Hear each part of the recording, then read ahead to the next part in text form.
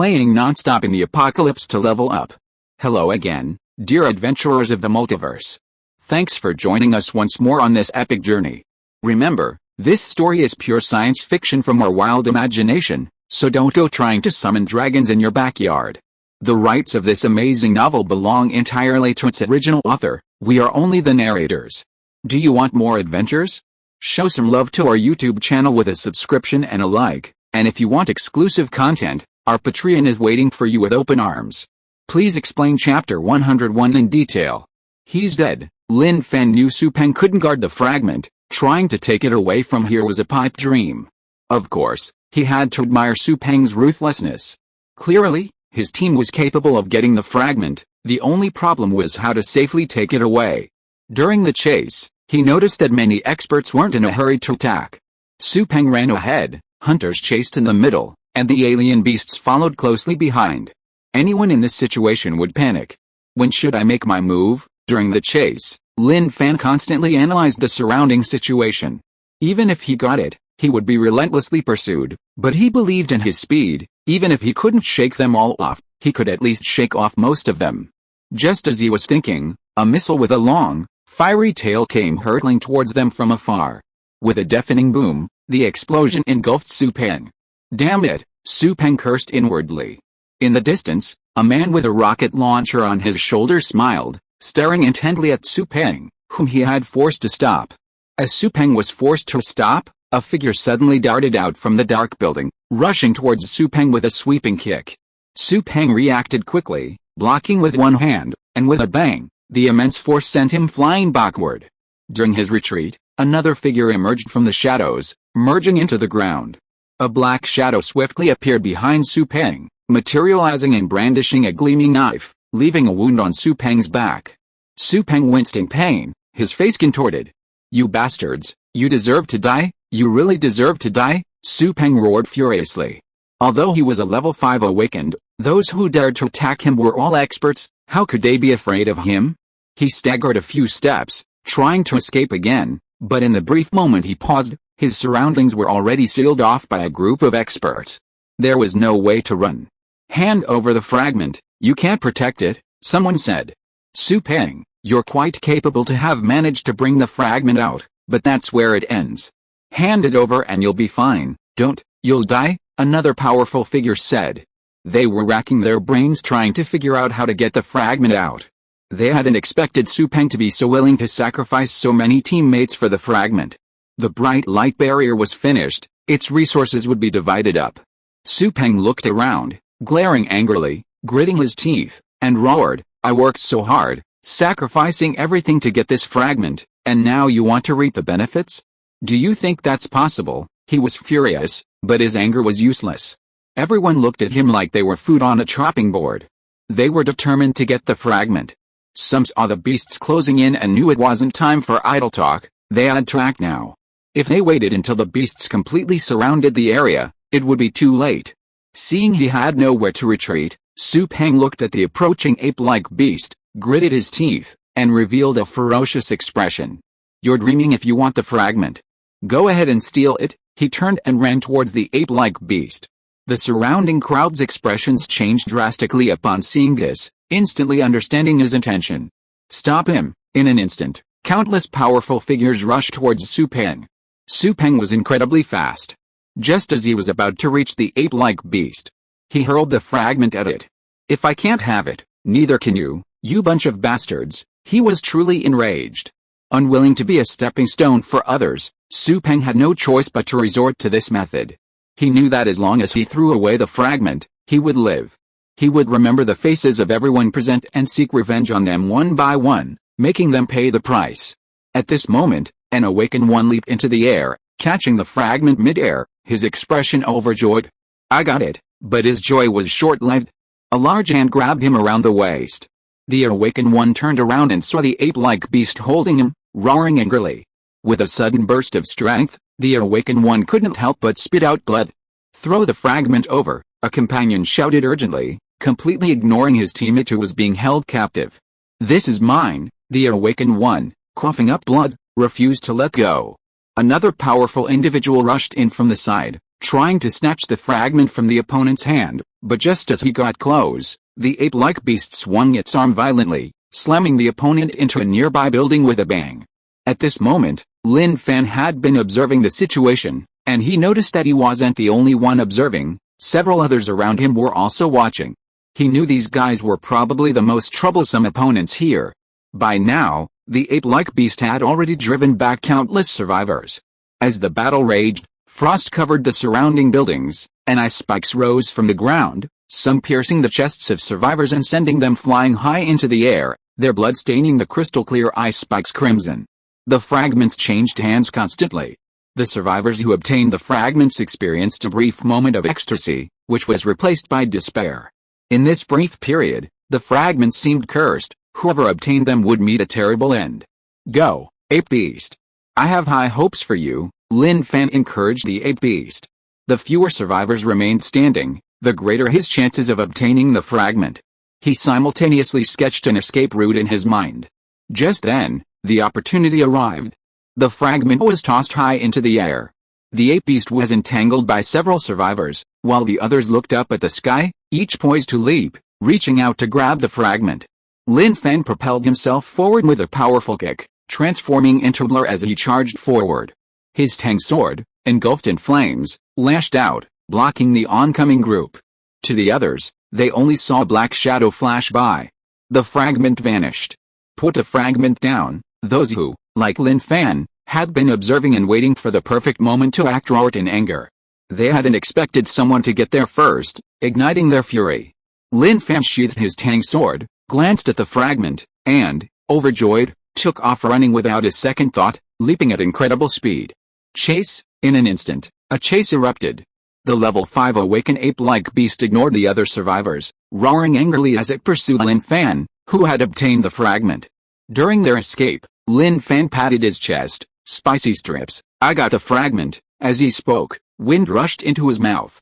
Spicy strips, perched on his chest, poked its head out, its eyes gleaming at the sight of the fragment. You better watch this carefully. The fragment wasn't large.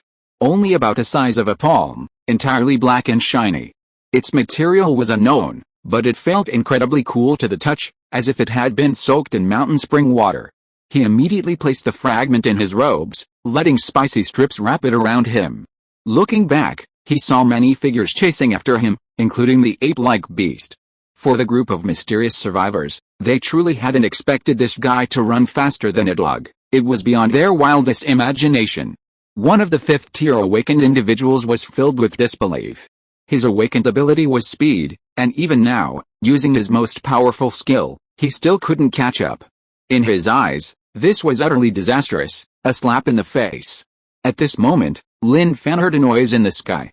Looking up, he was shocked to see a helicopter tracking him. Someone on board was using binoculars to keep track of his movements.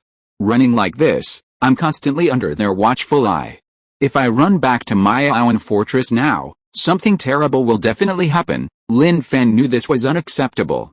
Running at such a limit would be a challenge to his stamina. Finally, gritting his teeth, he fled directly into Zuai City, using the buildings as cover to shake off the helicopter. The person on the helicopter spoke into the walkie-talkie. Target disappeared into the city, hiding somewhere unknown. At this moment, the tracking experts also entered the city. The ape-like beast, along with a large number of other beasts, also appeared. Inside a building.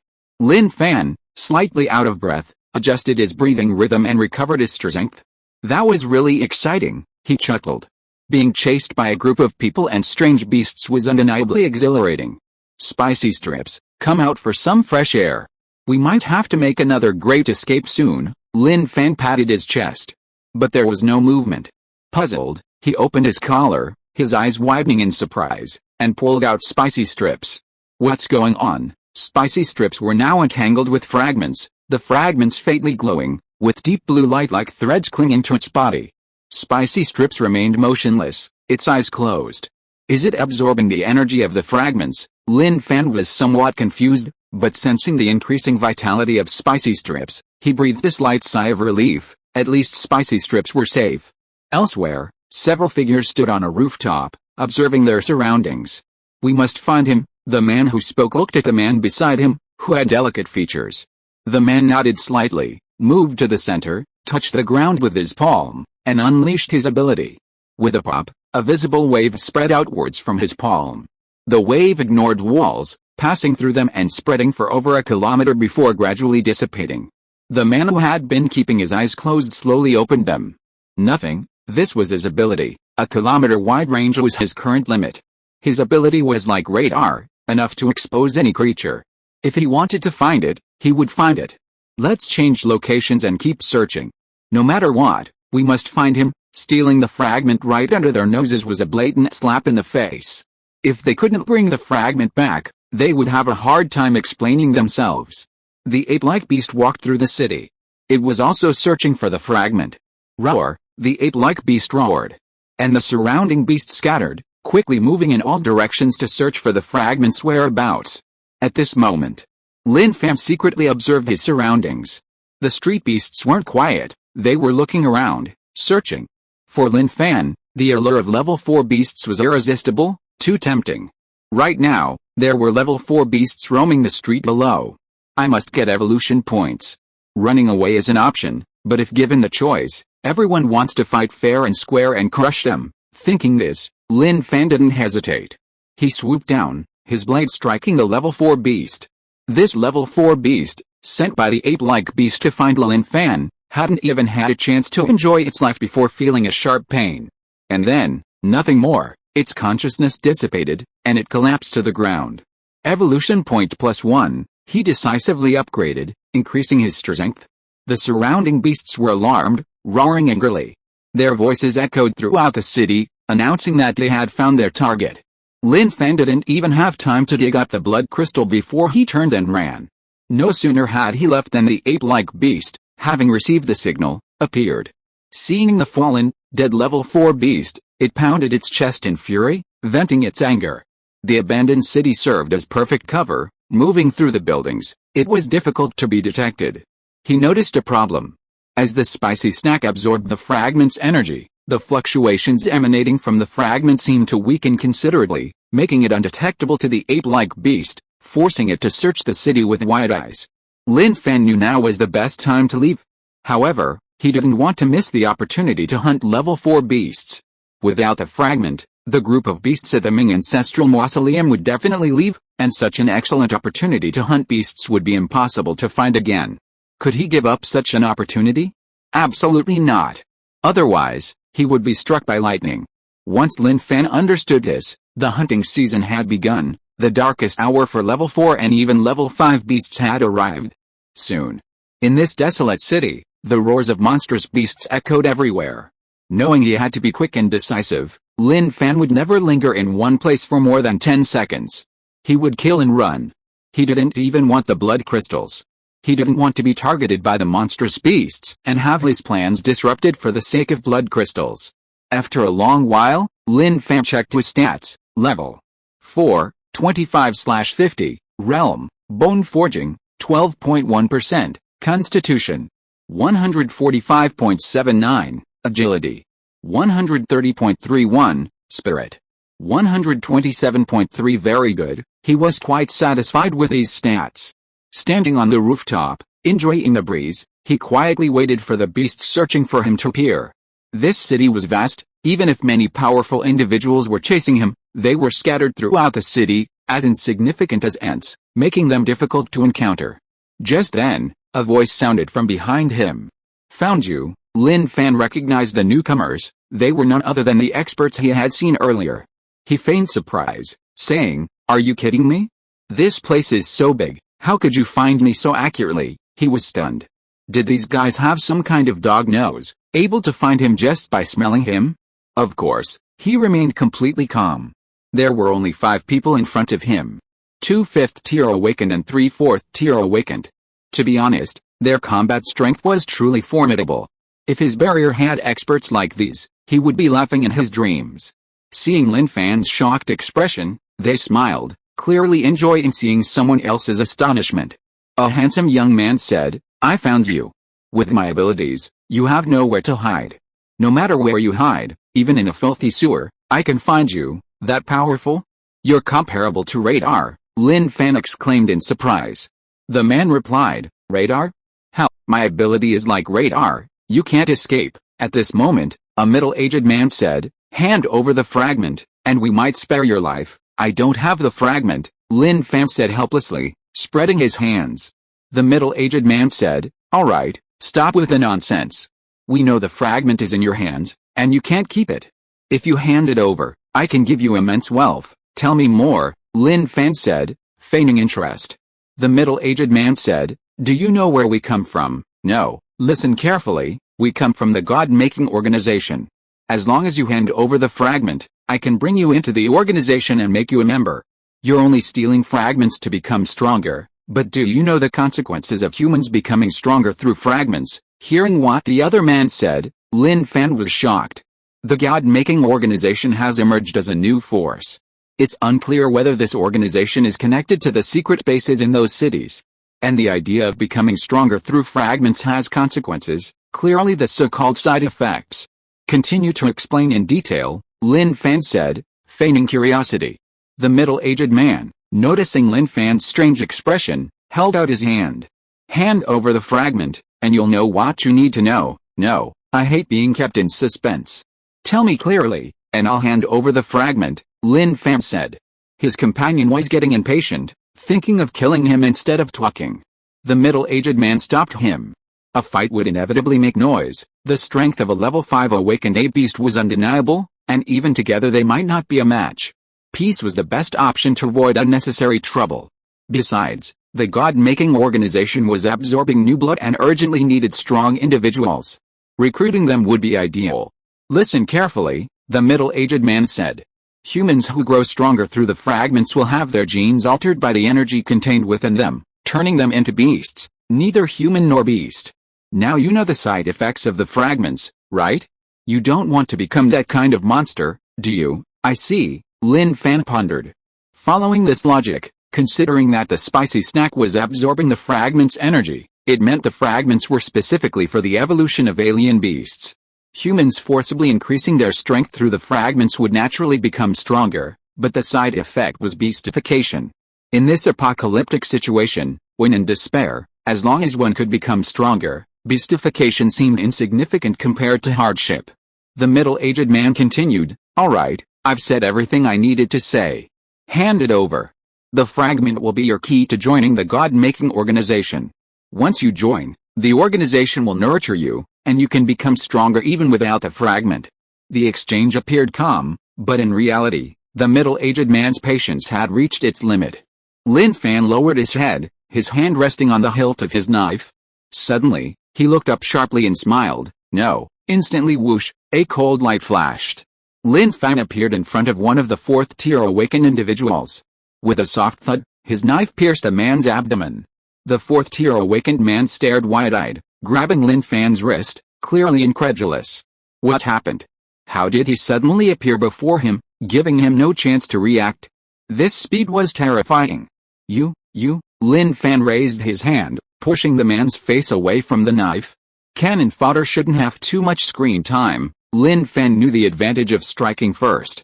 Look, in an instant, he killed one. Fourth-tier awakened individuals were strong, but Lin Fan's current strength was beyond their capabilities. In fact, just considering his agility, once he started moving, he couldn't even catch a shadow. "Kill him," the middle-aged man roared in fury, not expecting this guy to dare to attack directly.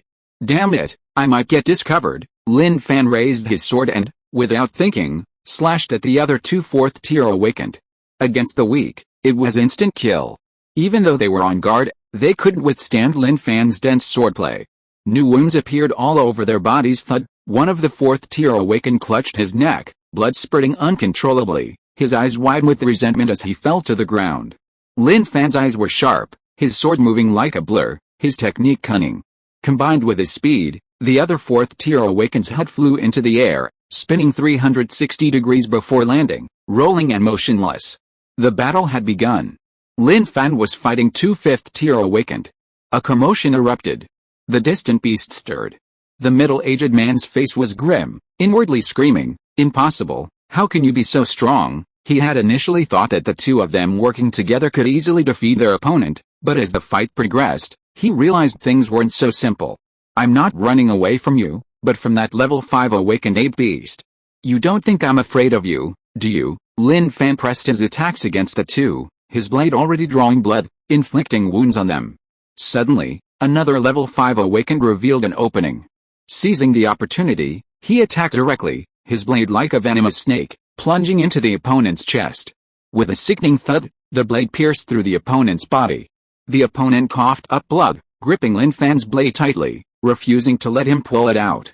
Quick, kill him, the level 5 awakened roared in agony. The middle-aged man seized the opportunity, throwing a punch directly at Lin Fan's head. The fastest way to kill was to smash the opponent's head. No matter how skilled the opponent was, a smashed head meant certain death. Lin Fan felt a gust of wind from the fist sweeping towards his head. He released his grip on the knife hilt, turned around, and with his 5 fingers forming a claw, grabbed the opponent's fist. A burst of energy and power erupted, and with a sharp twist, he snapped the opponent's wrist with a crack. The middle-aged man groaned, his face contorted in pain. But his suffering had only just begun. Lin Fan, his hands still clawed, unleashed the dragon claw hand technique, raining down on his opponent like a storm. In close combat, he had never feared anyone. He grabbed the man's waist, squeezed and twisted, breaking his ribs. Turning and pressing close, he grabbed the man's shoulders, unleashing a powerful burst of finger strength that crushed them. The middle-aged man tried to scream, but Lin Fan covered his mouth and pinned him to the ground. Don't scream, it'll attract the ape beasts. He covered the man's mouth with one hand and gripped his throat with the other, applying slight pressure. With a crisp crack, he crushed the man's wrist. The middle-aged man stared wide-eyed, his unwilling gaze fixed on the sky, his eyes wide open in death. Lin Fan took out the spicy strips from his pocket and placed them in the man's outstretched palm. I said I'd give you the fragment after you explained yourself, and I did. But since you don't want it, I'm taking it. I'm a man of my word. Such a person who keeps their promises is truly rare in today's world. He walked to the other side, drew his blood-stained tang sword, and used flames to clean the blood from the blade. Sigh, he looked into the distance and sighed softly. He had indeed been discovered. A level 5 awakened ape-like beast appeared, approaching at incredible speed. Its agile movements allowed it to leap and crawl between buildings, each movement brimming with explosive power. Boom! The ape-like beast landed on the rooftop, staring at Lin Fan. Hey bro, can you stop chasing me? Yes, the fragment is on me, but it's mine now. Why are you doing this? Lin Fan hoped to negotiate with the ape-like beast. There was no need to keep chasing. The sound of propellers echoed in the sky. The pursuing helicopter continued its flight. Roar! The gorilla-like beast roared ferociously, its explosive roar deafening. Lin Fan chose a good angle, leaped into the air, and as the gorilla-like beast swung its fist, he raised his arms to block. With a bang, he transformed into a shooting star, soaring into the sky. In mid-air, Lin Fan adjusted his posture. Gorilla, thanks, I'm leaving. He had done it on purpose. The force of the gorilla-like beast's punch propelled his body directly towards the helicopter. His idea was wonderful, and reality was equally wonderful. It was exactly as he had estimated. Lin Fan grabbed the helicopter, climbed inside, and smiled under their horrified gazes. Cooperate and everything will be fine. Fly the helicopter well and get me out of here. They had witnessed this guy kill those 5 people and knew his strength was terrifying. They nodded frantically, not daring to have any thoughts. At this moment, Lin Fan looked down, wanting to wave to the ape-like beast, but quickly realized something was wrong. The ape-like beast grabbed the corpses of several people he had killed, roared, and hurled their bodies like cannonballs. With a bang, the corpses, frozen solid by the ape-like beast, smashed the helicopter's tail fin. Another corpse even smashed the spinning propeller. The heavily damaged helicopter wobbled precariously. The pilot screamed in panic. Lin Fan sighed helplessly, glancing at the ape-like beast staring up at him. You son of a bitch! Without thinking, he jumped out of the helicopter. The ape-like beast charged towards where he had landed. With a deafening roar, the helicopter exploded. Flames erupted in the desolate city. Survivors scattered throughout the area sensed the explosion and rushed towards the scene. Lin Fan landed with no chance to catch his breath. He raised his hand to block the punch from the ape-like beast. The beast's strength was truly terrifying, far beyond what a level 5 awakened beast could possess. He flew close to the ground, twisting and spinning, before landing on his bare feet and beginning his escape. The ape-like beast pursued relentlessly. The great escape continued. Ahead, other beasts blocked his path. Among them was a level 4 beast. Without hesitation, he drew his sword and slashed. Evolution point +1, improving his strength was essential during the escape. Chapter 102 Spicy strips are the big brother, I'm the big brother. The fragment is on him. The arriving survivors, watching Lin Fan being chased by the ape-like beast, all wore gloating smiles. However, Lin Fan's speed astonished them. He was running way too fast. They had planned to watch the guy who took the fragment get blown up by the ape-like beast, then grab the fragment when it dropped coins, but who could have imagined he was so fast? He didn't give them a chance to watch the show and had no choice but to give chase. Lin Fan glanced at the group around him. They mistook him for someone like Su Peng. You're the hunters? And I'm the prey. He knew these menacing fellows were like venomous snakes lurking in the shadows, ready to strike the moment he showed a significant weakness, delivering a fatal blow. He continued running, not fleeing out of the city, but leading them on a aimless wandering through the city. Where is this level 4 beast? Show yourself. Lin Fan searched frantically, determined to hunt down beasts along the way to increase his strength and improve his chances of victory.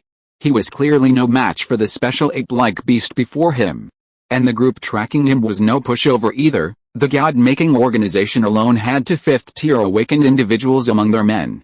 If his strength weren't immeasurable by stage, those guys would have given him a run for his money. 2 level 4 beasts appeared ahead, surrounding Lin Fan under the ape-like beast's imposing aura. Perfect timing, Lin Fan gripped his tang sword, channeling his inner energy, and appeared before the level 4 beasts, unleashing a full-force attack, giving them no chance. He aimed for a fatal blow to gain evolution points. Evolution point +1 Evolution point +1 upgrade, decisive upgrade. The ape-like beast roared in fury at Lin Fan for killing its underling. The pursuing experts were utterly bewildered by the scene before them. What's going on with this guy? He's killing beasts while escaping. Is it possible he's enraged by the beast's pursuit, unable to defeat it in a fight, and is taking it out on these beasts? Haha, that's quite possible. They appeared quite relaxed about the situation. The ape-like beast only chased its pursuer, ignoring them. They wanted to see how long it could run. Beasts were far more stamina than humans. When its stamina was exhausted and it could no longer run, the outcome was obvious: death. No one could take the fragment away from them. At this moment, Lin Fan was traversing the city, the ape-like beast relentlessly pursuing him. A cold glint flashed, and looking back, he saw the running ape-like beast unleashing its ability, sending countless ice spikes hurtling through the air. He dodged left and right, using light steps to avoid the ice spikes' attack. Bang, bang, bang, the ice spikes pierced the ground with each strike. Such strong penetrating power. Even if I perfected my iron shirt skill and my physical strength is extremely high, I would still be injured by this penetrating force if I were hit. There was no other way but to continue the tug of war with the ape-like beast. Fortunately, his speed was extremely fast, and the ape-like beast couldn't catch up. Time passed quickly. 3 more level 4 beasts were slain. Attributes improved.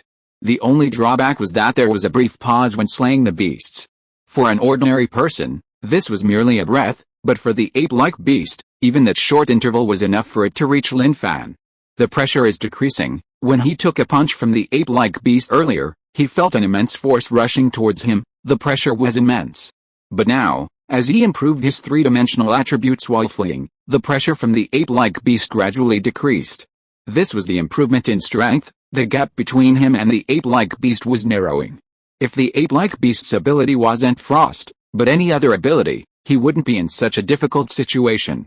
It could only be said that he had truly encountered a ghost.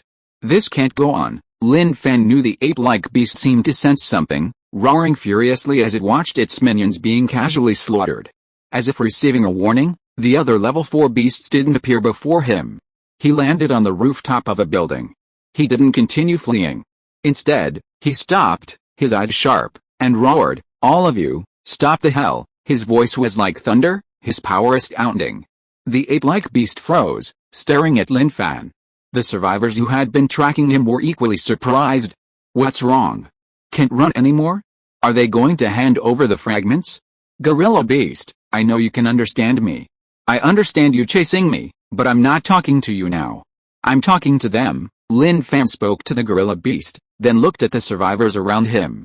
You guys have been chasing me this far, Do you think I'm just fish on your chopping block, ready to be killed at any moment? He had eliminated 5 members of the God-making organization, but that was only a small fraction. Besides the God-making organization, there were other powerful figures. In their eyes, Lin Fan's situation was like that of a clown driven to desperation. Despair. Truly despair. A man shouted, "Hey, hand over the fragment, and I'll guarantee your safe departure.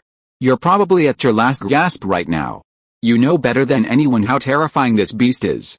At your speed, shaking it off is a pipe dream. Young man, you can't handle this fragment. Yes, hand it over, and you'll leave safely. You've survived this apocalypse with a promising future. There's no need to kill yourself for a fragment." Everyone wanted the fragment. For them, whether they could leave safely after obtaining the fragment wasn't important. What mattered was getting the fragment first. In the crowd, Su Peng clenched his fists, his eyes bloodshot and red, his heart screaming, "Mine. The fragment is mine." After throwing out the fragment, he managed to save his life, but he didn't leave. He had sacrificed so much, how could he give up? He would fight one last time, no matter what. He had to get the fragment. At this moment, one of the survivors moved. His body vanished into thin air, transforming into a black shadow that merged with the ground. Like a shadow, he moved swiftly, reaching the corner of the building and silently climbing up. Soon, he appeared beside Lin Fan, his shadow transforming into human form, gripping a knife, a cold smile on his face, as he lunged towards Lin Fan's back. "The fragment is mine." His awakened ability was the shadow ability, silent and deadly, killing without a trace. But just as he thought he had succeeded, a hand reached out, snapping shut on his neck. A burst of flame erupted from the palm, instantly engulfing him. "Ah!" A scream rang out. Lin Fan didn't even look, saying, "Shut the hell up. I'm giving you one chance. Get out of my sight immediately.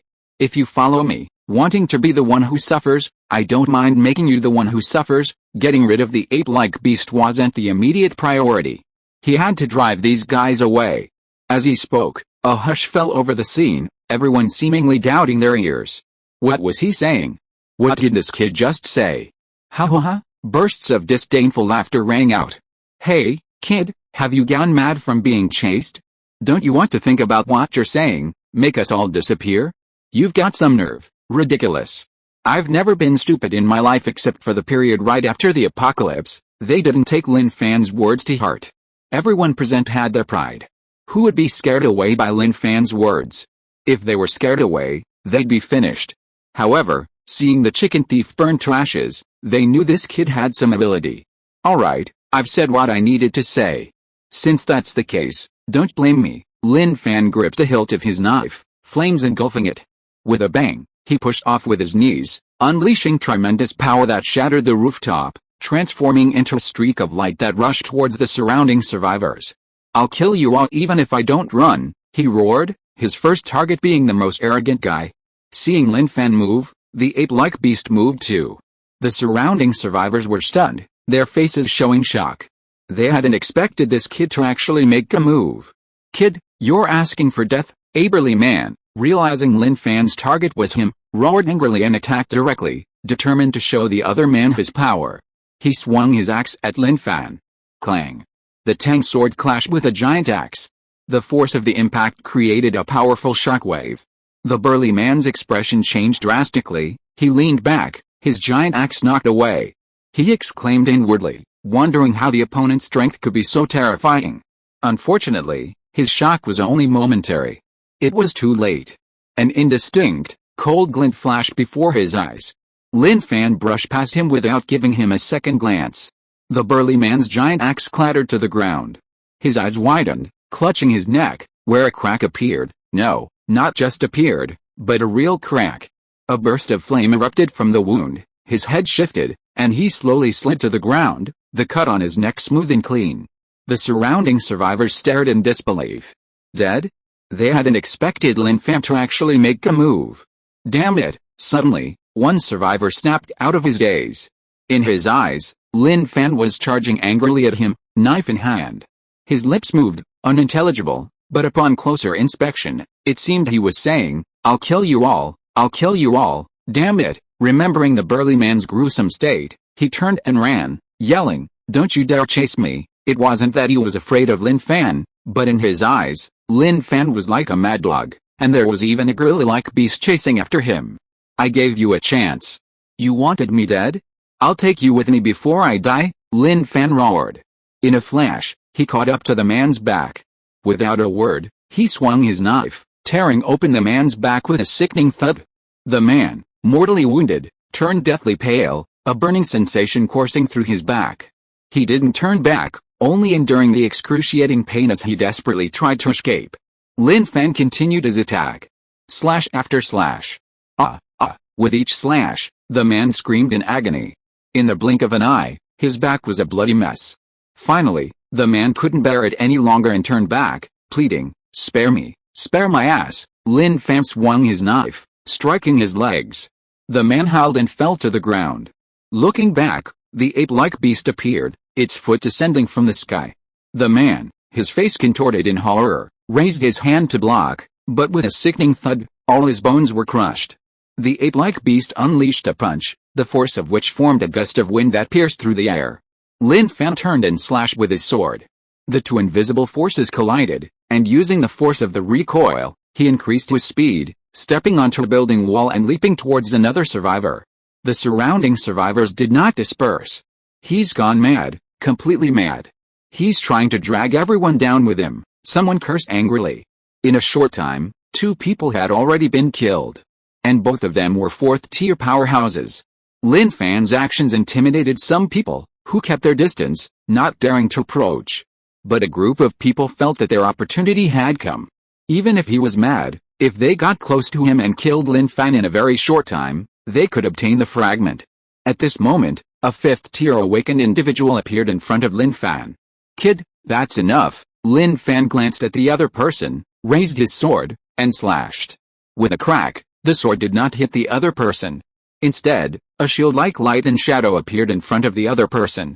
With a collision, the light and shadow trembled and spread like waves. The 5th-tier awaken's lower body sank, his expression hardening. He inwardly exclaimed in shock, "What a heavy blow. It almost shattered my ability shield." Lin Fan said nothing and turned to leave. This action surprised the 5th-tier awakened, who couldn't understand his thoughts. But soon, the ape-like beast descended from the sky, its fist striking with explosive power, startling the opponent and causing him to tremble in fear. Bang! The light and shadow shield shattered. The man gaped, feeling time slow around him as fragments of the light shield flashed before his eyes. With a deafening roar, the ape-like beast's fist slammed the man to the ground. The ape-like beast continued its pursuit. Lin Fan glanced behind him. While it seemed the ape-like beast was chasing him, it was actually helping him clean up the mess. He hadn't intended to eliminate the surrounding survivors. After all, someone needed to intervene to end the apocalypse. But these guys wanted to kill him. He had to fight back. The ape-like beast shattered the shield with a single punch, the force of which surpassed his own. He couldn't understand it. Was this ape-like beast on drugs? It was clearly only a 5th awakened beast, yet it acted like a 6th or 7th tier beast. He didn't lead the beast in circles within the city, but instead fled towards the outskirts.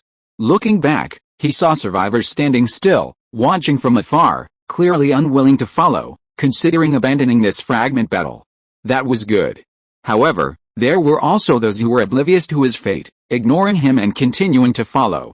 These guys were only after risk. How could they expect such immense wealth without taking risks? He couldn't afford to dawdle with them. During his high-speed run, Lin Fan suddenly braked, changed direction, and charged towards them. Flames covered his entire body, turning him into a human torch, his anger palpable. The message was clear. He was furious and had said everything he needed to say. They were utterly ungrateful. "He's here, damn it, we have to take a gamble." The allure of the fragments was simply too great. Even though Lin Fan had already killed several people, he still couldn't stop their greed. "I'm fucking running away." Someone recalled the scene just now, felt a chill in their heart, and decisively retreated without any further thoughts. Seeing that some of the pursuers had fled, Lin Fan didn't chase after them. Instead, he killed the survivors who were chasing him, creating a strong deterrent, and then turned around and continued to walk away into the distance. The ape-like beast pursued relentlessly. Lin Fan would occasionally look back to make sure that the group of guys hadn't followed. Sure enough, only by killing a wave could he intimidate them. Otherwise, they would really think he was a pushover. He was clearly telling them that even if he was being chased by the ape-like beast, he could turn back halfway and still kill them. He was no match for the ape-like beast, but they were not included. Soon, Lin Fan and the ape-like beast disappeared into the distance, and the sound of violent rumbling could be faintly heard from afar. A group of survivors gathered together. Although they came from various strongholds and forces, at this moment, their expressions showed a deep sense of defeat. Where did this guy come from? Someone couldn't help but ask. I don't know, never heard of such a person. I know, a voice rang out. Everyone turned to look at the speaker. If Lin Fan had carefully observed the survivors here, he would have noticed that Li Yong from the Liangang fortress was also there. Do you know who he is? Li Yong said. Yes, he is Lin Fan, the manager of the Maoan fortress. He harbored intense hatred for Lin Fan. After all, how could he forget someone who had humiliated him? When he saw that it was Lin Fan who obtained the fragment, he was shocked, never expecting to encounter him here. Especially seeing Lin Fan being chased by the ape-like beast, he couldn't help but chuckle to himself, constantly shouting, "Kill him! You must kill him!" But the ape-like beast was unhelpful, leaving him quite disappointed. Now, he had to expose Lin Fan's identity. Obtaining the fragment would naturally attract the attention of others, and he would make Lin Fan pay the price. Isn't Maoan fortress a small fortress? When did someone like this appear? Yeah, are you kidding me? In this province, the highest ranking beast is only 5th tier. Based on his displayed strength, could he really be 5th tier? The crowd genuinely didn't believe it. This guy was too powerful. Li Yong confidently assured them, really, he really is the manager of Maoan fortress. I have no reason to lie to you. He came to our Liangang fortress before, arrogant and domineering. He berated Lin Fan mercilessly. If Lin Fan heard this, he would definitely point at him and say, "You've already met your end." Seeing Li Yong's seriousness, they knew it was probably true. Although they hadn't obtained the fragment yet, now that they knew its location, there was no rush, they would eventually get their hands on it. Li Yong saw the thoughtful expressions on everyone's faces and secretly rejoiced. He sneered. The retribution he deserved would eventually come. What you did to me would be your retribution. In the wilderness far from Zuai. Bang! Bang! The impact spread, and the tremors erupted. Lin Fan had nowhere to retreat. He knew the ape-like beast wouldn't let him go, and continuing to flee would only be a waste of energy. With no survivors following, he focused entirely on the battle. The intense clash between frost and fire caused the temperature of this area to become extremely unstable. Half the ground was charred black, and the other half was snow white. He suspected that the ape-like beast's abnormality was due to its proximity to the fragment. He pulled down his collar and glanced at Spicy Strips, who was still absorbing the fragment's energy. The ape-like beast was supposed to protect the fragment, but why wasn't it absorbing the fragment's energy like Spicy Strips? This gave him a hunch. The energy contained in the fragment wasn't something all beasts could absorb. They could only be influenced by the fragment's energy, thus evolving. And to absorb the fragment, one needed a corresponding status and position. Spicy Strips was like a king among beasts. And the ape-like beast was like a guardian below the king? It's possible, but not certain. The spicy snack seems powerless, but its abilities touch upon life and death. Can an ordinary person control such abilities? Fighting the ape-like beast now is a close call, and the pressure on me is immense. Lin Fan distanced himself from the ape-like beast. He went all out. He still couldn't suppress it, only ensure his own survival. If he didn't push his bone forging proficiency to 12.1%, with his current 3-dimensional stats, he probably wouldn't be able to hold on. Just like before, he was forced into a retreat. When I get back, I'll do everything I can to improve my bone forging proficiency, Lin Fan thought, then slammed his palm into the ground. Blue and white flames erupted from the cracks, and with a whoosh, a curtain of fire shot into the sky, instantly covering everything. He grabbed his tang sword, quickly leaped up, and swung his blade fiercely. Ordinary beasts would have been burned to charcoal under such intense heat. But the ape-like beast's abilities ensured its safety. The monstrous ape-like beast, engulfed in flames, swung its fists, both covered in frost-covered gauntlets. The impact clashed violently, producing a dull, resounding boom. As the battle intensified, Lin Fan's body burned, red blood mist emanating from him. Two completely different powers merged, yet the combined force barely managed to match the ape-like beast's power. Before encountering it, He hadn't taken beasts seriously. But now, he understood, some beasts were indeed monstrous, like the one before him.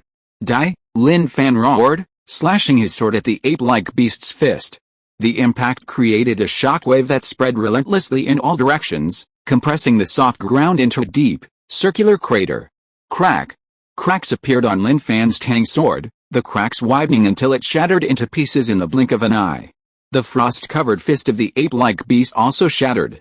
Both were forced back, creating distance between them.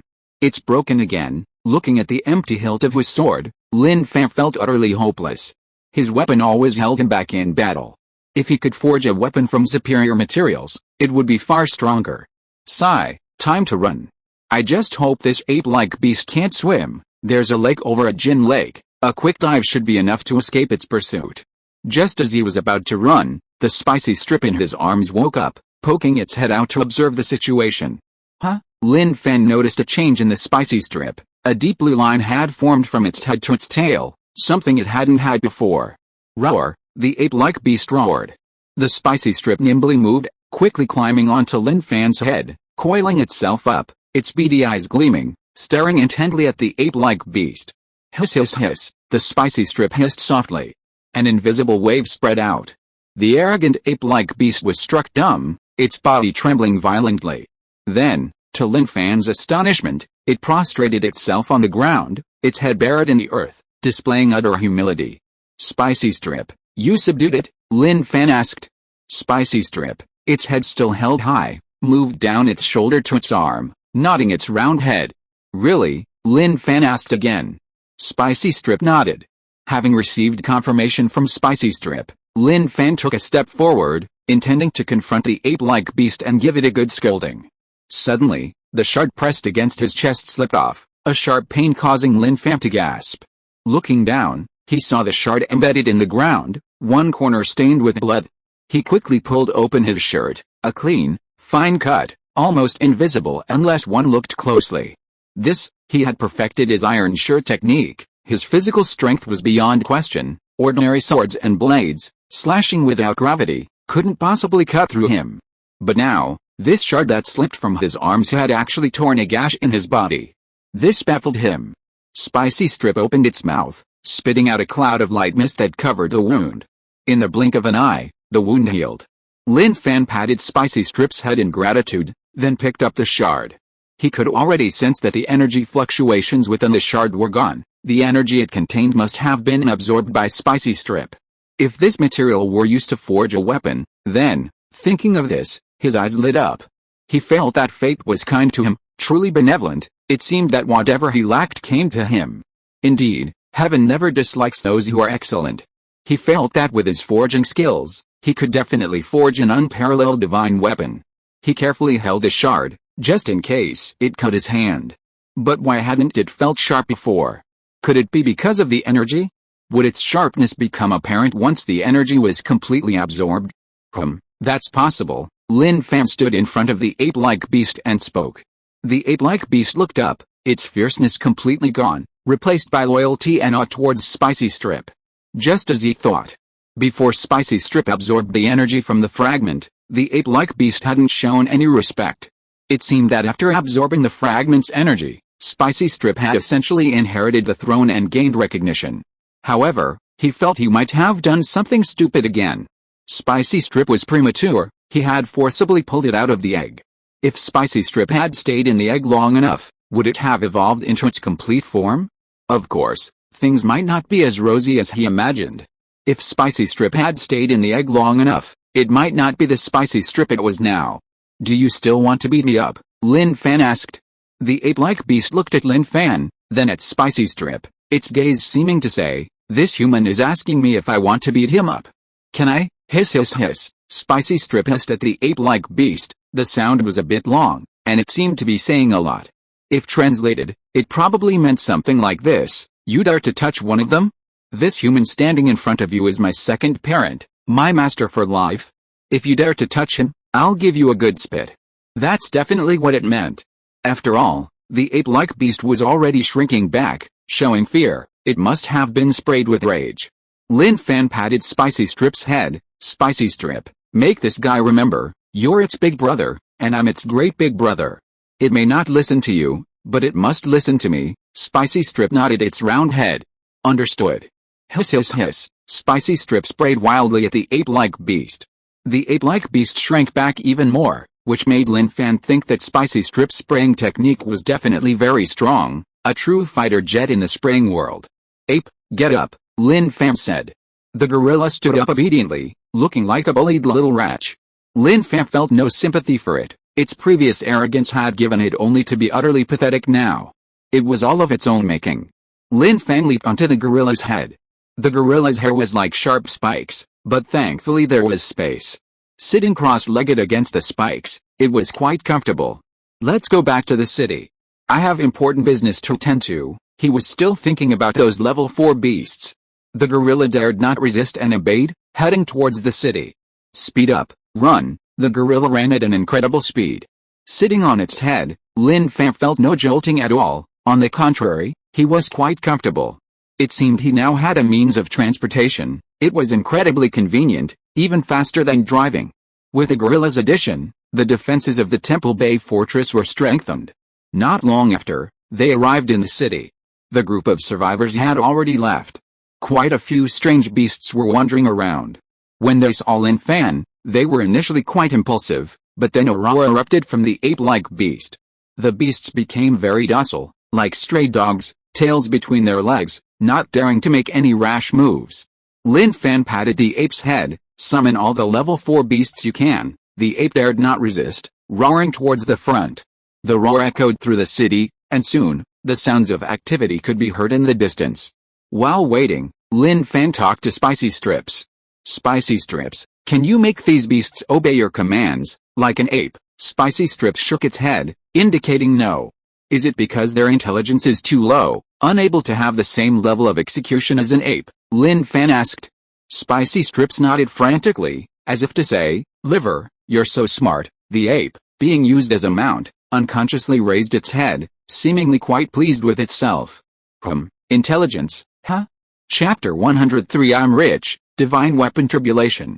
One after another, level 4 alien beasts appeared. Summoned by the ape-like alien beasts, they had no choice but to come. Their massive bodies crowded the city streets, resembling a small mountain. Some looked ferocious, while others had already mutated. Seeing their arrival, Lin Fan's eyes gleamed. Reaching level 5 today was a foregone conclusion. No one could stop him. Soon, a total of 5 level 4 alien beasts appeared.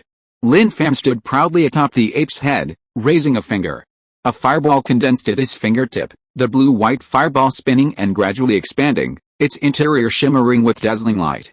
This fireball contained extremely powerful and terrifying energy. He, Lin Fan emitted a villainous sound, flicking his finger. The fireball flew out with a whoosh, splitting into 5 pieces in midair. It landed in front of the alien beasts, exploding instantly with a bang. Scorching energy surged forth, and the alien beasts screamed and collapsed to the ground, their bodies charred black. Familiar evolution points followed. He decisively added them. Life is so wonderful. The ape-like beast, witnessing the scene before it, stared wide-eyed, finding it hard to accept what had happened. It had summoned its minions, done nothing, and they were already dead? But it didn't matter. To the ape-like beast, it had countless minions. Anyone lower in level than it would be intimidated by its power, not daring to utter a sound. That was the ape-like beast's confidence.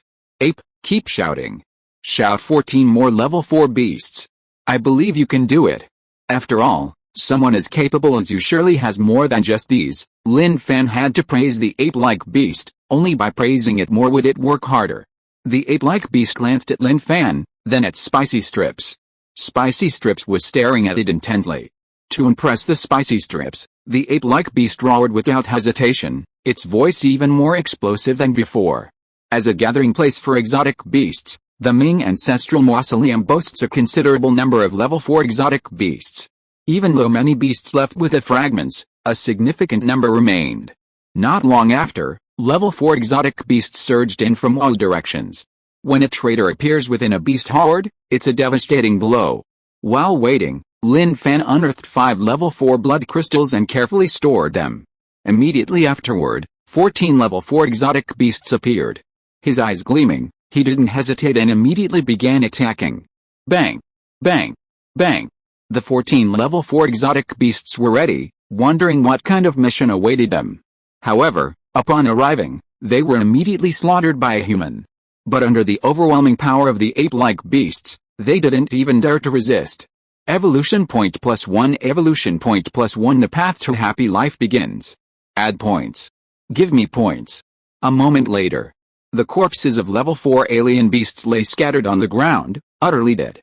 Lin Fan decisively dug out the blood crystals. Now he possessed 19 level 4 blood crystals, officially ushering in the peak of his life. The level 4 alien beasts he had hunted during his escape had long been devoured by other alien beasts, and the blood crystals were no longer available. Checking his own panel, a glowing data panel appeared before him. Level 5, 0/60, Realm, Bone Forging, 12.1%, Constitution, 170.79, Agility, 155.31, Spirit, 152.3, Ability, Flame, Blue-White Flame. Lin Fan clenched his fist, feeling the expanding power within him. He felt incredibly exhilarated. Having reached this level, he felt the ape-like alien beast might not be able to suppress him as much as before. However, that wasn't necessarily true. The ape-like alien beast was a 5th-tier awakened alien beast. If its various abilities also had corresponding numerical values, they would likely be very high. Gorilla, summon some level 5 beasts. Lin Fan wanted to take this opportunity to max out the evolution points needed to upgrade from level 5 to level 6. However, the gorilla beast didn't do that. Instead, it shook its head. "You can't control them?" Lin Fan asked. The gorilla beast understood Lin Fan's words and nodded. The meaning was clear. It couldn't control level 5 beasts because beasts of that level, influenced by the energy near the fragments, were stronger than other level 5 beasts. They possessed independent consciousness. Summoning level 4 beasts and being killed standing still might not cause them to resist, but level 5 beasts would never do that. They weren't stupid. They wouldn't just stand there waiting to die. Oh well. What could he do? But since he was already here, he couldn't leave so easily. Even if level 4 beasts couldn't provide him with evolution points, he still wanted blood crystals. He needed them. The people inside the fortress needed them too. He turned to look at the gorilla beast, revealing a bright smile. Such a smile seemed to carry a profound meaning in the eyes of the ape-like beasts. Something was wrong.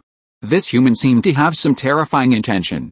A long time later, the once tranquil and desolate ruined city had become a bloodbath. Countless beast corpses lay on the ground. These beasts, once cheerful and lively, adept at eating people, were now charred carcasses. Such a scene would terrify anyone who saw it. "I'm rich. I'm really rich." Lin Fan looked at the blood crystals filing his suitcase, a feeling of happiness welling up within him, an indescribable sense of exhilaration.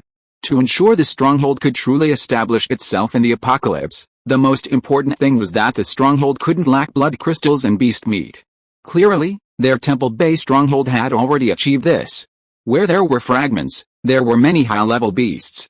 Not counting the level 4 beasts killed earlier, he had just killed 15 more level 4 beasts, obtaining 15 level 4 blood crystals. The rest were level 3, level 2, level 1, and so on blood crystals. Countless, they filled the suitcase to the brim. "Gorilla, let's go." Lin Fan jumped onto the gorilla beast's head. The gorilla, carrying a suitcase, hurried in the direction Lin Fan commanded. The gorilla beast looked back at the scene, a pang of heartache welling up from the depths of its heart. "My brothers, I'm leaving. Your deaths will make my king's big brother happy. Your deaths were truly worthwhile." Meanwhile, at the God-making organization, they've lost contact. Preliminary confirmation, they lost the battle for that small fragment. A man with a spiky hairstyle reported the situation expressionlessly. Before him lay a huge brain, completely unprotected, bloodied and covered in various tools. Do you know the specifics?" A deep voice came from all directions. "Not yet. Because it only involves a small fragment, we haven't sent more people," the spiky-haired man said. That's all. Keep an eye on the current situation. Try to get your hands on the latest research on the capital's stronghold." "Yes," the spiky-haired man left. The battle for the fragments involved many forces. The God-making organization was just one of them. There were many more unknown organizations, all vying for dominance in this apocalyptic world, seeking to become the overlords of the era and possess absolute control. News of Lin Fan's successful acquisition of the fragments at Mayaoan Fortress spread. The survivors who had left Zuai grew increasingly angry. They too had worked tirelessly and exerted tremendous effort, only to gain nothing and be thoroughly outmaneuvered. This was infuriating for anyone. Therefore, they wanted to spread the word far and wide, letting more people know that the fragments had been obtained by the administrator of a small fortress. Those with the courage might go and see for themselves, perhaps they would find something. The next day, early morning. Mayaoan Fortress. Some people idly sat on the outer wall, enjoying the breeze and gazing into the distance. Life is great now, yes, I never thought happiness would come so quickly. This is all thanks to Manager Lin. I've decided, I'm not going anywhere else in this life, I'll stay here to the death. Even if this place is attacked by monsters one day, I'll die here with dignity. Pa, what nonsense are you talking about?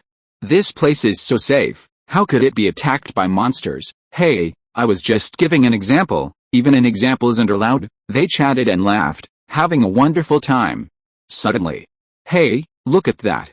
Is a monster approaching? Looking into the distance, they could clearly see the figure of a monster. Although the ape-like monster wasn't as exaggeratedly large as other monsters, it was still quite large compared to a normal human. Quick, notify everyone, a monster has appeared. Okay, although they were living well, the appearance of a monster still frightened them, especially since this monster didn't look like an ordinary one, making it even more important to take it seriously. The alarm sounded. Everyone in the fortress rushed over. Old Zhou, Li Bai, and Liang Hong were the first to rush towards the outer wall. Soon, they reached the city wall and looked out into the distance.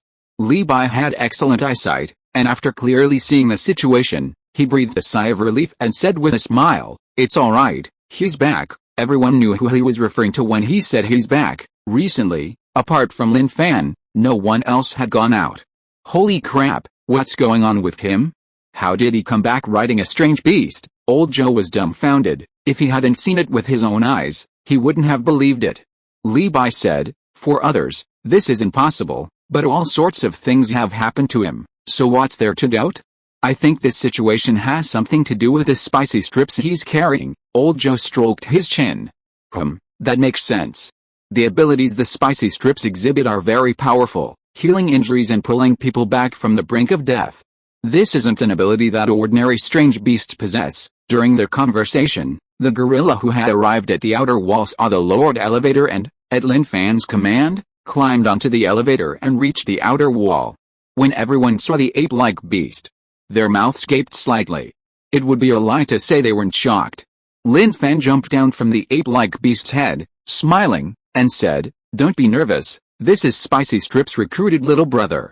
From now on, he'll be the strongest guardian beast in our stronghold besides me." He was exaggerating a bit here.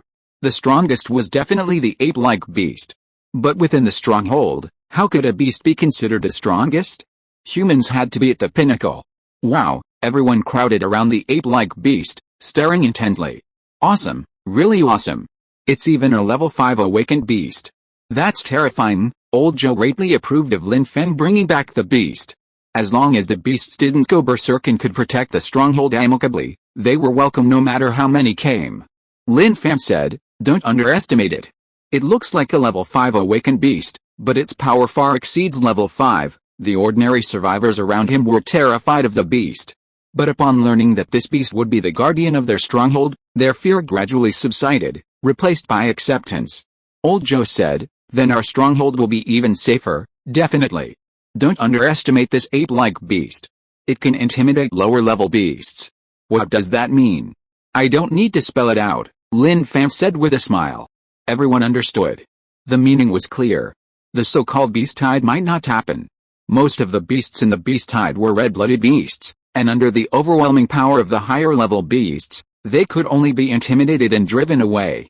Then Lin Fan opened his suitcase, and instantly, blood crystals of various levels filled their vision. Their eyes almost popped out of their sockets. So many. Old Zhou stared dumbfounded, completely stunned. Too many. Really too many.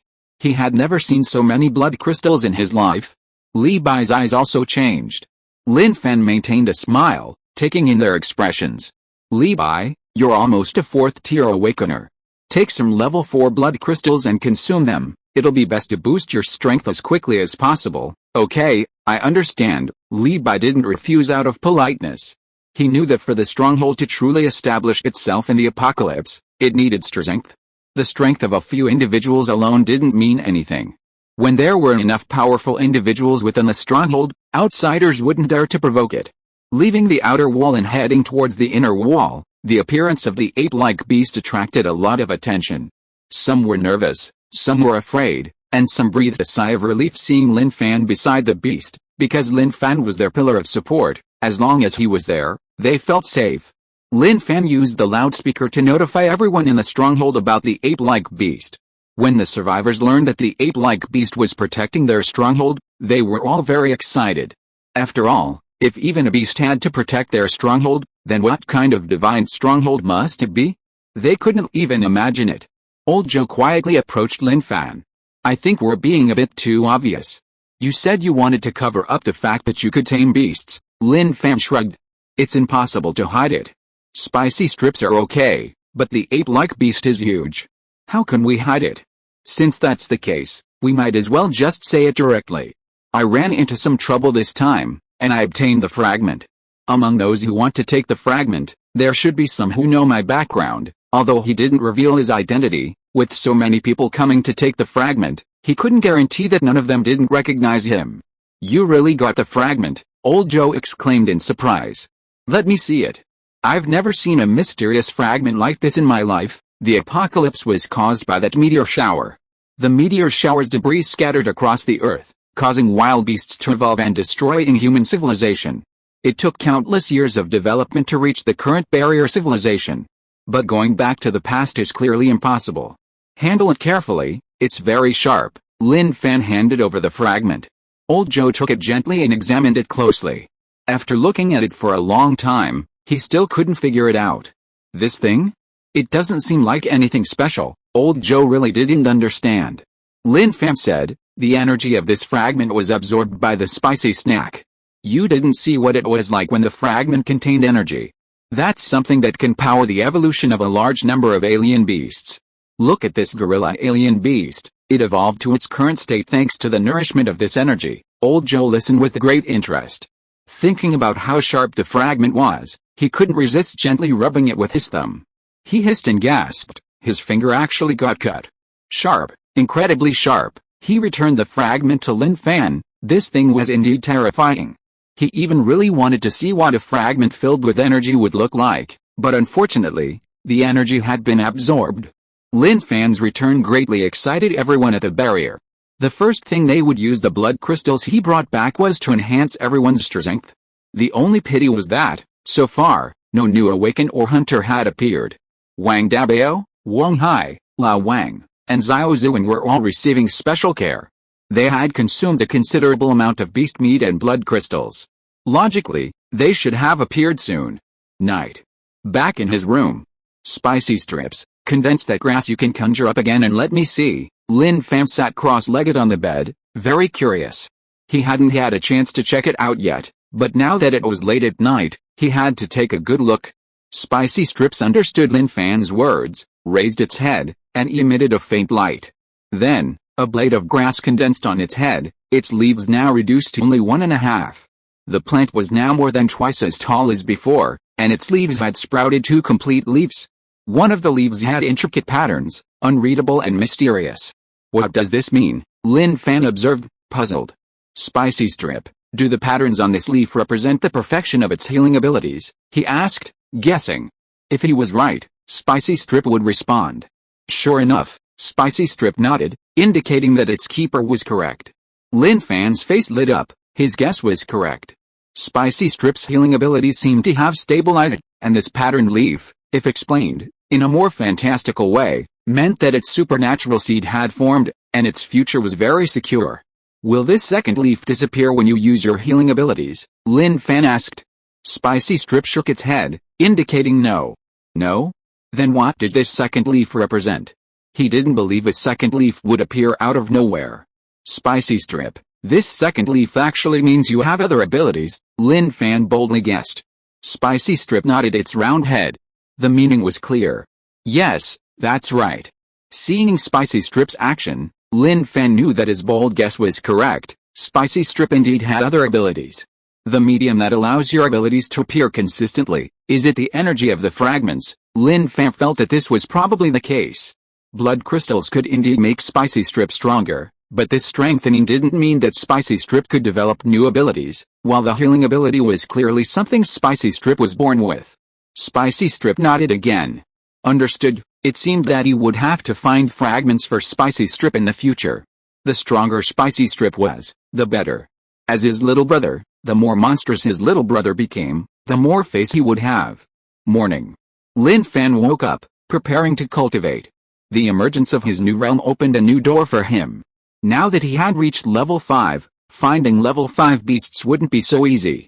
Rather than wasting time going out, he'd better focus on improving his bone forging proficiency first.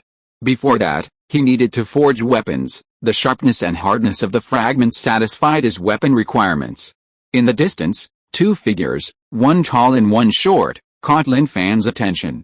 Li Bai was running around an open space with a poop-throwing war god. No, it should be Li's Hikyang, training his body.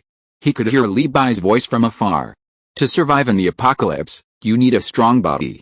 You can't rely on beast meat and blood crystals to become stronger now. You have to rely on your own efforts to make your body stronger. Li Bai had taken Li's Hikyang as his godson. He didn't treat him like a precious treasure, but rather taught him the skills to survive in the apocalypse. Only with his own strength could he be safe. Relying on the strength of others was ultimately illusory. Yes, Godfather. Li's Hikyang was covered in sweat, gritting his teeth as he trained hard. Judging from his somewhat limp legs, he had clearly been training for a long time. To Li's Hikyang, his godfather seemed strict, but he knew this was his godfather's way of ensuring his self-defense. It wasn't that he didn't want to be strict before, but rather that no one had taught him. A moment later, the training ended. Li Bai told his godson to go back, take a shower, change clothes, and go to school. Li's Hikyang, who loved becoming stronger, thought about skipping school and dedicating his time to training. But Li Bai rejected this idea. Indeed, in the post-apocalyptic world, studying seemed unnecessary. However, Li Bai wanted Li's Hikyang to still receive knowledge and didn't want him to become a barbarian without any knowledge. After all, he was still young. Hunting beasts and guarding the fortress wasn't his responsibility yet. Perhaps things would change in the next 10 years or so. Human civilization would reappear. He hadn't thought this way before. But since meeting Lin Fan, this thought had become increasingly clear. He felt that the post-apocalyptic world could truly be changed one day. Old Li, you really care about this child? Lin Fan said with a smile as he approached. Seeing it was Lin Fan, Li Bai smiled and said, teaching him how to survive in the apocalypse is what I should do. I can't protect him forever. The best protection is for him to protect himself. That makes sense. You're almost at the 4th rank, right? Soon, probably within this time frame, Li Bai could sense that he was currently consuming 4th level blood crystals, containing immense energy. At this rate, becoming a 4th rank awakener was inevitable. Although the barrier had a strong figure like Lin Fan, Li Bai never considered simply lying down and surviving. Lin Fan said, alright, I won't talk to you anymore. I need to go forge a weapon. This fragment will become the main material for a divine weapon. A divine weapon, huh? I'm really looking forward to it, Li Bai said with a smile. They parted. Lin Fan went to the weapon forging factory, selecting materials. The fragment wasn't large enough to forge a tang sword, so he had to integrate it into other materials. He took off his shirt, revealing his muscular physique. The surrounding survivors gathered to watch, impressed by the artistry and skill with which Manager Lin forged the weapon. They hoped to be of assistance. Let's get started. Lin Fan was extremely dedicated to this forging, refining and refining the steel through repeated hammering and folding, while simultaneously incorporating fragments into the material. The sounds of hammering were incessant, sparks flying. He used the high temperature of his flames to quench all impurities in the material. Perfection was essential. The tang swords he had forged before, though seemingly done with care, were incomparable to this. There was a difference between feigned and genuine dedication. The frequency of his hammer swings was rapid, drawing a straight line. The surrounding crowd stared, mouths agape, in awe. Such skill was something they might never acquire even after a lifetime of study. Time passed quickly. Lin Fan continued refining and hammering, like a perpetual motion machine, hammering away relentlessly until, after a long time, the blade finally took shape. Get the hilt, okay. The people around hurriedly went to get the best hilt, while the survivors who were still watching were stunned by the light emanating from the newly forged blade. Even from a distance, the cold blade light still pierced their hearts. They knew they were lucky at this moment, because they had witnessed the appearance of a divine weapon. The hilt was taken. Lin Fan did the final work, and after a moment, the complete divine weapon, the Tang sword, was finished. This Tang sword was different from the ones he had forged before. It was completely black, even the blade was black. Touching the blade with his fingers, a cold chill spread from his fingers throughout his body. A good sword. Lin Fan was very satisfied with this weapon that had fused with mysterious fragments. What should I name it? He observed it carefully. Due to the forging technique, there were lightning patterns on the surface of the blade. Thunder Tribulation, he named this jet black Tang sword Thunder Tribulation. Looking up at the crowd, Lin Fan asked, "What do you think of the name Thunder Tribulation?" "Good, sounds good, very domineering." With everyone's approval, Lin Fan nodded with satisfaction. "Alright, let's call it Thunder Tribulation." Having decided on the name of the Tang sword, Lin Fan was in high spirits, filled with indescribable joy. The feeling of personally forging a perfect divine weapon was indescribably exhilarating. Lin Fan began testing the blade. Without applying force, he simply placed the sword on the anvil. As if slicing tofu, the anvil split in two, the cut smooth and clean, effortless and simple, truly cutting through iron like mud. The onlookers stared, dumbfounded. The sharpness of Thunder Tribulation was even more terrifying than they had imagined. Lin Fan thought to himself, if Yaozu were to enchant and enhance it, how powerful would this sword become? It was unimaginable. He left the forge and went to Yaozu's side. This sword, Yaozu was very surprised when she saw the newly forged sword by Lin Fan.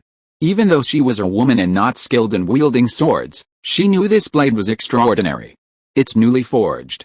I've named it Thunder Tribulation. Enchant it for me. This weapon will become my best divine weapon when guarding the fortress, Lin Fan said. Such a powerful blade. I can feel the chilling intent emanating from it, Yaozu said, simultaneously enchanting Thunder Tribulation. While enchanting it, Lin Fan said, Yaozu, you should also consume more blood crystals to enhance your abilities. Your abilities are extraordinary. When you improve them, I think more effects will appear. The previous blades, although enchanted, were clearly insufficient against high-level beasts. Yaozu nodded after the enchanting was finished, her voice soft. I understand, a cute girl like her, easily satisfied. Seeing that Yaozu had listened to him, Lin Fan changed the subject, looking around. Hey, these flowers and plants are growing really well. Yes, they've been taking very good care of them. Yaozu showed great interest when talking about the plants. Lin Fan smiled. Yaozu looked like a cute and gentle girl, but in the apocalypse, no one should be underestimated. Old Joe had told him that Yaozu had a lot of blood on her hands. Of course, those were the evil people she killed when she was bullied and driven to despair. At this moment, a helicopter appeared in the distance, its target the fortress. In the fields outside the fortress, Wang Hai and his men were tending to their crops. Hearing the helicopter, he put down what he was doing and looked up. When he saw the helicopter about to land in the fields outside the fortress, he immediately panicked, waving his hands and shouting, "Don't land here. Get out, get out. Land on the outer wall." Wang Hai was anxious. The fields were full of crops they had painstakingly grown. If the plane landed, they didn't know how much they would lose. Inside the plane, the pilot didn't hear anything, only seeing Wang Hai waving and occasionally pointing to the distant outer wall. Luo Katie patted the pilot's shoulder. "Don't stop here, stop on the outer wall." "Yes, sir." Wang Hai breathed a sigh of relief as the helicopter regained altitude, then, as if remembering something, instructed his men to notify Lin Fan and the others. Strangers had arrived. At this moment, on the outer wall, Luo Katie disembarked from the helicopter. Seeing the fields on the outer wall, she understood why they had been blocking her way. She hadn't expected the Maoan fortress to use this area for farming. But that wasn't important. Her purpose in coming here was for Lin Fan. Chapter 104. An action that will change the future has emerged. 3 strangers disembarked from the helicopter, 2 men and a woman. Team leader Luo, The Mayaoan fortress has turned all the land inside the outer walls into farmland. Where did all the people who used to live here go? A middle-aged man beside her observed the surroundings. Luo Katie stared intently, not answering for the moment. The other man said, there weren't many survivors in the small fortress to begin with. I think after that wave of alien beasts, the ordinary survivors suffered heavy casualties. Everyone's dead, Luo Katie said. Don't jump to conclusions too quickly. Let's see how things go. She had met Lin Fan once before, at the Salt Sea Fortress. Who are you looking for? Wang Hai greeted them, asking cautiously. The apocalypse was fraught with danger. Any stranger appearing before them was likely a bad guy. Just don't assume they were good people, treat them as bad guys. Being prepared in advance never hurts. Luo Katie said, we're from Jinling Stronghold, and we'd like to meet Lin Fan. Are you really from Jinling Stronghold? Wang Hai trusted Jinling Stronghold. It was considered one of the more reliable strongholds in the apocalypse, consistently blocking out large numbers of alien beasts and protecting the strongholds in the rear from their powerful attacks. Of course, there's no benefit in lying to you. Seeing that the other woman's furrowed brows relaxed upon hearing they were from Jinling Stronghold, she knew that Jinling Stronghold had a good reputation, at least enough to reassure people, and their efforts hadn't been in vain. Wang Hai nodded. Wait a moment, I've already sent someone to inform them. Okay, no rush. Luo Katie looked around and voiced her doubts. Where did the survivors on the outer wall live? When she learned that the survivors on the outer wall lived inside the inner wall, she was quite surprised, even somewhat incredulous. But soon, after learning about the changes Lin Fan had made after becoming the manager here, she had to admire Lin Fan's decisiveness. Something like their Jinling stronghold would never have made. Their stronghold was too vast, and the number of survivors was too large. All they could do was establish clear rules. If they were to truly care for all the survivors, the Jinling stronghold would be overwhelmed and exhausted, completely consumed by the survivors' livelihoods, unable to do anything else. More importantly, while the Jinling stronghold appeared large, the sheer number of survivors rendered any such plans obsolete. Building a supply chain for tens of thousands of people was no easy task. At this moment, Lin Fan approached from afar. Seeing Luo Katie, he felt a sense of familiarity. After a moment's thought, he remembered who she was and that he had met her once before. Why were the people of the Jinling stronghold looking for him? It seemed to be related to the fragments. Hello, welcome to Mayaoan stronghold, Lin Fan said, smiling and extending his hand, displaying great friendliness. The Jinling stronghold was of great help to the strongholds behind them. Long time no see. The last time we met was at the Salt Sea stronghold, Luo Katie said with a smile. Lin Fan said, indeed, it's been a while. Please come in, let's talk inside the inner wall. Okay, Lin Fan led the way, and old Joe met them halfway. He took the arrival of the people from Jinling stronghold quite seriously. Along the way, Lin Fan casually introduced them to everything about Mayaoan stronghold. Spicy strips and gorilla weren't there, so he didn't plan to introduce them yet. When Lu Shan appeared, Lin Fan gave him a look, and Lu Shan understood instantly and quietly left. They arrived at the reception room. He asked them to sit down, made tea, and entertained them. Luo Katie really hadn't expected Lin Fan to make Mayaoan stronghold so successful. Although their contact was relatively short, all the positions within the inner wall were operating in an orderly and efficient manner. Every survivor she saw had a smile on their face, a genuine smile from the bottom of their hearts. Luo Katie didn't say anything, but she was certain that if Mayaoan stronghold didn't encounter any major problems, and things continued to develop like this, the hearts of the survivors here would be completely united. They wanted more than just to survive, they wanted to live with dignity. In the post-apocalyptic era, the most common cause of death for survivors wasn't monsters, but suicide. Ordinary survivors, seeing no hope, remained in lawless hamlets, suffering humiliation. The men fared somewhat better, but the women, well, you know. In this era, there's little we can do. All we can do is mind our own business. Please have some tea, Lin Fan said, pushing 3 cups of tea towards them. He smiled and said, Miss Luo, I can guess why you've come. It's about the fragments, isn't it? Luo Katie took a sip of tea, finding it pleasant, and put it down. Yes, there's a rumor that you've obtained a fragment. Our purpose in coming here is for it. Lin Fan nodded. He knew Luo Katie and the others hadn't come to steal the fragment, otherwise, they wouldn't have come in groups. Seeing Lin Fan remain silent, Luo Katie spoke up. The meteor shower was accompanied by the fragments. The beasts were affected by the fragments' energy, evolving into monsters. These fragments contain extremely strong energy. Listening to her, he knew everything she was saying. However, he didn't interrupt until she finished speaking. He slowly said, "Miss Luo, I understand what you're saying. I understand your meaning. The fragment can evolve alien beasts, and it can also evolve humans who acquire it, making them stronger. But the only side effect is that the more fragment energy you acquire, the more your body will mutate, right?" "Yes," Luo Katie nodded emphatically. "Manager Lin, the purpose of my visit is to exchange this fragment with you. Don't worry, our Jinling fortress would never do anything like forcibly taking it. We are willing to offer you a satisfactory number of blood crystals in exchange for the fragment you have." Lin Fan pondered. Whether it was forcibly taking it or exchanging it, it required his consent. "Miss Luo, could you tell me how your Jinling fortress will handle this fragment after obtaining it?" This was what he wanted to know. They couldn't just take the fragment and then ignore the side effects, frantically increasing their strength, could they? Seeing the other party's silence, Lin Fan said, "What? Can't you say?" Luo Katie shook her head and said, "No, it's not that we can't say. After we obtained the fragments, we at Jinling Barrier also use them to enhance people's strength. Aren't you afraid of the side effects?" Lin Fan asked. "Yes, for anyone who wants to be a normal person, side effects are unacceptable," Luo Katie said. Lin Fan said, "If you're afraid, then why do you still use them?" He wanted to understand. Since the fragments could quickly enhance people's strength, even if it caused mutation, some people would still be willing to do it. Sudden power always excites people and fills them with endless longing. What's there to be afraid of about mutation? As long as you can become stronger, even becoming a monster is nothing to fear. Luo Katie said, "To defend Jinling Barrier, the location of Jinling Barrier is too special. It has always been attacked by alien beasts. In order to block the attacks of alien beasts, Jinling Barrier needs strong people.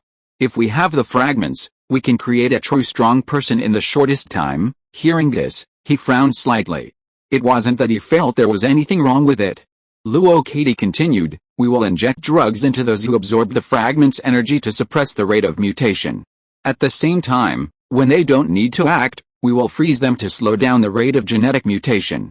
When the barrier faces a life or death crisis, it will be released to turn the tide of battle." Lin Fan appeared expressionless, but upon hearing these words, he was utterly shocked. Was it really like that? He couldn't imagine how the one absorbing the fragment's energy could withstand it. According to this, they were no longer considered human, but rather the ultimate weapon guarding the barrier, only to be activated in the most dangerous situations. "I understand," Lin Fan said regretfully. "I'm sorry, I can't give you the fragment," Luo Katie exclaimed. "Manager Lin, you can tell us how many blood crystals you want, and our Jinling Barrier will definitely meet your needs." Lin Fan waved his hand. "It's not a matter of the number of blood crystals. I've already forged this fragment into a weapon. Look, this is it." He placed the forged tang sword on the table. Luo Katie and the others stared in disbelief at the tang sword on the table. They were somewhat incredulous. The fragments had been forged into weapons? "Manager Lin, you're not kidding, are you?" Luo Katie asked, still somewhat skeptical. Lin Fan said seriously, "I really did forge them into weapons. I have no reason to lie to you about something like this." With that, he drew his tang sword, its jet black, thundercloud pattern blade exceptionally handsome.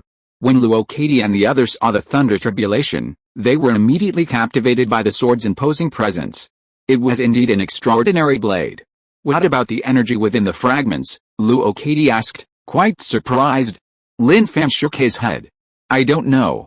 When I obtained it, it was like this. And let me tell you, the sharpness of the fragments is truly remarkable. Cutting iron like mud doesn't even begin to describe its sharpness." "Can I take a look?" Luo Katie asked. "Of course, but you must be careful. This sword is very sharp, even a light touch can cut your hand," Lin Fan warned. Luo Katie had seen the fragments before and knew that after absorbing energy, they were indeed incredibly sharp. Touching the blade, a chill swept over her, penetrating to the bone. She couldn't help but touch the edge, tearing at it, and her finger was cut. The cut was very fine, barely visible to the naked eye. But her finger was cut. She believed this was a weapon forged from fragments, because her physical strength would never allow her to be cut by touching a blade. Except for that fragment. Oh dear, Miss Luo, I told you to be careful. Look, you've already cut yourself, Lin Fan said helplessly. He knew she would definitely try it. Now that she had tried it, she would be completely convinced. Luo Katie said, as expected of a weapon forged from fragments, it's truly remarkable, Lin Fan said. To be honest, these fragments are the best materials I've encountered. Previously forged weapons shattered when encountering high-level beasts, completely unable to withstand high-intensity combat. Now, with this blade, that situation will definitely not happen again. Excuse me, but what level of strength do you currently possess, Manager Lin? Luo Katie asked. Lin Fan smiled and said, 4th tier. Oh, that O was the key to the response. The word deconstruct might mean I or I, but if you consider the double meaning of the tone and the word, it might mean, I don't believe you. Lin Fan changed the subject, saying, Miss Luo, could you tell me about some organizations in the current apocalypse? To be honest, during my quest for fragments, I encountered a force calling itself the God-Making Organization. Is this organization very powerful? To know professional information, you have to ask a professional. As an important figure in the Jinling stronghold, Luo Katie certainly knows much more than him. Yes, very powerful. The God-Making Organization's predecessor was an international organization that existed for a long time, founded in 1864. With its development, it spread throughout the world. Most of its main members are elites from various fields.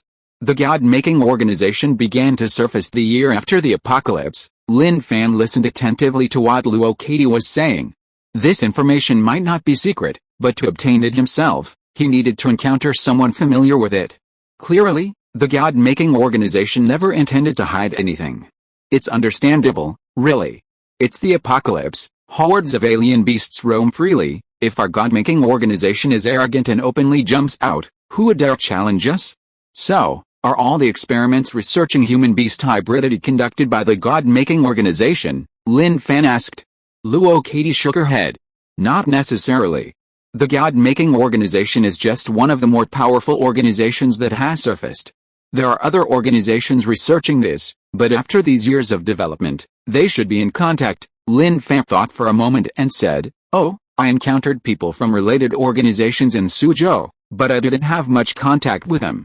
Judging from the group they sent to intercept me, I think their strength is also quite good, Luo Katie said. We can't do anything about these organizations. What we can do now is to maintain our stronghold and cultivate more powerful individuals. Alien beasts evolve very quickly. You might not feel it here, but if you leave this province, you'll find that some of the alien beasts outside are terrifyingly strong. She mentioned this. A rare look of fear appeared in Luo Katie's eyes. Lin Fan was quite curious about the strange beasts in the other provinces. However, he didn't plan to go out for the time being. Instead, he wanted to improve his proficiency in bone forging first. The path of martial arts was worth exploring. Suddenly, Lin Fan thought of something. I heard that a method has been developed on the shore of the capital. After consuming blood crystals, one can control the power of the blood crystals to develop the human brain and enhance the mental power of the human brain, thus making it easier to become an awakener. Is this true or false? Huh? How do you know? Luo Katie was very surprised.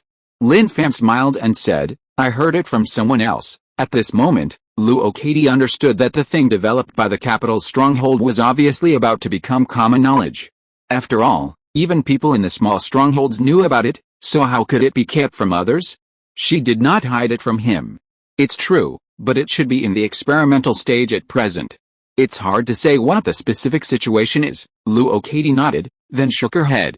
Without seeing it with her own eyes, only hearing about it, no one knew whether it was true or false. Lin Fan chatted casually with them, enjoying the conversation. According to them, this province was like a greenhouse in the apocalypse, less harsh than the outside world. Most of the powerful alien beasts they faced were blocked by the Jinling and non-tuned fortresses. Time passed quickly. Lin Fan wanted them to stay the night, but they politely declined and got up to leave. As Lin Fan escorted them to the outer wall, Aquan happened to pass by the path they had taken earlier, but neither saw the other. In front of the helicopter. If you have any problems in the future, you can radio to Jinling and just say you're looking for me, Luo Katie said. Lin Fan smiled and said, Okay, if Jinling encounters any dangerous alien beasts, you can also contact me. I'll help if I can. Luo Katie smiled and agreed, but she didn't take his words to heart. If even their Jinling fortress couldn't stop them, how could Lin Fan possibly do so? Tap tap tap, the propellers spun. They took off. Lin Fan, braving the rising wind, waved and watched them leave. The in-depth exchange during their second meeting went very well. Back at the Jinling fortress, Luo Katie hurried off to report the situation. On her way, she saw Luo Ming, the special teleportation awakener they had brought back from the Salt Sea Fortress. He was currently blocking a female survivor in the fortress, behaving frivolously, with several lackeys laughing and joking beside him. Because of Luo Ming's abilities, his status at the Jinling fortress was rather special, and with General Chang as his backer, he had become somewhat lawless. Luo Katie, her face cold, suddenly appeared in front of Luo Ming with a powerful leap, throwing a punch. Sensing the danger, Luo Ming quickly used his ability to teleport aside.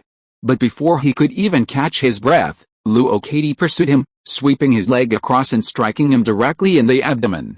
The heavy blow caused Luo Ming to clutch his stomach, kneeling on the ground, retching and vomiting bile everywhere.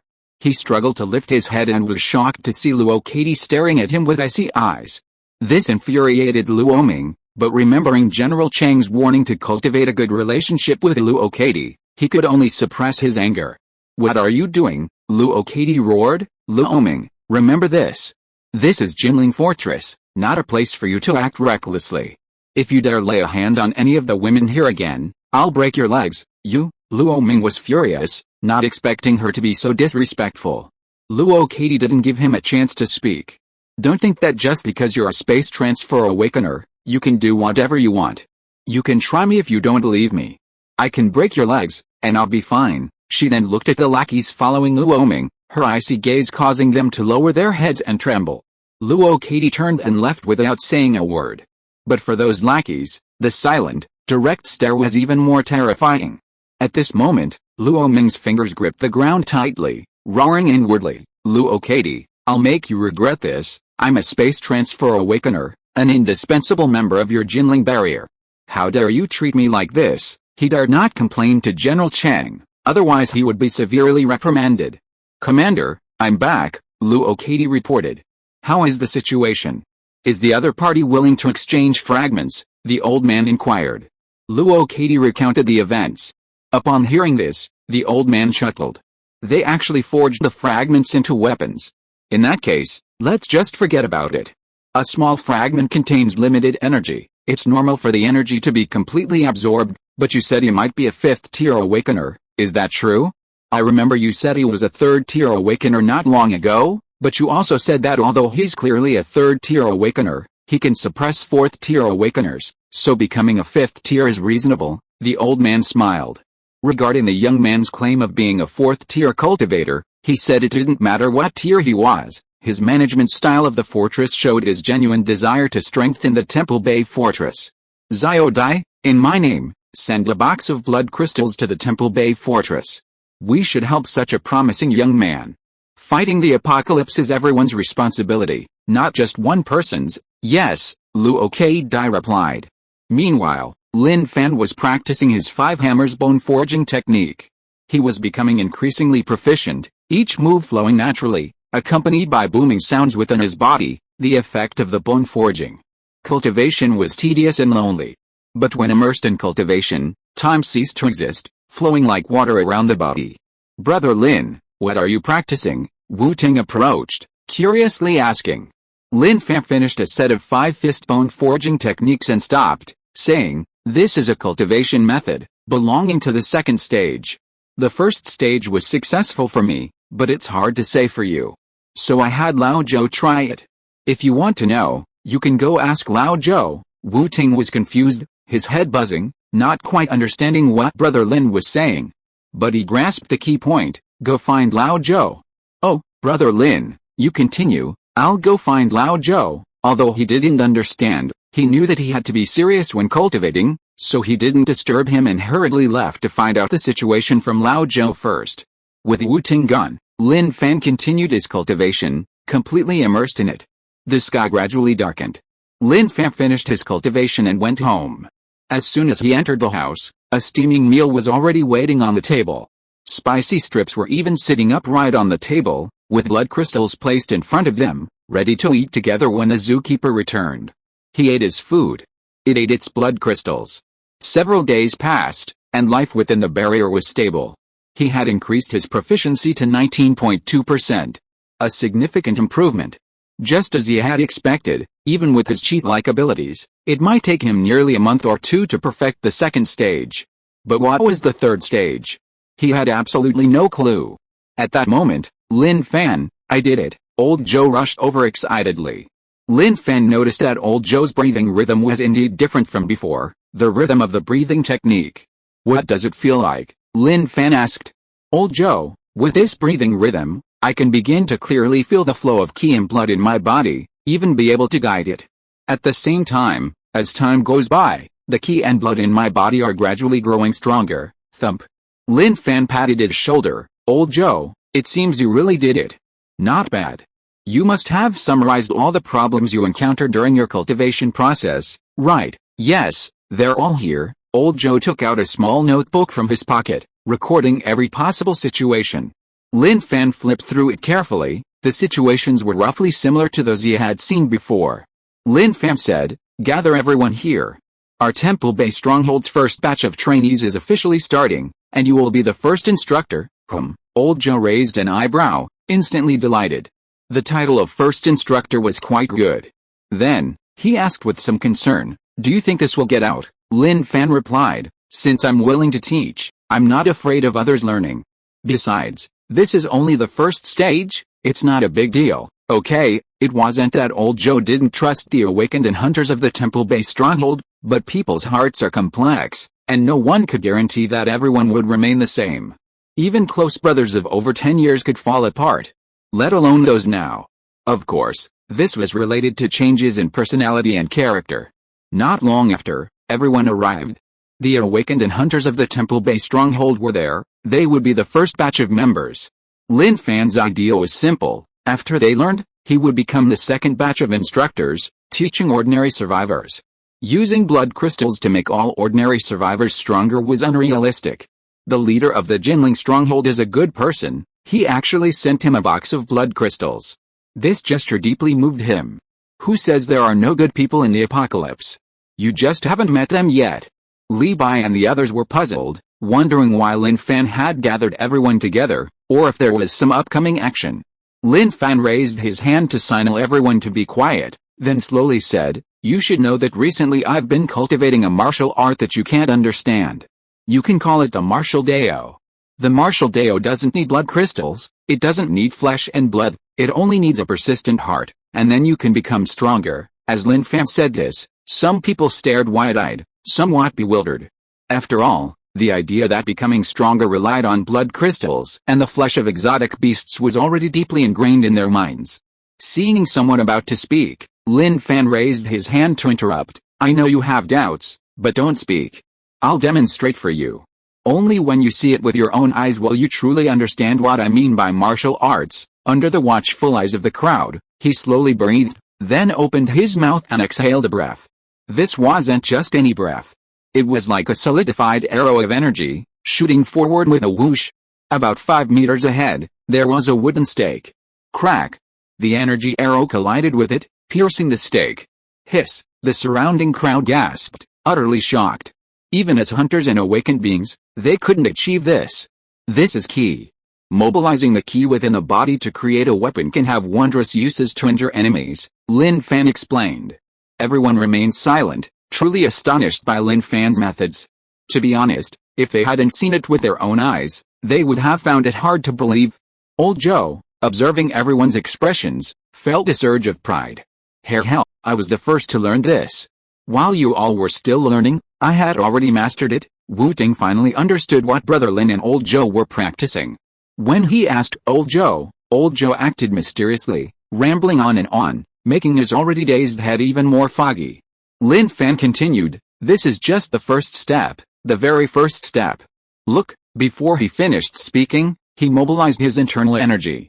Suddenly, his body emitted a red mist, which, though previously normal, remained visibly concentrated. Lin Fan brought his 5 fingers together, condensing his blood energy into a hand blade, and swung it into the air. A blood blade swept across, colliding with a wooden stake and exploding, shattering it into pieces. Crash! Everyone was shocked. While they could make a sound with a punch, achieving such an effect was impossible.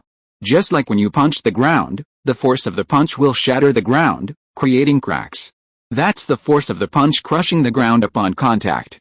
As you saw, the red blood mist just now was the blood and ki in our bodies. Everyone has blood and ki, but you can't mobilize it, so next, I will teach you a completely new cultivation method, which I created by combining the strengths of many schools. I will call the first stage you will cultivate blood condensation. Lin Fan said everything he needed to say. At this moment, everyone was shocked. Everyone looked at Lin Fan as if they were looking at a god. Could a human have come up with this? Someone said, Brother Lin, if we succeed in our cultivation, will we be able to become stronger without blood crystals and beast meat? Yes, that's right, Lin Fan said. So anyone can cultivate like that, it should be, Lin Fan said. He didn't know if cultivation required talent or comprehension. But he thought it probably did. It's like learning. Some people study desperately, but they still don't learn as well as others who learn casually. This is the difference between different talents and comprehension. Immediately, they began to discuss amongst themselves. Levi's mouth gaped slightly. Lin Fan was truly about to create a new future. Once this spread, blood crystals and beast meat wouldn't be needed by everyone, and ordinary people would have the opportunity to change themselves. What did this change represent? Anyone with a sound mind could probably understand. Old Joe, you teach them next, Lin Fan said. Levi said, aren't you going to teach us? Lin Fan smiled and said, Old Joe was the first to cultivate, and he's already mastered the basics. Teaching you won't be a problem. Old Joe held his head high, beaming with pride. Old Lee, do you doubt me? Levi looked at Old Joe and finally silently shook his head. No. He understood that if he uttered the word doubt, Old Joe would definitely not take him seriously when teaching him later. Old Joe was capable of daydreaming. Old Joe nodded with satisfaction, and then, under Lin Fan's gaze, he stepped forward and coughed lightly a few times. Ahem, let me say a few words, please, everyone, quiet down for a moment. His demeanor was impeccably composed. Old Joe stood with his hands behind his back, head held high, and said, I've been learning for a while longer than you all, and I've achieved some success, barely passing the initial stage. From now on, I will be your first instructor, and I will wholeheartedly teach you the essence of the bone forging breathing technique. This breathing technique is no ordinary one, it's a peerless technique created by the founder, Lin, through great perseverance, wisdom, and fortune, fusing 3 breathing techniques into one. It will certainly be difficult to cultivate, but I will definitely teach you diligently. Let's give him some encouragement with a clap. Old Joe smiled and led the applause. Everyone blinked, and finally clapped enthusiastically. Old Joe was very satisfied with the effect, then looked at Lin Fan and said, I have a somewhat immature suggestion. I don't know if it's feasible. Go ahead, Lin Fan asked. He knew that Old Joe was very excited right now. This was his moment of glory. Old Joe said, I think we should establish a martial arts school to establish a foundation. You are the founder, and the world must remember you forever. Such merit should be passed down forever, so that the world knows that in this apocalyptic world dominated by blood crystals and alien beast meat, there was a person with a heart for the world who created a martial arts system that everyone can learn. Wu Ting in the crowd said, yes, I think it's very necessary. This matter should have a fixed lineage. Liang Hong, indeed. Lu Shan and the others also nodded. They had all witnessed what had just happened. The new system that Lin Fan spoke of was real, not a fabrication. Seeing that everyone agreed, Old Joe felt incredibly smug. Lin Fan was the founder, the first principal. So he must be the first coach. In this new system, he was second only to Lin Fan, and in the future, above millions of others. No matter how history is written in the future, as long as this event is recorded, Old Joe will always be an indispensable figure. Clap clap clap. Listen. Isn't the abacus working loud and clear? Lin Fan listened to their words, pondering them carefully. It was indeed feasible. Regardless of the future, he wanted to leave an indelible mark on this world. Old Joe, before he could finish, Old Joe interrupted, Principal Lin, don't worry, I'll handle this. I'll make sure it's done properly and smoothly. Of course, given our circumstances, we can't be too ostentatious, but as long as we lay the foundation, we can gradually add more later. Lin Fan nodded. He could easily see through Old Joe's little scheme. But it didn't matter. The capable should do more. He just needed to gradually expand the system. Of course, he was full of anticipation for the future after this system was fully formed. He really didn't know what the future would be like. Old Joe was feeling incredibly exhilarated. His energy was about to explode. This was a transformation. Chapter 105 Brilliant Glory. Principal Lin Fan, practicing the 5-strike bone forging technique, couldn't help but chuckle when he thought of Old Joe's address to him, even stopping his movements. Old Joe was in charge of teaching, and he was the one with the headaches. Lin Fan only needed to save his time for cultivation. He could teach a batch, and then gradually promote the technique. Hey, I never thought someone like me with so little knowledge could become a principal. This world is pretty kind to me. After a brief moment of smugness, he threw himself back into his cultivation. Although he had the advantage of external assistance, he knew that in the path of expanding his martial arts system, he was like a toddler just learning to walk, with a long way to go. However, he would persevere and strive to make this martial arts system perfect. Early morning. In a building within the fortress, Old Joe lived on the top floor.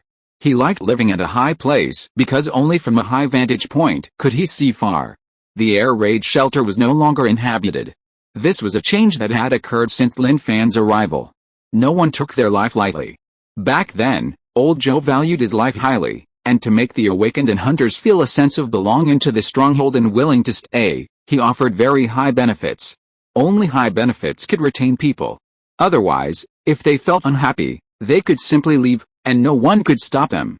Moreover, they would be valued in other strongholds as well. But now, he felt that even if he forced them to leave, no one would necessarily want to go. This was the impact and change brought about by Lin Fan's arrival. At this moment, Old Joe, still in his pajamas, got up. Today, he wasn't as casual as usual.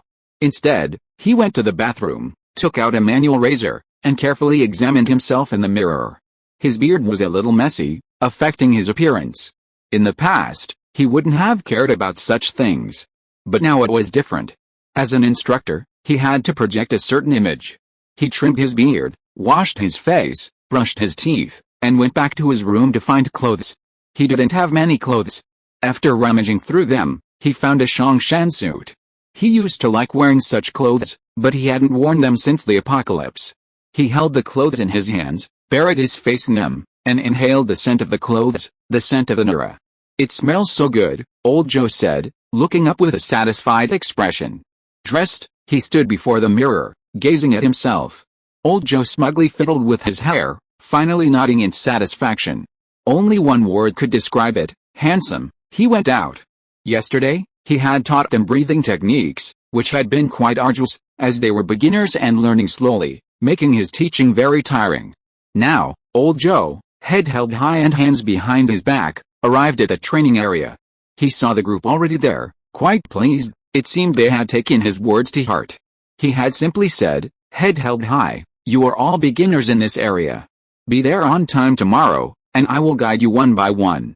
I hope you will study diligently." Soon, Old Joe walked to Zhang Cheng, who sat cross-legged like an ancient Taoist priest, diligently adjusting his breathing. Old Joe held a ruler and struck Zhang Cheng's chest. "Pay attention to the rhythm, don't rush, slow down, that's it, slow down." Old Joe had truly taken on the role of coach, using his experience from several days of cultivation to instruct them. One was willing to teach, and the other was willing to learn. Zhang Cheng listened to Old Joe and began to adjust his breathing. Old Joe nodded with satisfaction, as if saying, "You're teachable, practice hard, learn hard. There are no shortcuts in this cultivation system, it all comes down to hard work. I know it's difficult to change your breathing rhythm of decades in a short time, but even if it's difficult, you have to force it through your own willpower. Look at me, you're a good example. With my great perseverance and comprehension, I've already mastered the basics in just a few days. That's talent, but if you don't have talent, you have to rely on hard work." He seemed to be instructing them, but in reality, he was also clearly praising himself. Everyone nodded silently. They were all energized, as if Old Joe had injected them with adrenaline. "Brother Joe, can you take a look at my situation?" Chen Jun raised his hand, hoping to get guidance from Old Joe. Although the breathing technique was taught in detail, the difficulty arose when he tried it himself. A dissatisfied tone. "Oh, Coach Joe." A satisfied tone. Old Joe came to Chen Jun's side and began to instruct him. He was genuinely pretending, but he was truly teaching. While Old Joe was teaching, everyone around stopped their cultivation and listened carefully. In any case, Old Joe was definitely an experienced person, and his experience was certainly richer than theirs. Learning was the right thing to do. After the lesson, everyone continued to cultivate. Old Joe came to Li Bai's side.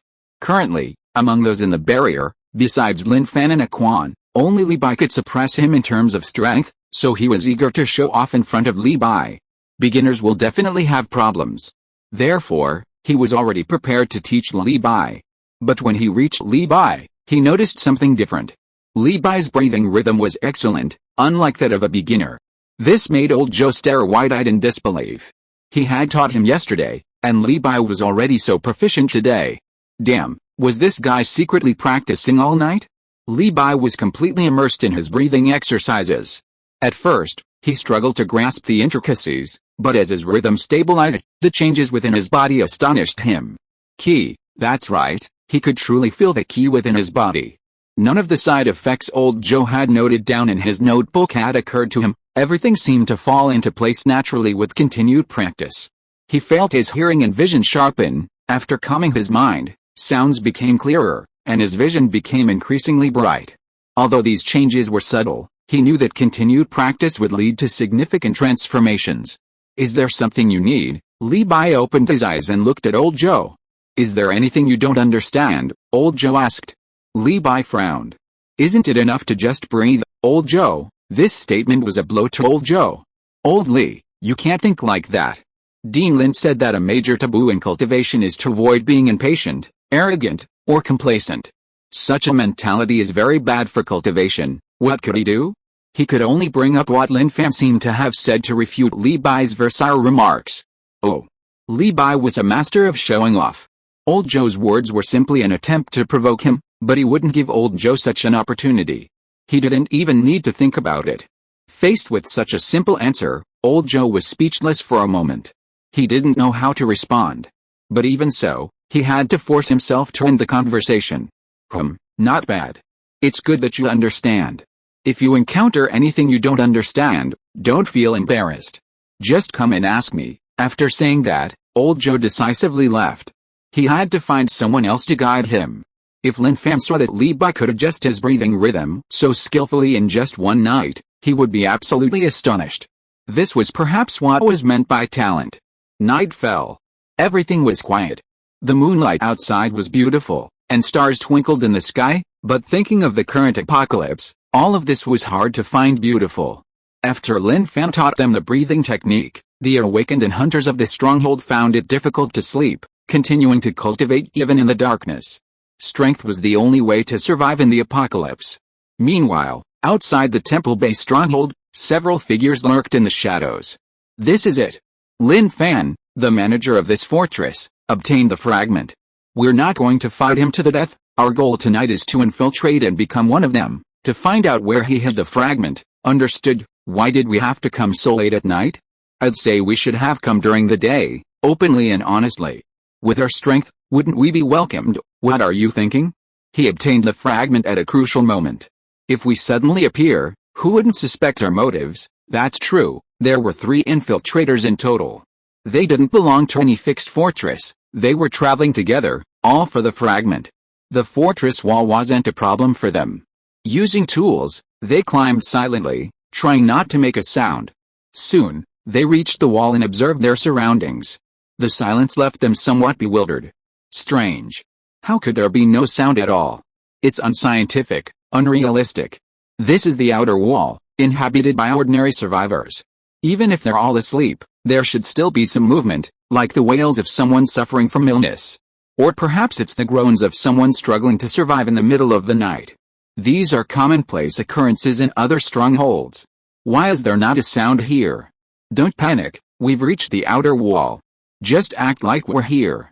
Stand up straight and pretend to be coming down the wall. Okay, got it. The 3 infiltrators made their way towards the stairs in the dark. At this moment, the gorilla lying inside the outer wall, guarding the area, opened its eyes. It had been resting with its eyes closed, but it was extremely sensitive to the sounds around it. Even the slightest footsteps were amplified in its hearing. A heavy breathing sound came from inside. A pair of eyes, gleaming in the night, stared intently at the surroundings. The three infiltrators hadn't yet spotted the gorilla. When they reached the inner wall, they were utterly shocked. Damn it, there wasn't even an awning, not even a glimmer of light. This seemed unbelievable to them, and they exclaimed that it was impossible. Suddenly, an extremely powerful pressure swept over them. Roar, a deafening roar resounded. The three infiltrators were completely terrified, their hearts pounding wildly. Standing within the dark outer wall, they dared not move. A beast. A beast, it was definitely the sound of a beast. One infiltrator tried to run, but just as he turned, a gorilla stomped on his back, pinning him to the ground. In that moment, by the faint moonlight, they could see clearly that a beast had appeared before them. The gorilla beast sniffed their scent, as if it could directly perceive their true thoughts. Another infiltrator tried to run, but was instantly pierced by an ice spike cast by the gorilla and swallowed whole. How long had passed? Lin Fan, wearing a trench coat and slippers, arrived. The darkness made him uncomfortable. With a wave of his hand, a small artificial sun appeared, floating in the air, its light dispelling the darkness and illuminating the surroundings. The gorilla, lying on the ground with its front paws folded, was awakened by the blinding light and raised its hand to shield itself from the glare. "Gorilla, what are you yelling about in the middle of the night?" Lin Fan asked. The gorilla stared at Lin Fan, blinking, head down, saying nothing. Lin Fan noticed debris on the ground, small craters from icicles, and even a shoe lying quietly there. "Whose shoe is this?" Lin Fan pointed. The gorilla saw the shoe, curled its tongue, swallowed it whole, and then lay there silently, its message clear: "I can't talk, I can't communicate." Lin Fan shook his head, saying helplessly, "Be careful, you have to protect the environment." He had the gorilla stay inside the outer wall at night to guard this place. He knew that as he obtained the fragments, people would inevitably come here in the dark. He wasn't afraid, of course. But what if they encountered someone who liked to destroy plants? The crops in the fields outside the wall were the fruits of their hard work. If they were destroyed, they would regret it terribly. Lin Fan extinguished the fireball and turned to leave. Reaching the inner wall, he knew many people had been startled by the gorilla's roar. "Go to sleep, everyone." The gorilla's in heat, he offered a casual explanation, then offered no further elaboration. Back home, Lin Fan shook his head. It seemed his suspicions were correct. Someone among the group vying for the fragments did indeed recognize him and had revealed his identity.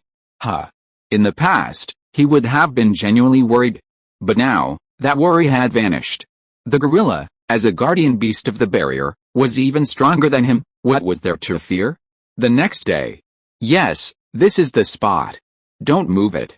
Just like this, hang the sign up." Old Joe stood at the door, directing the two men. As the sign was hung, a smile appeared on his face. The two characters on the sign were clearly Martial Academy. Passers-by stopped curiously to look. "Brother Joe, what does Martial Academy mean?" someone asked. Others nodded frantically. Yes, what did it mean? They were genuinely curious. Old Joe chuckled, "Don't rush, you'll find out when the time is right. But what I can tell you in advance is that this was created by Lin Fan, a great thing capable of changing everyone's destiny." Hearing this, everyone was very curious. However, seeing Old Joe smile without speaking, unwilling to elaborate, they knew he was keeping them in suspense. Getting him to reveal it now was impossible. "Brother Joe, does this have anything to do with them always sitting there meditating?" someone asked. Old Joe smiled, "It's a secret. You'll find out when the time is right. Don't rush, go about your own business." He handled the mystery perfectly. Some people wanted to kneel before Old Joe, pleading, "Please, just tell me. My heart feels like it's crawling with ants, it's so itchy, I'm dying of itching." The place Old Joe chose was inside the inner wall, uninhabited, and had always been used to store supplies. So he moved the supplies elsewhere, making this three-story building the Martial Arts Academy's headquarters. He hadn't decided on a name yet. Lin Fan hadn't decided yet. In his words, he'd just call it the Martial Academy. Naturally, it was filled with things. Manuals were indispensable, such as Dragon Claw Hand, Iron Shirt, 18 Subduing Dragon Palms, Tathagata Palm, and various other manuals Lin Fan had brought back from bookstores. They were all displayed there, not very useful, just for decoration. There were no real treasures, Lin Fan hadn't yet created any. Several days later. During this time, Lin Fan had improved his bone forging to 45.5%, a very rapid progress that greatly improved his abilities. My bones are now tempered and stronger than before, he could clearly feel this. At this rate, reaching the pinnacle of bone forging wouldn't be long. During this time, he learned that Li Bai had made rapid progress in his breathing techniques, even surpassing Old Zhou. Although Old Zhou had always denied this, Lin Fan had personally checked. It was indeed true. He had truly surpassed him. This made him exclaim that Li Bai was probably a genius in the martial arts system. Others also gradually gained more, though not yet reaching Old Zhou's level. They had already entered the basics. Only when one enters the basics can one truly feel the magnitude of the changes brought about by the breathing technique. At this moment, Old Zhou hurriedly approached. Lin Fan, a group of survivors who fled here have arrived, hoping our stronghold will take them in. What do you think we should do? In the past, when Old Zhou was the manager, he would welcome all survivors without question. They could live on the outer wall, fend for themselves, and the only thing he could do was work to ensure they didn't starve. But now the stronghold's approach had changed. They were now responsible for supporting almost all the survivors' needs. This placed a heavy burden on them. Although there were currently plenty of resources from the alien beasts, over time, supplies would need to be replenished, and as the number of survivors increased, the pressure would grow. Therefore, Old Zhou wanted to ask Lin Fan's opinion regarding the arrival of survivors. Let's go see, Lin Fan said. He wondered if these survivors were related to the fragment. After all, things had started to change ever since he obtained the fragment. They arrived at the outer wall. A group of survivors who had fled the city walls were indeed gathered there. Lin Fan counted them carefully. There were about 40 people, all in extremely poor condition, men, women, children, and infants. Dabao, bring them up, Lin Fan said. Wang Dabao operated the elevator, and as it descended to the foot of the city wall, a glimmer of hope appeared in the desperate eyes of the survivors. They scrambled to climb the elevator, as if afraid the other would change their mind. Don't push, everyone.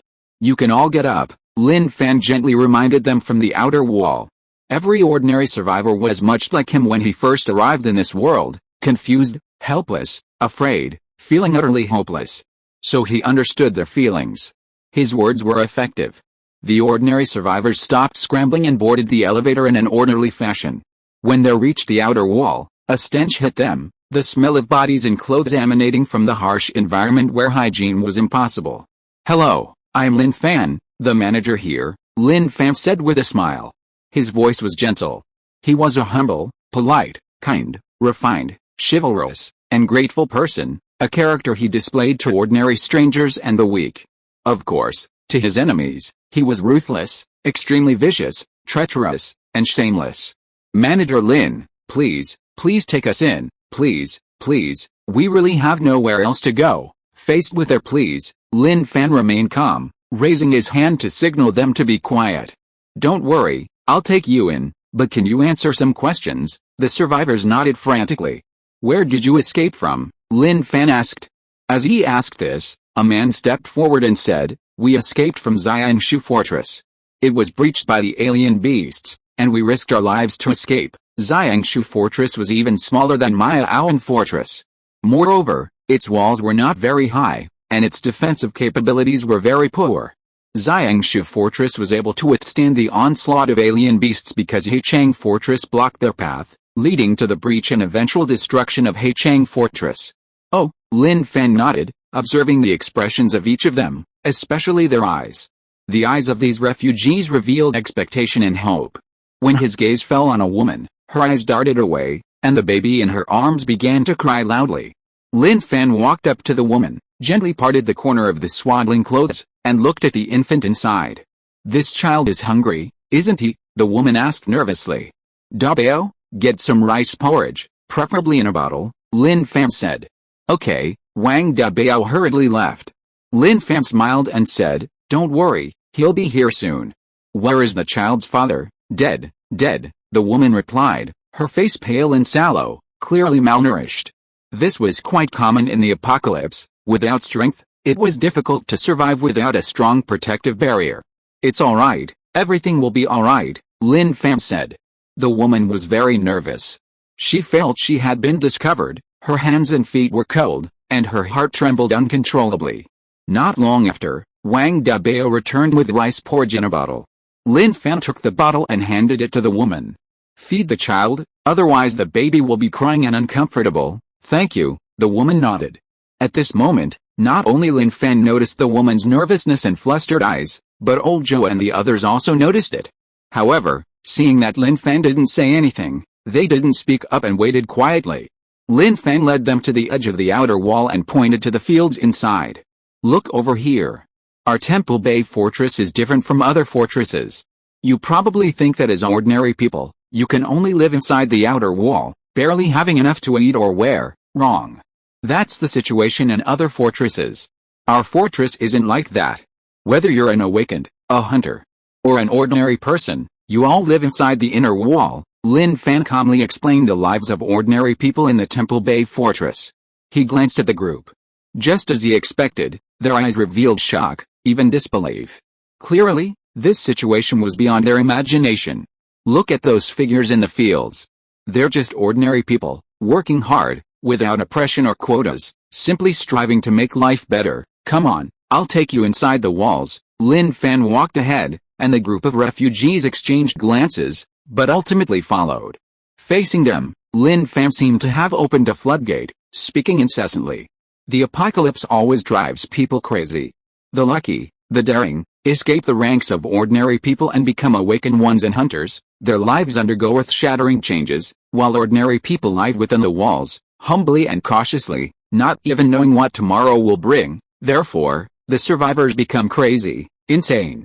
I dislike this. I believe that the more apocalyptic the situation, the more brilliantly humanity shines. I like to see that brilliant light, so I will make myself shine just as brightly." Listening to Lin Fan's words, the refugees fell silent.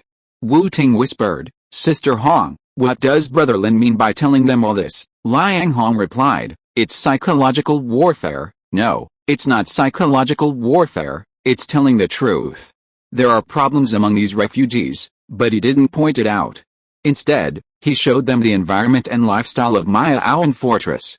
"Do you know why?" Wu Ting thought for a moment and whispered, "I understand. Everyone wants a better life, so Brother Lin means to let them know that a good life is right in front of them. If it's destroyed, then everything will cease to exist, right?" "Yes," Liang Hong nodded.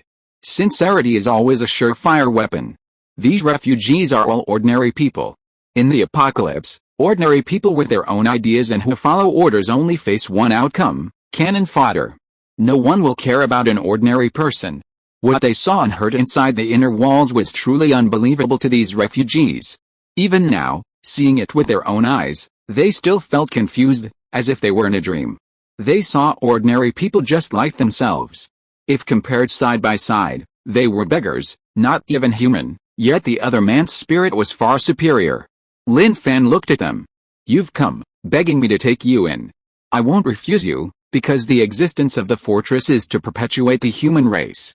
I will give you dignity, allowing you to live with dignity." After saying this, he looked at the woman holding the child and the man who had said he had escaped from the Xiangshu fortress.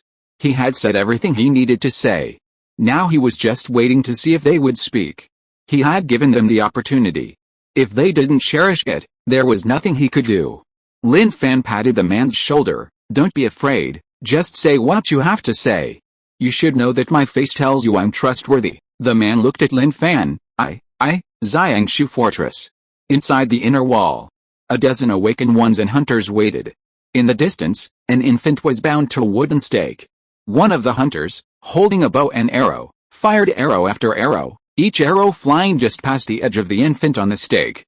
The flying arrow struck a wall not far away. Embedding itself firmly in the wall, a series of arrows outlining the silhouette of an infant. "So, do you think this method will work?" "It should work, right? We've said everything we needed to. The Xiangshu fortress has a large amount of supplies.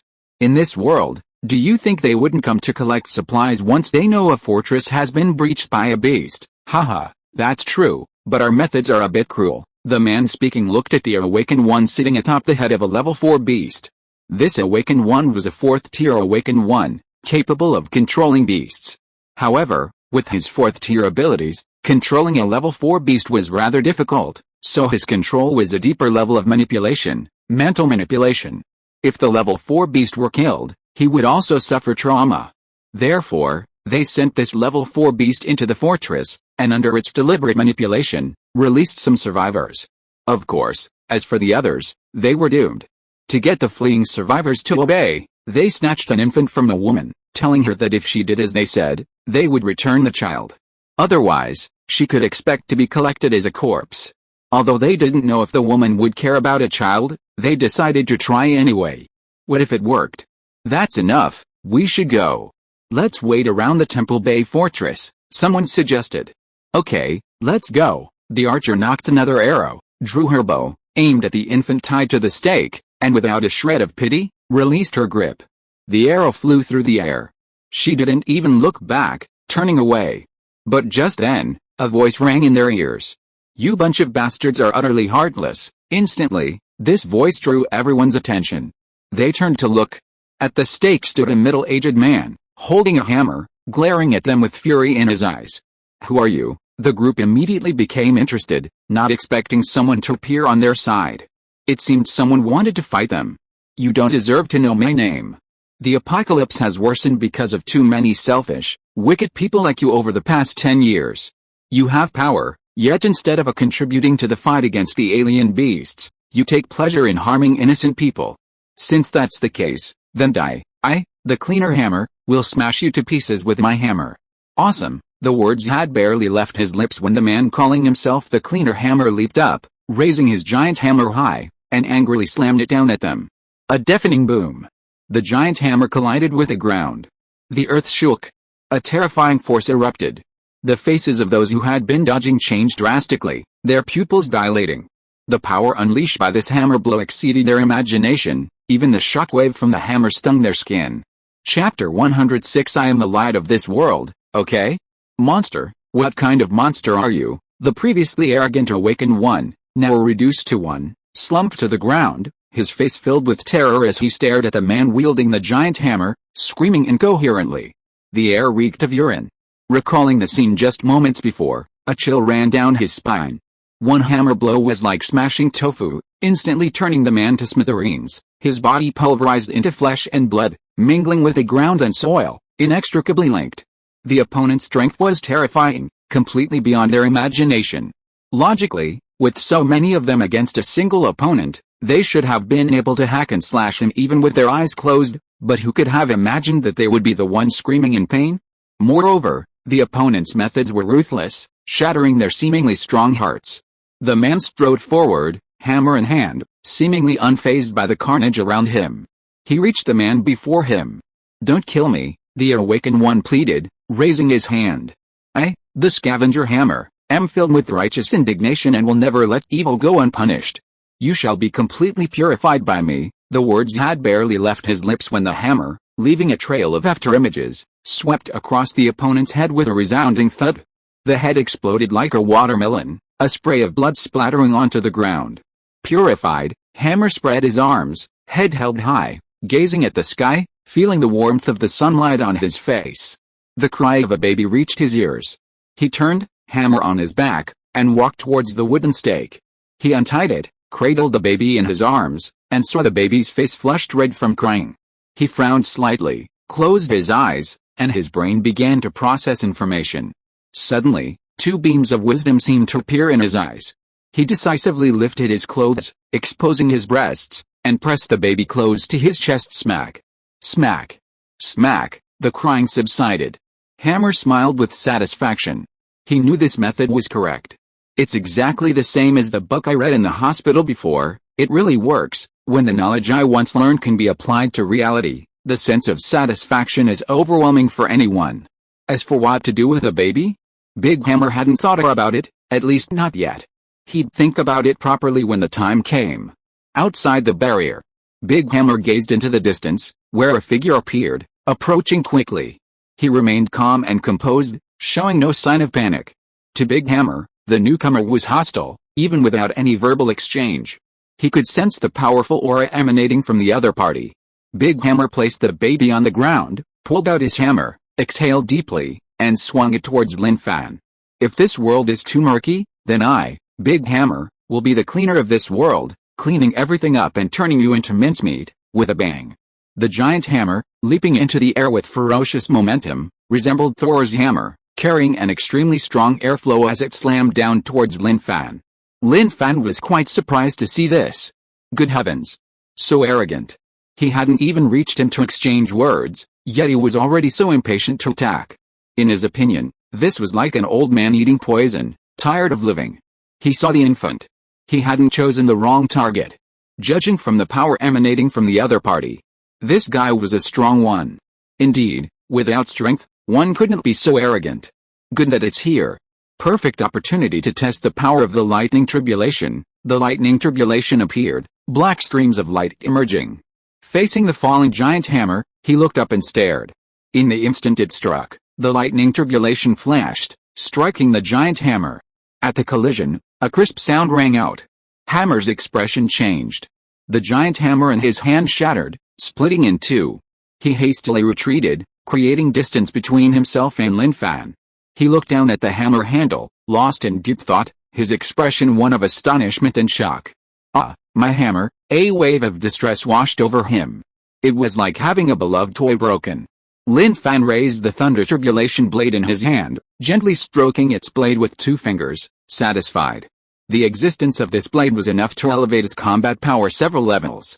However, he discovered that the guy before him was equally formidable. He was definitely a 6th tier awakened. This was the highest level awakened he had ever encountered. You've gone too far, Hammer roared angrily, his face turning crimson with rage.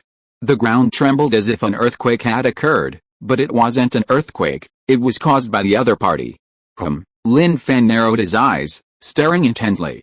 The other party's behavior was strange in every way. Immediately afterward, countless pebbles, drawn by the opponent's presence, floated up and continuously coalesced towards him. These pebbles seemed to possess a life of their own, merging and changing shape with each other. In the blink of an eye, these pebbles covered him, forming a stone armor over 3 meters tall. What kind of ability is this? Lin Fan was astonished. This was definitely not simply assembling stones into armor, rather, these stones seemed to have been given life, changing their form to form a set of armor that appeared to be made of stone, with a mask covering his face and a pair of stone eyes that glowed with an angry red light. I will destroy you. Big Hammer ran, then leaped up, clenched his fist, and unleashed a devastating force. Lin Fan was fearless. He channeled his ki and blood, wielding a sword and slashing. A black blade light appeared, directly colliding with the opponent's fist. The sharp blade tore through the opponent's fist, shattering the pebbles and creating dents. To Lin Fan's surprise, the rubble covering his opponent's fist seemed to possess a life of its own, beginning to recombine and coalesce, attempting to fill the gaps that had been torn open. This ability is interesting, Lin Fan chuckled, the lightning tribulation's blade light blurring into after images, densely enveloping his opponent. The blade light tore at his opponent's body. He wanted to see just how fast this ability could reconstruct itself.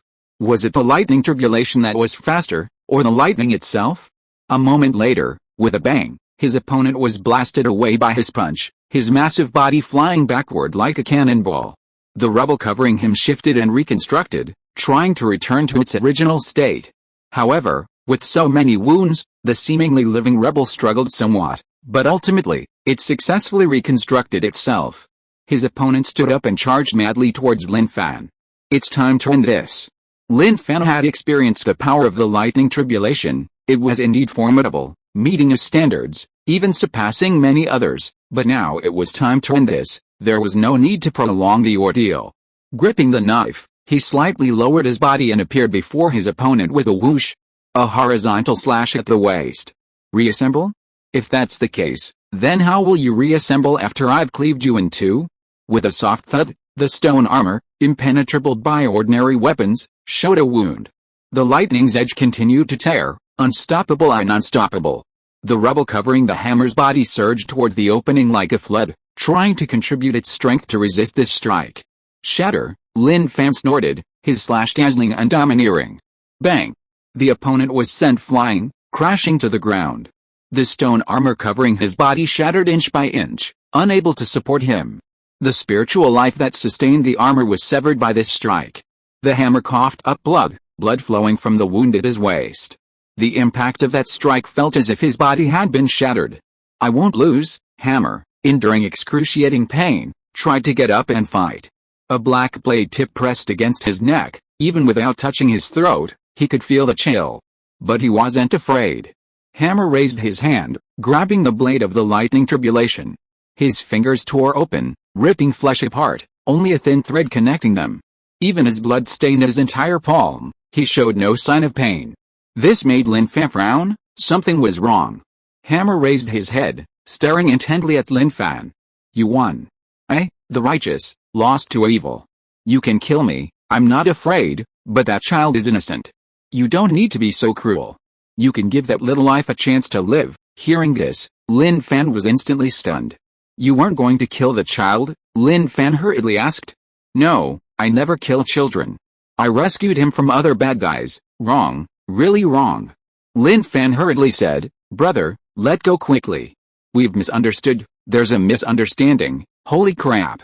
What on earth is going on? How could this be?" Big Hammer looked at Lin Fan with a puzzled expression, unsure of his meaning. Lin Fan said, "I came to rescue this child. When I saw you with a child and rushing towards me without hesitation, I thought you were one of the people I was looking for." "Oh, it was a misunderstanding. It's all right then. You scared me, but I've already killed those people. It's nothing." Big Hammer released the thunder tribulation blade, his 5 severed fingers still bleeding, and completely powerless. He even smiled, as if clearing up the misunderstanding was a pleasant thing for him. No matter how you looked at it, something seemed strange. Something was off. He didn't think much of it. Lin Fan hadn't brought the spicy snack with him this time. If he had, these injuries wouldn't have been a problem. Lin Fan hurriedly helped the other man up. "Brother, don't worry. Come back to my Aowen fortress with me. They can cure you there. You should have said so earlier, otherwise this wouldn't have happened." Chui said. "It's alright, the misunderstanding is cleared up. I'm not good with the words either." Lin Fan, "Brother, we're talking about being bad with words, not about anything else." Chui looked at his numb fingers, feeling a little uncomfortable, then looked at the sky. "Everything's resolved. So I should go. I have a lot to do. Time is really precious to me." "Wait," Lin Fan hurriedly stopped him. "Don't joke around. If you don't treat your hand properly, it'll be ruined. Come back to my Aowen fortress with me, it'll be healed quickly." He increasingly felt that something was wrong with the other man's condition. Anyone in this situation, would they have the leisure to talk about other things? Definitely not. The first thing to do is to fix the fingers. My Aowen fortress. The baby was brought back, and the parents were filled with gratitude, kowtowing and bowing. Lin Fan offered a few words of comfort and then had Da Bao settle them in. La Diao arrived and began treating the other man's injuries. His seemingly severed finger was healed, and the wound on his waist also recovered. After a brief exchange, Lin Fan learned that the man's name was Chui, Big Hammer. He was puzzled by the name. Was it a nickname? As they talked, he had a feeling that while the man seemed normal, sometimes his words gave him a strange feeling. "Chui, what's your full name?" Lin Fan asked. Chui replied. "Chui, I said full name, not nickname, just Chui." At this moment, others arrived. Quan strolled in, his gaze meeting Chui's. A seemingly simple glance, yet it felt like they had a connection. "Hello, my name is Quan. You can call me Brother Quan." "Okay, Brother Quan, my name is Chui. You can call me Chui." "Hello, Chui." "Hello, Brother Quan." They shook hands amicably. Lin Fan, watching from the side, frowned. It wasn't that he felt anything was wrong, but rather that something was genuinely strange. "What's wrong?" Old Joe approached and asked in a low voice. Lin Fan said, "He's a 6th tier awakened." "What? A 6th tier awakened?" Old Joe's eyes widened in shock. To him, a 6th tier awakened was an unimaginable existence. Realizing what was happening, he hurriedly said, "No matter what, we have to find a way to keep him in the temple base stronghold. If there's a 6th tier awakened in charge of this stronghold, the situation will be very different." I'll try." He naturally knew that if there was a 6th tier awakened in the temple base stronghold, its safety would be guaranteed. At this moment, Chui and Quan were chatting happily. They had a lot to say. Lin Fan, who was eavesdropping, overheard some important details. A mental hospital? Chui said he was having a great time there, But later everyone disappeared, as if they had returned to their old lives, only now everything was irreversible.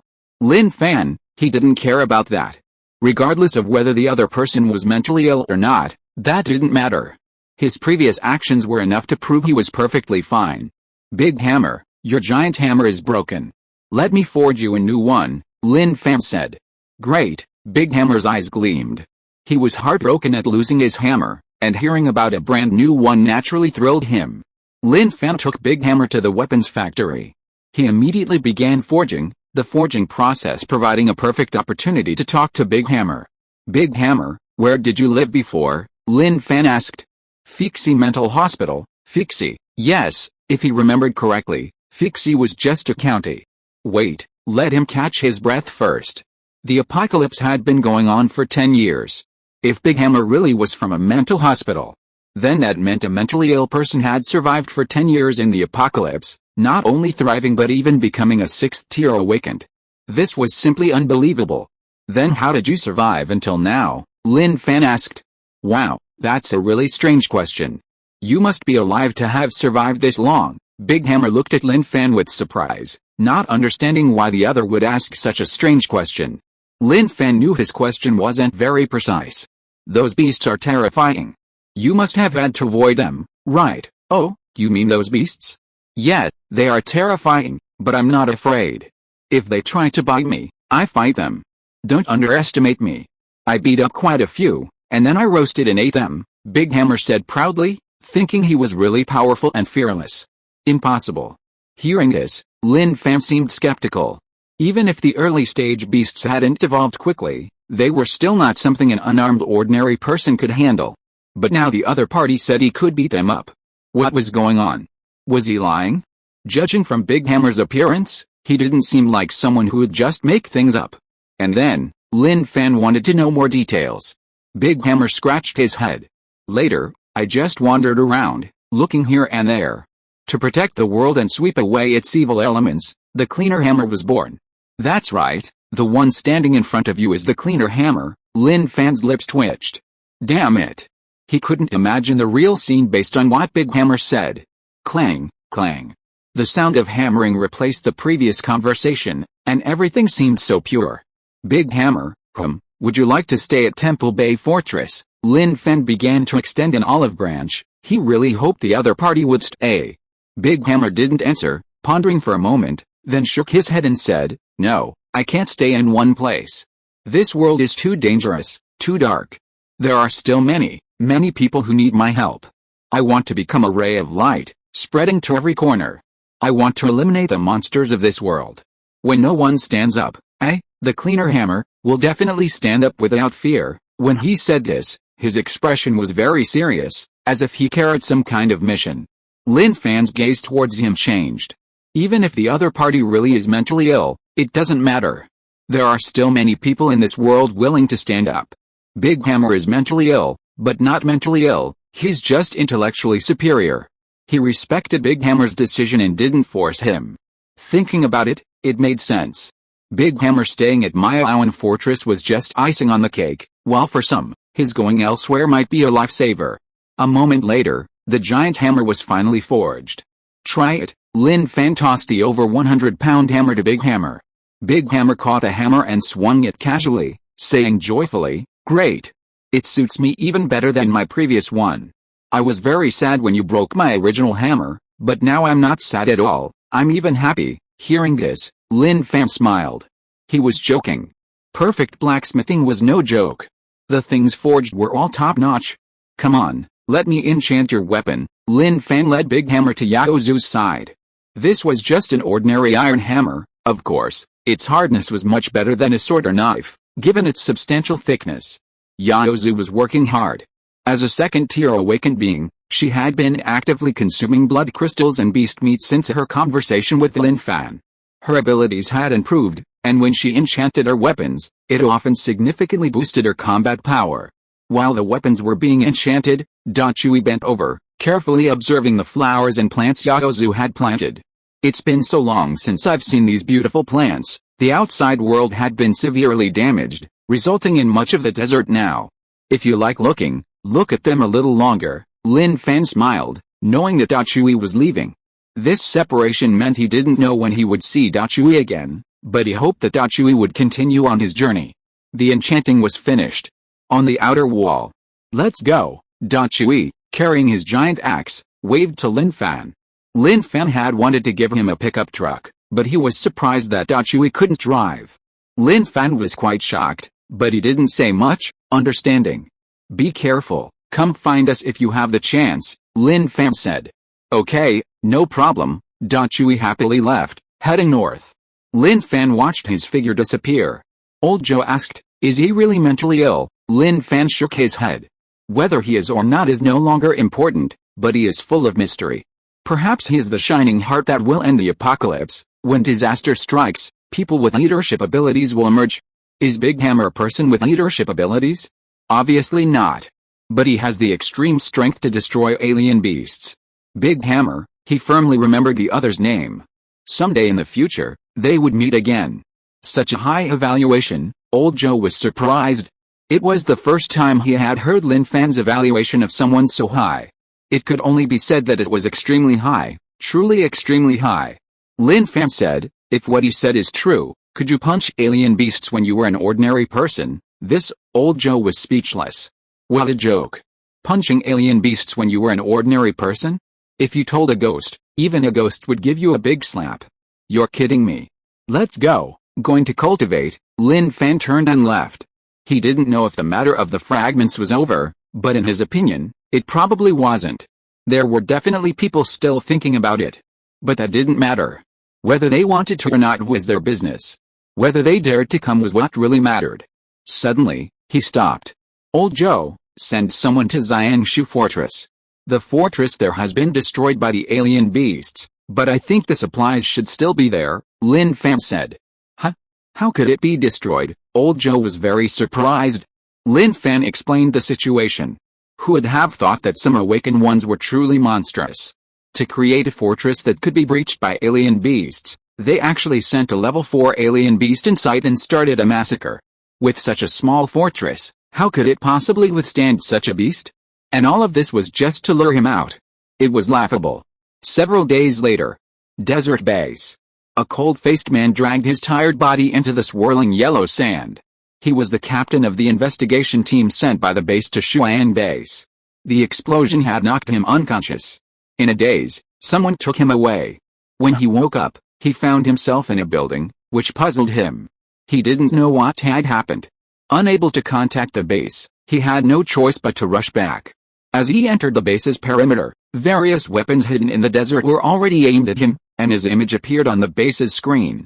Suddenly, a seemingly flat area of sand caved in, and then an elevator slowly emerged from the ground. The man walked to the elevator and slowly descended into the ground. A moment later, he arrived inside. A group of people were already waiting. "Cao Liang, what's going on? Why didn't you contact the base?" A middle-aged man questioned him gravely. Cao Liang recounted the situation in detail, the inexplicable explosion at the Shuan base, and someone approaching him while he was disoriented. As he finished speaking, the middle-aged man's expression changed drastically. "Damn it, scan his body." Instantly, scanning equipment appeared on both walls, aimed at the man, who was also extremely nervous, not knowing what had happened. In a moment, a web of light enveloped the man. An electronic voice announced, "Location chip detected." Damn it. The middle-aged man glared at the man. This guy's return had exposed the base's location. "Kill him, Huaipu Fortress." Dr. Aho held a steaming cup filled with goji berries. "So this is where the headquarters is, the Tangier Desert? So far away. The true location of the Rebirth Organization, humph, they've always kept it so secret." Dr. Aho smiled, then pressed a button, determined to give the Rebirth Organization a little surprise. Having settled everything, he no longer cared about the Rebirth Organization's location. His priority was figuring out where they were. What followed was a matter for later. For now, he had no ability to fight the Rebirth Organization. He took out his notebook and made notes. The Rebirth Organization's location is in the Tangier Desert, easily discovered. Done. He then went to the laboratory. Lying on the operating table was a monstrous youth, almost completely transformed. The Azure Dragon gang youths in the fortress had excellent physiques, making transformation easy. Jin Tao was indeed a talent, possessing unique insights into transformation. The data had been extremely helpful. He buried himself in research, analyzing the data. He named this monstrous boy Chima E 1.0. According to the data, Chima E 1.0's strengths, speed, power, and recovery reached the level of a second-tier hunter. While much of this was due to the inherently strong beast it fused with, it was still an astonishing fusion. The starting point was too high. He even wondered if fusing with an even stronger, more terrifying beast might create a mythical monster. At this moment, Ji Shangbao walked in, not even glancing at the experimental subject on the operating table, and said, Dr. Ahua, that fragment is in Lin Fan's hands at my Aowen barrier. Should we give it a try? Dr. Ahua waved his hand. Don't try. That thing isn't something we can snatch. Don't even think about it. Instead, look forward to the experimental subject I create. Once it's formed, it will overturn all your previous understanding. Ji Changbao glanced at the experimental subject on the table. He still wasn't very interested. He wasn't really looking forward to what Dr. Ahua was talking about, unless he could actually see the real thing. Maya Aowen barrier. His bone forging proficiency had increased to 73%. He hadn't gone anywhere during this time, devoting himself entirely to cultivation. The 5-strike bone breaking technique was practically ingrained in his bones. A simple flick of the wrist was all it took. The essence of martial arts was tapping into the power within one's own body. Of course, this was only his current understanding. What would happen next depended on how far he could go. The first batch of people practicing the breathing technique had almost finished. While not everyone had mastered it, they had all deeply felt the benefits it brought.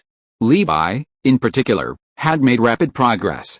Besides being able to feel the ki within his body, he could already achieve ki and blood fusion, strengthening his own ki and blood. This was evident in his mental state. Old Joe, please organize the list of the second batch of people practicing the breathing technique, Lin Fan said. Yes, I know. The selection of the second batch of practitioners involved choosing those who performed well from among the many survivors. The initial plan was to select 200 people. Too many couldn't be chosen. The barrier needed to be activated. If everyone started immersing themselves in breathing exercises, then no one would do the work. Doing this also lets other survivors know that an opportunity to change their lives has arrived, and whether they can join this opportunity depends on their past performance. This can inspire people's desire to work hard. It's like when you're in school, why can someone else get a red flower and I can't? I have to work hard too. Lin Fan, the beast meat in the stronghold is running low, almost used up. Old Joe was very worried. The daily meat consumption was enormous. Although the beast tide left behind many beasts, plus a batch brought back from hunting, it was already a lot. But with so many people in the stronghold needing food, how could they possibly keep up? It's alright. Organize a team to go out hunting beasts. I'll lead the team. This time, we must bring back all the vehicles full. Lin Fan didn't take these things to heart. It's just beasts. In this era, everything is scarce, except for beast meat. Old Joe nodded. He still trusted Lin Fan. He didn't mean anything by it, it was just a casual remark, pointing out what the barrier was currently lacking so they could prepare in advance. The next day, a voice came over the barrier's loudspeaker. Ahem, even without speaking, the clearing of his throat revealed it was Old Joe. Those whose names are mentioned below, please assemble at the entrance of the Martial Academy. Wang Quan, Wang Hai, Wang Dabao, Un Hao. As one name after another was announced over the loudspeaker, everyone put down their work, wondering what was happening. But when they heard Wang Quan's name, everyone felt that something good must have happened. Don't underestimate Wang Quan just because he's an ordinary person. He lives with Manager Lin, and his status and influence are undeniable. Not long after, the names were finished. Old Joe's voice came over the loudspeaker again. Those whose names have been called will be taught Manager Lin's unique breathing technique. This is an opportunity for you to change yourselves. I hope you will cherish it. A commotion erupted. Everyone was shocked. Soon, cheers rose from all directions. Clearly, it was the cheers of those whose names had been called. Don't give up if you weren't called out. Only 200 people were selected this time. Work hard and try to be on the next list. Chapter 107 Awakening, Savior or Not? Expanding Barriers. In the fields, and how toiled away, turning the soil and sowing seeds. As a member of the Miao stronghold, he felt his current life was good. Thinking back on the past, that life was like hell on earth. He was constantly hungry, living in a daze, wanting to strive for a better life but unsure which direction to take. He had thought of death, but he couldn't. He had a younger sister to care for. Although she wasn't his biological sister, he had promised his savior he would take good care of her no matter what. It was the 3rd year after the apocalypse. During his escape, he was abandoned by his fellow countrymen, who wanted him to become food for the monsters, delaying their escape. Just when he was in despair, Brother Wen appeared, rescuing him from the monsters' gaping maws and taking him back. At the time, Brother Wen had a 1-year-old daughter. Brother Wen needed to hunt monsters and entrusted the child to in-house care, and 6 months passed. Brother Wen truly treated him like a younger brother. He fed him, gave him water, and never let him risk his life. But the good times were short-lived. 2 months later, Brother Wen was carried back, covered in serious injuries, barely clinging to life. He grabbed his hand, his face full of pleading, hoping he would take care of his child. After saying this, Brother Wen passed away, without a trace. Some people told him how, "You're just an ordinary person, you can't raise this child. You might as well just abandon him and take care of yourself." Hao ignored this advice, determined to raise the child to adulthood. Even though the process was painful and agonizing, he never gave up. At this moment, the announcement came over the loudspeaker, calling his name. Hao was stunned, straightened his back, somewhat confused and puzzled. But when he heard the rest of the announcement, he instantly understood. His opportunity to change his life had arrived. "Little sister, did you hear that?" Hao asked excitedly. His 8-year-old sister was no longer a child who didn't understand. "Yes, yes, yes," his sister nodded happily. Hao hurriedly put down what he was doing and rushed to the martial academy with his sister. When they arrived, a large crowd had already gathered. They were a little late. Everyone present was filled with excitement, anticipating and waiting. Hao took in the entire scene before him, his heart pounding with excitement. He used to think that the situation was the same no matter which stronghold he was in, but now he felt something was wrong. Maya Aowen's stronghold was the place he truly believed he should protect.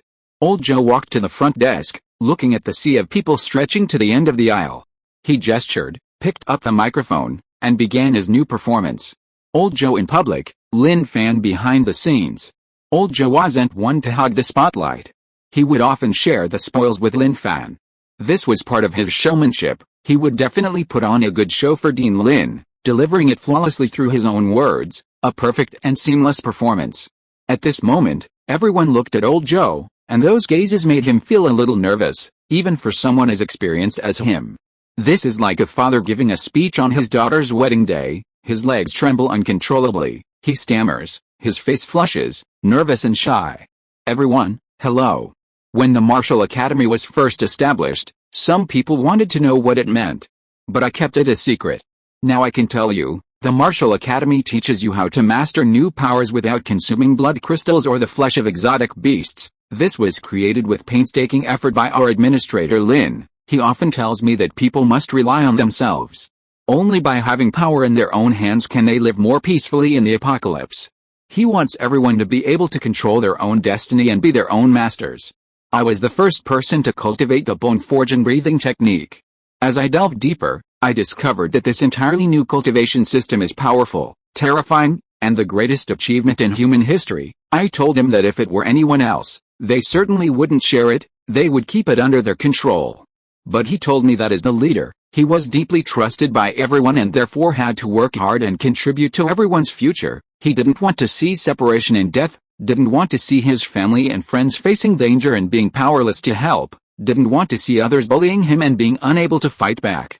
So he decided to pass it on to everyone, and I deeply regret my previous actions. Old Joe's story flowed effortlessly.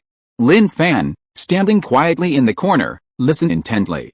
He hadn't uttered a single word. It was all Old Joe's fabrication.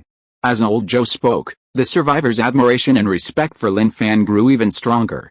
Indeed, if it were anyone else, how could they possibly pass it on to them? Seeing the positive results, Old Joe slowly said, "We're only selecting 200 now. Don't worry if you weren't chosen, there will be more later.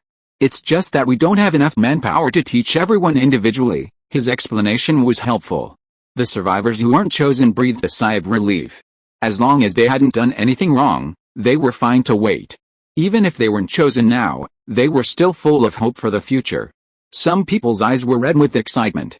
At this moment, they felt as if hope enveloped the entire sky. The changes Lin Fan brought to the Miao stronghold were enormous. He was working hard. The next day, the hunting team was formed. A long line of trucks headed towards Miao County. Wu Ting was in the same truck as Lin Fan. "Brother Lin, do we need to expand our stronghold?" Wu Ting, holding the steering wheel, talked to Lin Fan. As a member of the stronghold, his thoughts were often related to its development. Expand? In the current situation, how do you think we should expand? Lin Fan asked. Wu Ting said, "Recently, I've been carefully considering the expansion of the fortress. The main difficulty lies in the construction of the city walls.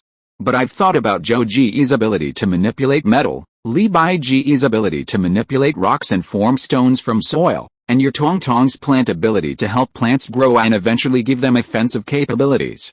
If we use their abilities to build the walls, I think it will reduce the difficulty of construction." "What you said makes sense," Lin Fan thought, feeling that it was indeed a possibility. However, building the city walls is a huge project. Do you really think we can handle it with our limited manpower? Building the city walls is indeed a huge project. The height and length alone are enough to give anyone a headache. Even if Lao Zhou's ability is convenient to use, it consumes mental and physical energy. Lao Zhou might be exhausted and bedridden after only a short time of construction. Wu Ting said, "Brother Lin, we can find someone." Yeah, in the central area between Xinai and Shuang, there's an underground air raid shelter. No walls were built there, and after the apocalypse, it gradually became a trading market. Many awakened individuals and hunters go there, some to accept missions, some to post missions. If we want to build a city wall, we can go there and take a look. Maybe we'll find more suitable awakened individuals," Wu Ting said. Lin Fan was speechless. Damn, he'd never even heard of a trading market. He really was an unqualified transmigrator. There were still these things he hadn't figured out. They chatted on and on. They entered Miao County. Ahead, there were strange beasts, all red-blooded beasts, looking rather foolish. If these red-blooded beasts knew that a human described them as foolish, they would be furious. Think about how you looked when you first transmigrated. Everyone else was foolish, but you weren't.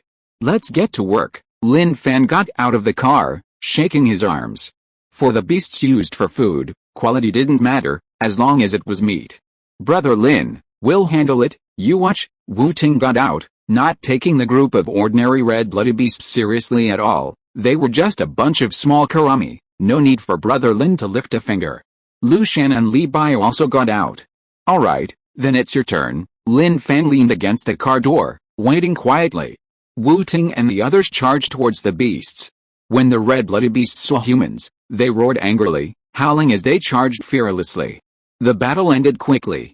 As a third-tier hunter, Wu Ting naturally had no difficulty dealing with the red-blooded beasts. To preserve the integrity of the carcasses, he didn't kill them, but simply punched them, smashing their heads with force. Then he began cleaning up the scene, throwing the beast carcasses into the truck.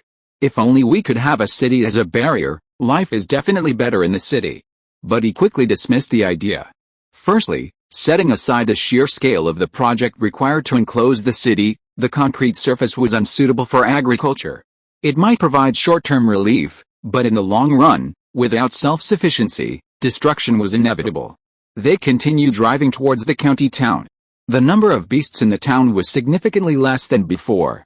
Sure enough, wherever Lin Fan grew stronger, he would inevitably suffer devastating blows, the number of beasts drastically decreasing, just like in a nature reserve. Li Bai had only told him there were high-level beasts there, but even Li Bai himself couldn't find any. Wave after wave. The beasts living in Miao County were doomed. The catastrophe of extermination was quietly approaching. "We need to hurry, fill all the trucks. We have to go back soon, otherwise the meat will rot and it'll be terrible," Lin Fan urged. The hunting was indeed quick. Level 1 or 2 beasts were no match for them, and even level 3 beasts were just meat, piled up in the cargo boxes like ordinary red-blooded beasts. Of course, to ensure the cargo crates contained enough beast meat, they simply decapitated the beasts, drained the blood, and discarded any useless parts. In the distance, wanderers appeared on the rooftop of a building, observing the scene through binoculars. Seeing the situation, they were stunned and equally terrified. "They're here to buy supplies, right?" one wanderer said tremblingly. Don't mess with them, let's just stay here. The wanderers weren't fools, they knew perfectly well whether to provoke them or not. While they were observing, Lin Fan felt spied on, but he didn't dwell on it. Hunting beasts was the most important thing, anything else was tolerable as long as it didn't happen in front of him. Meanwhile, Wu Ting and his group were frantically attacking, while the leisurely Lin Fan watched idly. Suddenly, he noticed a beast, seeing its companions being attacked so fiercely, actually turned tail and ran. This gave Lin Fan a little amusement. The stronghold was short of food, and he couldn't tolerate waste. He quickly gave chase, determined to catch it. The wild boar beast fled quickly, glancing back every now and then. When it realized the human was chasing it, it screamed in terror and ran into a building, hoping to escape its pursuer. Hey, Lin Fan chuckled, entering the building. The dimly lit building was quiet, without a sound. A loud thud came from upstairs. It seemed the wild boar beast had panicked and was running for its life. He went up the stairs. Little piggy, are you there? Lin Fan called gently to the quiet surroundings. The wild boar beast hid in a corner, not daring to make a sound. At this moment, the wild boar beast pricked up its ears. The human's footsteps gradually faded into the distance and disappeared, which made the wild boar beast breathe a sigh of relief. It hobbled away, preparing to run. Just as it emerged from the corner, I found you, Lin Fan appeared like a ghost. Ouch! Ouch! Ouch! The wild boar beast screamed in terror, losing control of its bladder and bowels. Wu Ting and his team had already cleaned up the scene. This wave of mutated beasts was quite large, filling several trucks that had come out. Hey, where's Brother Lin? Wu Ting turned around, but didn't see Brother Lin. It was strange, he'd just been here a moment ago, how could he have vanished without a trace? Then, he saw Lin Fan appear from a corner, carrying the tail of a mutated beast's carcass. All done? Lin Fan asked. Wu Ting replied, all done, completely full. Is there enough room? Lin Fan shook the wild boar mutated beast carcass in his hand. Wu Ting shook his head, no more room, it's all full. Closing the truck doors was a huge struggle. Oh, I see, Lin Fan sighed, glancing at the mutated beast carcass in his hand. It was just a red-blooded mutated beast, there was nothing he could do but toss it aside, it was a waste. He glanced at the wild boar mutated beast, its eyes wide open, its death throes unseeing. He could only feel apologetic. He should have let it go. Back at the fortress, it was getting dark. They moved the beast carcasses to the cold storage, while he returned home. Pushing open the door, he was greeted by the delicious aroma of food. Old Wang had prepared the meal early and was now practicing breathing techniques in the living room. How are you feeling? Lin Fan asked. Old Wang replied, a little uncomfortable. It's hard to change my breathing pattern. I feel a tightness in my chest and a sense of unease. Lin Fan smiled and said, that's normal. Don't rush it. Take your time, get used to it gradually. Don't be too hasty. Come on, show me your breathing, and I'll give you some pointers. Okay. Old Wang was a beginner, and being older, his thinking might not be as smooth as a young person's. Practicing this was a new thing for him. Rote memorization wouldn't necessarily yield good results. Your rhythm is a bit off. Come on, watch me. Remember the breathing pattern and rhythm, don't force it. Lin Fan's personal instruction was far more effective than Old Joe's. If other survivors knew, they would definitely cry. Old Wang was too lucky. He was being personally taught by the patriarch. A moment later, Old Wang's pace gradually improved, and Lin Fan nodded in satisfaction. He noticed that Old Wang didn't seem to have much talent in cultivation, always making mistakes. It wasn't that he couldn't make mistakes, but he always forgot the points he'd been told several times. This was a bit odd. It could only be said that Old Wang's talent in cultivation wasn't very good. Let's eat first, I'll go heat up the food. Old Wang took the dishes to the kitchen to heat them up. Where's Xiao Zhuan? Lin Fan asked. Old Wang said, the child said he was a little tired, so he went back to his room to rest. At this moment, Lin Fan noticed that Spicy Strips was raising its head, staring intently at the room where Xiao Zhuan was, its beady green eyes fixed on it. What's wrong? Lin Fan stroked Spicy Strip's head and asked curiously. Spicy Strips wriggled its body and quickly moved to the door of Xiao Zhuan's room, its head raised, a situation that Lin Fan found somewhat strange. Suddenly, a slight fluctuation emanated from it, which he caught. Lin Fan got up, frowned slightly, and walked towards the room where Xiao Zuan was. He opened the door and went inside, approaching Xiao Zuan.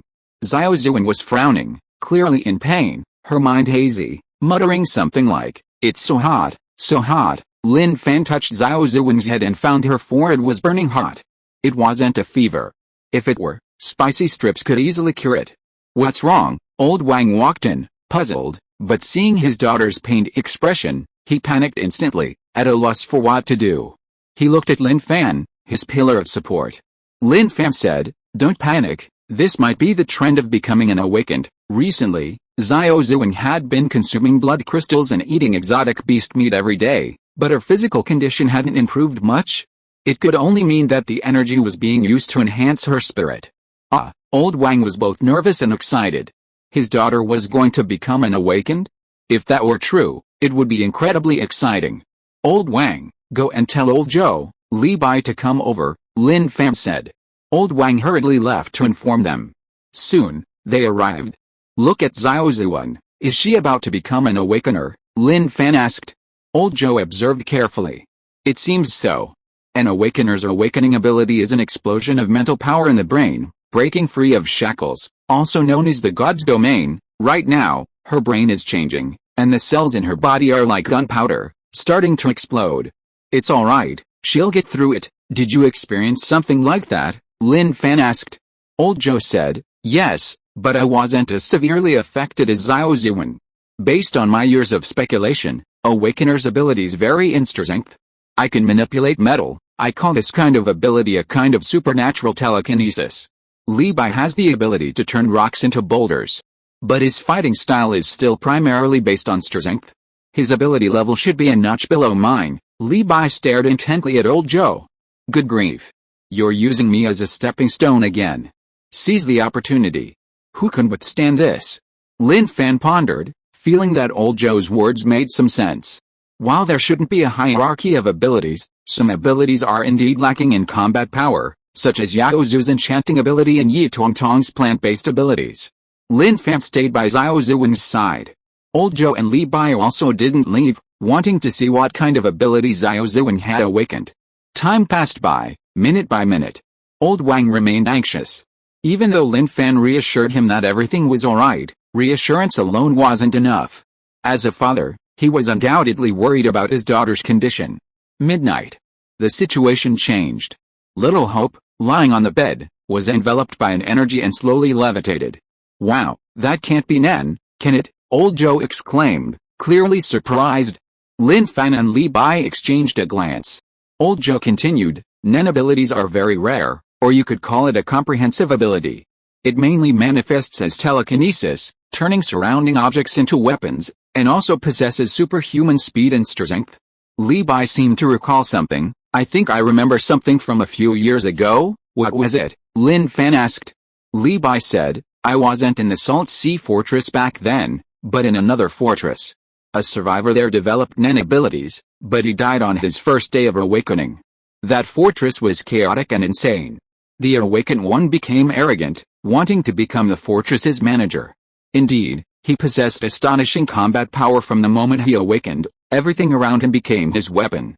However, when he unleashed his super speed, his body was torn apart by the wind resistance, sparks flying all over him, as if he had been burned." Hearing this, Lin Fan seemed to understand something.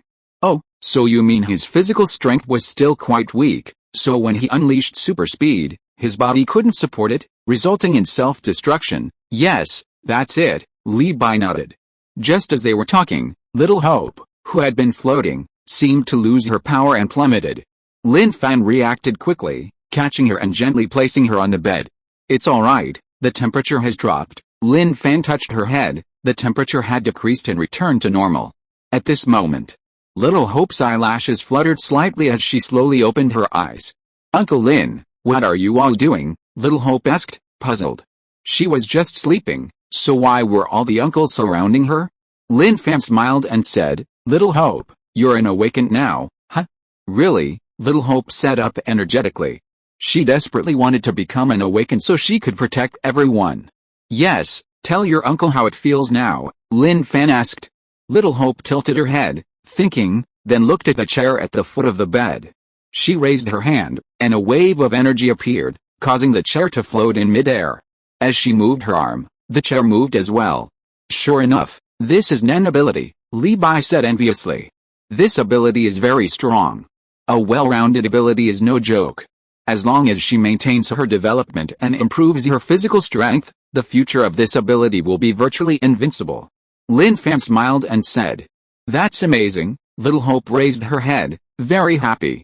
"Yay, I finally become stronger. From now on, let me protect Daddy and Uncle." Lin Fan gave Little Hope some instructions, because the possibility of her body breaking apart due to using super speed was absolutely unacceptable. Fortunately, Little Hope nodded obediently. After coaxing Little Hope to sleep, they went to the living room. "We need to nurture Little Hope properly," Lin Fan said. The emergence of this ability meant that their temple-based stronghold would have a top-tier awakened individual in the future. It was quite a sensation even on a global scale. Li Bai said, "We can't stop supplying blood crystals and beast meat. We must increase Xiao Zhuang's physical strength. Without a strong body, the power of this ability will be greatly reduced." Old Zhou said, "That's right, we also need to master the bone forging breathing technique." Lin Fan said, "Old Wang, your burden is starting to grow heavier. During this time, put aside everything you're doing and stay by Xiao Zhuang's side." Although I told her not to use super speed, she's still a child. Children are curious, so you have to stay by her side. "I understand, I will definitely keep a close eye on her." Old Wang nodded emphatically, his heart filled with overwhelming excitement. He even thought, "Mom, did you see that? Our daughter has become an awakener. She's promising, that's good. With our abilities, raising this child shouldn't be a problem. She might even become the key to eliminating the beasts and ending the apocalypse," Lin Fan said. Old Wang gaped. This is way too exaggerated." Lin Fan smiled and patted Old Wang's shoulder. "Exaggerated? It's not exaggerated at all. When such an ability appears, it means that this ability is the key to solving the apocalypse. Old Wang, you have a heavy burden on your shoulders. The future of the world is in your hands, Old Wang." He was originally very happy that his daughter had become an awakened. But now the pressure is immense. These words left him a little confused. Old Wang started to stutter. Old Zhou said, "Old Wang, if you feel too much pressure, then you can entrust the child to me for upbringing. I'm thinking, if she really succeeds in the future, I'll be the godfather of the savior, and I'll be remembered for all time." "No, I can do it myself," Old Wang hurriedly said. "The child has become a hot commodity, and the pressure is immense." "Ha ha ha," Lin Fan and the others laughed out loud. "Alright, let's not talk about that now. There's something I need to tell you all," Lin Fan said slowly. "Wu Ting brought up the matter of expanding the fortress with me. Here's the situation." He recounted the conversation he had with Wu Ting. Old Zhou and the others listened attentively. They hadn't considered expanding the fortress before. Now that Lin Fan had brought it up, they knew it was something they would have to do in the future. As the number of survivors increased and their self-sufficient industries gradually improved, the land needed would be enormous. Rebuilding human civilization based on the Maoan fortress would require various measures. Hospitals, schools, supply production lines, and so on. There were just too many things to list. Small but complete. "I know about the trading post you mentioned, it's indeed one way," Li Bai said. Lin Fan said, "We don't lack blood crystals now. Preparing the foundation in advance will greatly help our future development." "I plan to go tomorrow," Old Zhou asked. "So soon?" Lin Fan replied, "You have to act decisively. If you're going to do something, act immediately. Hesitating and procrastinating will lead to nothing being accomplished." Li Bai gave Lin Fan a thumbs up. A true action-oriented person, indeed, he acted without hesitation. "I'll go with you," Li Bai said. Okay, Lin Fan saw that Li Bai was familiar with the situation there, so bringing him along would be good. At least it would save a lot of unnecessary trouble. Early morning. A pickup truck drove out of the barrier and headed into the distance. Inside the truck. "Lin Fan, have you thought about disguising yourself?" Li Bai asked. "Disguise? What do I have to disguise?" Lin Fan looked at Li Bai, unsure of what he meant. Li Bai said, "They must already know about the fragments. That's a trading post, they have all the information. The fact that Lin Fan obtained the fragments at Maoan Fortress will definitely be headline news. If you go there and say you're Lin Fan from Maoan Fortress, that'll be quite a spectacle." We'll be stared at by at least hundreds of eyes. Lin Fan waved his hand. No need. We're going to hire people to build the fortress anyway, so knowing sooner or later is the same. That's true. Li Bai thought about it and agreed. It made no mistake. On their journey, they passed Huaipu Fortress. Lin Fan pointed to the distant, faintly visible ramparts and said, "There's something wrong with these ramparts. Someone told me they saw skinned bullfrog monsters inside. I suspect someone's conducting experiments there." Li Bai glanced at him and said, "I've met Ji Changbao, the rampart manager. He's simple-minded and doesn't seem like an educated person. If he can conduct experiments, pigs can fly." Lin Fan laughed. "It's not necessarily him. Maybe some experts are doing it." Li Bai shook his head. Sigh, "It's none of our business who's doing it. It's just that in the current state of the world, it's truly hopeless. Someone once suggested something. The idea was to take a city as the center, clear out all the monsters in that city, and then gather the power of a province's strongholds to build a city fortress. The idea was good, but it fell apart because the negotiations failed." Lin Fan laughed. "It was Jinling that initiated the call, right?" "Yes, that's right. Who would be willing to give up their management rights? If it had succeeded, who would be the city's manager? It would definitely be someone from the Jinling stronghold. People from other strongholds would think, 'I worked so hard, only to become cannon fodder.' Who could accept that?" "Ha ha ha, that's true. The past is now just a joke. Humanity's opportunities for survival are often lost in this way." Chapter 108. From the moment you appeared, I was already thinking about making you work for free. We've reached the trading area. Li Bai had been here long ago. Lin Fan observed the surroundings. Everywhere were empty shells of corrugated iron car bodies, their interiors hollowed out, now rusted and abandoned for who knows how long. As they arrived, the flow of people gradually increased. Everyone was driving quickly towards the trading area. Li Bai said, "This place is a mixed bag. It's safe inside, but dangerous outside. Look at these guys in their cars, seemingly waiting for someone, but actually they're scouting for survivors coming out of the trading area. It is indeed dangerous. Coming out of the trading area, you have to be careful not to be watched," Lin Fan said with a smile. "Those who do this kind of work want quick money, to get blood crystals as fast as possible." Li Bai said, "Those few like us are often their best prey. I hope they can cherish their good life. Living is really hard." Lin Fan's expression was calm, his gaze indifferent as he looked at the survivors outside. They could certainly attack him, but they had to carefully consider the consequences and whether they could bear them. Soon. Park the vehicle properly. Remove the key. Park the car here. Don't leave it as an empty shell after we come out. Lin Fan was deeply suspicious of the customs of the post-apocalyptic world. Li Bai said, "Don't worry about that. The car won't be stolen. The trading market is located here, and everyone who comes here is a survivor from all over. If even the means of transportation are stolen, do you think anyone will still come here?" This was the only thing the trading market could guarantee. "That's true," Lin Fan nodded. Indeed, there were the necessary safeguards. They arrived at the entrance of the air raid shelter. There was a surveillance camera in the corner above. With a ding, the iron gate opened, and they hurriedly walked in, urged by the staff. Lin Fan glanced at the staff member, a hunter, who was sitting leisurely at the entrance, swinging his legs, looking very relaxed and satisfied with his current life. The two walked inside, and a noisy sound came from inside. All sorts of people, men and women, young and old, were squatting on both sides of the air raid shelter. Li Bai said, "We're merchants here, so we don't need to pay any fees. But we have to leave when night falls. These people setting up stalls here need to pay a blood crystal as a stall fee. If they want to stay overnight, they need to give an extra level 1 blood crystal. It's not expensive." Lin Fan nodded. "Blood crystals are the real currency. Everyone needs them." Lin Fan walked slowly, curious about what these people were selling.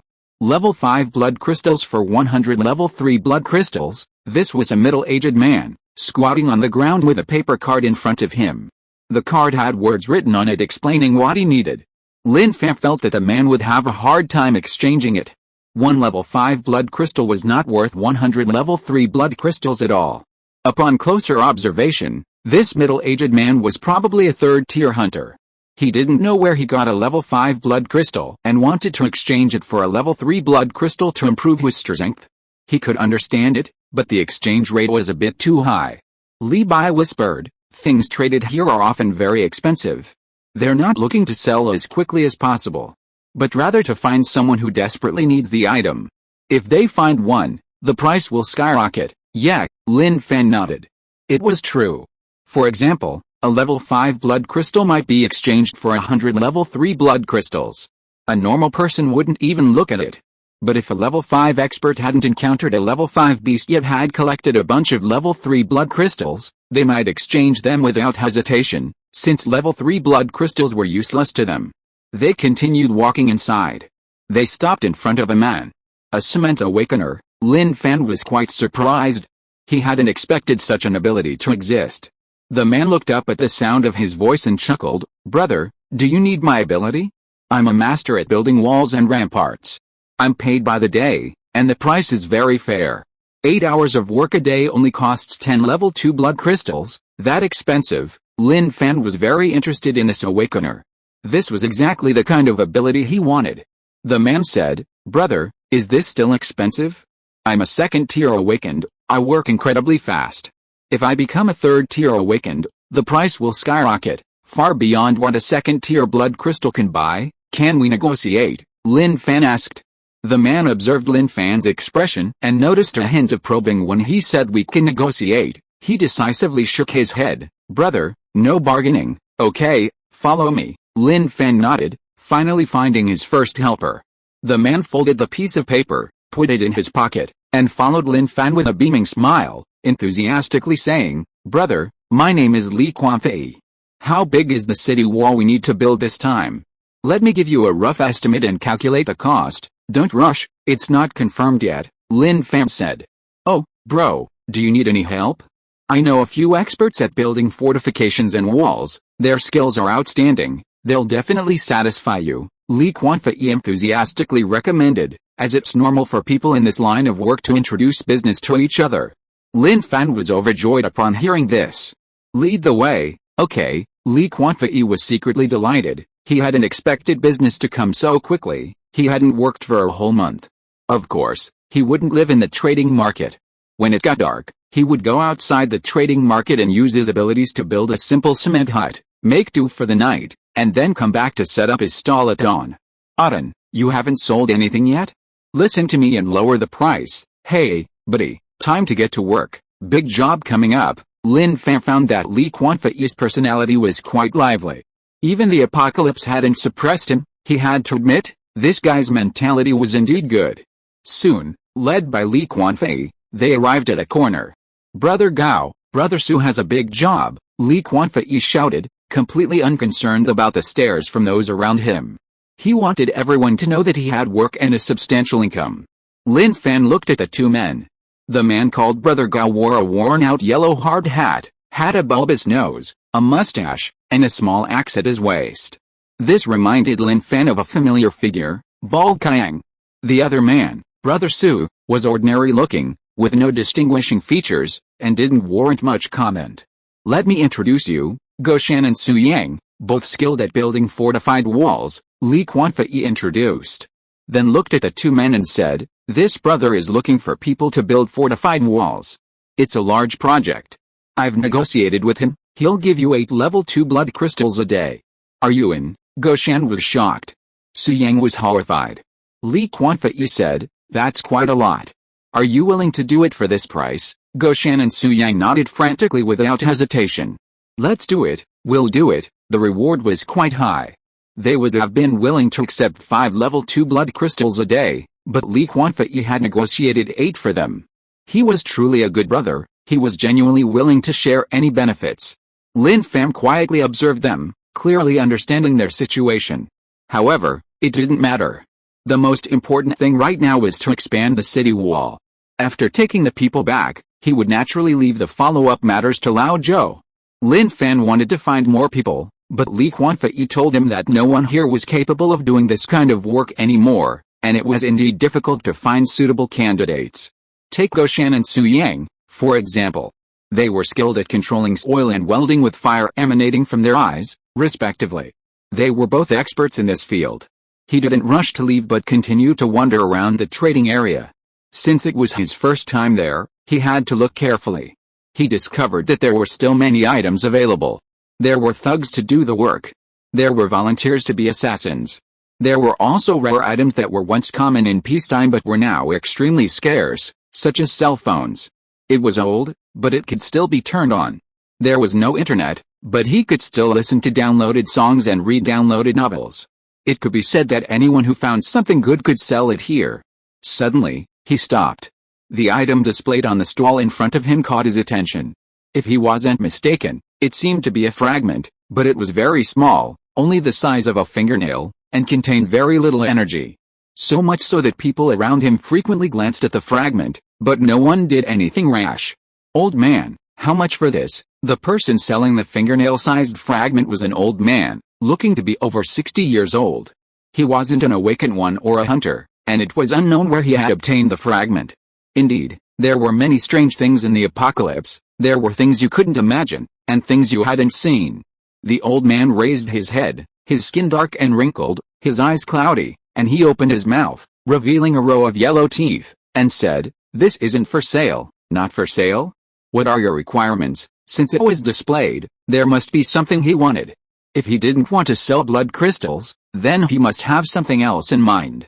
Before the old man could speak, a stall owner beside him said, "His demand is that you help him kill Li Yuang, the second in command of the Lian Gang stronghold.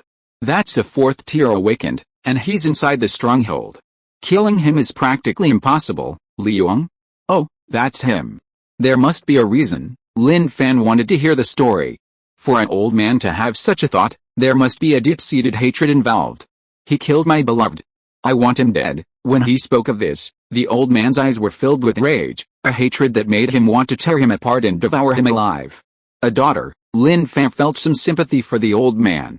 In the apocalypse, having family by one side is the greatest happiness, but now, with a loved one killed, it's an unbearable blow for anyone. The stall owner beside him chuckled, "What daughter? That's his wife. He's old, but his heart isn't. He spent 20 level 1 blood crystals to buy a young woman as a companion, but she was killed a while ago." "Lin Fan," the old man glared at the stall owner beside him, his meaning clear, "why are you talking so much? Are you going to do it or not? If you're not, get out of the way and don't block others," the old man said displeased. Lin Fan pondered, did he have a grudge against Li Yuang? Definitely. The man who almost killed Lu Shan was from the Liang Gang stronghold, one of his own men. He had killed the guy who almost killed Lu Shan that time, thus creating a feud. If given the chance, Li Yuang would definitely kill him without hesitation. The fragments, though small, were still meat. Wouldn't it be better to take them back as snacks for spicy strips? Spicy strips had a high demand for fragments. He wanted to see what changes would occur after spicy strips consumed enough fragments. Take it. Lin Fan didn't think much of it. He was going to kill eventually anyway, and since there was benefit to be gained, he might as well act now. "I'll go with you." The old man got up, not taking the fragment with him, but putting it in the safe. The storage lockers here were specially prepared by the trading market for people to store their belongings. The group left the trading market. Li Bai was dumbfounded. "Good heavens, we came here to recruit manpower, but this guy actually took on an order on the side, and it's to kill people at Liang Gang Fortress." To be honest, this situation was beyond his imagination. The pickup truck had 4 seats. 4 in the front, 2 outside. The pickup truck drove on, and the survivors outside the trading market, seeing that Lin Fan had a large number of people, didn't treat him as prey and let him leave. On the way, "Where did you get this fragment?" Lin Fan was very curious. "I found it." If he believed such an answer, then he would really be out of his mind. The journey was a bit bumpy, and Li Quanfei inside the car was nervous, wringing his hands, unsure of what to do. "Brother, aren't we going to build a city wall? Isn't it a bit impulsive to go to Lianggang Fortress to kill people now?" "No, it's not impulsive. It'll be over soon, no need to be so nervous." Lin Fan knew what he was thinking and gently reassured him. Li Quanfei swallowed hard. "Brother, why don't you take us to the place where the city wall needs to be built? We don't have much fighting power, we'll just be a burden, it'll be troublesome." Lin Fan turned around and smiled. "It's okay, it'll be over soon. You just need to wait outside for a while." Li Quanfei wanted to say something more, but the moment his eyes met Lin Fan's, he knew that anything he said would be useless. He could only lower his head, feeling nervous. Going out to earn blood crystals was really tiring, always having to take unnecessary risks. What if they were killed at Liangang Fortress? Wouldn't they be implicated? Even if they weren't implicated, the business they had negotiated earlier would probably fall through. After a long while, they finally arrived at the Lian Port Fortress. Lin Fan parked the car far away and got out. Li Bai, you guys stay here and wait for me. I'll be back soon, okay? Li Bai knew Lin Fan's strength, killing Li Yong would be no problem for him. Besides, he felt killing Li Yong was normal. In the apocalypse, once you made an enemy, that hatred would last forever. So, to avoid unnecessary trouble, it was necessary to resolve things. Inside the fortress, Li Yong drank tea, enjoying the leisurely life of the apocalypse. He didn't care at all how others were doing. Often, the value derived from their miserable lives made his own life better. He thought back to his peaceful past, living like a dog, gaining very little, while those guys ate greasy food and said they weren't working hard enough and deserved to be poor forever. Back then, he felt anger and hatred towards those despicable people. Now, he had become the person he once hated most. It felt great. Bang! The door was violently pushed open, startling Li Yong, whose face darkened. He roared, "Do you want to die? Don't you know how to knock before coming in?" "Hi, Li Yong." Hearing the voice, Li Yong felt it was familiar. Looking up, he was shocked to find Lin Fan standing there. This made Li Yong feel uneasy. Did Lin Fan know that he had told those people about his information? Li Yong was naturally unwilling to accept that Lin Fan had obtained the fragment, and he wouldn't let him live so comfortably. He just hadn't expected those guys to be so useless, still letting the other party live and kick the bucket. "What are you doing here?" Li Yong took a step back and looked outside. A group of people were gathered outside, whispering among themselves. Some, who seemed to have forgotten about Lin Fan, tried to rush in and side with Li Yong, eventually gaining his favor. However, when they heard that this was Lin Fan, they quickly withdrew their steps and returned to their original positions without making a sound. "I'll fuck you." The words had barely left his lips when Lin Fan instantly appeared before Li Yong, unleashing a punch of unstoppable force. The power was so great that Li Yong felt utterly powerless to resist. With a resounding thud, the punch struck. Li Yong coughed up blood, his face contorted, his eyes nearly bursting. He truly hadn't expected his opponent to act so decisively, without even a moment's hesitation. Lin Fan grabbed Li Yong's head and relentlessly punched his abdomen. After several punches, he stopped, dragging the corpse outside. The surrounding survivors gasped, making way for him. They all stared at Lin Fan in fear. Not a single one dared to move. Lin Fan stood there, carrying Li Yong's body, waiting, glancing around as if anticipating something. Time ticked by. Lin Fan shook his head and left the stronghold. He was waiting for the stronghold's administrator to appear, but as before, the administrator didn't show up. He didn't care, he had given him the opportunity. As the administrator, you haven't even considered avenging your members, then you can't blame me for not giving him a chance. After Lin Fan left, a figure silently watched from afar. He was the manager here. Knowing Lin Fan had arrived, he didn't intervene, allowing him to kill Li Yong. In his view, Li Yong had brought it on himself. He went out to steal the fragment, failed, and then revealed Lin Fan's identity and address to others, causing the news to spread. The other party must have encountered a lot of trouble, so knowing it was Li Yong who told others, he would definitely come for revenge. No one was to blame but himself for courting death. The manager was even somewhat relieved. His failure to intervene last time had already made Li Yong somewhat displeased with him. When displeasure arises, betrayal is not far off. Therefore, in his view, Lin Fan killing Li Yong was actually helpful to him. Bang! "It's him, isn't it?" Lin Fan threw Li Yong's body on the ground. The old man got out of the cart to check, and after confirming it was Li Yong, he kicked him several times in a fit of rage. "Yes, it's him, Li Yong, now a corpse." Naturally didn't know that his death wasn't because he told others about Lin Fan's identity, but because he killed a young, beautiful wife that an old man had bought with blood crystals. If he had known it would turn out this way, he wouldn't have done such a thing, even if he were beaten to death. The old man was in a very good mood. He was just puzzled. Killing someone so openly inside the Liangang fortress without any commotion was simply unbelievable. Even Li Quanfei and the others were the same, their gazes towards Lin Fan filled with doubt. Lin Fan didn't say much, got into the car, took the old man back to the trading market, obtained the fingernail-sized fragment, and then set off back to the fortress. Mutant Fortress. A group of people stood outside the fortress. When Li Fanfei learned that it wasn't about repairing the city wall, but rather expanding it, he was stunned.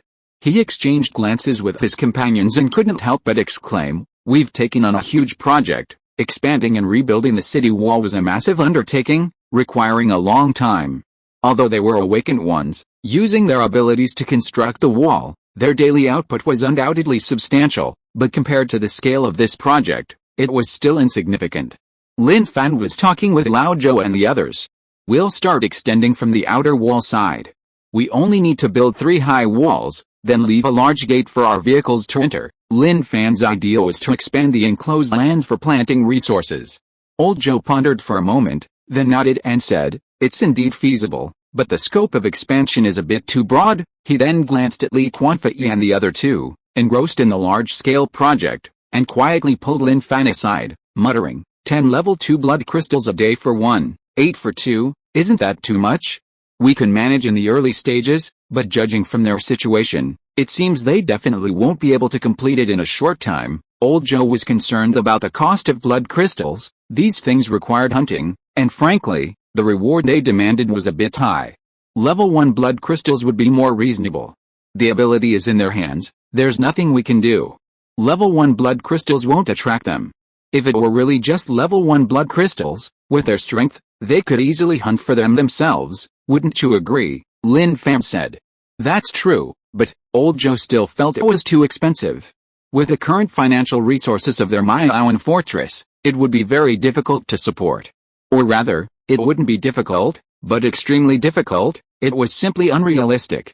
Lin Fan patted Lao Zhou on the shoulder and smiled. "Lao Zhou, what do you think people living in the apocalypse hope for most?" "That goes without saying, they definitely hope for a stable living area, and ideally, to return to normal human life." Lao Zhou rattled off, then suddenly his expression changed slightly. He looked at the 3 men, then at Lin Fan. "Oh, you mean?" A mischievous smile appeared on his face. Lin Fan secretly glanced at the 3 excited men. "Win them over, get something for free." "Brilliant." Lao Zhou quietly gave a thumbs up. "How best to win them over?" "If you're too direct, I don't think the chances of success are high." "It's okay, I know what I'm doing," Lin Fan said. "Alright." Knowing the direction of development, Old Zhou adjusted his mindset, laughed heartily, and walked towards the 3 of them. "Let me tell you, this expansion is a rebirth for our Mutant Fortress. We need it to be tall, large, and sturdy.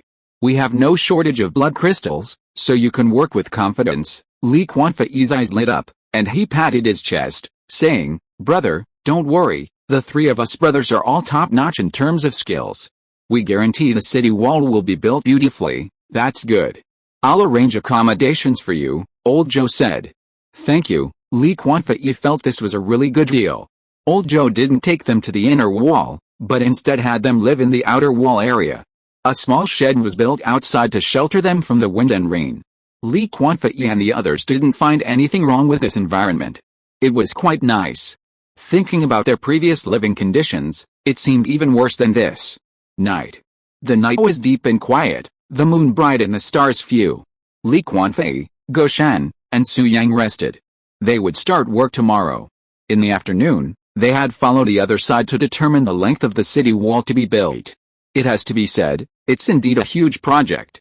Li Fanfei looked at the night sky. "Brother Gao, Brother Su, how long do you think this project will take us to complete?" Goshan pondered. "I've calculated it, working and resting, it'll take at least 2 months. Su Yang counted on his fingers, estimating, 8 a day, that's 240 a month, 2 months is 480, we're going to be rich, Goshan said, but do you think if we finish it all, the other party might deny it? Just like what happened before, we work ourselves to the bone, but in the end they just kick us out, or they'll kill us if we don't leave? I'm really afraid of that situation." As he said these words, it was like a bucket of cold water had been poured over them, chilling them to the bone. Li Fanfei said, "No way, I think they were doing alright." Su Yang said, "I think so too. Let's not scare ourselves. It's impossible, absolutely impossible. We can't possibly encounter all the bad things," Goshan said. "Let's hope so. But this fortress is interesting. They're even growing supplies, and the survivors all live inside the walls. Have we ever seen anything like this before? No, never. Li Quanfei shook his head. They had been to many fortresses and seen many situations. Awakened and hunters usually lived inside the walls, with much better living conditions, while ordinary survivors lived outside the walls, living a life worse than animals. Su Yang said, let's stay here and work for a while, earn some blood crystals, and improve our strength. In this apocalypse, it's really hard to survive without strength. Let's sleep. We have to get up and work tomorrow. Without much conversation, the three lay down to sleep. The night wind was cool, but thankfully they had mosquito nets to avoid mosquito bites. Inside the walls, Lin Fan fed the nail clippings to the spicy snack. Then he went to the balcony, stroking his chin. They began to devise a script to win over the three. It needed careful preparation. Whether they could be recruited depended on the impact of the script. The next day, construction began. Old Joe manipulated scrap metal, twisting it into fixed shapes and piling it together. Goshen used his abilities to dig the ground downwards. The city wall had to be sturdy. It couldn't be easily collapsed by a single impact from a monster. Regardless, since they were working, they had to do it well. Lin Fan arrived at the site and began inspecting it. Seeing Goshen's ability to manipulate this oil and his incredible efficiency, he couldn't help but marvel. Having ability was indeed advantageous. The work done by one person would require dozens of ordinary people to match his pace. A lot of materials were needed initially. Even Li Bai wasn't spared, having to sort out large, square stones. Su Yang, his eyes gleaming, took the metal old Joe had prepared and began welding it into shape. Time passed quickly. It was time to rest. The food at Miaowan Fortress is so good. Li Quanfei looked at the food on the lunchbox, his mouth slightly agape, expressing his shock and gratitude. They felt valued. Goshen wiped the sweat from his brow. Yes, beast meat and vegetable soup. Is this what we could have imagined before? The clever Su Yang didn't waste any time talking and started eating. The food was delicious. Since the apocalypse, being able to fill their stomachs was a blessing. Who cared about the taste of the food? Just then, a clear, cheerful laugh rang out, attracting Li Quanfei and the others' attention. A child was running happily in the field, his bright, sunny smile captivating them. They were mesmerized. They hadn't seen a child smile so happily in ages. Little Hope skipped happily to them, sweetly saying, "Hello, uncles, hello, little friend." Li Quanfei smiled, then handed them his lunchbox. Would you like some? He knew that in the apocalypse, children's lives were the most miserable. Unable to take care of herself, having something to eat was a blessing. So he offered his lunchbox, wanting to share with the little girl. Little Hope waved her hand. Thank you, uncle, but I've already eaten. I'm full. She rubbed her round belly as she spoke. Only then did Li Quanfei notice that the little girl's clothes were very clean, a rare sight in the apocalypse, unless her adult was a very powerful figure to enjoy such treatment. Little girl, what do your family do? Are they the managers of this stronghold? Li Quanfei asked. Little Hope shook her head. No, I live with my dad. My dad washes cars in the stronghold. Huh? Li Quanfei blinked, looking at Little Hope with utter bewilderment. His eyes clearly conveyed the meaning. Little girl, are you lying to me? Washing cars can provide you with this kind of life? Goodbye, uncle. My dad's looking for me. Little Hope didn't continue chatting with him, but waved and ran off into the distance. Li Quanfei looked at his companions. You believe it? Goshen and Su Yang exchanged glances. They shook their heads in unison. Not really. At this moment, they were very curious about the little girl's situation. Lin Fan, who had been observing them, nodded with satisfaction. He was playing hard to get. Just arouse their curiosity. Take it slow, no rush. If you are listening to this novel on a channel other than Fanfic World, it means it was downloaded and re-uploaded without effort. We warmly invite you to visit our channel, Fanfic World. There you will find the original version of this story and many other novels of various genres. We look forward to seeing you dive into a world of incredible novels. Chapter 109 Old Joe, I fucking figured it out. Bang. Bang. Bang. A series of booming sounds rang out. Lin Fan was practicing the 5-fist bone forging technique. His movements were fluid and powerful, possessing an overwhelming aura.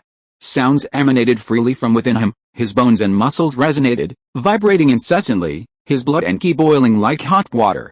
Dense white mist overflowed from his pores, significantly raising the surrounding temperature. Centered on himself, An invisible current of energy swept up, stirring up the surrounding dust, like the true key of a peerless master unleashing, stirring all things in the world. It's done. Suddenly, Lin Fan stopped. The mist surrounding him dissipated, and the dust stirred up by the current, no longer dragged by the force, silently fell to the ground, merging back into the earth. Bone forging proficiency has reached 100%, he checked the panel. Although it reached 100%, the realm indicator remained unchanged.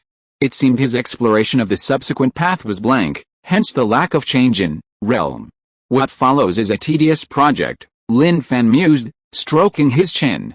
He was completely clueless, facing a dead end. His own knowledge was insufficient to sustain him, he could only immerse himself in books, searching for the information he needed, even inspiration.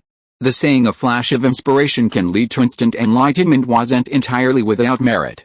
At this moment, Lin Fan clenched his fist, feeling the surging power within him. He didn't know how effective the bone forging perfection was, but he was certain he had become stronger. Ignoring the attributes gained from hunting beasts, with his bone forging realm cultivation, he felt he could barely contend with a level 3 beast. The thought was terrifying. The bone forging realm wasn't the first stage, there was another stage before it, but it hadn't been mentioned in the realm system.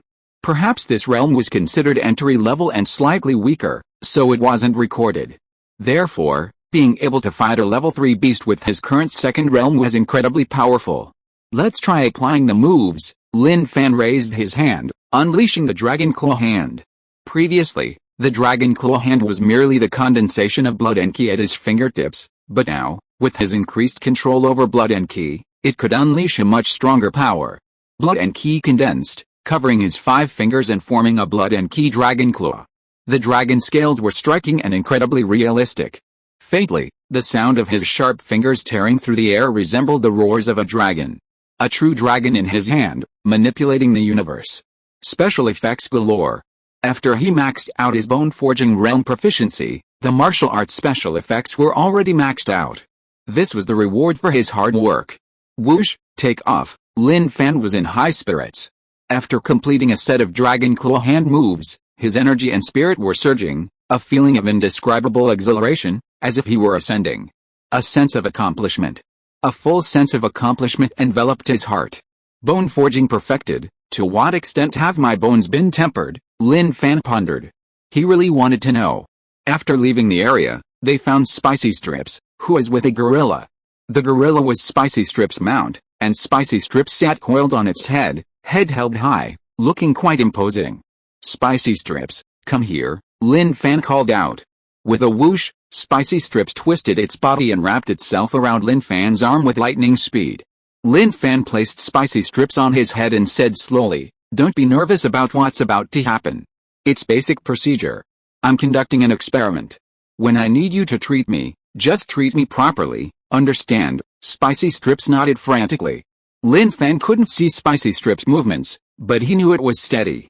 He pulled out the Thunder Tribulation sword, aimed at the arm, and gently sliced it open. The seemingly tough skin was as fragile as paper, and blood oozed out. Spicy Strips hissed, indicating the pain. Spicy Strips stared wide-eyed, unable to understand its keeper's actions. Why would it hurt itself for no reason? Did its keeper have something wrong with its head? Even the gorilla was dumbfounded. Sure enough, humans are truly cruel. When they're cold-blooded, they even hurt themselves. Lin Fan stretched out 2 fingers, pried open the wound, and searched for bone. Human bones are white, and he was curious to know what his bones had become after continuous cultivation. Mixed with blood, he could see the bone clearly. The bone had turned bluish-green. This surprised Lin Fan greatly. Bluish-green? How could it be bluish-green? Suddenly, he remembered something he'd read in a miscellaneous book. He had borrowed from Taoist teachings. Qi and blood circulate through the bones, tempering them internally and externally, from hard to soft, from soft to hard. Each time he performed the 5 hammers bone forging, he was tempering the bones. Qi and blood are yang, removing yin energy from the bones, achieving a pure yang bone transformation. His own bones had changed from white to bluish-green. In Taoist terms, this could be called a relic. If you were cremated one day, would a relic possibly be produced? Spicy Strips, help me heal, Lin Fan said.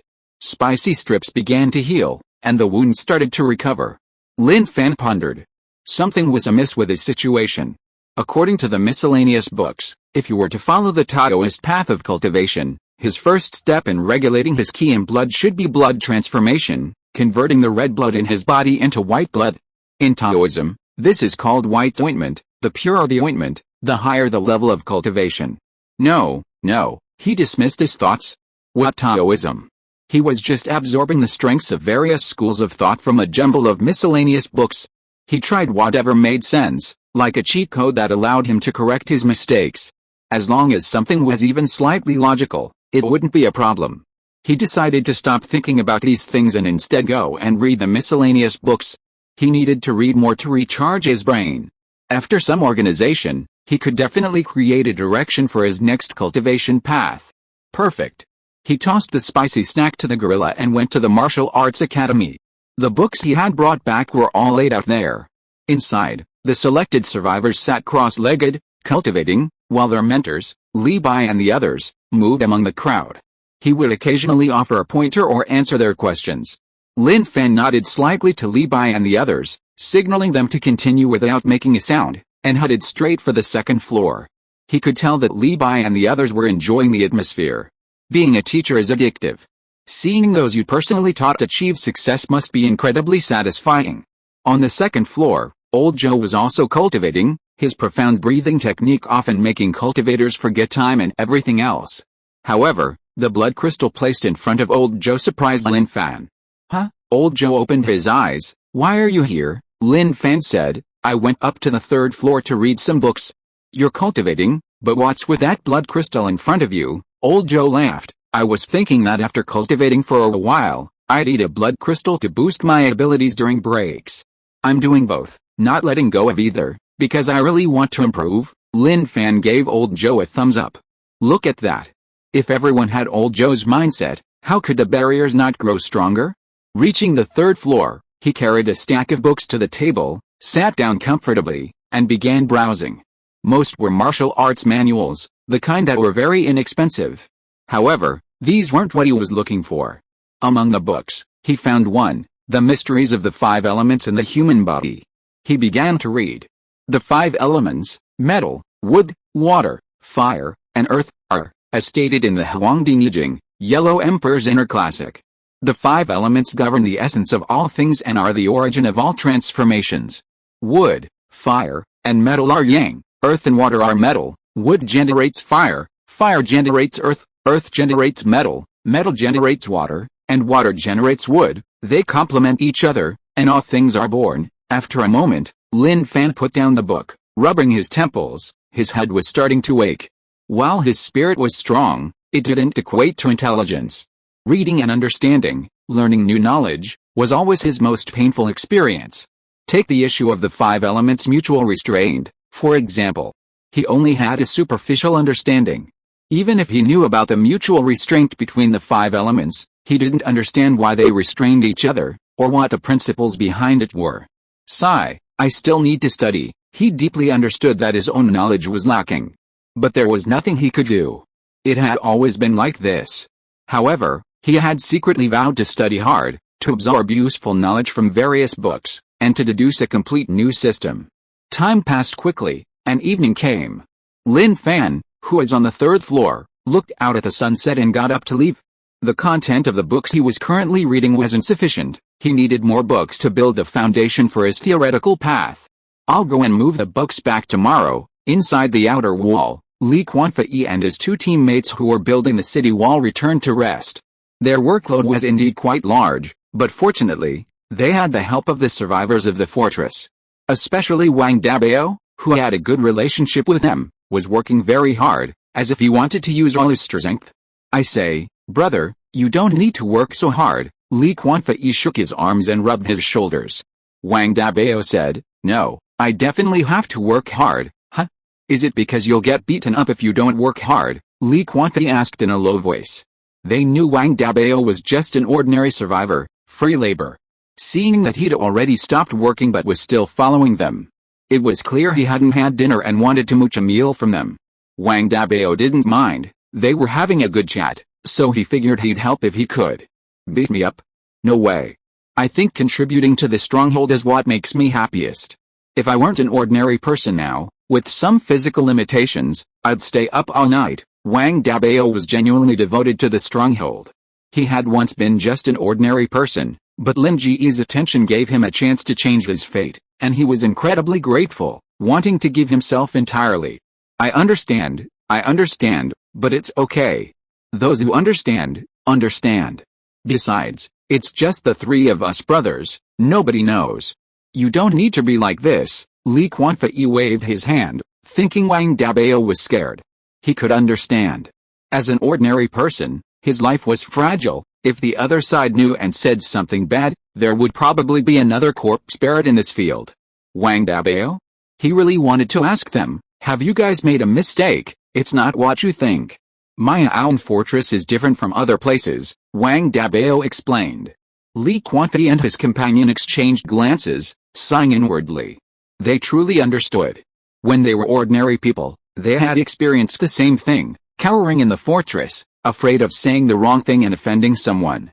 Later, they became awakened and left the fortress to make a living at the trading post. Although it wasn't as safe as living in the fortress, at least they were free and didn't have to worry about anything. Li Quanfei looked at the sky. It's getting late. Our food will be here soon. Don't worry, if we have food, you'll definitely have some too. He patted his chest confidently. No, I came to treat you to a meal, Wang Dabao explained, knowing they had misunderstood. Huh? Li Quanfei and his companion were shocked. A meal? You're treating us to a meal? They were speechless. Wang Dabao smiled and said, I know you have many questions, but please follow me. They looked at each other, then finally stood up and followed Wang Dabao. They really wanted to know what Wang Dabao would treat them to. Near the inner wall, in an open space, there was a table with a copper pot on it. Charcoal was burning under the pot, and thin slices of strange beast meat and some vegetables were arranged on plates around it. Please sit down. Tonight, I'll treat you to hot pot, Wang Dabao said with a smile, warmly welcoming them. Li Quanfei and the others were stunned, staring blankly at Wang Dabao. Good heavens, you're just an ordinary survivor, yet your meals are so good. They also noticed that there were quite a few other people around. Some were barbecuing, digging pits, adding wood, and lighting fires. Others were gathered in small groups, eating and chatting. This situation left Li Quanfei and the others somewhat bewildered. They sat around the table, filled with questions. Dabao, you must have spent a lot of currency on this meal. Every stronghold has its own currency, which has no value within the stronghold. Once outside the stronghold, it's just trash, unwanted even if thrown on the ground. Wang Dabao shook his head and said, our Maya stronghold doesn't have currency, huh? No, yes, we used to, but since Manager Lin took charge here, we've abolished it, Wang Dabao said. Li Quanfei and the others weren't familiar with the situation here. They were quite shocked to hear that there was no currency. Then what about this food? Li Quanfei pointed to the beast meat on the table. This stuff wasn't something ordinary people could eat. Even the most ordinary red-blooded beast meat was extremely beneficial to humans. Wang Dabao said, this was all allocated by the stronghold. Don't underestimate me just because I'm an ordinary person. I actually do a lot of work. Besides washing and repairing cars, I also farm in the fields. The more I contribute through hard work, the more I receive. As they chatted, the pot boiled. Wang Dabao put some meat into the pot. Eat up. This meat cooks just like beef. It'll be done in seconds, and it tastes amazing. Li Quanfei and his companions, hearing about this system for the first time, were utterly shocked. They were genuinely astonished. Are the supplies enough? Li Quanfei asked. Wang Dabao replied, yes, enough. We grow our own now. Although the vegetable harvest can't satisfy everyone, we don't lack beast meat. There's plenty in the cold storage. If the beast meat runs out, Manager Lin will arrange for everyone to go out and hunt beasts. Li Quanfei and his companions exchanged glances, their shock unavoidable. Is this for everyone? Li Quanfei asked. Goshan and Su Yang, listening intently, were also present. Wang Dabao smiled and said, of course, to be honest, I couldn't have imagined it before. The Mayaoan fortress used to be no different from other fortresses. The existence of the inner and outer walls was like two different worlds. As an ordinary person, the first thing I thought about every day when I woke up was how to survive and see the sun rise the next day. The days of not having enough to eat filled me with despair for this apocalypse. But the appearance of Manager Lin changed everything. "You haven't been here long, but have you noticed something?" After he asked this question, Li Quanfei asked in confusion. "What is it?" Wang Dabao said. "It's that every survivor here has a hope for the future in their eyes." Li Quanfei and the others were slightly taken aback, and after thinking about it carefully, it seemed to be true. They ate dinner in peace. Wang Dabao talked to them a lot, and what he said had a great impact on Li Quanfei and the others. Night. Inside the outer wall, inside the house, Li Quanfei and the others lay on the hardboard. "Don't you think this fortress is really unimaginable?" Li Quanfei took the initiative to speak. Goshan, leaning to the side and resting his chin on his hand, said, "Indeed, I've never seen a barrier with such a system before. I think the Maya-Aowen barrier is quite impressive." Su Yang continued, "Some things can't be judged by appearances alone. I think we should delve deeper." Li Quanfei said, "What do you think about us joining the Maya-Aowen barrier, huh?" Goshan sat up abruptly, rubbing his red nose. "If we join the Maya-Aowen barrier, we'll be working for free. You don't want the blood crystals anymore?" Su Yang nodded frantically. Yes, the allure of blood crystals was the greatest. Li Quanfei thought about it and agreed. "Forget it, let's sleep, working is hard. Only by resting well can we have more energy for tomorrow's work." The next day, in Maya-Aowen County, a pickup truck drove from afar and slowly stopped in front of the bookstore. Lin Fan, wearing a black cloak, calmly stepped out of the car, glanced around. The desolate and quiet city was eerily quiet, tightened his collar, and calmly walked into the bookstore.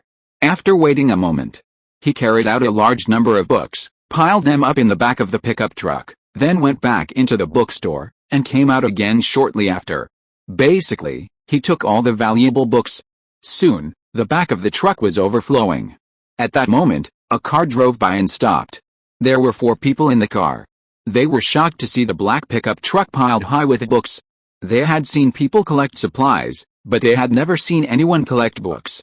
To them, it was like seeing a ghost. "Hey, what are you doing?" asked a man wearing sunglasses in the passenger seat. Lin Fan smiled and said casually, moving books, moving books. Yes, reading improves oneself and enriches one's inner world." "What are you 4 doing?" Lin Fan asked curiously. The 4 men were very calm. Their composure while traveling indicated they had confidence. Without confidence, they wouldn't dare to so openly stroll through a city infested with strange beasts. The 4 men were quite surprised by Lin Fan's words. They were even thinking about it. Is this guy out of his mind? He actually said reading improves oneself? Enriches one's inner world? What the hell era is this? He still has such thoughts? The man in the passenger seat pulled out a photo. "Have you seen this beast?" The beast in the photo had pure white fur and was blind in its right eye. It looks familiar. Suddenly, Lin Fan thought of the one-horned wolfhound. Although the wolfhound in the photo didn't have a horn, he was certain it was a one-horned wolfhound. "Never seen it. Aren't these beasts everywhere?" Lin Fan said. The man in the passenger seat took back the photo, closed the window, and didn't say anything more. The car started and drove off into the distance. Lin Fan watched the car drive away, his brow furrowed slightly as he fell into deep thought. They're looking for the one-horned wolfhound beast. Wait, who exactly are they? Lin Fan sensed something was amiss. The one-horned wolfhound beast wasn't unintelligent. It knew to fawn over powerful beasts to seize opportunities to devour their blood crystals. Such a beast wasn't something just any ordinary red-blooded beast could achieve. The unicorn horn appeared later in life. The wolfhound beast was evolving. Could the one-horned wolfhound beast have escaped from some laboratory? Or perhaps it was some kind of spicy snack-like beast? In the distance, the people inside the car were conversing. Damn, that damn dog can run so fast. It actually got to this area. We're lucky, at least the beasts in this province aren't that strong. If this were another province, do you believe we'd be stuck here, driving around like this? That's true. What's so special about this beast?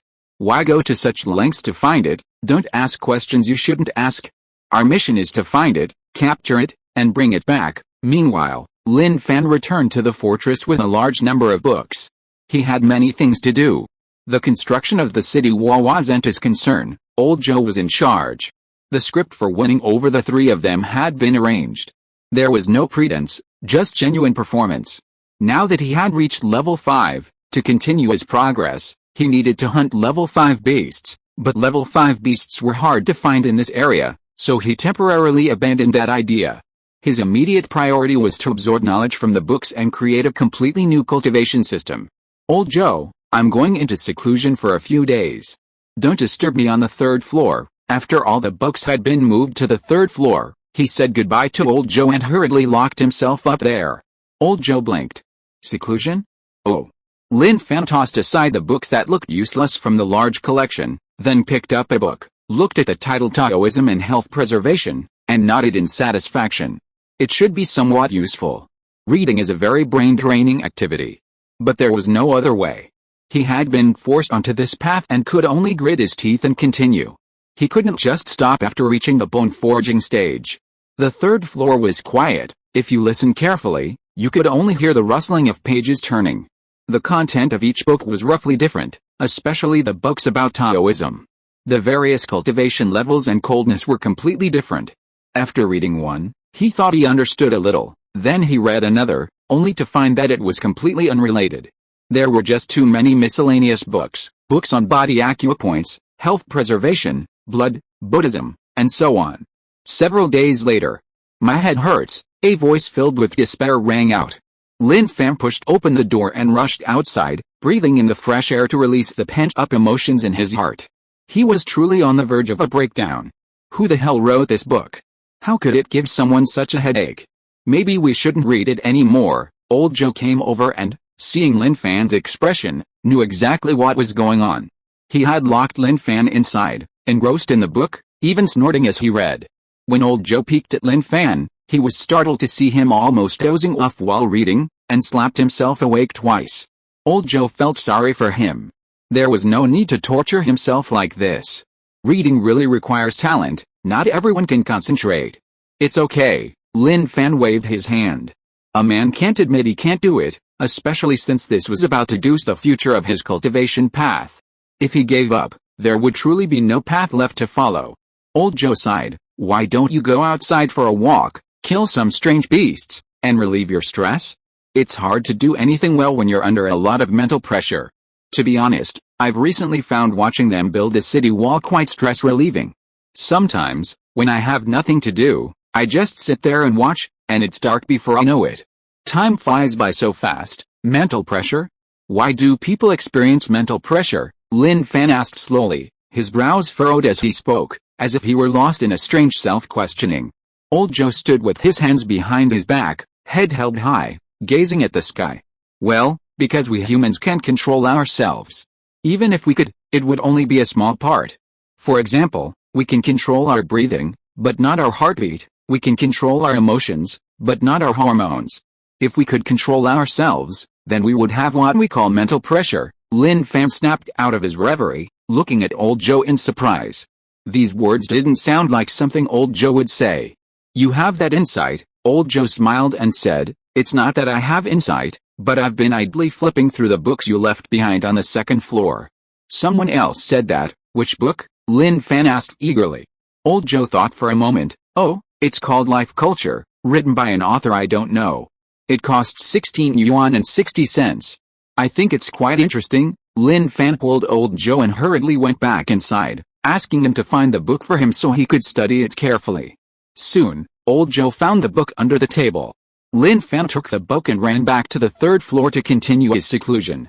He felt that what Old Joe had just said had given him a spark of inspiration. Perhaps after reading this book, he would have even more inspiration. He flipped through it. The first sentence, life is short, but the spirit lives on, very straightforward and easy to understand.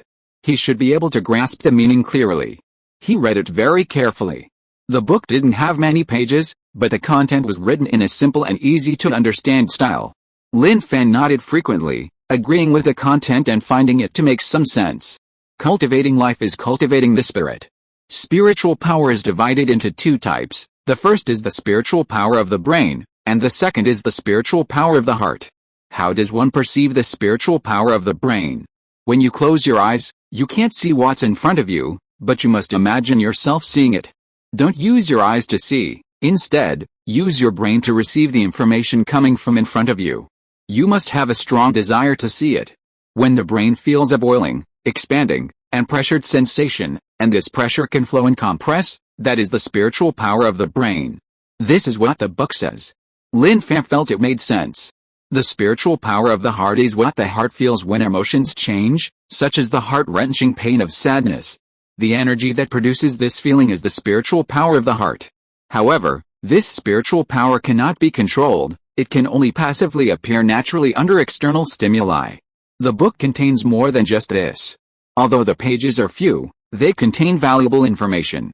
Lin Fan put down the book, sat cross-legged, closed his eyes, and pondered deeply, the content he had just read echoing in his mind, trying to understand it and connect it to his cultivation. He recalled the beginning of his cultivation. He practiced basic sword techniques, iron head kung fu, dragon claw hand, and iron shirt. These could be called external training, for strengthening the body. These martial arts contain illusory breathing techniques, which, under his external modification, gradually became real, thus creating the first stage of the martial arts system, sensing the internal ki and blood, strengthening the internal ki and blood, and mobilizing the internal ki and blood. The fusion of these three changes into a single entity was what he considered the first realm, which he initially called the blood condensation realm. Now, it seemed that this name was inappropriate, the ki and blood realm was more suitable. Next was the fusion of the three breathing techniques to form a completely new breathing technique. The ki and blood vibrated, penetrating the marrow and bones, tempering the entire body, achieving pure yang bone transformation, with a predominantly blue color. In Taoism, this color is called a relic. Reaching this stage meant the realm was complete. He preferred to call it the relic realm. Now, where was the third stage of cultivation? He had vaguely grasped it, but hadn't yet reached complete understanding. Gradually, time passed quickly. Lin Fan sat there motionless. The next day, old Joe, seeing no movement inside, peeked out and noticed Lin Fan was motionless. He scratched his head, wondering what Lin Fan was doing.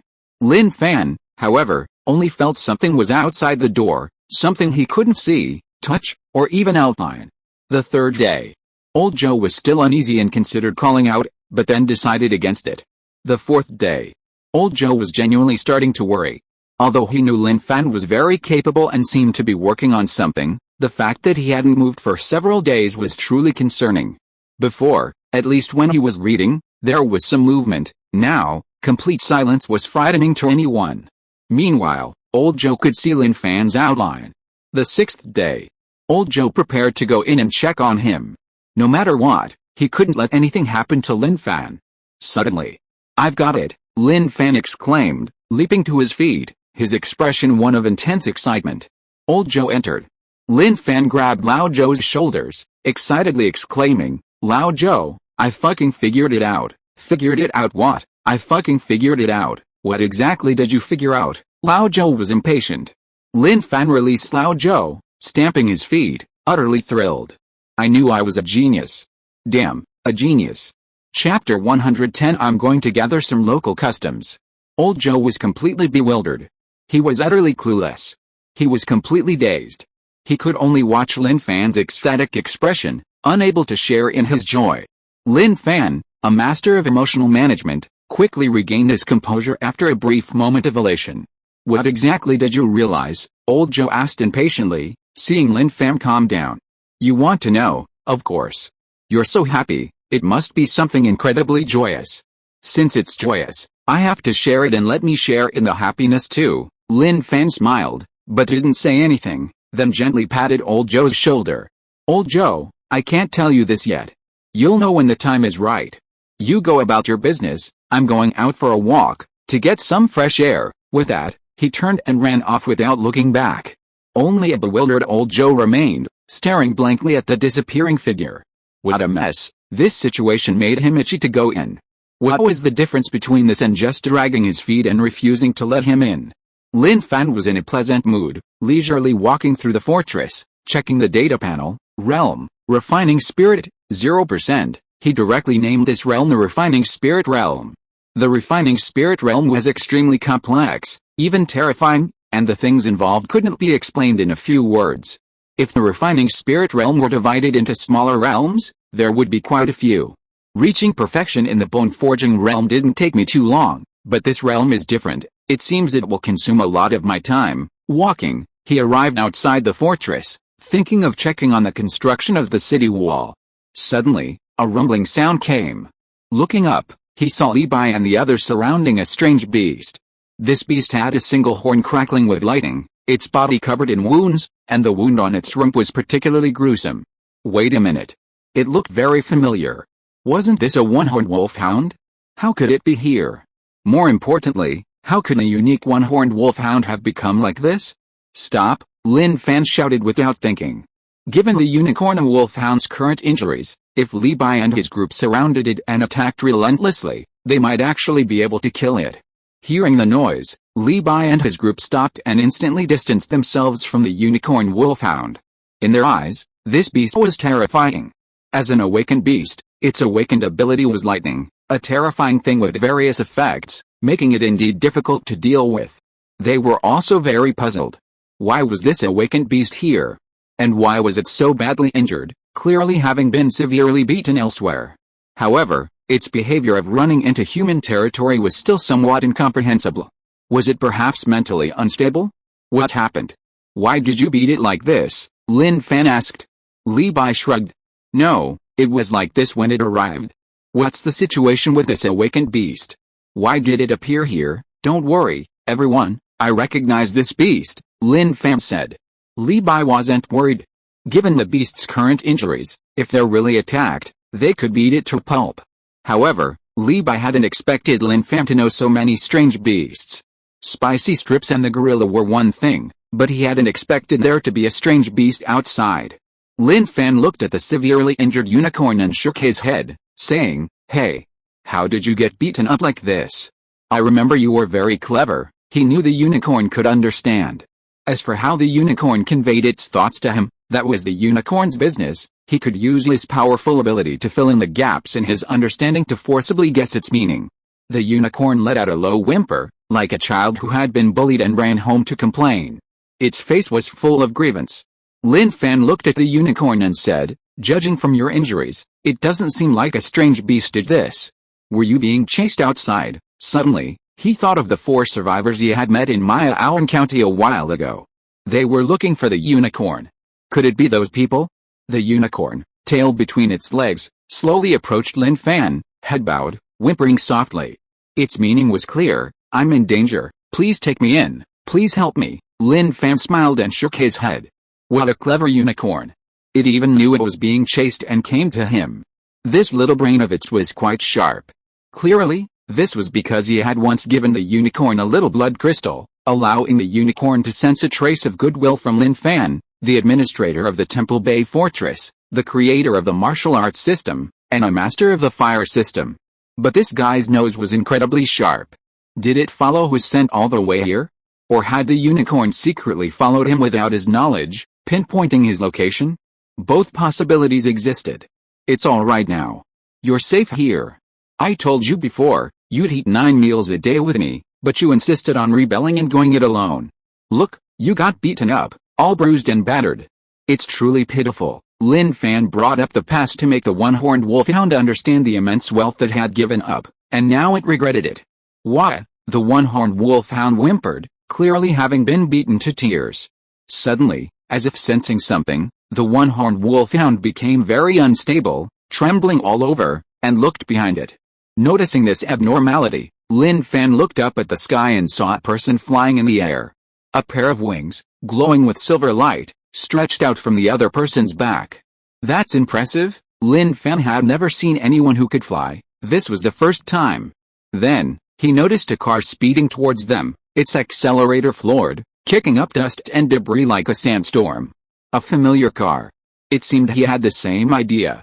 Don't be afraid, as I said before, I'm here for you, Lin Fan gently reassured the unicorn wolfhound, seeing its trembling body.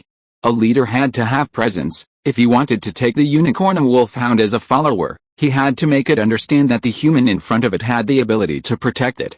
The man flying in the air locked onto the unicorn wolfhound, accelerated, and with a whoosh, landed steadily from the sky. Let's see where you run now. He hadn't expected this unicorn beast to have grown to this level, but even so, it was useless.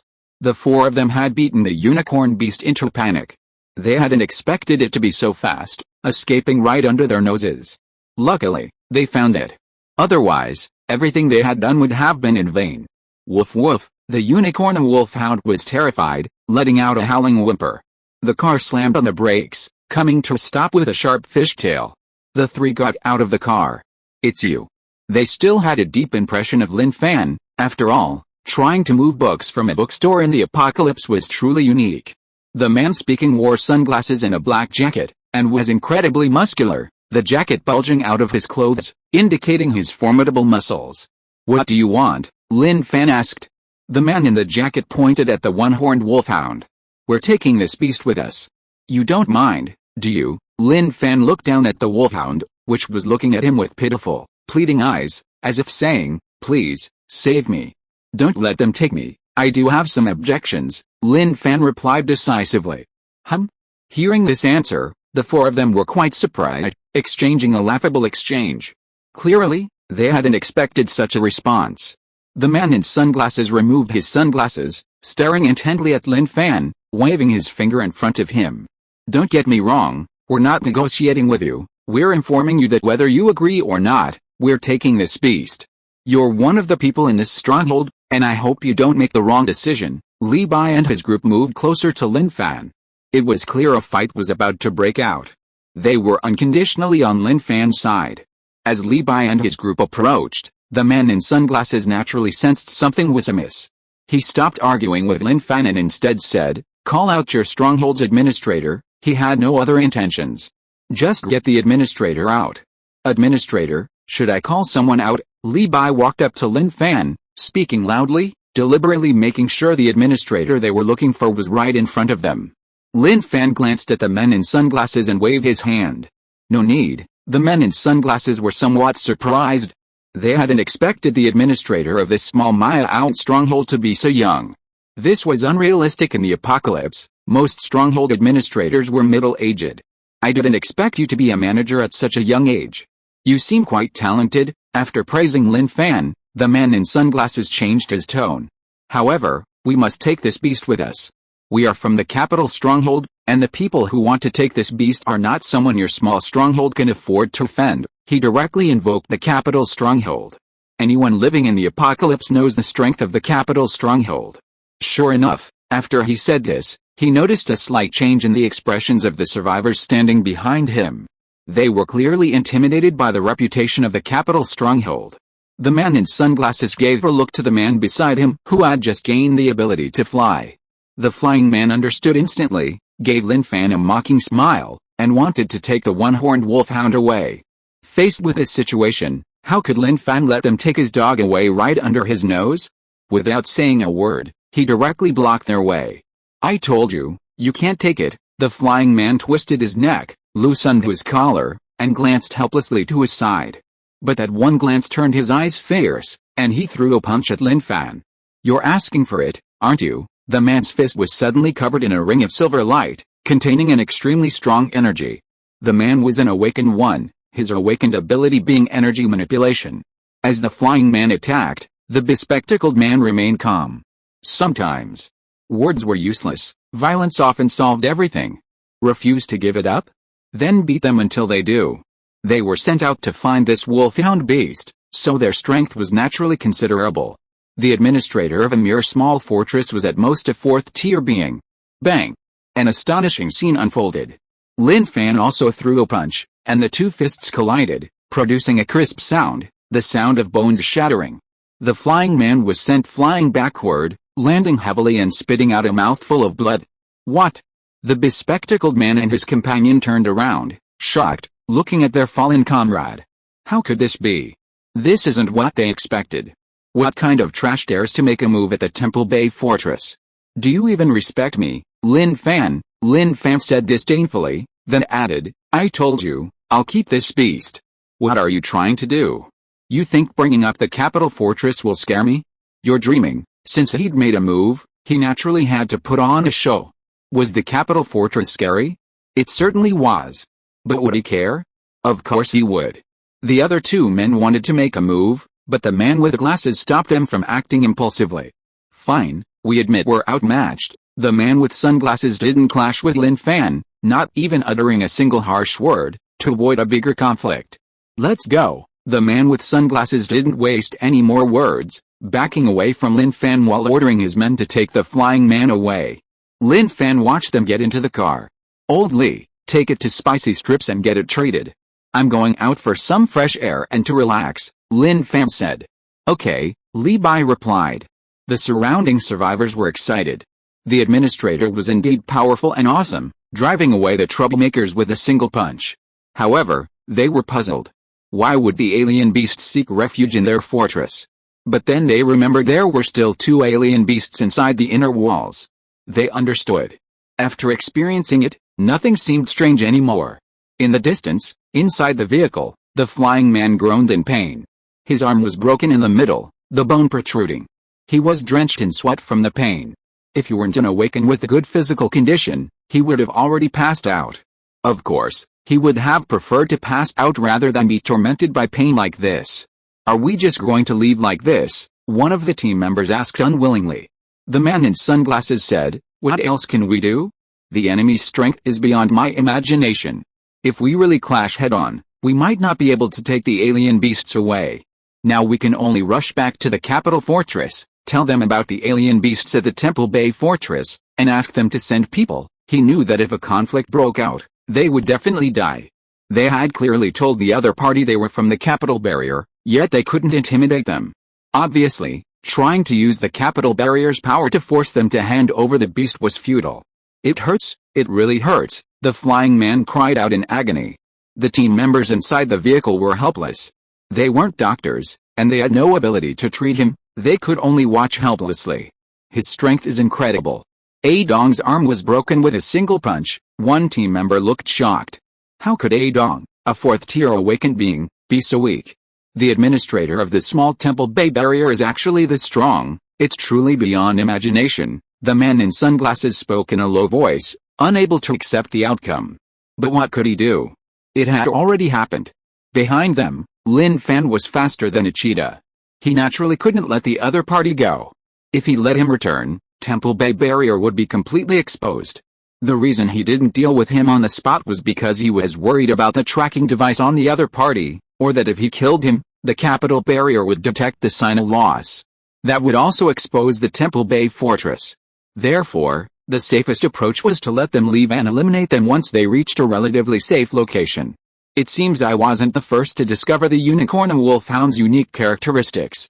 What exactly does the capital fortress intend to do with it? Research. He thought that was highly likely. He couldn't think of any other possibility besides research. An hour later, the vehicle moved away from the Temple Bay fortress and entered another area. Lin Fan sped up, leaped into the air, opened his palm, and flames condensed into a fire spear.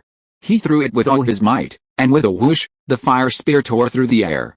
With his masterful throwing skills, hitting a fast-moving target was no problem at all. Bang! An explosion rang out, the car was overturned, and flames shot into the sky. He landed steadily and walked towards the burning car. At this moment, the 4 men climbed out of the car, their bodies charred black, shaking their heads. Clearly, they were also stunned.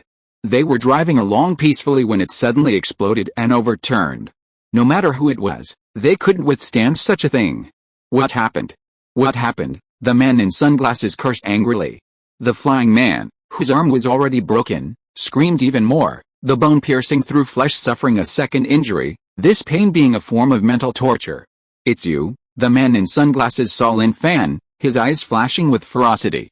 Lin Fan walked away, smiling as he said, "You think you can just leave? What do you want?" "We don't want the beasts anymore." The man in sunglasses knew the other party was exceptionally strong.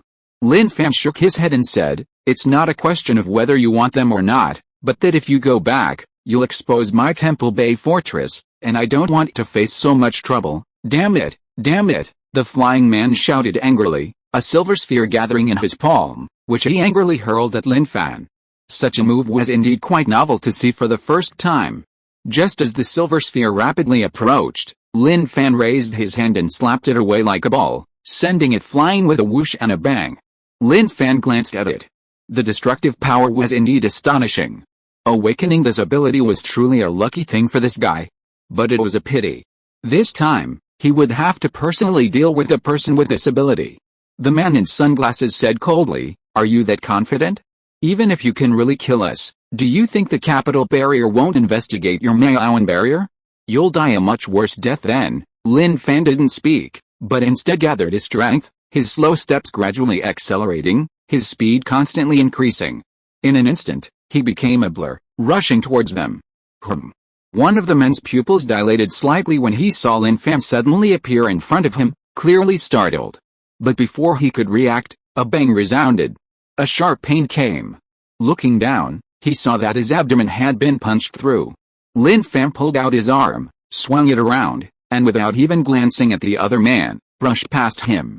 The other man, jolted awake, roared and charged at Lin Fan. "Fight him," he shouted. Lin Fan gripped the hilt of his thunder tribulation blade. In a flash, a cold glint appeared. The shouting man, his hand raised, his eyes wide with horror, his vision blurred. His upper body had been severed at the waist, the clean wound smooth and even. With a thud, he crashed to the ground. The man in sunglasses and a dong were dumbfounded. They hadn't even had time to react to what had happened. The flying man, a dong, gaped, trembling with fear and panic. Lin Fan's displayed strength had completely terrified him, and he considered fleeing. Turning around, silver light coalesced behind him, forming a pair of wings. Without a second thought, he soared into the air and fled. Lin Fan looked up. He condensed a flaming spear again, aimed at his target, and hurled it quickly. Even after throwing, his hand didn't stop. He continued to condense flaming spears, instantly sealing off his opponent with a dense barrage. He didn't want to show off, he just wanted to play it safe, overwhelming him with firepower to see how he could dodge. Thud. Thud. In an instant, the flying man, a dong, was riddled with thorns, falling from the sky, utterly dead. Finally, Lin Fan looked at the man in sunglasses. The man in sunglasses couldn't help but take a step back, his face filled with terror, completely stunned by Lin Fan's methods. "Do you know?" Lin Fan asked. "What?" The man in sunglasses didn't understand. "When I'm serious, dealing with you only requires one strike." "What?" Whoosh! Lin Fan instantly appeared in front of the man in sunglasses, wielding the thunder tribulation sword, which fell from his shoulder, slashing diagonally. To the man in sunglasses, he could only see a flash of light, but not the trajectory of the falling blade. The man in sunglasses looked down at his shoulder, which was split open. Half of his body tilted and slid down. Before his consciousness faded, he saw his own flesh and blood. Was he dead? Was he really dead like this? These were the man's last thoughts and questions. Lin Fan looked at the lightning tribulation, unstained by blood, the blade still as black as night. Truly a sharp divine weapon, he sighed softly. The blade trembled slightly, its soft hum so melodious and beautiful. Chapter 111. I performed flawlessly. 4 corpses signified the end of a massacre. There wasn't really any major conflict between the two sides. But there was no other way. He wasn't alone, behind him were thousands of survivors from the capital fortress. He didn't know what the capital fortress was like, nor did he want to gamble on the magnanimity of its inhabitants. So, he had no choice but to kill them. To eliminate any source of instability. Sigh, in the end, my strength is still too weak. Lin Fan clenched his fist, gazing at the sky. The vastness of the heavens and earth, the endless expanse, just like his current strength, it hadn't reached its limit, and he could only push forward with all his might. His sigh ended. He went to loot the corpses. He found some metal cards on them, each with a chip on the surface, resembling bank cards. On the other side were lines of text, Capital Fortress points cards. The Capital Fortress doesn't use currency, it uses points. These can't be kept. These 4 cards could indeed be used to make purchases at the Capital Fortress. But any purchases would inevitably expose him. The flames burned out, leaving the 4 corpses behind. Naturally, strange beasts would come to clean the area, cleaning it far more thoroughly than he had. Finding nothing else of value, he turned and left. Meanwhile, far away within the Capital Fortress, in the monitoring room, a beeping sound came. The electronic screen displayed dense human data. When someone died, the screen turned gray. With a moment the 4 who had expeditioned to Mayawan Fortress died, the image suddenly went black. This immediately caused a commotion. Staff hurriedly began investigating, checking the location of death and the route of movement. Indeed, as Lin Fan had thought, when a fortress reaches a certain scale, everything is comprehensive. Mayawan Fortress. Lin Fan returned. The one-horned wolfhound, after being taken to spicy strips for treatment, was instantly fully recovered and lively again. Wolfhound, do you have any ideas? He did have some ideas about this one-horned wolfhound. However, such thoughts were few and far between. Since obtaining spicy strips and the beast, his state of mind had quietly sublimated. Strange beasts, huh? I have them too, the one-horned wolfhound howled. Lin Fan naturally couldn't understand what the one-horned wolfhound was saying, but it didn't matter. If the one-horned wolfhound was willing to submit, it would stay. If not, it would leave. After Lin Fan left, the three beasts remained together. Spicy strips hovered on the beast's head, hissing at the one-horned wolfhound. The one-horned wolfhound looked up at spicy strips, its gaze unwavering, as if saying, I, the one-horned wolfhound, have my own thoughts. I will absolutely not submit to any other beast. The beast walked up to the one-horned wolfhound, looking down at it condescendingly. As a level 5 awakened beast, the beast possessed terrifying strength. The pressure emanating from it was enough to make ordinary beasts lower their heads, daring not to have any presumptuous thoughts. But the one-horned wolfhound still raised its head to meet its gaze. Spicy strips made a sound. The one-horned wolfhound growled. The gorilla opened its paws, lifting the one-horned wolfhound directly in front of it, staring intently. The one-horned wolfhound felt the terrifying aura emanating from the gorilla beast, yet it still stubbornly resisted, refusing to be at a disadvantage. Lightning crackled around its horn. If guessing correctly, their exchange went something like this: Spicy strips, I saved you, now you're my little brother. One-horned wolfhound, this wolfhound is used to being alone, I'll never be your little brother. Spicy strips, be my zookeeper's little brother. One-horned wolfhound, impossible, this wolfhound has the bearing of a dog emperor, I will never be subservient to anyone. Spicy strips, gorilla, teach it a lesson. This should be the meaning conveyed in their exchange. Just then, Spicy strips, I'm here, a melodious voice rang out, and Little Hope ran over happily. When Little Hope had nothing to do, it would always come to play with Spicy strips. Spicy strip hissed as the gorilla put the unicorn wolfhound down. Immediately, Spicy strip darted towards Little Hope, hissing at the wolfhound as it moved, its meaning clear: this is my zookeeper's favorite child. You'd better keep a low profile, or you're finished if the zookeeper finds out you're up to no good. It tickles, it tickles. Spicy strip wrapped around Little Hope's neck, making her giggle with delight. Huh? Why is there such a big dog here? Little Hope spotted the unicorn wolfhound immediately, captivated by its horn. She had never seen a dog with horns before. She ran up to the wolfhound and asked timidly, can I pet you? The wolfhound didn't answer, but Spicy strip's beady eyes stared intently at it, as if to say, if you dare refuse, I'll have the gorilla beat you up. The one-horned wolfhound thought of the human, and seeing that Xiaozuan was indeed kind to it, it lowered its head, letting the other stroke its fur. Its pure white fur was very clean. Xiaozuan was very happy to be petted. Not far away, old Wang always followed behind his daughter. He put down what he was doing and kept a close eye on her every day, just to prevent her from using her abilities. Otherwise, if she developed super speed, Xiaozuan's current physical condition wouldn't be able to support it. As for the strange beasts that appeared in the barrier, he wasn't worried at all. Any strange beast that could be let in was naturally approved. Night. In the room, Lin Fan sat cross-legged and began his spiritual cultivation. After summarizing, he had developed a relatively stable cultivation system. The first step was to cultivate the mind spirit. Simply put, the spirit is a kind of power, a mysterious power that humans cannot control. With the help of the external correction ability, he called his method of cultivating the spirit meditation, which was to cultivate the mind spirit without any physical movement. The first step was to feel the existence of the mind spirit. He closed his eyes, emptied his mind, and calmed his emotions. All sounds were silenced at that moment. Having accomplished this, he focused his attention, sensing the presence of his spirit within his brain.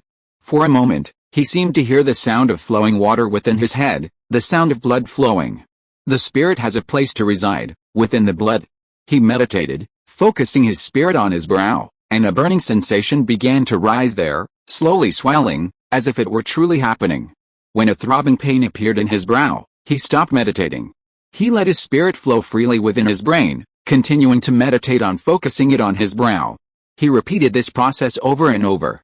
Cultivation is tedious. It requires a long period of practice, slowly groping towards the truth. The current realm of refining the spirit is merely a general term. It seems like a single realm, but based on his understanding, It has many smaller stages, requiring gradual progress. At this moment, the one-horned wolfhound, walking in the darkness, had reached the outer wall. It glanced back at the Temple Bay fortress, leaped up, its sharp claws gripping the wall, crawled quickly to the top, glanced back one last time, and without hesitation, resolutely jumped over the wall. This was not where it wanted to be. The presence of spicy strips and the gorilla suppressed it. It refused to submit to the majesty of other beasts. It was an ambitious beast. It only wanted to forge its own path in the outside world. Morning. Lin Fan, who had cultivated all night, slowly opened his eyes. The mysteries of meditation were simple in some ways, but difficult in others. Entering a meditative state was the greatest challenge. Checking progress, realm, refining spirit, 0.5%, first attempt, minimal effect. Easy to understand, everything is difficult at the beginning. Slow progress is understandable. Progress is good, refining spirit should be the most crucial step. He always remembered a sentence from the book. My heart moves, but I remain still, my spiritual power operates automatically. He drew back the curtains, letting the morning sun stream in.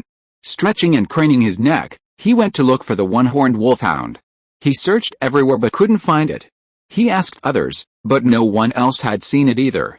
He could only think that the one-horned wolfhound was incredibly rude. It had saved his life without even saying goodbye. It was infuriating. Next time he saw it, he'd definitely teach it a lesson. He guessed that the wolfhound's departure was most likely due to the presence of spicy strips and the gorilla. Two tigers cannot share one mountain. Spicy strips had subdued the gorilla. And based on his understanding of the one-horned wolfhound, while it fawned, it always had a purpose, indicating that the wolfhound had its own thoughts and ambitions. Making it obey spicy strips was clearly impossible. Outside the fortress, Li Quanfei, Goshan, and Su Yang were preparing to work. Living in the Maoan fortress had been quite an experience for them. The Maoan fortress was truly different. It was worlds apart from any other fortress they had ever seen. Especially Wang Dabao, an ordinary person who worked himself to the bone, caught their attention when he took out a level 1 blood crystal and swallowed it. At first, they didn't think much of it. But later, when Wang Dabao was tired and would take out beast meat or blood crystals, they couldn't help but strike up a conversation, wanting to know how he had so many blood crystals, and that he was just an ordinary person, so they shouldn't tell them he got them all from hunting beasts. Through conversation, they learned that survivors living in the Temple Bay Fortress, once selected to join the Temple Bay Fortress Guard, would receive endless nurturing from the fortress, with a continuous supply of beast meat and blood crystals. This made Li Quanfei and the others feel very unbelievable. It was actually so good. Brother Gao, Brother Su, have you thought about staying in the Temple Bay Fortress? Li Quanfei asked. Goshan looked at Li Quanfei in surprise. You want to stay in the Temple Bay Fortress? Even Su Yang was very surprised. Li Quanfei slowly said, I didn't have this idea before, it only came to me in the last day or two. His pursuit of blood crystals stemmed from his desire to continuously improve his strength and survive better in the apocalypse. Every survivor who retained their humanity yearned for a real life, a life full of hope and a future. He had fantasized about it before, but reality told him it was just a dream. Every place he went was fraught with danger. This gradually drove him to despair. He also realized that to survive, one had to bravely face reality, not fantasize. Goshan and Su Yang exchanged glances. To be honest, they also found the Maoan fortress quite impressive. But, why don't we take another look? Goshan said. Su Yang nodded as well. Okay, Li Quanfei knew they wanted to observe further to avoid seeing only the surface. Several days later, a helicopter appeared in the distance, flying towards the Maoan fortress. Lin Fan, knowing the situation, rushed over. The helicopter landed. Several strangers appeared. The man in the lead walked quickly, followed by several fully armed soldiers. Their appearance instantly attracted the attention of the survivors who had built the city wall. What brings you here? Lin Fan was very friendly, knowing exactly where they came from. Just as he'd guessed, killing those guys had definitely alerted the capital fortress. The middle-aged man at the head of the group sized Lin Fan up. Lin Fan smiled broadly. Introduction, I'm the manager here. What can I do for you? He had to be discreet, and even show the shock of seeing a helicopter. After all, in this era, only large fortresses possessed helicopters. Being too calm would easily arouse suspicion. The middle-aged man said, "We're from the capital fortress. We'd like to ask you some questions." The capital fortress. That represents the only civilization in this apocalypse. Where are you from? Please tell us anything. No matter what, the Mayaoan fortress will go through fire and water for you. Lin Fan's behavior was like a fan meeting an idol. No, more like trying to curry favor, hoping to be taken on a ride. This kind of behavior was perfectly normal. The capital barrier. This is an extraordinary barrier, the undisputed top-tier barrier among all barriers. The middle-aged man was already used to this behavior from the person before him. When he had been on missions elsewhere, upon learning that he was from the capital barrier, everyone treated him with great respect and enthusiasm, some even fawning over him without a shred of shame. This was all because of the capital barrier's special status. More importantly, not just anyone could enter the capital barrier. Aside from being surprised that someone his age could be an administrator, he felt no other surprise. "Have you seen these people before?" The middle-aged man ignored Lin Fan, directly producing several photos while his gaze locked onto Lin Fan, his piercing eyes seeming to see through everything. If this guy said he hadn't seen them, then something was definitely amiss. Lin Fan pretended to look very carefully and nodded vigorously. I've seen them, I've seen them." The middle-aged man asked, "What are they doing here?" Lin Fan said, "They said they came from the capital fortress. Their car ran out of gas, so they specifically asked us for a can of fuel. They said they'd introduce me to some important figures when we got to the capital fortress. What's wrong with these guys? Have you seen anything else?" Lin Fan thought, "I have. It seems they were with a strange beast, but they didn't show it to us. After getting the fuel, they drove away." Hearing this, the middle-aged man nodded inwardly. The general situation seemed fine. The only fortress they stopped at was this Mayaoan fortress, and then they drove north. It seemed they must have encountered danger along the way. "Let's go." The middle-aged man didn't waste any more words, turned around, and boarded the helicopter to leave. Now they had to go to the scene of the incident. Lin Fan silently watched the helicopter take off, and said calmly, "Old Joe, look at this plane, it's really nice. Don't you think it would be great if we had one?" Old Joe looked at it and said helplessly, "It's good to think about it, but we can't afford this thing. And even if we could, we'd need a pilot. I'm not bragging, but among the survivors in our stronghold, none of them know how to fly one. If you don't know, just learn. It's not as difficult as building a warship," Lin Fan said. Old Joe said, "Let's not talk about that. Aren't we already in big trouble with the capital stronghold? Shouldn't we be more careful from now on?" Lin Fan waved his hand and said, "What trouble? If you don't say anything and I don't say anything, no one will know. Besides, I really went to gather material. What does it have to do with me?" Old Joe clutched his chest, looking worried, and said, "Sometimes I really want to know, where did you come from, you monster? You've only been at Mayaoan stronghold for a short time, yet you have this much strength. Tell me the truth, when you first came to Mayaoan stronghold, were you trying to play dumb to take advantage of me?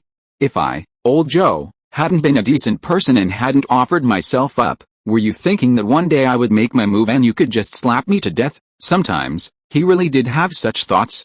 For example, when Lin Fan came to Mayaoan stronghold, he acted very low-key, pretending to be an ordinary person, and then waited for his former manager to make his move. Then, with a domineering aura, he would slap him twice and take him down, showing off in front of everyone. Lin Fan looked at Old Joe, surprised that someone his age could be so quick-witted. It seemed the only effect the apocalypse had had on Old Joe was making him feel younger. Lin Fan gently patted Old Joe's shoulder. "Old Joe, I'm not that kind of person." Old Joe blinked, not speaking, but the meaning seemed clear. "Yes, that's right, you're really not that kind of person." Lin Fan gazed into the distance. His progress in refining his spirit was slow. His efforts over the past few days had only increased it to 1%. The collection of evolution points couldn't stop. He had to find the level 5 alien beast. With a gorilla guard in the fortress, he felt at ease, which allowed him to freely venture out and explore. Staying cooped up in one place wasn't a solution. Meanwhile, at the scene of the incident, a middle-aged man frowned, observing the situation. There were no corpses, not even blood. It had all evaporated, leaving only a pile of burnt-out car scrap metal. "Sir, the locator has been found. Their bodies were eaten by the alien beast," a soldier reported after investigating. The middle-aged man nodded without speaking, then walked around the area, noticing craters in the ground. He knew one of the victims possessed the ability of an awakened being with energy manipulation skills. These craters were clearly caused by an energy blast. This was evidence of a battle. Killing a 4th or 5th tier awakened being was obviously beyond the capabilities of ordinary beasts, and he even suspected the beasts themselves might not be the culprits. "What's the highest level beast to appear in this province?" the middle-aged man asked. The soldier checked the tablet database.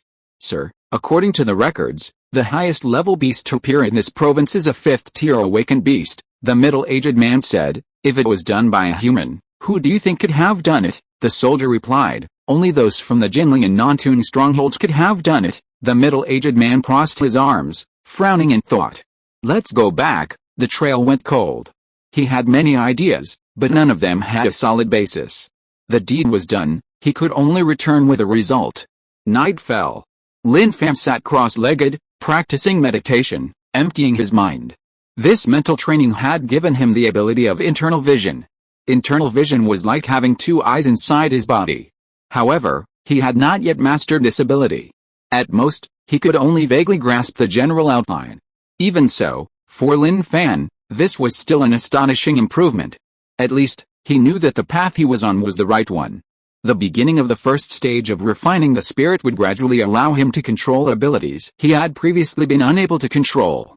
The night passed quickly, and dawn broke. Looking at his progress, his proficiency in refining the spirit had increased to 1.5%, much faster than before. After washing up, he ate breakfast with Old Wang and the others. "Little Hope, remember what your uncle said. You must consume more blood crystals, and when you have free time, you must diligently practice the breathing technique. If you encounter any problems you don't understand, ask your father. If your uncle is here, you can ask me." Lin Fan had high hopes for Little Hope's abilities. Since God had bestowed such a gift upon Little Hope, he should take it all in. He shouldn't be stingy with God's bounty. "Yes, I know. I will definitely listen to Uncle Lin," Little Hope said. Lin Fan patted Xiao Ziwen's head with a smile. What an obedient child. It has to be said that even though Old Wang had suffered a lot, he still maintained a humane approach to raising children. He left the spicy strips with Xiao Ziwen, just in case. "You're going to the capital fortress." Old Joe was shocked when he learned of Lin Fan's idea. The capital fortress is very far, almost 1,000 kilometers away. The journey was too long. Moreover, once outside this province, the dangers would increase exponentially.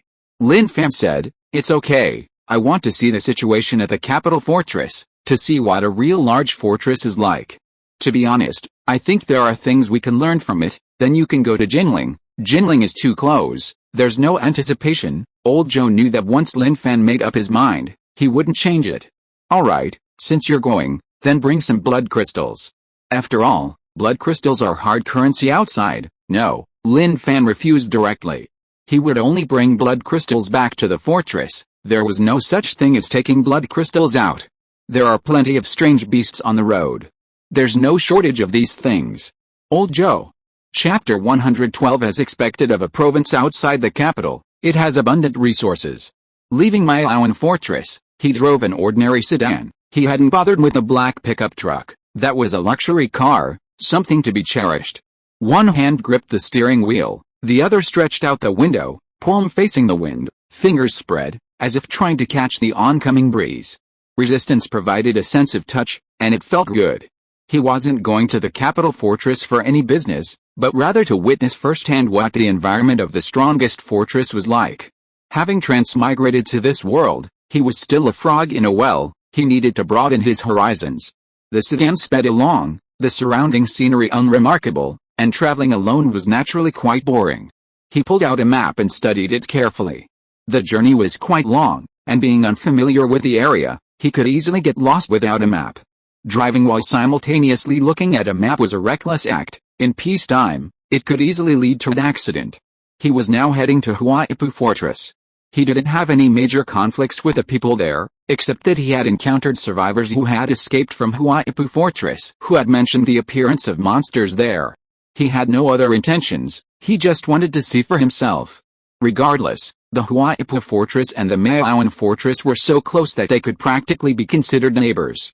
After a long while, He arrived outside the Huaipu fortress and parked his vehicle. If he had been driving a black pickup truck, he would have parked it there, but this dilapidated sedan was irrelevant. He didn't care at all. With his arrival, some survivors from the Huaipu fortress frequently glanced at him, their eyes falling on Lin Fan. They then whispered among themselves. "Someone knows who I am," Lin Fan thought to himself, noticing the stares. He didn't care. Being recognized was inevitable. Even though he had tried hard to hide himself and appear incredibly low-key, a man as striking as him, no matter where he was like a firefly in the night, so bright, so outstanding. He couldn't hide it. Standing atop the outer wall, he took in everything before him. The ordinary living environment showed nothing unusual. He walked towards the stairs. As he left, those who knew Lin Fan whispered amongst themselves. It's him, who is he, the guy who stole Yama's beloved vehicle? Ah, he dares to show up again, nonsense, Yama has disappeared somewhere, why wouldn't he dare to show up? In my opinion, Yama must have been killed by him, then what's he doing here? I don't know, anyway, it has nothing to do with us. Lin Fan's reputation was quite well known in a small circle, especially after the fragments spread. Everyone knew that the Temple Bay Fortress manager was a ruthless person, able to snatch the fragments from so many powerful people. It was easy to guess that this guy's strength was terrifying. As Lin Fan was walking around inside the outer wall, a figure hurried over. "Welcome, I didn't know the Temple Bay Fortress manager Lin was coming. I'm so sorry for not welcoming you properly." Ji Changbao's face was covered with a warm smile, as if he were seeing a long-lost friend. His enthusiasm was so fiery that it made the two seem like old friends. "You are." Lin Fan really hadn't seen the other person before, that was the truth. Ji Changbao smiled and said, "I am Ji Changbao, the manager of Huaipu Barrier. I am very pleased with your arrival." His face was all smiles, but inwardly he was cursing. Did he have a conflict with Lin Fan? The conflict wasn't actually that big, they hadn't even clashed directly. However, the people Lin Fan had killed were all his men. Simply put, his key members had been killed by Lin Fan. With Lin Fan's arrival, Ji Changbao definitely wanted to kill him. But the key was, he didn't have the ability. He also knew about Lin Fan's situation. Since that was the case, he could only put on a friendly facade. "Hello, Manager Ji," Lin Fan said with a smile, his expression perfectly controlled. "I happened to be passing by and came specifically to see you. Also, I heard rumors recently that I have conflicts with some people in the barrier, so after thinking it over, I think it's better to be clear. Oh, by the way, I heard that an awakened one named Yan Luo has been looking for me. Can I meet him?" When Lin Fan mentioned Yan Luo, Ji Changbao's eyes widened as if he had seen a ghost. "I've never seen such a shameless person in my life," Lin Fan thought inwardly. "Don't you even know where he is now?" "A conflict?" Ji Changbao shook his head, his face full of doubt. "Never heard of it, never heard of it. I've always told my men that our Huaipu stronghold must maintain good relations with the surrounding strongholds, no matter what. There's absolutely no possibility of any so-called conflict. As for the Yama you mentioned, well, everyone has their own ambitions. He's not here anymore, he went to another stronghold in another province. As for where he went, I don't know, he was blatantly lying." Ji Changbao didn't want to have a conflict with Lin Fan. Professor Ai Hu had also said that this was a critical moment. As long as it didn't affect our real affairs, we must remember not to cause trouble, to be patient, and to avoid conflict. "Oh, is that so? I knew it. I, Lin Fan, only want to manage the Maya Out stronghold well. The rumors from the outside world are utter nonsense, ruining our reputation," Lin Fan said indignantly. "Ah, yes, yes, yes," Ji Changbao nodded, showing complete agreement. "The main point is that whatever you say goes. If I, Ji Changbao, utter a single word of objection, my name will be written backwards. Please, come and sit inside the wall, so I can show you some hospitality," Ji Changbao invited. "Okay, thank you for your hospitality," Lin Fan replied, wanting to see what was inside the wall. Led by Ji Changbao, Lin Fan arrived at the inner wall and discovered that many fortresses were like this. The inner wall was a paradise for awakened ones and hunters, inaccessible to ordinary survivors. Furthermore, the management of the inner wall of the Huaipu fortress was very strict. He recalled what the guy who acted as his guide had said. Wasn't it said that awakened ones and hunters couldn't enter the inner wall of the Huaipu fortress without permission? Why did it seem that they were already living inside? He pondered. When things become strange, it often means something is definitely wrong, and the purpose of this is to cover something up. What Lin Fan didn't know was that after he mentioned some things about the Huaipu fortress to Luo Katie of the Jinling fortress, the Jinling fortress sent people to investigate. Ji Changbao, having learned of this beforehand, proactively made changes, allowing awakened ones and hunters to live within the inner walls, just like other fortresses. Manager Lin. I think our two fortresses can form a partnership, Ji Changbao proposed. This apocalypse is too dangerous now. The Baofeng fortress, the Heichang fortress, and the Haiyan fortress have all collapsed, resulting in the deaths of countless innocent people. Although we have the Jinling fortress, it's too far away, and we're overwhelmed with requests for help. So we have to save ourselves. Lin Fan didn't respond to Ji Changbao's statement. Instead, he silently sipped his tea. Partnership, yes, partnership. When one is in trouble, all lend a hand. Let's form a strategic partnership. To survive in the apocalypse, we have to rely on ourselves and on trustworthy people. The meaning was clear. You, Lin Fan, are worthy of my trust. Lin Fan smiled. Yes, you're right. To survive in the apocalypse, we do need to unite. By the way, I heard there's a genius in Huaipu stronghold named Drai Hua. I wonder if we could meet. Drai Hua. Ji Changbao was puzzled, then shook his head. I've never heard of any Drai Hua. Are you mistaken, is there? Lin Fan countered. Ji Changbao said, definitely. We don't have any Drai Hua here. If you insist on knowing someone named Ai Hua, then I think it would be Li Ai Hua. He's a highly respected doctor in Huaipu stronghold, and he's treated many people.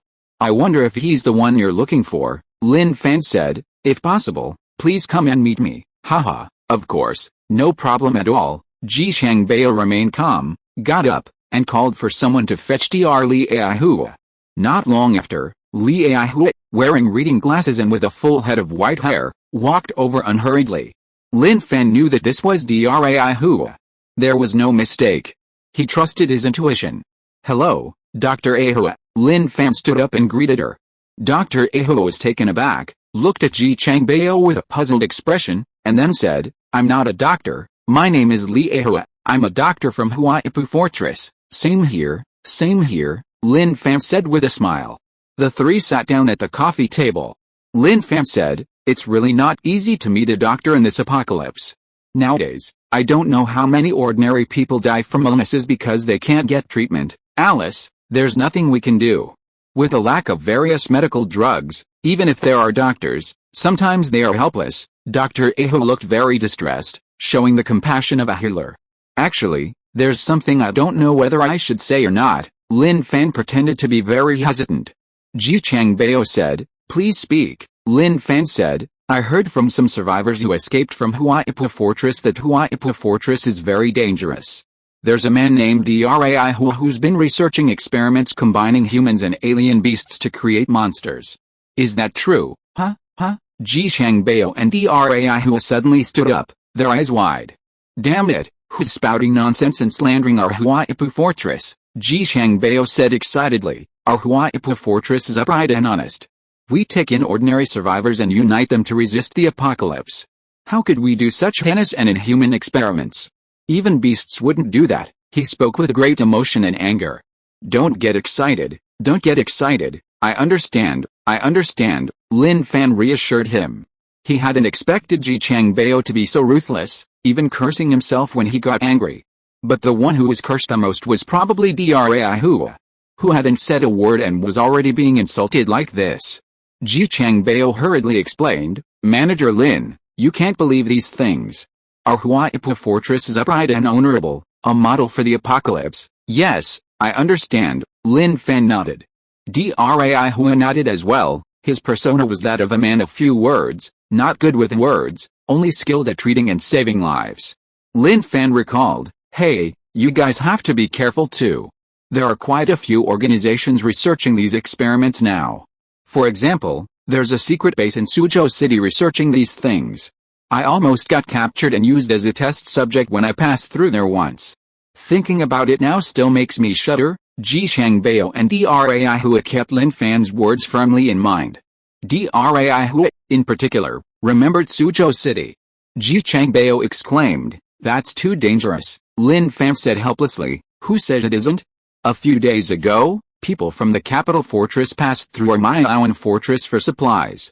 They even captured a strange beast, and it looks like they were going to take it back to the capital fortress." "Ah, the capital fortress does this too?" Ji Changbao asked in surprise.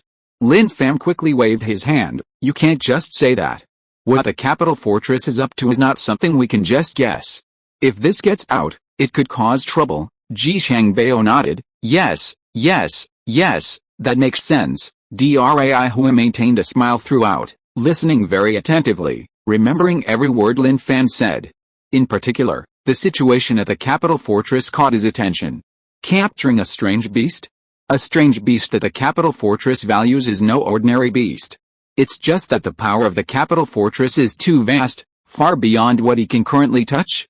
Suddenly, even though they were indoors, Lin Fan still looked around cautiously, then whispered, "Do you know something, huh?"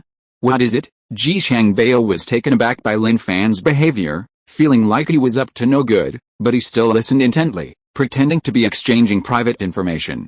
"Have you heard that the capital barrier seems to have developed a method for consuming blood crystals, which allows one to control the energy within the blood crystals to specifically enhance one's spirit? Meaning, it can create a large number of awakened ones," Lin Fan said. "Ah, how is that possible?" Ji Changbao exclaimed in shock. He knew about the capital barrier's research in this area. But he still had to appear genuinely surprised, because he needed Lin Fan to believe that what he was saying was something he didn't know, something that shocked, surprised, and deeply impressed him. "It's true. I was shocked when I first heard it too, but considering the capital barrier's capabilities, it seems they have the ability to do this," Lin Fan said. Ji Changbao said, "If the capital's fortifications were willing to be shared, our chances of defeating the alien beasts would be much greater." Lin Fan waved his hand and said, "Don't even think about it. Do you think they'd give it away so selflessly? This is a means to control the entire apocalypse." "That's true," Ji Changbao nodded, agreeing with this. They chatted for a long time, mostly about random things. It was getting late. Lin Fan took the initiative to leave, and Ji Changbao saw him off. When they were outside, Ji Changbao held Lin Fan's hand tightly, saying sincerely, "We can keep in touch," he went on and on. After Lin Fan left, Ji Changbao had a private conversation with Professor Ai Hua. Professor Ai Hua said, "He knows about our situation here." Ji Changbao said, "Really? I don't think so, no. It seems like he's testing us, but he's actually confirmed it. Then why hasn't he taken action?" "Take action? What action? We haven't offended him, and why would he take action? To maintain world peace? To resist human experimentation? That makes sense. Remember, don't provoke this guy. He's not as simple as he seems. Luckily, he killed Yama. If he hadn't, we would have had to kill Yama ourselves to avoid causing trouble for us." Lin Fan, having left the Huaipu barrier, headed north. After meeting him, he confirmed all his suspicions. Professor Ai Hua of the Huaipu barrier was the key figure in the experiment. And his goal had been achieved. At least one thing was confirmed from their exchange: the Huaipu barrier had no intention of clashing with him. As for what would happen in the future, it would depend on how ambitious Drai Hua was. If his ambition grew and affected the Miaoan barrier, he certainly wouldn't mind having a good talk with him. He was currently traveling on the Beijing-Shanghai Expressway. Passing the Huaipu fortress, he would have to take this route to the capital fortress. The abandoned and dilapidated expressway was difficult to navigate, with rusty, abandoned cars blocking the road, preventing him from gaining any speed. Occasionally, strange beasts would appear, but they didn't stop his car. Instead, he would throw fireballs, blasting the beasts away. The message was clear: he wanted to get on his way, not let any strange beasts cause a scene. He was genuinely curious to see just how strong the strange beasts from other provinces were, having heard many rumors but never witnessed one himself. Night fell. Even with headlights, driving was difficult. Instead of rushing, he parked the car on the side of the road, intending to make do for the night. He planned to light a campfire, catch a strange beast, and have it for dinner. Meanwhile, Lin Fan sat cross-legged, practicing meditation. His mind was flowing with spiritual energy. He considered this spiritual energy to be divine consciousness. Divine consciousness is a concept in Xiangxia, Chinese fantasy novels, previously considered illusory. However, with the cultivation of meditation techniques, everything is gradually moving towards reality. Blood and spirit flow to the center of the brow, condensing and surging. The cycle repeats endlessly. In the realm, refining spirit stage, Lin Fan dared not have any radical thoughts, always adhering to a gradual pace. He would stop at the slightest discomfort, otherwise, if problems arose, it would be his own body that was at risk.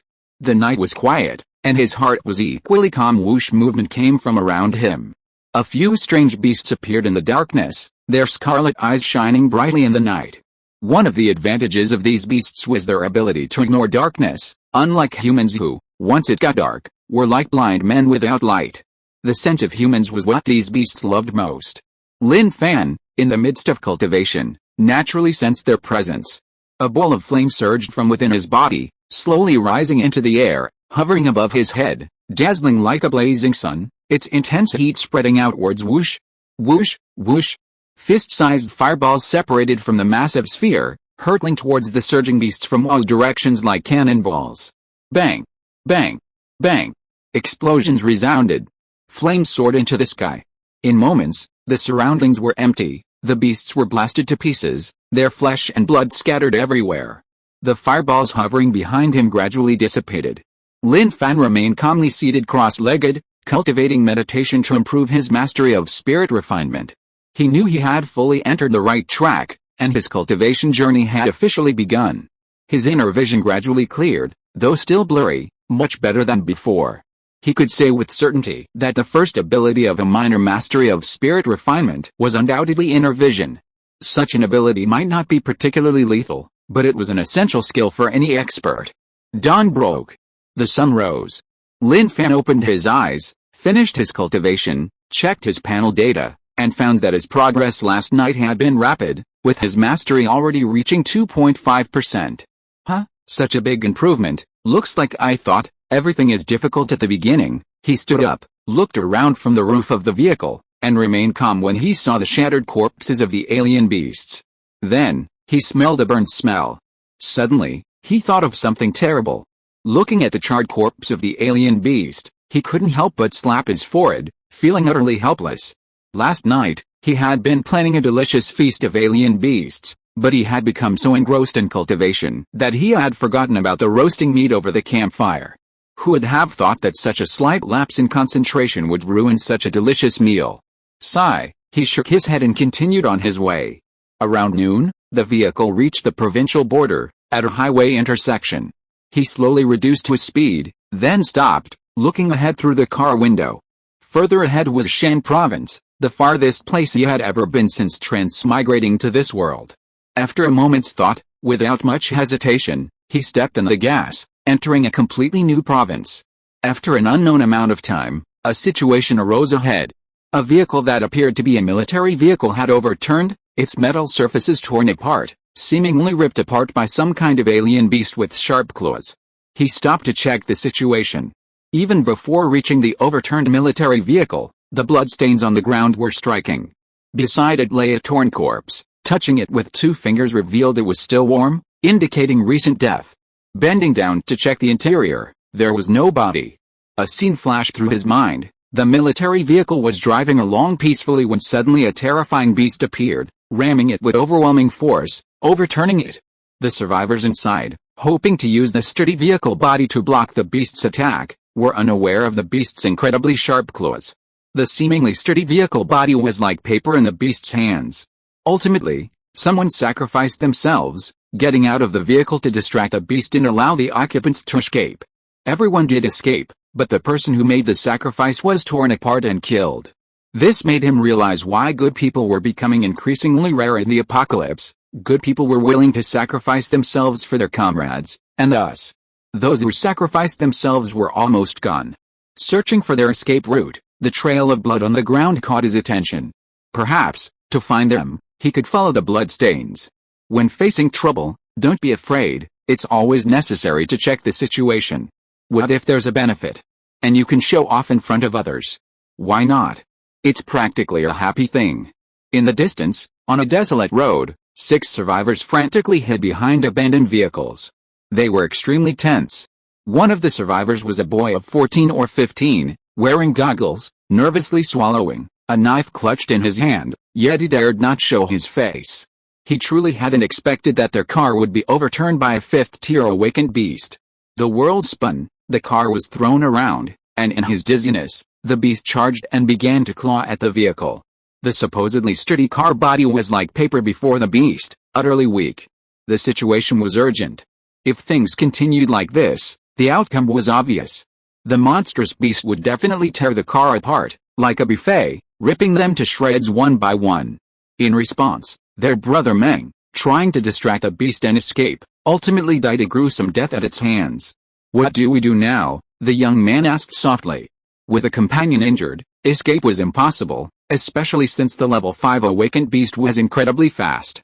It was clearly impossible for them to outrun four-legged creatures with only two legs. Everyone fell silent. In this situation, they had no idea what to do. A level 5 awakened beast was far beyond their capabilities. At this moment, the man with the injured leg was deathly pale. He looked down at his simply bandaged but still bleeding leg, filled with despair. Even when he was unharmed, escaping from a level 5 awakened beast was nearly impossible, let alone now with a leg injury. His only fate was death. "Ah Feng," the man whispered to the boy, "I can't run away in my condition. I've thought it through. I'll cover your retreat. I should be able to hold out for a few more seconds. But I just want to hear you call me dad before I die. That would make it all worthwhile." The boy? The man with the injured leg in front of him was 6 years older and had always taken advantage of him. He always called him good son, which infuriated the boy with the goggles. He really wanted to smash his head in. Now, facing such a serious situation, he still wanted him to call him dad. This made the boy with the goggles clench his fists, not knowing what to do. The man smiled bitterly. "Ah Feng, at this point, can't you grant me my last request? In my condition, forget about not abandoning me or giving up. I definitely can't run away. We've all survived the apocalypse. Nobody wants to be a burden. You should know that my greatest value is buying you some last bit of time." A woman holding a large metal gun frowned. She knew the man was right and made sense. The boy in goggles looked at the man who had been by his side for so long. "Dad, yes, good son," the injured man replied with a smile, then braced himself with his hands on the ground. "I'll rush out in a bit. You guys try to run. With my third-tier puppet ability, I should be able to suppress it for 2 or 3 seconds. And when it eats me, it'll definitely need another 1 or 2 seconds. 5 seconds in total, that should be enough for you to run." He calculated the time precisely. And spoke casually, not wanting to put too much pressure on his companions. Having come out, he had naturally considered the outcome. When facing death, he needed to be calm and composed. He hated nothing more than people yelling and screaming when facing death. How embarrassing. A car horn blared, accompanied by a surprised voice. "Wow, a level 5 awakened beast. The outlying provinces are indeed brimming with resources." Chapter 113 Skull and Bones, The Wanderers. Who honked the horn? Who spoke? The level 5 awakened beast, engrossed in its hunt, paused, momentarily stunned. The 6 survivors peeked out and saw a dilapidated car parked behind the beast. The injured man, his mouth slightly agape, suppressed the urge to sacrifice himself and buy time for the others. A man in a black cloak, carrying a knife, calmly stepped out of the car. "What does he want?" the injured man couldn't help but ask. His companions shook their heads, completely clueless about his intentions. "Let's run. Let's take this opportunity to escape," the goggles-wearing youth suggested. That was a level 5 awakened beast. In his mind, that man might be about to. Lin Fan walked up to the level 5 awakened beast, grinning. The level 5 awakened beast turned around, its massive body looking down at Lin Fan with a furious roar. Its sharp teeth and abyss-like maw created a shockwave that forced Lin Fan to wave his hand in protest against the beast's foul breath. Compared to a gorilla, this awakened beast was incomparable. The difference was immense. In his opinion, a single punch from a gorilla would probably make this guy cry. "Roar," the awakened beast roared, its body hardening and gleaming with a metallic sheen. It raised its leg and slammed it down, intending to crush Lin Fan into pulp. Lin Fan caught a glimpse of the survivors emerging from the corner of his eye. When out on the world, one should never miss an opportunity to prove oneself. Survivors in the apocalypse are few in number, and the chances of encountering them in the wild are slim. If you do encounter them, and they truly possess skill, you must give them a shock. He didn't kill them with a single strike. Instead, he clenched his fist and swung it, striking the swollen foot of the awakened beast. Pain. Numbness. These were the awakened beast's first sensations. The survivors watching were truly stunned when they saw Lin Fan clash head-on with the beast. Then, something even more shocking happened. They saw him grab the awakened beast's leg and violently swing it around, slamming it wildly against the ground. The beast's massive size was now like an ordinary toy in his hands. Boom. Boom. The ground shook. Each impact cracked countless fissures. Lin Fan tossed the beast into the sky, looking up as it fell. He clenched his fist, waiting. Just as the beast was about to hide him, he swung his fist. With a bang, the hardened body was struck hard, dented, and a miserable scream rang out. My God, the goggles-wearing boy stared dumbfounded. His mouth was agape, wide enough to fit an egg. This was a level 5 awakened beast. They stared at Lin Fan, who calmly and confidently threw a punch. They wouldn't have believed it if they hadn't seen it with their own eyes. The heavily injured awakened beast soared into the air. Lin Fan took a deep breath, clenched his fist, and focused his ki and blood. Ki and spirit unite, he had cultivated to this point solely for better beast hunting. To directly destroy a beast with his bare flesh and blood without relying on tribulation lightning was incredibly satisfying. As the beast continued to fall, Lin Fan threw a punch, his ki and blood exploding. With a bang, the power of his ki and blood pierced through the level 5 awakened beast's body. The survivors who had been hiding stared wide-eyed. They were awe-stunned and speechless. What had they just seen? The beast hadn't even landed yet, but a red aura, carrying overwhelming power, pierced through its corpse. This was terrifying. Evolution point +1, a perfect harvest. They were extremely pleased. He skillfully extracted the awakened beast's blood crystal. The crystal was quite valuable, but unfortunately, it didn't match his abilities. He didn't proactively say, "Everyone, you're all right now, come out." He felt that such an action lacked class. True masters often stood proudly in place, waiting for their opponents to appear. The 6 survivors, seeing the awakened beast lying motionless, mustered their courage and stepped forward. Their eyes held shock and disbelief, but regardless of their expressions, their inner emotions were one of relief at surviving a close call. Lin Fan calmly looked at them. "Who are you?" His indifferent tone prompted them to speak hastily. The woman wielding the large metal spear said, "Thank you for saving us. We are survivors of the Linai fortress. My name is Zhang Yan, and these are my companions. We mean no harm, please believe us." Lin Fan smiled and said, "It's alright. Even if you did, it wouldn't matter. You were chased so desperately by a level 5 awakened beast. You're no match for me. My name is Lin Fan, and I come from the next province. You're lucky to have met me, otherwise, you would have become this awakened beast's meal, encountering a level 5 beast as soon as he arrived in the province." "That's really impressive," the goggles-wearing boy exclaimed. "Ah, the retirement province actually has a master like you, brother." "What?" Before he could finish speaking, his companion covered his mouth, signaling him to shut up. Damn it. The goggles-wearing boy suddenly realized he'd misspoke in his excitement. "What do you mean by retirement province?" Lin Fan asked, puzzled. Did the term retirement province mean that his province was full of the elderly, weak, and disabled? "It's nothing," the goggles-wearing boy stammered, not daring to speak. Lin Fan pressed on, clearly not going to let it go. He had come out to gather information and see how people from other provinces perceived his province. Now that someone had mentioned it, he wasn't going to let it go. Faced with such persistent questioning, the goggles-wearing boy whispered, "Because Yang province is the weakest, the beasts there are all weak. So, people say that survivors living there are just living a life of leisure, with a high safety factor and little danger." Lin Fan smiled, thinking about the level of beasts he had encountered there. It did indeed deserve to be called a retirement province. It was indeed very weak. Since everyone said Jiang province was a retirement province, why did so few people from other places come here? The possibility was that they were too eager to improve. That was the only explanation. Zhang Yan hurriedly explained nervously, "This isn't what he said, it's what someone else said. It's alright, what he said is indeed correct. In Yanglao province, the highest level of alien beasts you encounter is only a level 5 awakened alien beast, which is far too difficult for survivors who want to advance. Shan province is much better, We've only been here a short time and we've already encountered a level 5 awakened alien beast. Lin Fan smiled, his smile easing their tension. At this moment, the man with the injured leg said, "Brother, don't take it to heart. My son said something wrong. I'll discipline him properly when we get back." The goggles-wearing boy got angry and kicked the man in the butt. "Ouch! You've gone too far. May you be struck by lightning." The man fell to the ground, groaning. "Stop fooling around." Zhang Yan really wanted to tie them up. This wasn't the time to be fooling around. Such a relaxed scene in the apocalypse could relieve the oppressive mood, but for Lin Fan, he couldn't let the people he had saved get too comfortable.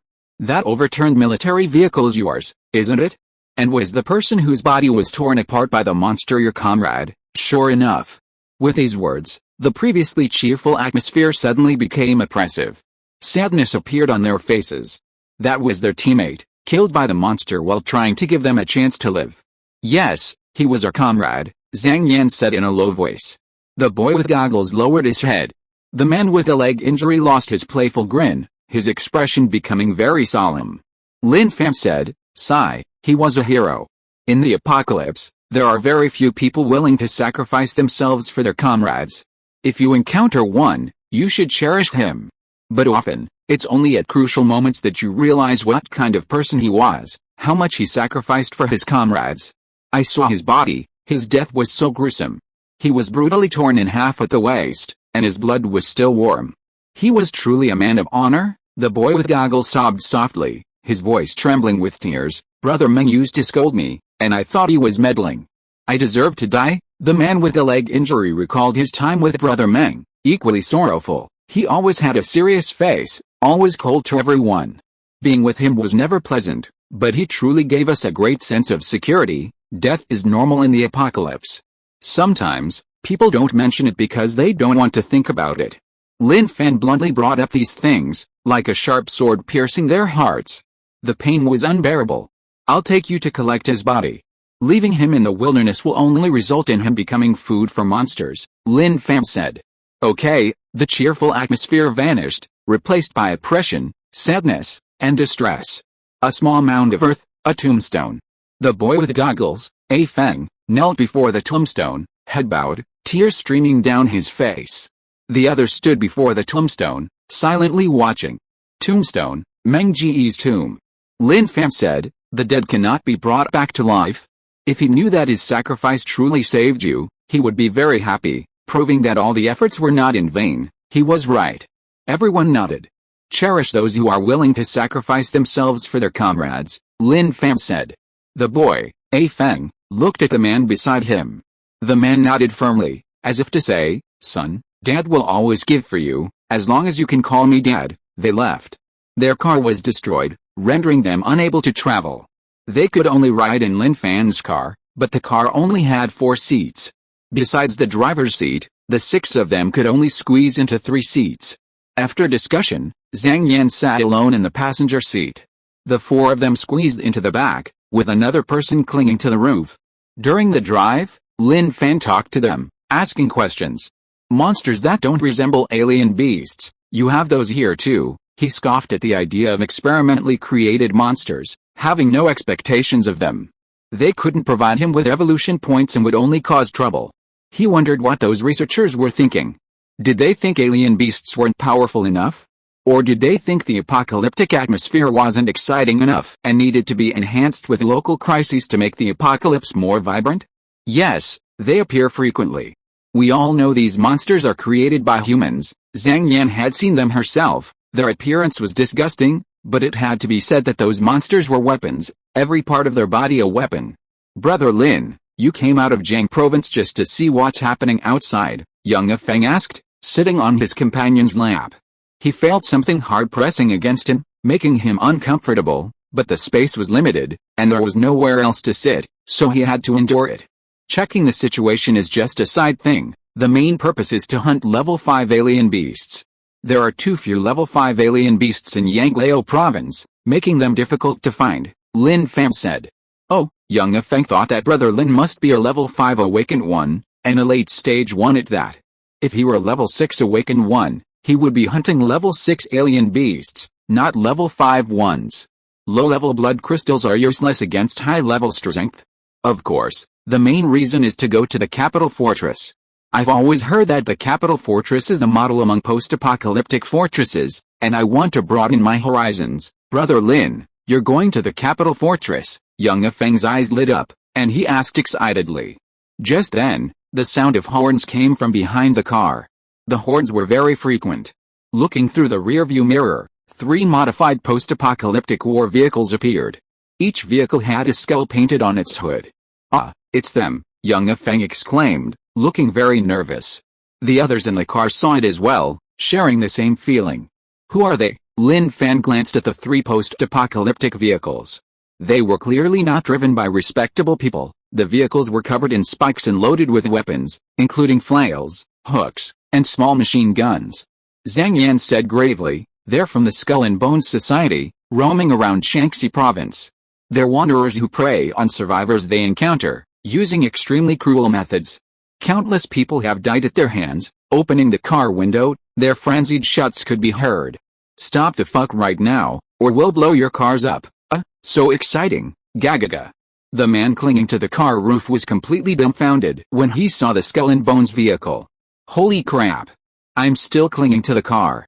What's wrong with these guys? At that moment, a Skull and Bones member wielding a flail tried to smash the car away, but was stopped by a burly man beside him.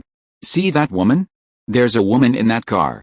If you smash her to death, I can still catch her while she's hot. I want to take her alive. A woman? A woman. That was incredibly tempting to them. They couldn't resist. They really couldn't resist. 3 modified cars surrounded them, and the crazed Skull and Bones members roared at them, even making vulgar gestures. Knowing there was a woman in the car, they pulled down their pants, exposing their buttocks outside, and even wriggled a few times. Lin Fan saw all of this. Compared to the vagrants he'd encountered in his own province, these were incomparable. These were far more perverted. Are all Skull and Bones members like this? Lin Fan asked calmly. Zhang Yan said, yes, these wanderers in the Skull and Bones Society are all ruthless and insane. I heard that the Skull and Bones Society originated right after the apocalypse. At that time, the Skull and Bones Society wasn't wanderers, but ordinary people trying to survive in the apocalypse. However, as food became scarce and the environment worsened, these people began to kill and eat each other, gradually forming this extremely insane organization. Lin Fan even wanted to give them an artistic spark explosion with 3 fireballs. But then he thought better of it. Do they have a specific destination? Lin Fan asked. Zhang Yan said, yes, I heard it's in Pingai County, but no one who went there ever came out alive. He braked. He stopped the car abruptly. Bang! The guy lying on the roof was thrown off. He fell to the ground. Lin Fan was startled and felt very apologetic. He had really forgotten that there was someone on the hood. When he saw the guy rubbing his chest and getting up, he was relieved. It was good that he was alright. Running isn't an option. When faced with something like this, you have to bravely get out of the car and face it. There's nothing to be afraid of. Lin Fan opened the car door and got out.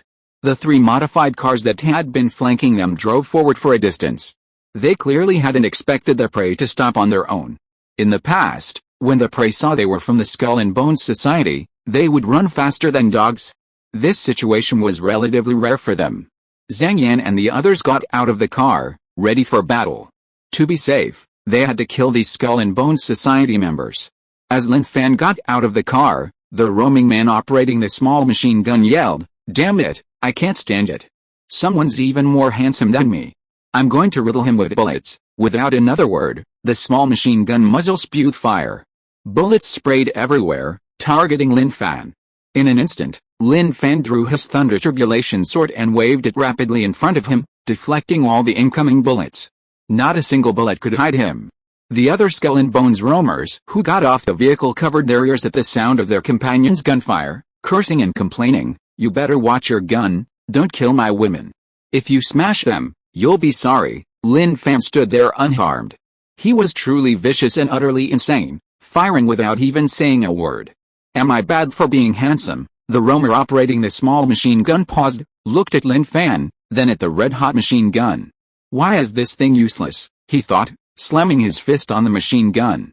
Without a word, he jumped off the vehicle. The roamers, grinning wickedly, surrounded Lin Fan and his companion. For them, their prey couldn't escape. Chapter 114 The Capital Barrier.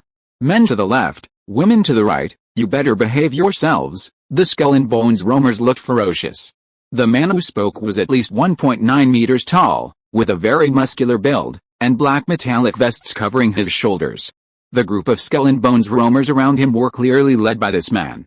These guys were armed with machetes, spiked clubs, and even scythes used for mowing grass. Is your base in Pingai County? Lin Fan asked curiously. The man ignored Lin Fan and instead strode towards him, a cruel and monstrous smile spreading across his face. Looks like you still didn't listen to me. With that, the man raised his weapon and brought it down hard on Lin Fan's head, intending to smash his skull open as a deterrent and scare the others. Thud. Lin Fan raised his hand to catch the falling weapon, then retaliated with a punch to the man's abdomen. With a bang, the man transformed into a black shadow and flew backward with a whoosh. In an instant, the group of wanderers stared wide-eyed, as if they had seen a ghost, staring at Lin Fan in disbelief before turning to look behind them. He flew away? The man who had been sent flying suddenly sat up in shock, his eyes wide open. Even Lin Fan was quite surprised by this. He looked down at his fist, wondering if his punch had weakened. Kill him, the man roared angrily as he sat up.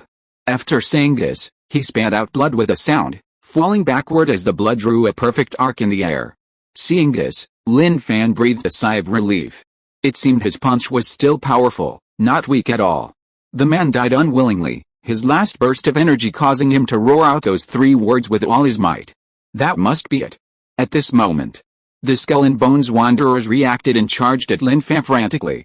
These guys had long lost their humanity in the apocalypse. Life was worthless to them, less than an ants. Sigh, Lin Fan sighed softly and attacked directly. A moment later. These guys are indeed vicious. Lin Fan lightly flicked his lightning tribulation, shaking off the blood. He remained indifferent to the corpses scattered on the ground. Killing them was also a way to save the apocalypse. Zhang Yan said, the major powers in Shandong province have always wanted to eradicate the Skull and Bones society, but they haven't acted yet because they fear its strength. Strength is irrelevant. The real issue is that no one wants to be the first to act. They're even worried that if they fail to eliminate the Skull and Bones society, they'll be targeted by them and suffer huge losses in retaliation, Lin Fan said bluntly. Zhang Yan nodded. Lin Fan's analysis was correct. That's right, that's exactly it. Someone once proposed forming a group to attack the Skull and Bones society, but the proposal was dropped due to the selection of personnel. Not long after, the person who made the proposal was killed. It must have been retaliated against by the Skull and Bones society. Lin Fan was quite interested in the Skull and Bones society.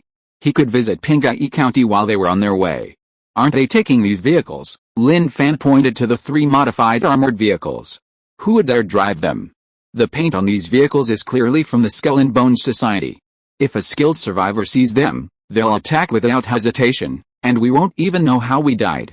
If the Skull and Bones society finds out, we'll face the same vicious retaliation. Zhang Yan directly refused. These modified armored vehicles were very important means of transportation in the apocalypse. They were much better than sedans and pickup trucks. Then let's go, Lin Fan said. They would ride in the same way they had before. The man clinging to the roof remained there, but this time he was smarter. He jumped off just before the car stopped to avoid being thrown off by the braking force. Night fell. Lin Fan had originally planned to rest in the wilderness for the night and continue his journey at dawn, but Zhang Yan refused, as the apocalypse at night was far more dangerous than during the day. Lin Fan didn't say anything and continued on his way. At midnight, they finally reached the Lin'ei fortress. Thanks to Zhang Yan and the others, entry was smooth and without any trouble. Upon reaching the outer wall, a familiar smell wafted towards them. Upon closer inspection, they could clearly smell a mixture of sour, foul, and fishy odors. That night, inside the inner wall, Lin Fan slept with a goggles-wearing boy, a Feng. Brother, are you really going to the capital fortress? A Feng asked, lying beside him. Yes, what's wrong? Lin Fan asked. Can you take me with you? Are you going to the capital fortress? Lin Fan was quite surprised, not understanding what this boy named A Feng was thinking. He felt the kid was doing quite well here, at least he had companions to protect him. Yes, I'm going to the capital fortress. I want to find someone very important to me. I want to see how she's doing. A relative, Lin Fan, became interested and started gossiping. Feng thought for a moment, then slowly said, "You could say that. She's my adopted older sister. She saved my life before." Later, she told me she was going to develop her career in the capital fortress, saying she'd come back for me once she was established. "How long has it been?" Lin Fan asked. 2 years. Hearing this, the dark room became very quiet. Lin Fan felt that if the boy hadn't come back to find him for 2 years, there were only two possibilities: either he was dead, or he was just joking. The other person hadn't taken it seriously, only the boy Feng had. "Brother, can you take me with you?" Young Feng had mentioned this to Zhang Yan before. He wanted to drive to the capital fortress himself, but Zhang Yan had refused, saying it was too dangerous and he absolutely couldn't go alone. She even told him that if he ran away, they would come looking for him, and they might die on the way. If they died, it would be because of him. Those words were harsh, but they were effective. Feng had never acted alone before. "The journey is long, and taking you is too dangerous. Even I might not be safe. Tell me her name, and if I get to the capital fortress, I can ask her for you," Lin Fan said. Hearing that he couldn't be taken, young Feng's eyes dimmed in the darkness, but then filled with hope again. "Her name is Wang Yu, and she's 25 years old now. Do you have a photo?" "Yes." Feng turned on the light, got out of bed, and took a photo from his pocket. The photo was well preserved and always kept close to his body. Lin Fan took the photo and glanced at it. It was taken 2 years ago. The boy, Feng, was still very young, while the woman beside him looked energetic and capable, wearing combat gear with a dagger at her waist. She had short hair, a heroic air, and a tomboyish vibe. "This is my sister, isn't she beautiful?" Feng proudly introduced. 2 years ago, I went out hunting monsters with everyone. I was still young then, and they made me wait here for them. Who would have thought a monster would spot me in charge of the car? I was so weak back then, no match for it. Just then, my sister appeared and saved me. That's amazing." "Yeah, definitely. My sister is incredibly strong. She said she came from Liangang Fortress, specifically to go to the capital fortress. She said she used to have a younger brother who looked a lot like me, so she adopted me as her brother," Feng said with a smile, his mood brightening as he reminisced about the past. "Okay, keep the photos with me for now. I'll ask around at the capital fortress and return them to you when I get back." Lin Fan felt he could help with a small favor. It was just finding someone, nothing difficult. "Okay, but you have to keep the photos safe, brother. They're very important to me," Feng said. "Don't worry, I'm very careful with my things," Lin Fan smiled. Dawn broke. They didn't stay at the Linai fortress for long.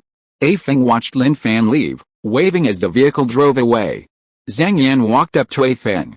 "You asked him for help, right?" "Yes, Brother Lin won't take me, but I gave him the photos. He said he'd find them for me," Feng said. Zhang Yan didn't say much, still harboring doubts about whether Wang Yu was alive. The apocalypse was too dangerous. No one could say for sure they'd see the sun rise tomorrow. Outside Pingai County, Lin Fan had come here specifically to see if the Skull and Bones Society's headquarters was here. He encountered 2 level 5 alien beasts on the way here, quite lucky. This outlying province truly lives up to its name, its resources are incredibly abundant. Could anyone imagine this in a retirement province? He stopped the car and parked it in a secluded spot. Looking at the abandoned buildings ahead, he didn't think much of it and started walking inside. He really wanted to see what the Skull and Bones Society's headquarters looked like. He traversed the rooftops of the abandoned buildings, observing his surroundings. The number of alien beasts in the city puzzled him. There were far too few active ones. This didn't match his expectations at all. Soon, he heard movement ahead. He landed on the rooftop of a building, crouched down, and peered down, observing the situation below. A large crowd had gathered below.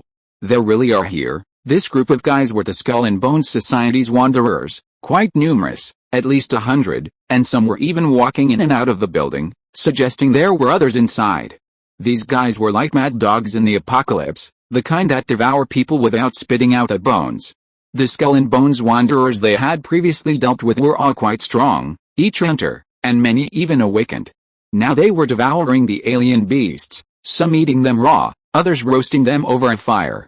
Faced with these vicious creatures, the alien beasts were likely doomed. Nearby were some wooden frames, with people tied to them, seemingly still alive. Then, some wanderers were seen wielding throwing knives, striking the survivors one after another. The survivors screamed, but these screams only excited the Skull and Bones wanderers even more. Just then, the sound of a helicopter rotor reached their ears. Lin Fan looked up and saw a helicopter approaching from afar. The Skull and Bones wanderers naturally looked up as well. Just as Lin Fan assumed the helicopter was coming to sweep them away, the helicopter slowly descended. What's going on? Are these wanderers so rich that they even have a helicopter? Lin Fan was shocked. Something's not right. He noticed that the person disembarking from the helicopter wasn't a wanderer. The man was dressed cleanly, his leather shoes gleaming black, and he walked straight into the building. Following him was a fully armed man, standing there like a bodyguard. Wanderers enthusiastically approached, pointing to the survivor tied to the wooden frame and eagerly offering him a throwing knife. The man took the knife, clearly intrigued, and from a distance of several meters, he flicked his wrist, sending the knife flying and striking the survivor squarely on the head. Cheers erupted around them. Is the stronghold colluding with the Skull and Bones Society? Lin Fan pondered, observing the scene unfolding before him. Not long after, the man who had gone in earlier emerged, accompanied by several more people. A box was carried out and placed directly onto the helicopter. Lin Fan looked at it, wondering what was inside. Blood crystals? He thought blood crystals were the most likely possibility. Tap tap tap, the helicopter took off, heading into the distance. Lin Fan watched the helicopter disappear into the distance until its silhouette vanished from sight before continuing to observe the situation below. Wow, what earth-shattering secret have I discovered this time? He thought it might actually be true. Without causing any disturbance, Lin Fan quietly left. Having confirmed the Skull and Bones Society's headquarters, he had no other thoughts. Night. He had already arrived in Texas, intending to spend the night casually in the wilderness. He climbed onto the roof of the car, sat cross-legged, and prepared to begin cultivating. Before cultivating, he glanced at his stats panel. Level 5, 6/60, Realm, Refining Spirit, 2.9%, Constitution, 176.79, Agility, 161.31, Spirit, 158.3. Quite satisfied. The stats had improved remarkably well. After an unknown amount of time, he suddenly opened his eyes. A rustling sound came from all around him. He raised his hand and threw a fireball, the flames dispelling the darkness and enveloping the earth. In an instant, a group of strange beasts had surrounded him. The leading beast had black markings on its chest. A level 5 beast had led a pack of minions out hunting. Roar, roar, a series of roars echoed as the beasts growled at Lin Fan. Standing on the roof of the vehicle, Lin Fan slowly drew his lightning bolt, observing the surrounding commotion. He sighed, life in the wilderness is indeed dangerous, but it's quite nice. What I lack, I found. Let's begin. The beast seemed to cooperate. After he finished speaking, the level 5 beast roared, and at his command, they surged in from all directions. To prevent the vehicle from being destroyed, he leaped into the air, plunging into the beast horde and immediately engaging in combat. His lightning bolt was incredibly sharp. The beasts were torn apart like paper, their bodies splattering blood, staining the dark night red, and filling the air with a thick, pungent stench of blood. After an unknown amount of time, the beasts were finally wiped out. Lin Fan looked at the level 5 beast standing there like a stone and smiled, saying, "You're the only one left. What are you standing there for?" The level 5 beast was a little confused. The situation was different from what it had expected. This was bad, very bad. Even after evolving to level 5, it still had its brain. This was its territory, and it couldn't tolerate humans entering it. So it brought its minions to check the situation, but who would have thought that its invincible minions would be completely wiped out? Not a single one was alive. This shocked the level 5 beast. This was a tricky situation. The level 5 beast retreated, then suddenly turned and ran. Don't run. If you run, I'll have work for nothing. Lin Fan drew his sword and charged forward without thinking, hacking at the level 5 beast repeatedly. Its hard body was like paper before the lightning tribulation, everything was equal. In a short while, with a mournful howl, the level 5 beast collapsed to the ground, its eyes still glaring even in death, showing its deep resentment at its demise. He skillfully dug out the blood crystals. The black blood crystals were still quite beautiful. He then turned and dug out the blood crystals from the surrounding beasts. 1 level 4 blood crystal, 5 level 3 blood crystals, 11 level 2 blood crystals, and 21 level 1 blood crystals. A very good haul. Encountering such a group of beasts could easily make one rich. He returned to the roof of the vehicle to continue cultivating. After some time, he heard a faint movement. He knew that an ordinary red-blooded beast had cautiously approached and was gnawing on the corpse of the level 5 beast. Lin Fan ignored the ordinary red-blooded beast. To it, this was an unexpected windfall. Whether it could seize it depended on whether the ordinary beast would attack. Time passed quickly. Dawn broke. Lin Fan took out the spare gasoline, filled the car with it, and continued driving forward. He understood that the closer he got to the capital fortress, the higher the quality of the alien beasts he would encounter. During the drive, some alien beasts chased the car. Lin Fan didn't stop to pay them any attention. When a beast caught up, he simply released a small fireball to extinguish it easily. Several hours later, Lin Fan slowly stopped the car, opened the door, and looked into the distance in astonishment. Towering city walls appeared before him. The capital fortress. This is the capital fortress. He had never seen such massive walls before. Compared to them, the walls of Miaoan fortress were dwarfed. Then, from his vantage point, he saw many vehicles emerging from all directions, heading towards the capital fortress. He got in the car, stepped on the gas, and approached the capital fortress with anticipation. He then arrived outside the capital fortress. Survivors appeared around him, some were chatting in their cars, others were moving goods, a diverse group of people. What shocked him even more was that the capital's fortress didn't have any elevators. Everyone entered the fortress through the passageways. When someone dares to leave passageways in the city walls, there's only one reason: absolute confidence and no fear of the alien beasts attacking. Chapter 115 Wang Lin learns something new. October 29, 2023, Chapter 115, Wang Lin gains insight. Hey, do you even know the rules? Are you a country bumpkin? All outsiders' vehicles must park outside. See the white lines for the parking spaces? 1 level 1 blood crystal per hour, a man in war clothes shouted rudely. After Lin Fan parked his car in the parking space, the man wrote something on a piece of paper, then tore it off and handed it to Lin Fan. This is the parking time. Keep track of the time yourself. The man didn't even look at Lin Fan, turned around and went back to the rest area, crossed his legs, and shook them, acting very leisurely. So arrogant. So domineering. No wonder it's the capital's stronghold. Even a guy guarding the parking spaces is so arrogant. Lin Fan didn't cause any trouble and walked towards the passage. After observing, he discovered that there were many gun ports on this steel wall. Without a doubt, once the capital's stronghold entered combat mode, the first wave would be an overwhelming barrage of firepower. Approaching the passage, he looked up to observe its structure, wondering how it would be closed should a beast tide erupt. Soon, he noticed cracks on both sides of the ceiling. The city wall above must be able to descend. He looked ahead, then behind. If the passage was blocked and the wall descended, he'd likely be crushed into pulp. Thinking this, he quickened his pace, exiting the passage, which stretched for over 10 meters. This alone demonstrated the sheer thickness of the capital's fortified walls. Even if a beast tried to smash through them, its head would likely be smashed to pieces. Stepping out of the passage, the scene before him instantly brightened. He heard a constant stream of conversations. Groups of survivors walked together, some talking, some trading. The environment exceeded his expectations. There was no filth or chaos. The bustling activity brought boundless vitality to this massive fortress. Don't miss out. Gout medicine on clearance sale, 10 level 1 blood crystals for 1 level 2 blood crystal, large quantities available, premium battle axes for sale at low prices, kill monsters like chickens, first come, first served. The cries of vendors were incessant, filling the air with the atmosphere of daily life. Lin Fan, like Grandma Liu visiting a grand garden, was filled with curiosity about his surroundings. He approached the stalls and carefully examined everything.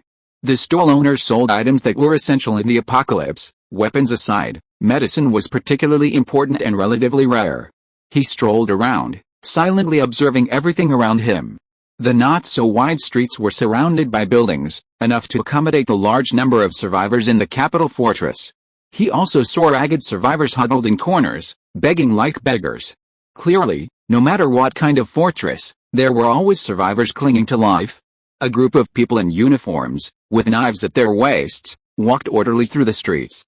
Judging from their appearance, they were likely patrol personnel from the capital's fortress, maintaining stability and order. Anyone causing trouble would likely be apprehended immediately. At that moment, he saw a boy holding a sign that read "Guide, offering one level 1 blood crystal for 3 hours." The boy appeared to be around 11 or 12 years old. His features still retained a hint of childishness, but his expression was incredibly resolute, clearly. The post-apocalyptic world had matured him, and innocence only led to death. He walked up to the boy. "Do you have time to be my guide?" Lin Fan asked. The boy hadn't had any business for 2 days and was anxious. Hearing this, he immediately understood and hurriedly nodded. Yes. What's your name?" Lin Fan asked. "Brother, my name is Liang." The boy quickly put away the sign, as if afraid his older brother would change his mind. "Well, my name is Lin Fan, you can call me Brother Lin. This is my first time in the capital fortress, and I'm not familiar with this place. You can show me around and tell me things I should know." Lin Fan took out a level 1 blood crystal and tossed it to the boy, who was overjoyed to receive it. "Don't worry, Brother Lin, I'll provide excellent service and guarantee to explain everything clearly." Liang patted his chest, making a confident promise. Having just arrived at the capital fortress, what could he possibly learn on his own? Having someone explain things was a different story. Lin Fan asked, "I see there are passages in the city wall. If a strange beast attacks, how are these passages closed?" "The walls inside the passages will collapse." In fact, as far back as Liang could remember, he had never seen the walls inside the passages collapse. At most, the metal gates of the passages had been closed. Lin Fan nodded in agreement. It was exactly as he had thought. "Is there an inner wall and an outer wall here?" Lin Fan asked, looking into the distance again. However, the surrounding buildings were quite tall, obstructing his view, and he couldn't see the inner wall. Perhaps the inner wall wasn't very high, making it invisible. Yes, the inner wall isn't very high, and it's the most important part of the capital fortress. Without identification, you can't enter. In the capital fortress, both awakened and hunters live on the outside. Liang had been in the capital fortress for many years but had never been inside. This was normal, but he felt that the inner and outer walls of the capital fortress were definitely different from other fortresses. At this moment, Liang began his tour guide's explanation. The layout of the outer wall is easy to understand. It's divided into a leisure area, a trading area, a residential area, and a factory area, only 4 areas in total. We're currently in the trading area. Lin Fan listened and looked around. The vendors had set up stalls, doing small business, selling the items they had obtained. Compared to the surrounding shops, the vendors were only small-scale operations. Weapon and gun shops. Pharmacies. A wide variety of shops, countless in number. Seeing all this, the capital fortress felt more like a city to him.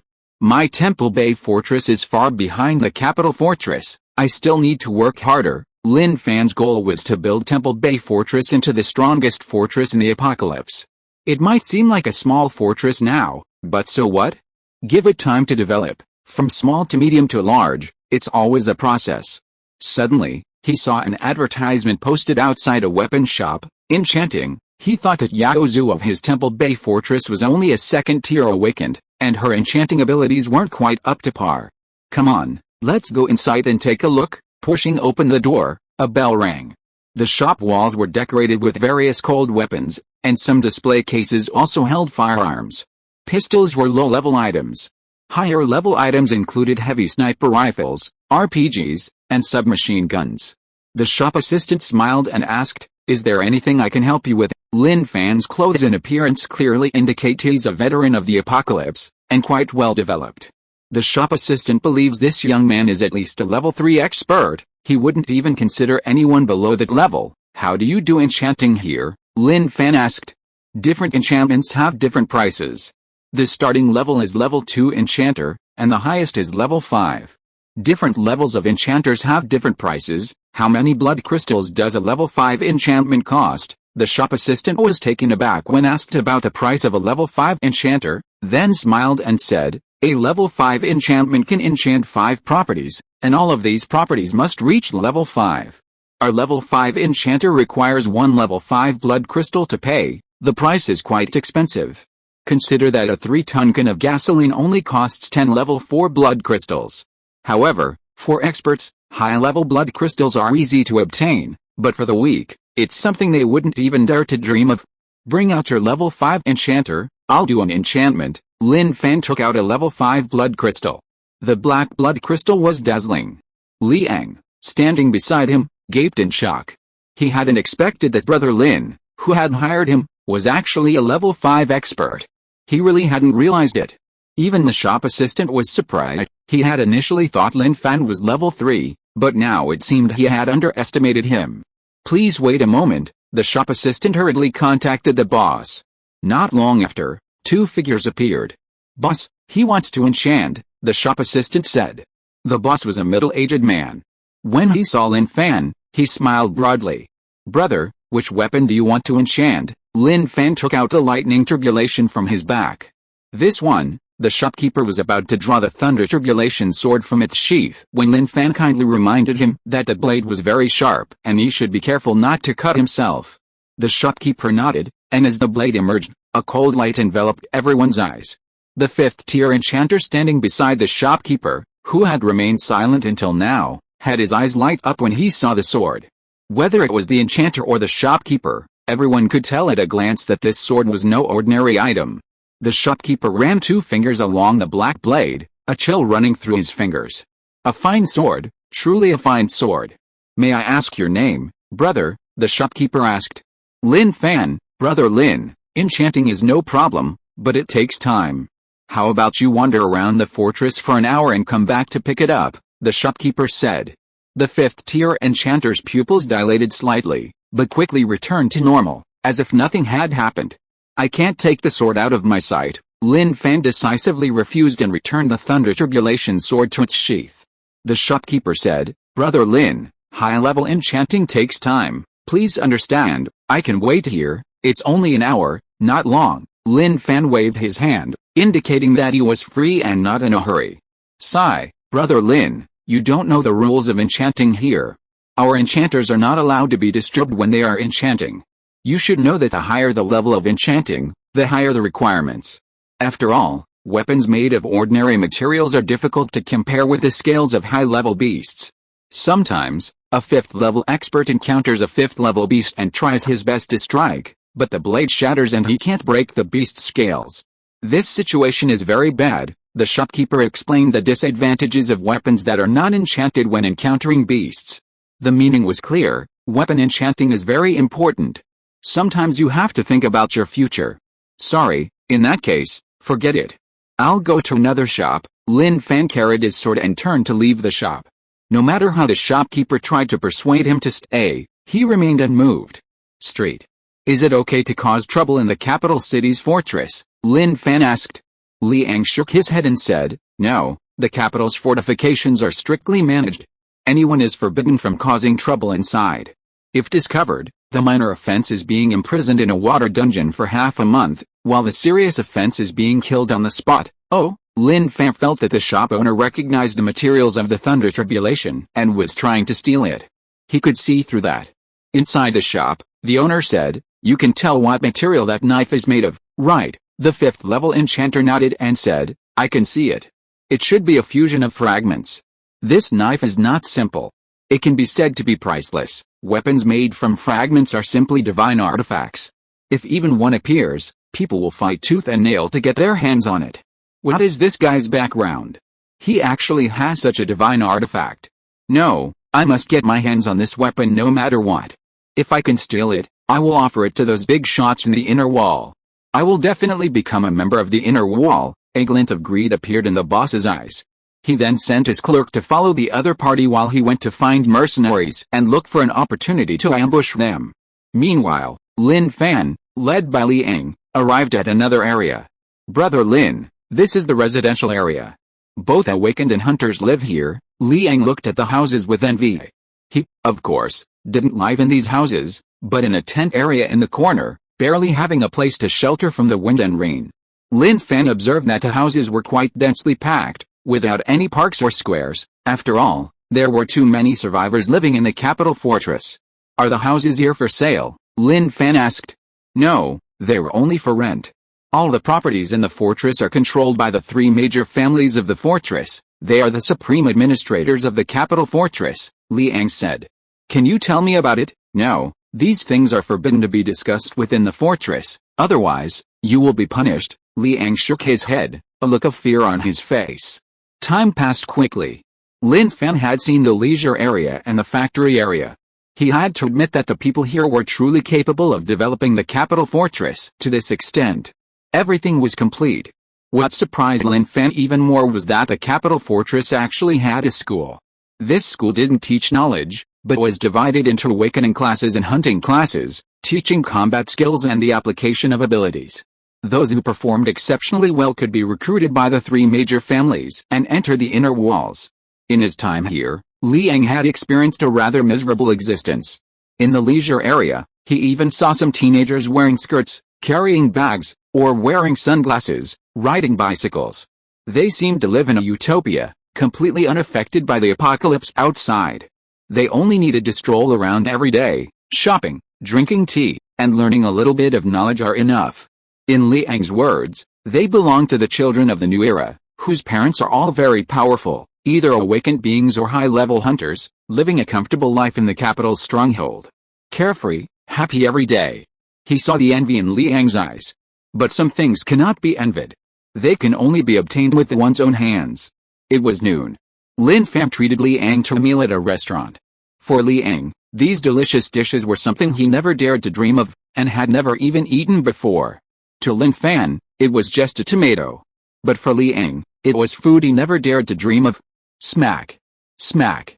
Little pearls welled up in Liang's eyes as he looked up. Brother Lin, this food is just too delicious, he really cried. The people dining around Liang cast dissatisfied glances at him.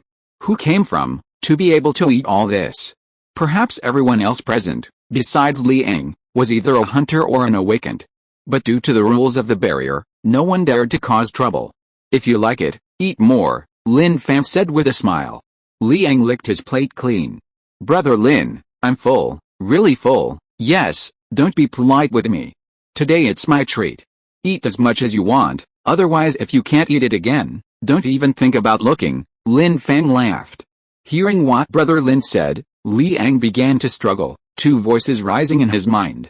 Eat, eat, eat until you're full, don't go too far. No, I'm full, Liang shook his head, his expression very serious. I'm not hungry, I'm full, I definitely won't eat any more. Lin Fan smiled and raised his hand. Waiter, add a tomato rice bowl and a vegetable salad. The waiter has taken the order. If Liang had said this, the waiter would never have taken the order, but the speaker was Lin Fan, who was clearly an outstanding young man from the apocalypse and could definitely afford the meal. Brother Lin, it's alright, it'll be ready soon, Lin Fan smiled. For him, food that could be bought with blood crystals was nothing special. In a large fortress like the capital fortress, meat was for the poor, and the wealthy had to eat vegetables and rice. That was the food befitting their status. Lin Fan found the capital fortress's operating model to be truly addictive. It was simple. It told the survivors, work hard to become strong, hunt high-level alien beasts to obtain blood crystals, and you'll have a better life. The food that others dreamed of was just your daily meals. Not long after, the tomato rice bowl and vegetable salad arrived. Liang buried his head and wolfed down his food, the deliciousness making him forget all his troubles. Annoyed, it seemed this was what real life was all about. Lin Fan observed his surroundings. The men and women dining were all dressed appropriately.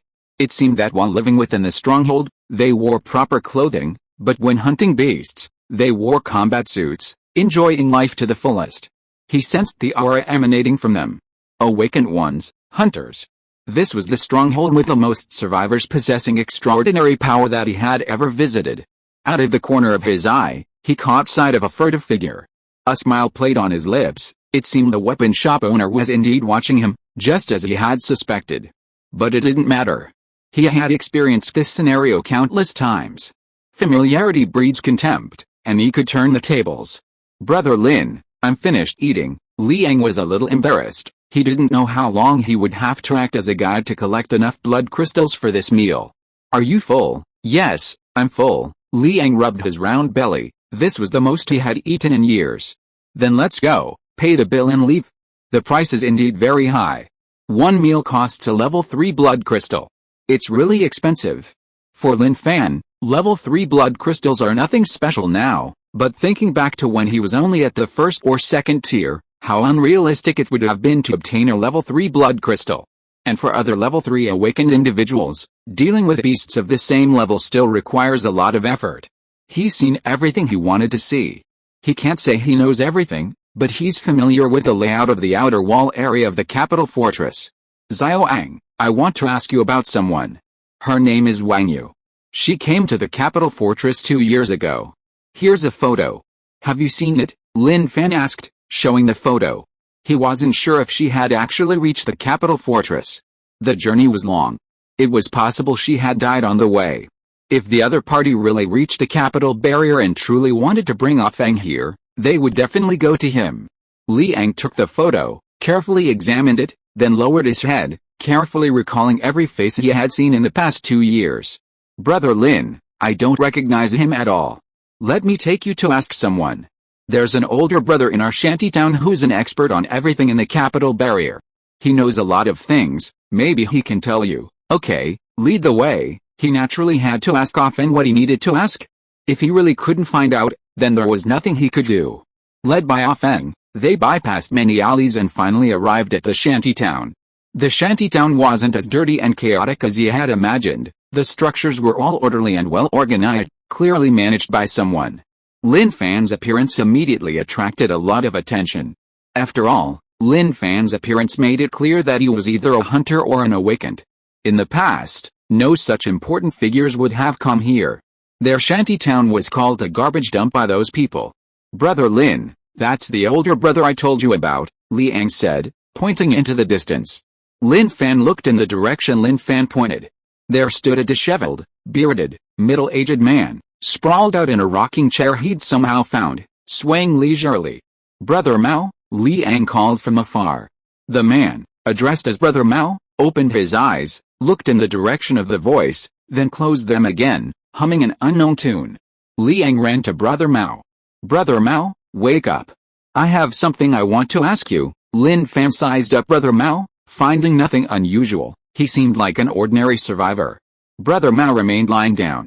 Without hesitation, Liang pulled out the guide fee Lin Fan had given him earlier. Just a simple question, one level 1 blood crystal. Hearing blood crystal, Brother Mao opened his eyes, snatched the blood crystal, and chuckled, ask whatever you want. If I know the answer, I promise I'll tell you.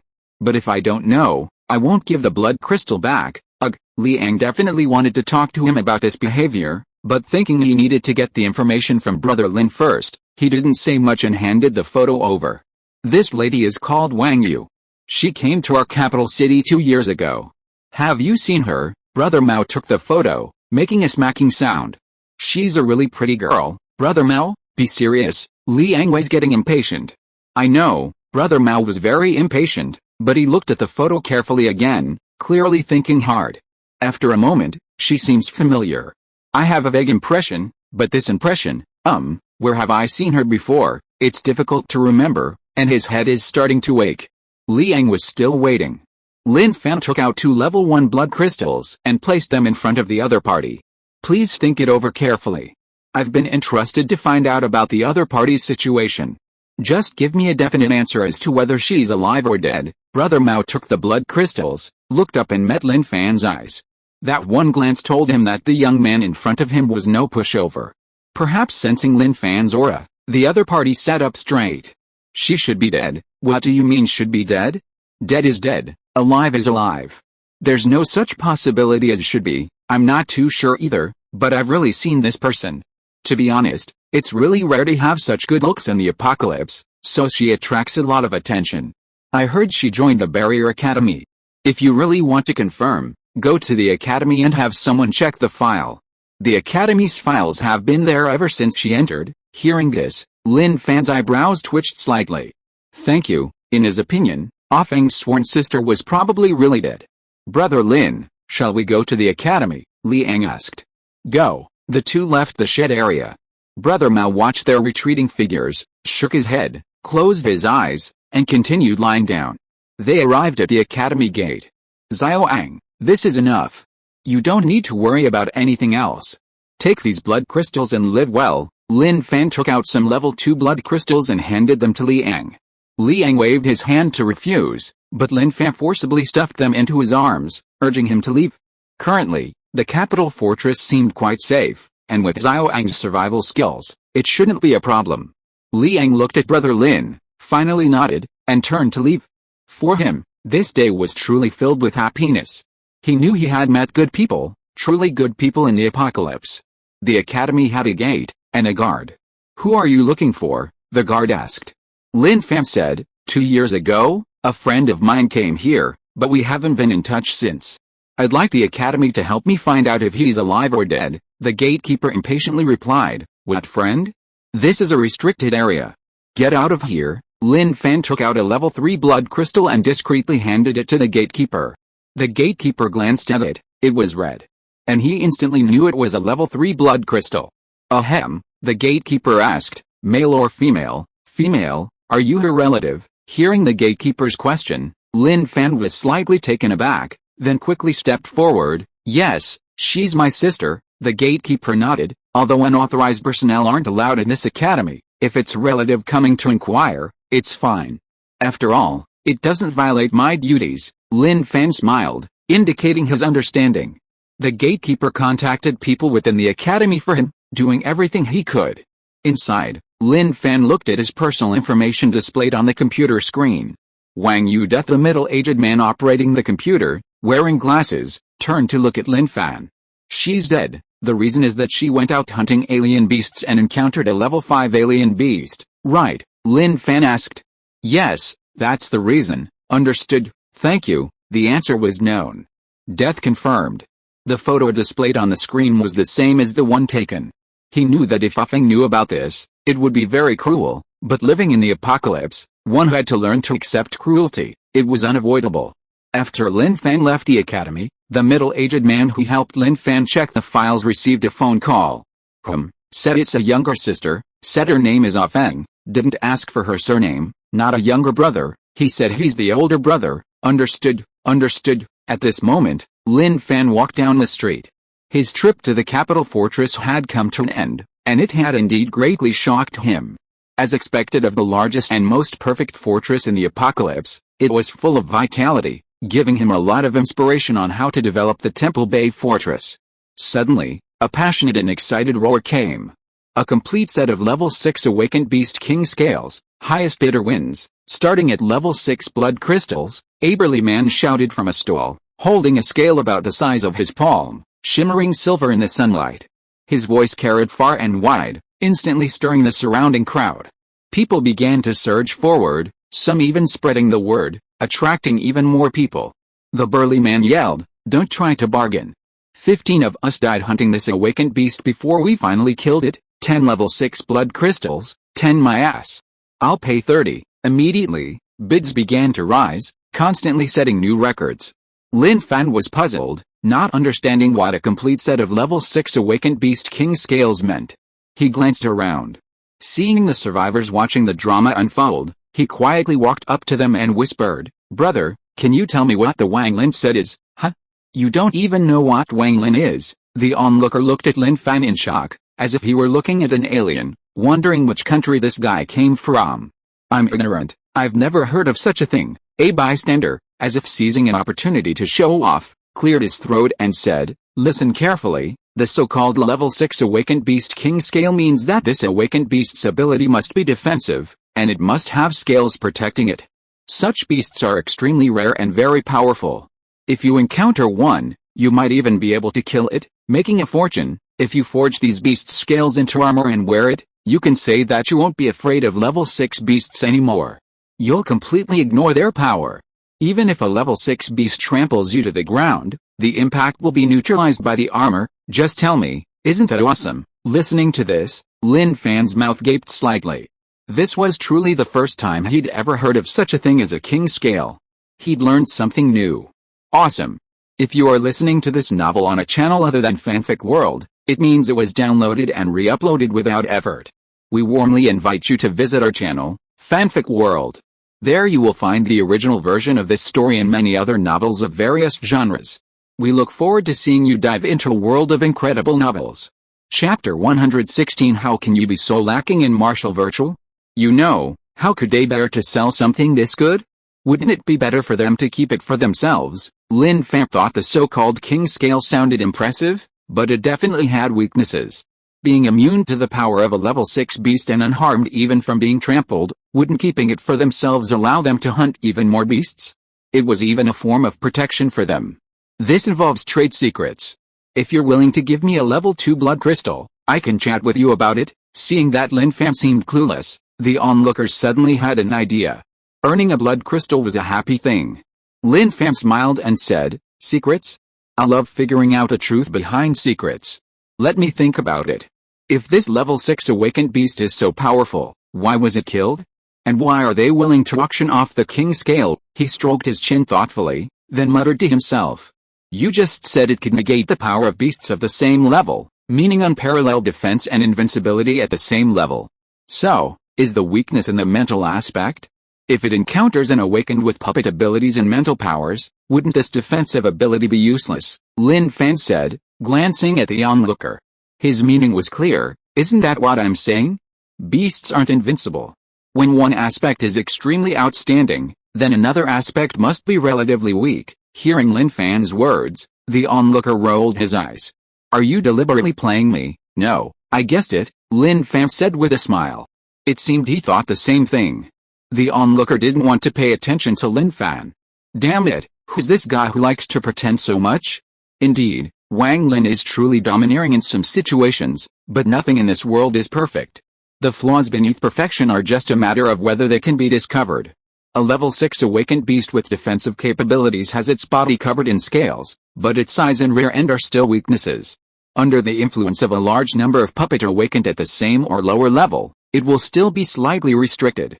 And within these limited gaps lies the moment of being hunted. Its weaknesses are quite obvious. If crafted into armor, its greatest use would be for easier hunting of level 6 beasts, especially awakened ones. However, for a level 7 expert, a level 6 beast king scale is dispensable, unless it's a level 7 king scale. He continued watching the auction. Ordinary survivors could no longer participate in this bidding. The number of blood crystals exceeded their expectations. During his observation, several groups appeared, and his first impression was that these people were all powerful. At least level 5, and some even made him uneasy. 200 blood crystals, is there anything higher? The burly man shouted excitedly. 200 level 6 blood crystals for a king scale was beyond his imagination. Based on past market prices, around 120 crystals would be the limit.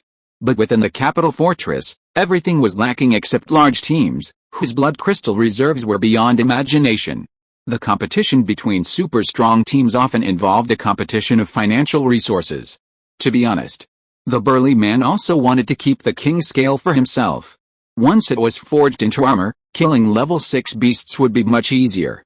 However, he knew he might not be able to protect it. This was the capital's stronghold. Inside the stronghold, he might be safe, but outside, even without offending anyone, he could be ambushed. An ambush without grudge must be for something. To avoid such trouble, he felt that auctioning it off was the best option. After the auction, Lin Fan quietly left. He didn't interact with the members of the large teams in the capital's stronghold. Keeping a low profile was best. His own strength was still level 5. Although killing enemies above his level wasn't difficult anymore, he still knew there were always stronger people out there. Who knew where an extremely terrifying opponent might appear and beat him to pulp? Keeping a low profile was the best approach. After carefully examining the capital's stronghold, he left. He needed to search for level 5 beasts around the stronghold to check the required evolution points. He was still more than 50 short of reaching level 6. The level 5 beasts he needed to hunt were quite numerous. He arrived at his parking spot, handed over the blood crystal, and retrieved his car. The moment he stepped out, several gazes fell upon him. The gazes were fleeting. They probably didn't consider him a target because he carried nothing. If he had brought out large bags, it might have attracted the attention of some, prompting them to take the risk, like opening a blind box, hoping to get something from him. This was just a brief reconnaissance of the capital's defenses. He would investigate further next time. The information he gathered would definitely be linked to strength. He drove away, heading towards the capital's central city. He thought that the chances of encountering level 5 beasts in the city were high, and the advantageous terrain of the buildings would allow him to properly cultivate his meditation at night, unlike in the wilderness where beasts would constantly disrupt his training. Beep beep. He took in the whole situation. But it was nothing. It was a normal occurrence. He had expected this. Behind him, the shopkeeper asked, "Has he discovered us?" This time, he had hired 2 6th-tier mercenaries, one an awakened and the other a hunter. The awakened's appearance fee was higher than the hunter's. But there was no other way. He had to ensure a complete victory. Therefore, hiring a 6th-tier awakened at a high price in blood crystals was definitely worthwhile, as long as he could seize that divine weapon. Weapons forged from fragments were incredibly precious. As far as he knew, some people were now rapidly becoming powerful by absorbing fragment energy, and once the fragment energy was absorbed, the fragments would also be forged into various divine weapons, becoming their exclusive weapons. They were truly invincible, unmatched in their strength. The 5th-tier enchanter said, "Boss, if he's a 5th-tier expert, he must have discovered us. Besides, any expert who's survived this long is shrewd and highly vigilant about their surroundings." That makes sense, the boss nodded, then looked around. "Once we're far from the barrier and in a deserted area, we'll overtake him and stop him." He didn't want anyone else to know what was going on here. The divine weapon had to be his. The 2 6th-tier experts who had been hired were quite puzzled, wondering what their target was so concerned about. However, as qualified mercenaries, aside from their frontness for abalone, they had principles. They took the blood crystals and did their job without asking any questions. It was that simple. Not long after, far from the barrier, with no other survivors around, the car sped up, quickly heading towards Lin Fan. The 6th-tier hunter in the passenger seat had half his body sticking out of the window, holding a metal spear, intending to throw it to force Lin Fan's car to stop. Seeing this, Lin Fan knew he couldn't give them a chance to make a move and decisively stopped the car. The meaning was clear. "I understand what you mean. I'm not running anymore. The car is very important, it would be troublesome if you damaged it. Although you also have a car, what if it gets damaged too? That would be a loss." Lin Fan leaned against the car and waited. The vehicle in front approached, stopped, and someone got out. "Oh, isn't this the weapon shop owner and the weapon shop enchanter? What brings you following me all this way?" Lin Fan asked with a smile. When he took out the lightning tribulation to enchant the other party, the words they said already revealed their greed for the lightning tribulation. The reason there was no conflict was because being inside the barrier would have a greater impact. It wasn't suitable. Until he went out, following him all the way to this godforsaken place, how could they stop him? The weapon shop owner didn't answer Lin Fan's question, but instead said to the 2 mercenaries, "It's him. Just kill him." He didn't want to say more, to avoid revealing the true value of the lightning tribulation. These 2 guys were hired by him. What if they also had designs on the lightning tribulation? So silence was golden, and less talk was best. The 6th-tier hunter in the passenger seat stepped out, arrogantly looking at Lin Fan. "Kid, you're paid to do what you're owed. You've offended someone, so we're here to kill you. Don't blame us." He strode towards Lin Fan, cracking his knuckles. His fingers were covered in metal gauntlets, their surface rough with uneven metallic points. With his strength, a single punch from these gauntlets could easily obliterate an opponent. Lin Fan retorted, "You guys are shameless. You can't have my weapon, so you try to have someone rob and kill me. You think you can even run a shop like this? I admit, my knife is infused with a mysterious fragment, incredibly sharp, a divine weapon.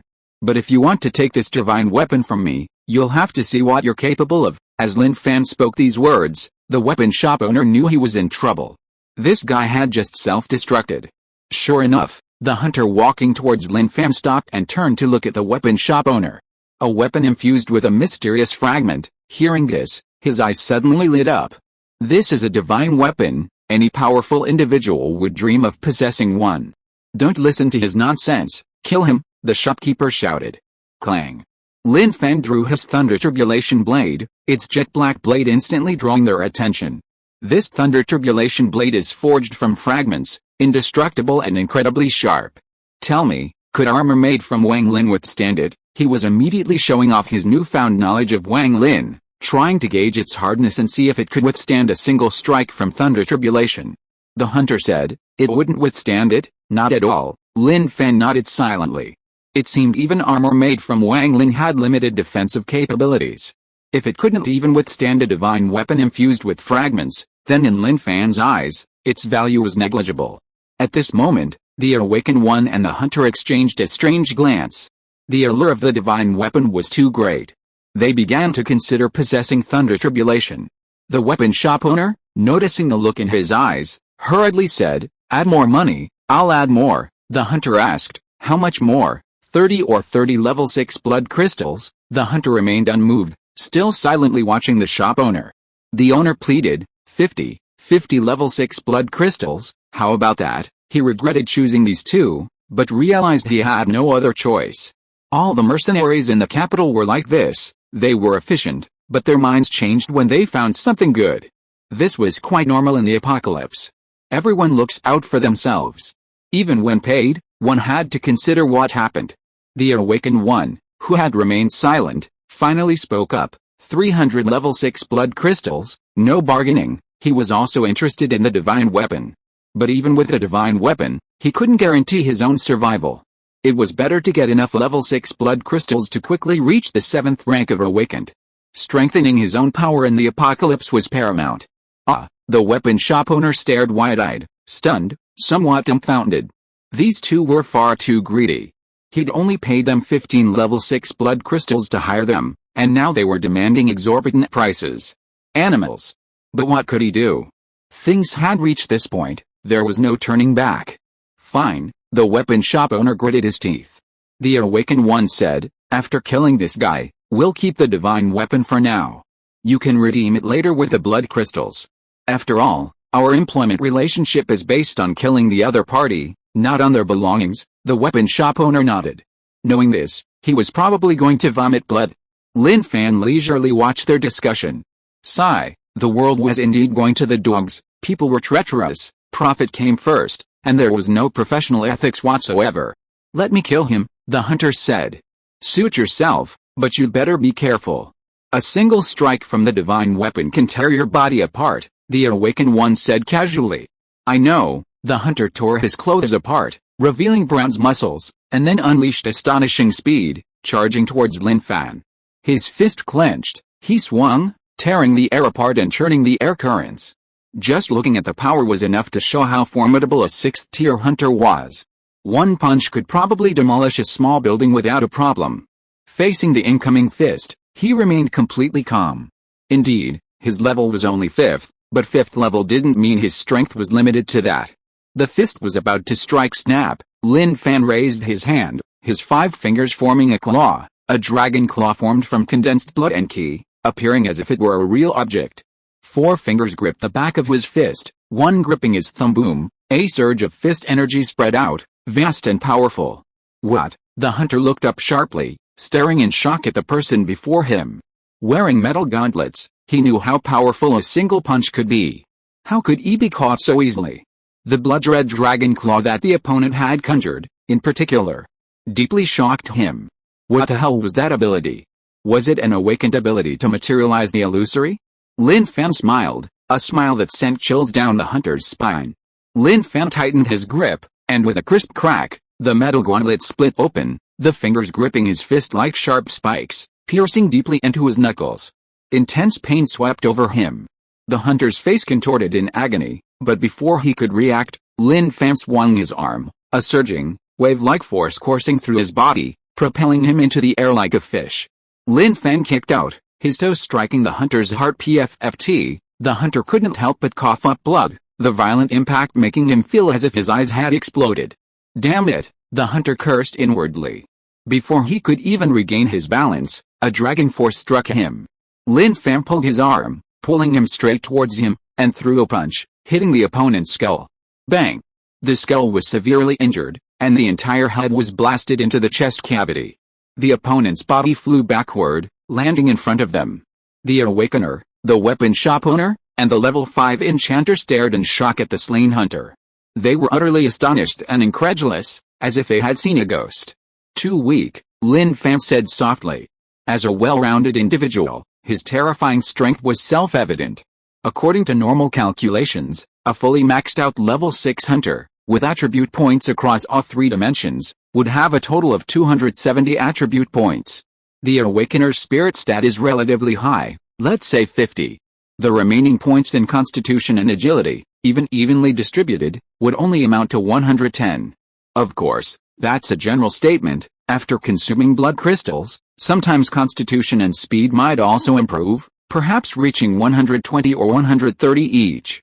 But what good is that? What can he do against him? Even if his abilities are bizarre and varied, he can still crush him. As for the hunters, their mental stats are too low to meet the standard. Even if he averaged them out, they would only have 135. Therefore, at his current level, killing a 6th-tier expert is child's play. Even if a 7th-tier expert comes, he won't be afraid at all. He'll kill them 80% of the time. Even if there's a 20% chance he doesn't kill them, he can still retreat calmly. But right now, he's only just entered level 5, and he's only added 7 evolution points. Once he reaches the mid to late stage of level 5, with more than half of his evolution points added, he won't care if they were 7th tier or not, they'll all die.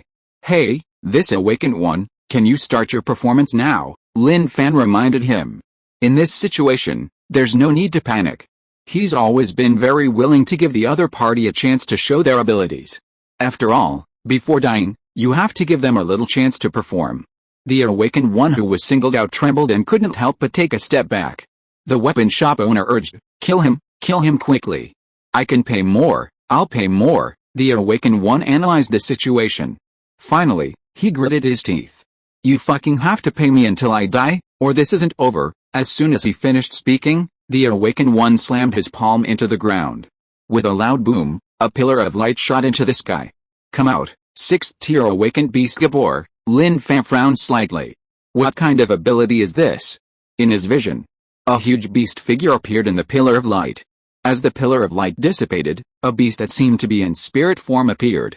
It was neither a ghoul nor a beast, with 2 limbs as legs, standing like a human, and its body was covered with sharp spikes. The beast in spirit form roared ferociously, showing great ferocity.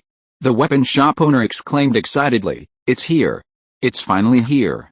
A skill rated A by the Bulwark. It allows you to personally kill a beast, absorb its soul, and merge with it, achieving a temporary beast-like state and gaining the beast's abilities. Lin Fan instantly understood. He loved battlefield commentators.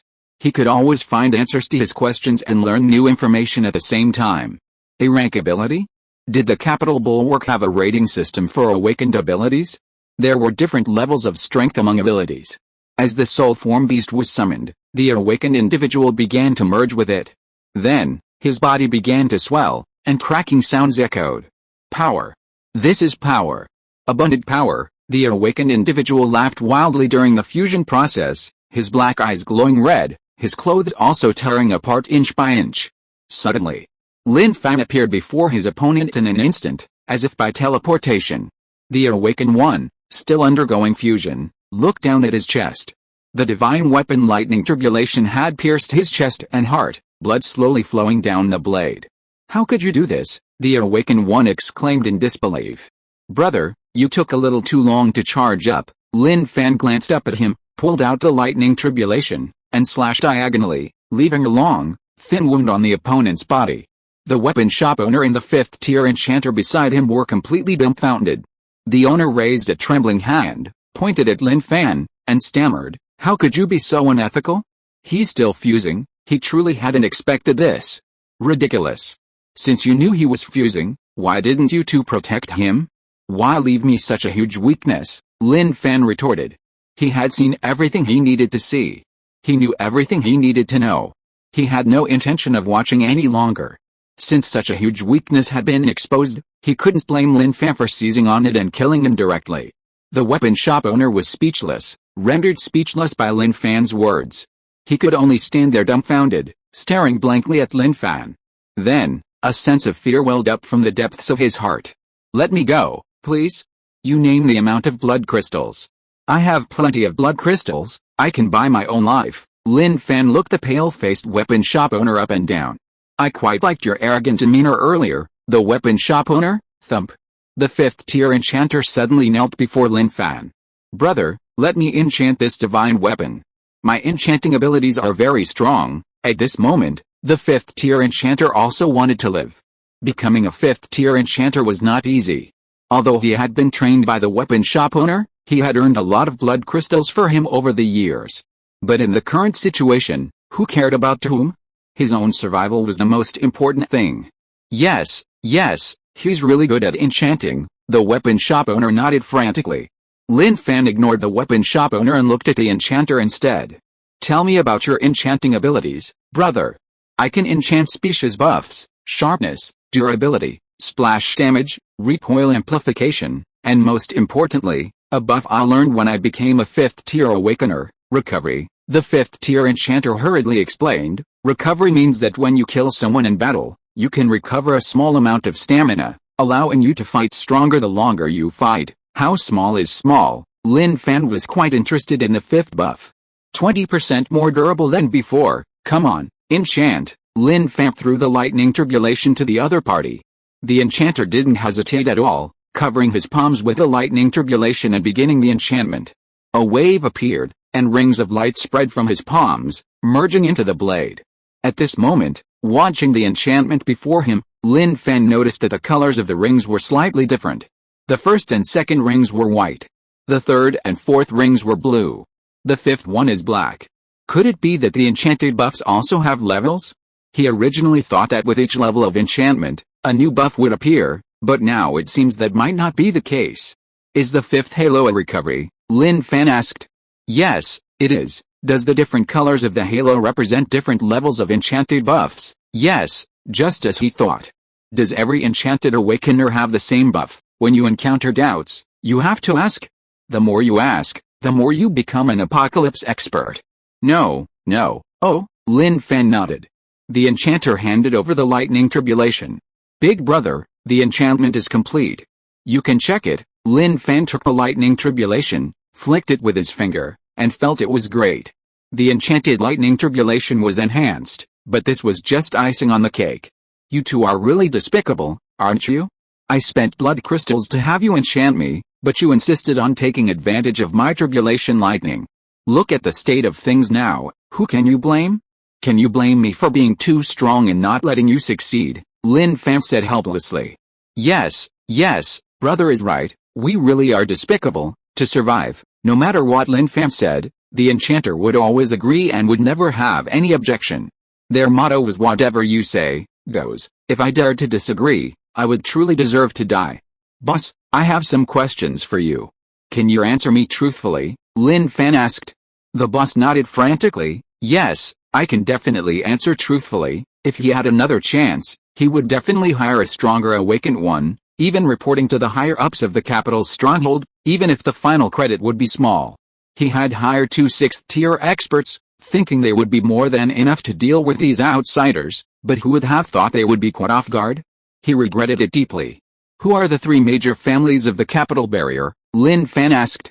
The Chen family, the Mo family, and the Wang family. Which of these 3 is the strongest? They're all very strong. All 3 are extremely powerful. I don't know which one is stronger. I heard that the capital barrier has a way to control the energy in blood crystals, specifically for enhancing spirit. Is that true, huh? The weapon shop owner looked up. I don't know, I really don't know. I've heard rumors, but that's all. I don't know if it's true. These are all classified information. How could an ordinary shop owner like me know so much? Oh, just then, a feeling of being locked on surged through him. Sensing this, Lin Fan instantly retreated. In that instant, an astonishing roar erupted, and flames exploded, instantly engulfing the weapon shop owner and the enchanter. This wasn't caused by a missile. It was because he had encountered another energy awakener. Chapter 117 I love listening to gossip. This guy. Lin Fan glanced at the corpse blasted apart by the energy body, hurriedly turned around, ran to his car, slammed on the gas, and sped away without a second thought. Who is this person? Who did they want to kill? Regardless of who they wanted to kill, the fact that they attacked directly was enough to show that they weren't there to rescue anyone, but to silence him. The lightning tribulation was sealed in its sheath. No one except the shop owner and the enchanter knew about it. Moreover, the fact that they killed even them meant they weren't part of the same group. What's the reason? Lin Fan looked back. The mysterious person was radiating energy, dazzling like the sun, relentlessly pursuing him, clearly intending to eliminate him as well. However, no matter how much he thought about it, he couldn't understand why the other party wanted to kill him. He hadn't had much interaction with others in the capital fortress. The only interaction was with the academy regarding the file inquiry. Could it be that his inquiry into Wang Yu's file contained some unspeakable secret, leading to his elimination?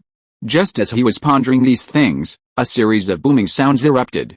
The mysterious figure chasing behind relentlessly hurled energy balls, their explosions comparable to missiles, incredibly ferocious. Nearby beasts, drawn by the noise, rushed towards the scene, only to flee with their tails between their legs upon seeing the spectacle. The vehicle finally slowed down. Bang! An energy ball exploded, flipping the car into the air. Lin Fan, inside, kicked open the door, leaped out, and landed steadily, glancing back at the wrecked car. My vehicle, it was exactly what he feared. Without a vehicle, he was left to walk, which would be exhausting. What the hell are you doing? What did I do to you? Why did you do this to my car? Are you out of your mind? Lin Fan cursed angrily. Encountering such a mad dog was truly unavoidable. They didn't need a reason to act. The mysterious figure, enveloped in energy light, descended from the sky. The light dissipated, leaving only the flapping of energy wings. The mysterious figure appeared to be in his 30s, with a cold and stern expression, his eyes devoid of emotion, icy and clear, as if they contained an ice cave. Anyone who saw this man would have only one thought in their mind: this guy is ruthless and not to be trifled with. The man remained expressionless and silent, slamming his palms into the ground. Two streams of energy condensed in his palms, causing the ground to bulge and expand, as if two earth dragons were spreading underground. With a bang, two pillars of energy shot up from the ground, exploding violently, shaking the entire earth. Lin Fan leaped high into the air, his brows furrowed. The man's silent attack had enraged him, and the man's control over his abilities far exceeded his expectations, far more terrifying and powerful than any energy awakener he had encountered before. The man's control over his abilities had reached an extremely high level.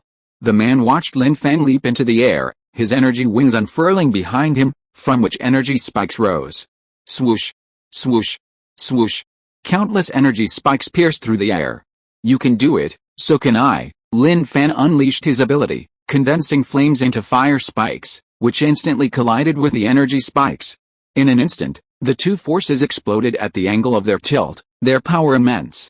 The shockwave spread outwards in all directions. Lin Fan, having landed, unleashed a burst of speed, transforming into a streak of light as he hurtled towards his opponent.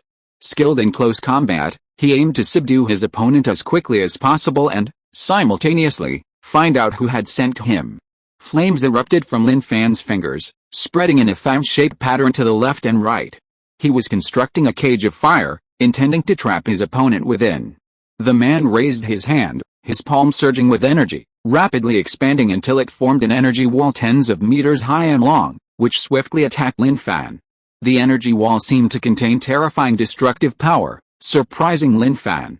This guy has incredible control over his abilities. Lin Fan was certain his opponent came from the capital barrier, and had definitely been trained there.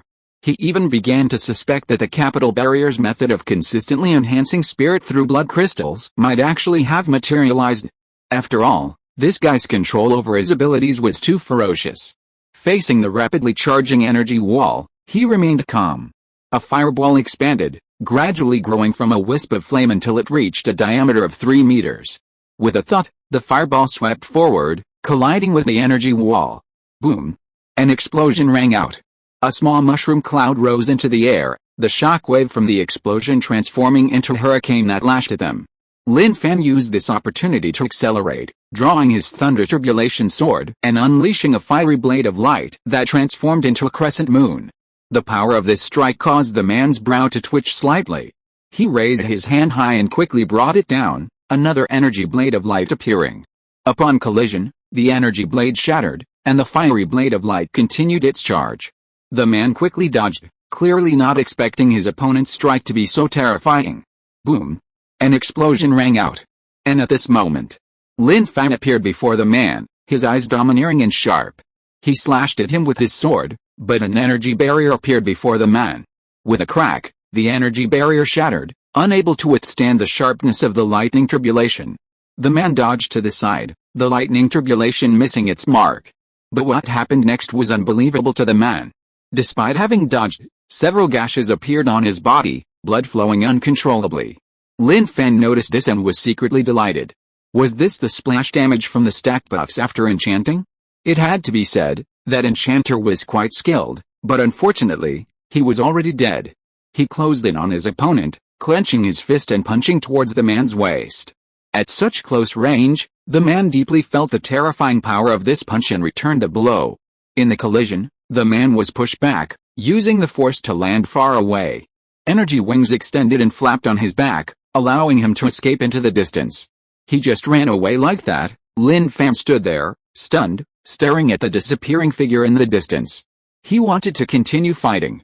Unexpectedly, the other party was so cunning, using the force of his punch to create distance before turning and flying away without any hesitation. Damn it, Lin Fan took a deep breath, trying to calm his depressed mood. What a damn thing. Running away as soon as it was mentioned, without even a shred of courage to fight. He glanced at the wrecked car and ran back towards the enchanter's car. Seeing the car parked intact, he breathed a sigh of relief. Thank goodness, he was glad he had been quick-witted enough not to damage the other party's vehicle, otherwise it would have been really bad. Without a vehicle, walking back to Miaoan Fortress from the capital would have been a real ordeal. He drove towards the capital city. Meanwhile, in the distance, a man tore open his sleeve, revealing a gaping wound on his entire arm. That punch had almost crippled his arm. Where did this guy come from? His mission was to eliminate the other party. Who could have imagined this outcome, that he would be injured by them? Fire abilities, and the weapon in his hand is a divine weapon infused with fragments. Whether or not it has fragments, he can tell at a glance. The man's face grew cold. He wouldn't allow himself to fail. Failure was a disgrace to him. But there was no other way. He had to go back and report properly. In the capital city, the environment was desolate. Many large buildings had collapsed and were leaning on the road, blocking former passages. Driving was impossible. They had to proceed on foot. He parked the car in a relatively safe area and weaved through the buildings, venturing deeper inside. Roar, roar, the roars of strange beasts echoed through the desolate streets. Many strange beasts roamed the deserted streets, forming a considerable wave.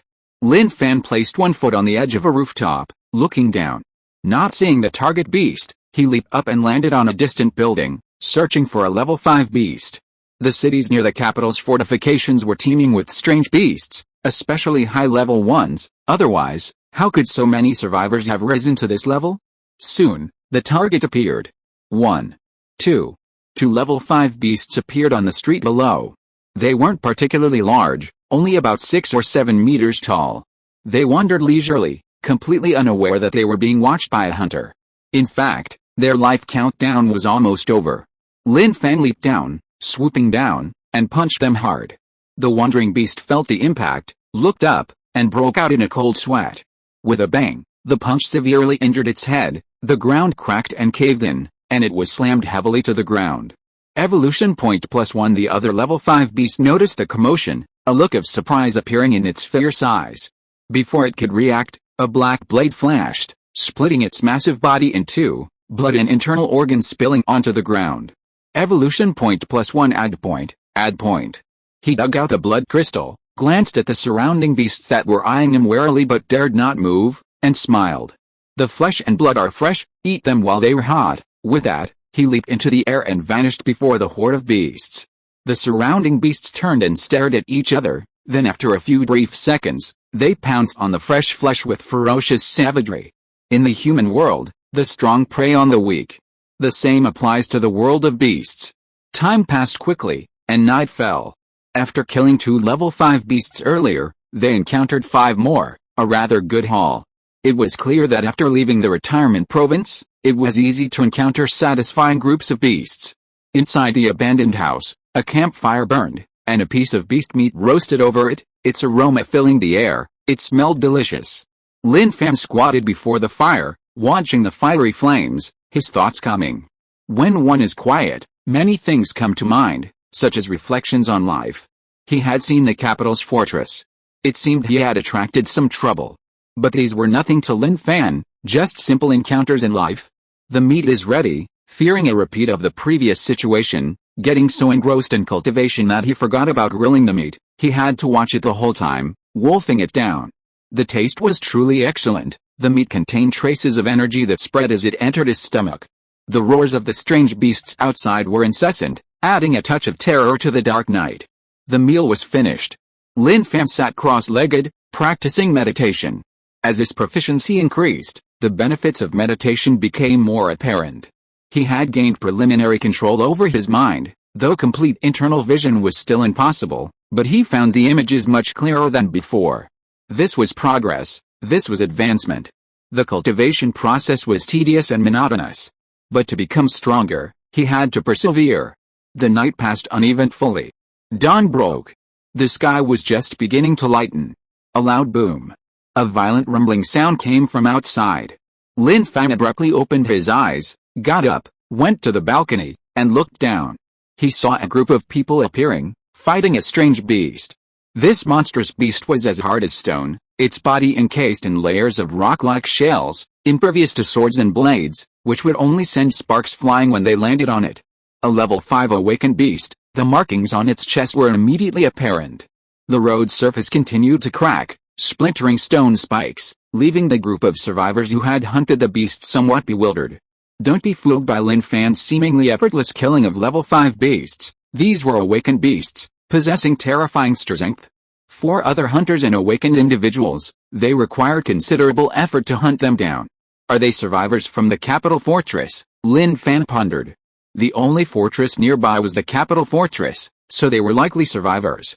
Carefully counting the survivors, there were 6 in total, 1 awakened individual and 5 hunters, all of considerable strength, at least around the 4th or 5th tier. They weren't driving either, presumably parked somewhere. Their method of movement was the same as Lin Fan's, using abandoned buildings as platforms to traverse and leap. This method was very effective, allowing them to escape the pursuit of alien beasts. Even if they were chased, they could escape quickly. It must be said that these abandoned buildings, which provided shelter during peacetime, still serve as a conduit for the survivors after the apocalypse.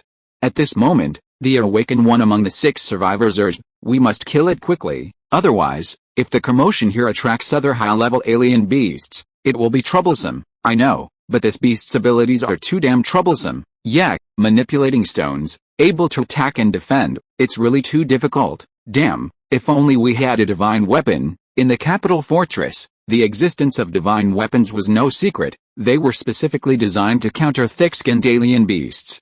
Suddenly, a figure appeared before the strange beast. To their bewilderment and shock, with a soft thud, the beast was decapitated. Then, the figure leaped away, disappearing in a flash. It came and went in a hurry. Swift as lightning, the figure vanished without a trace in the blink of an eye. What happened? I don't know. Was it the big black rat? They were stunned. Looking at the decapitated beast, they knew the troublesome creature had been killed, but they couldn't understand why the other party would kill it. If it was for the blood crystal, that was understandable, but the blood crystal was still there. Was he spying on us, seeing we were slow, so he came out to help us hunt and mock us?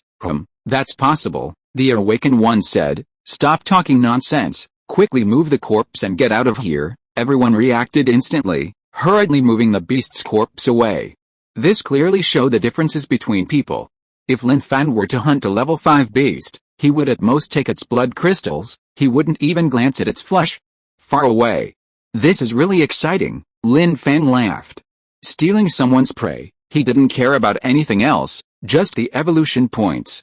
This was his favorite thing to do, it was perfect. Moving through the city, he noticed that there were quite a few survivors active in the city. Most were in teams. Clearly, there were many teams in the capital fortress, and they all felt the competitive pressure within, so they all wanted to come out and hunt beasts to obtain blood crystals to improve their strength and enjoy life.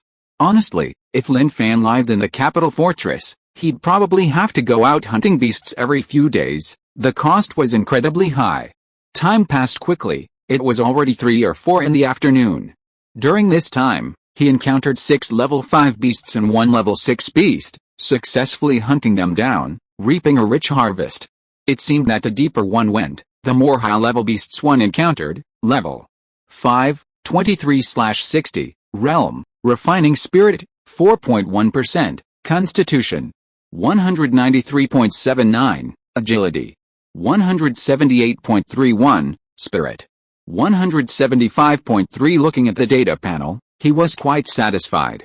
Especially that level 6 beast, with its yellow markings and yellow blood crystals on its chest, which gave him 2 evolution points. His constitution is almost at 200, just this one attribute alone. If a level 6 perfect awakened being knew that their attributes had reached this level, they would probably secretly shed tears. How could this person be so monstrous? Lin Fan had a plan. He would leave once he reached the maximum. But if level 6 beasts appeared frequently, he could stay a while longer and properly farm his evolution points, which would be an extremely satisfying thing. Just as he landed on the roof of a building, thinking of jumping up again, an extremely lewd voice came. He didn't expect that, did you? You've finally fallen into our hands. We brothers will all gang up on you and make sure you're thoroughly filled. Something about that sounds off. Listening more closely, there seems to be an angry woman's voice. Lin Fan, intrigued, immediately perked up. He loved listening to gossip, especially the love and hate stories of survivors in the apocalypse. He climbed down the rooftop towards the source of the sound, approaching the window. Without the obstruction of glass, the sound was crystal clear. Inside, the injured female survivor, blood trickling from her lips, glared angrily at the group. You dare lay a hand on me? Don't forget, I'm the 3rd young master of the Mo family. Lin Fan, eavesdropping, nodded silently. A familiar tactic. The Mo family was one of the 3 most powerful families in the capital, and this female survivor was clearly trying to intimidate them by invoking the 3rd young master's name. Of course we know you're one of the Mo family's 3rd young master's men. We wouldn't have dared to provoke you before, but we know you went out to risk your lives to seize the fragments possessed by the yanking gatherers. We followed you all this way to see how things went. Very well, heavy casualties. The man speaking stared greedily at the woman's curvaceous figure, showing great interest. The woman, thinking about the prepared resistance she encountered upon arriving at the yanking gatherer's location, immediately turned cold. Did you inform them beforehand? The man laughed. That's right, we told them. Otherwise, with your strength, you really could have seized them without much loss if they weren't prepared. Lin Fan, watching from outside the window, became intrigued. Fragments? This woman has fragments. This is a struggle between 2 sides. Let's continue listening to see the details. Lin Fan listened intently to the gossip, nodding and analyzing from time to time. Even when strange beasts on the street looked up, saw a human hanging on a high wall, and roared, it didn't dampen his enthusiasm for the gossip. The female survivor disbelieved. Impossible. How could you possibly know about this? This matter was a secret. The 3rd young master only found out about the fragments obtained by the yanking group by sending someone infiltrate. The man didn't speak but looked at another companion beside him. The female survivor saw this companion's appearance change in her eyes. She stared wide-eyed. The other person's appearance had transformed into that of a team member who had disappeared before their operation. Familiar, isn't it? Actually, the team member you know is me, and he died a long time ago. This man was an awakened one, possessing the ability to mimic others, able to transform into anyone, not only their face but even their physique. With this ability, he thrived in the apocalypse. Having never served in the capital's stronghold before, he often disguised himself as a local stronghold administrator in other strongholds, stealing enough blood crystals when the real administrators were absent to enhance his own strength. You all, the woman couldn't speak. You've held a grudge for something that happened a year ago, even going so far as to offend the Mo family. You're really brave. Shut up, the man roared furiously. Damn it, I only glanced at you once, and you cut off one of my balls. Today, I'm going to kill you. Kill you. The woman's face turned deathly pale. She knew she was doomed. She couldn't escape on her own. These guys were lunatics, and their strength was far beyond her capabilities. Even with her awakened support abilities, she wasn't particularly skilled in actual combat. If you kill me, the Mo family's 3rd young master will definitely investigate you. Bullshit. Do you think this is a peaceful era with surveillance everywhere? Outside the window. Lin Fan nodded. Yes, revenge was warranted. Just one more glance and he'd get his testicles cut off. Anyone would be furious. And this guy had been plotting for a year just to get revenge. That showed he had some skill. Right or wrong wasn't important to Lin Fan, both were ruthless individuals in this apocalyptic world. Just as Lin Fan was eavesdropping on the gossip, the man inside, hearing the noisy roars of the strange beasts in the street, said, "Go check what's going on down there. Why is it so noisy?" Oh, his companion went to the window and looked down. Numerous strange beasts were roaring with their heads raised, which puzzled him. Following the direction the beasts were looking, he also looked up. His gaze met Lin Fan's. Lin Fan, with one finger stuck in the wall, raised a hand, smiled, and waved. "Hello." Chapter 118. I understand, it's very upsetting to be misunderstood. "Ah, someone's hanging there," the man exclaimed, backing away and pointing out a window, clearly terrified. Who would hang on the exterior wall in broad daylight? It was like a ghost, even waving and saying hello. Was this something a human could do?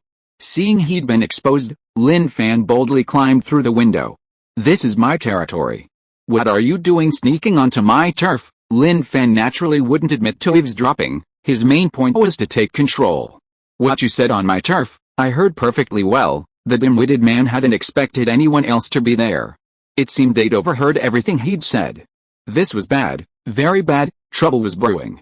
The woman, slumped against the wall, saw Lin Fan as a savior and urgently said, "Hurry up and tell the third young master of the Mo family that Chen Tai stole the fragments." Lin Fan remained unmoved, watching indifferently.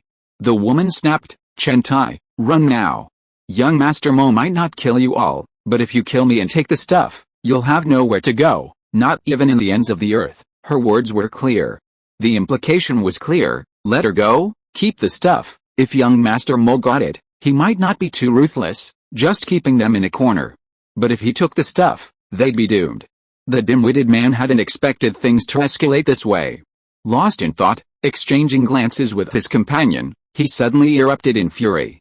"Kill him," he shouted, throwing a punch at Lin Fan's head. "If he dies, no one will know." A wise choice. Killing Lin Fan would just repeat the same situation. "Run," the woman yelled. All hope rested on him, but the idiot in front of her didn't move. Had he been scared out of his wits? Damn it, he's a complete moron. Thud. Lin Fan raised his hand and easily grabbed the man's fist. The force of the punch vanished the moment it touched his palm. The man with the missing limbs looked surprised, then screamed in agony, my hand, my hand." Lin Fan twisted his wrist, and with a crack, the man's elbow joint snapped, the white bone piercing through the flesh and exposing blood. Such a simple movement had shattered his elbow joint. This filled the man with deep fear. Before he could react, Lin Fan punched him in the abdomen. With a bang, he was sent flying, the wall dented and cracked, and he was embedded in the wall. The man's limbs fell limply, blood streaming down his face, and his consciousness faded. He was killed instantly by a single punch. The others in the room were horrified. No one had expected such a thing to happen. Lin Fan's eyes suddenly sharpened, and a resounding, dragon-like roar echoed as several black flashes streaked past. The people in the room stared, as if sensing something, unconsciously raising their hands to touch their necks. In an instant, they felt something wet on their necks. Looking up, they saw their fingers were crimson. Blood, it was blood. He knew these people wouldn't let him go, and he wouldn't let these guys go either. Traveling abroad, in a dangerous place like the capital's stronghold, a moment of carelessness could lead to annihilation. Killing them was the wise choice. Impressive, very impressive. The woman's expression was one of delight. The feeling of surviving a close call was exhilarating. She eagerly said, "Very good, you did a good job. I will definitely introduce you to the third young master of the Mo family. You'll benefit from it." She figured everyone knew about the Mo family of the capital's stronghold. But to make sure the people before her fully understood the Mo family's power, she continued her explanation. The Mo family of the capital fortress, one of the three major families, controls vital resources within the capital fortress. If you could gain the favor of the third young master of the Mo family, the benefits would be unimaginable. The woman forced herself to stand up, looking at the group of corpses on the ground, kicking them angrily, even smashing the head of one of the corpses with a violent stomp. Lin Fan knew the woman before him was a ruthless character. It made sense. Just a glance was enough to cut off one of their testicles. Could she be a simpleton? "Come, escort me back to the fortress, and then your riches and glory will come." The woman turned around, sensing that the other woman's silence was due to her excitement at being introduced to the Mo family. The Mo family was a powerful force in the apocalypse, A force countless awakened ones and hunters would fight tooth and nail to be recruited into Thud. The woman's body stiffened, her head tilted back, mouth agape, her abdomen lurching forward, eyes wide with disbelief, before she slowly looked down as a black blade pierced her abdomen. She knew who had done it. She just couldn't understand why they would do it. Thud. Lin Fan drew his sword, calmly saying, "Sorry, I'm not here to save you." The woman slumped to the ground, turning around. You also want to steal the fragments, you also want to offend the Mo family, you?" A flash of light. The sharp blade of the lightning tribulation sliced through the woman's neck. She wasn't given a chance to finish. "She really talks too much." Sigh. Lin Fan analyzed the current situation and concluded that within the capital's fortified area, no one should be left alive. The weapon shop owner's pursuit was understandable. He was after the lightning tribulation in his possession. That was a personal motive. Eliminating that person would resolve the matter. He didn't know who had sent the energy awakener chasing him, but he was certain that he might have unknowingly done something inappropriate, leading to being targeted. If he really released this woman who liked to cut eggs, there was no guarantee that something bad wouldn't happen. Therefore, the most decisive thing to do is to eliminate the person who caused the trouble, and then the trouble will naturally disappear. Reaching out his hand, which never misses, he searched the other person's body and quickly found a long metal box in their arms. Opening the box, he found a fragment. This fragment was about the size of a palm, but very thin, perhaps only 2 sheets of paper thick. The fragment contained energy, which had not been absorbed. He put the box away, looked at the surrounding corpses, pondered for a moment, and threw the corpses downstairs. The alien beasts were cleaners, god-level tools for cleaning up crime scenes. Even a master of corpse cleaning was no match for an alien beast. After doing all this, he quietly left without leaving a trace. His next goal was to find and hunt alien beasts to obtain evolution points. This was one of the second reasons he came to the Capital Fortress. Capital Fortress. Inside the inner walls, Mo family territory. A young man sat solemnly on a sofa, listening to his subordinates report. Everyone had disappeared. Not even a single clue. When the people gathered and Yanking obtained the fragment, he didn't hesitate and sent men to seize it. To ensure success, he sent highly skilled men. But so far, they haven't even seen a trace of them. This made him restless. After listening to the report, he asked, "Do you think they might have taken the fragment and run away, young master?" "That's absolutely impossible. They don't have the guts, that's true. I'm very confident in my authority," young master Mo said with satisfaction. Of course. Everyone knows young master's authority. If they would betray young master for a fragment, they'd be out of their minds and unable to see reality. The subordinate who reported nodded in agreement. Young master Mo was a rather narcissistic and vain person, so flattery was enough. Then where are they? They might have encountered some trouble along the way. Don't say that. Send men to check along the route and see what they're doing. Yes, evening. As dusk settled, a golden hue painted the desolate city with vibrant color. He had harvested 3 level 5 beasts. He noticed the number of awakened beasts seemed rather low. It was likely that the blood crystals of awakened beasts were more valuable. Even if a stronger being beyond that level saw them, they might stop, kill the awakened beast, and obtain the blood crystals. The outer provinces were indeed good places, rich in beast resources. However, this was a disadvantage for the other fortresses besides the capital's stronghold. Their defensive capabilities and the number of strong individuals were no match for the capital's stronghold. Some had been breached by beasts years ago. Others were struggling to hold on, their demise only a matter of time. In contrast, the capital's stronghold was truly formidable, boasting a large number of powerful individuals and an astonishing number of survivors seeking refuge. Under such circumstances, when the number of survivors reached a certain level, outstanding individuals were bound to emerge. The 3 major families of the capital's stronghold offered benefits and corresponding status. Who could refuse such a peaceful and comfortable life? Naturally, they would risk their lives for them. Boom! A tremor like an earthquake shook the area. Sensing the commotion, Lin Fan rushed to the balcony to check, and was shocked to see a strange beast as tall as a skyscraper advancing in the distance. "This beast," Lin Fan exclaimed, staring wide-eyed. Beasts that could reach the height of a skyscraper weren't uncommon, but this one in the distance resembled a demon from mythology. A goat demon. It had curved, ferocious horns on its head, bloodshot eyes that glowed red, and a gem-like object embedded in its forehead. Walking upright, it exuded immense pressure even from afar. Is this an 8th or 9th level beast? Lin Fan had never seen such a beast before, and was deeply shocked. He even thought that if he were to attack it, he would likely be beaten senseless. Just as he was observing it, something happened. Several figures rapidly approached the goat demon from afar. One of them was riding on something resembling a flying machine. Others were leaping across building rooftops, chasing after the beast. Regardless of their methods, it was clear these people were all powerful. Lin Fan pondered, should we go and watch? In this situation, a normal person would have already run far away, but Lin Fan wasn't normal. He was extremely curious and wanted to know just how powerful this beast was. Could humans really defeat such a creature? Ultimately, he acted, quickly heading towards it, weaving through the buildings, his movements extremely stealthy, afraid of being discovered. What if he was discovered? He'd definitely be killed. Watching the show had to be done carefully, only then could he watch with peace of mind. He got closer, still some distance away. Who's there? Suddenly, a wary voice rang out. Lin Fan had just landed on the rooftop of a building when he heard the voice. Looking around, he saw that the rooftop was already crowded with onlookers.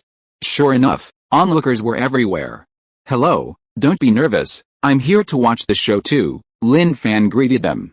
Seeing that Lin Fan was alone, they weren't worried and even pointed to an empty seat nearby in a friendly manner. Oh, then come over here, it's more comfortable to watch from here, thanks. Lin Fan walked over and tried out the viewing spot. It was indeed comfortable, he could lean against a rooftop railing with his arms, which was quite comfortable. It's nothing.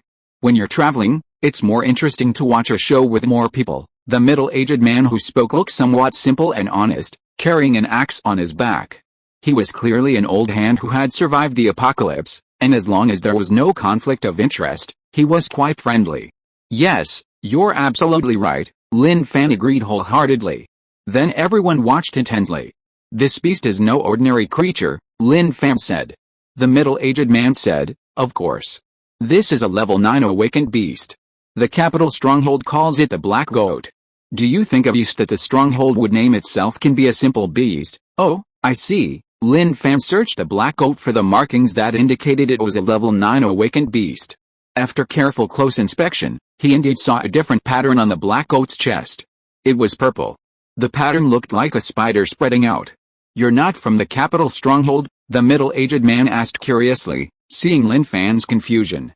Yes, I just came from somewhere else, thinking of joining the capital stronghold. I passed by here and saw this. Lin Fan never blinked when making up stories, and his eyes never got dry. I see. Judging from your appearance, you must be a master.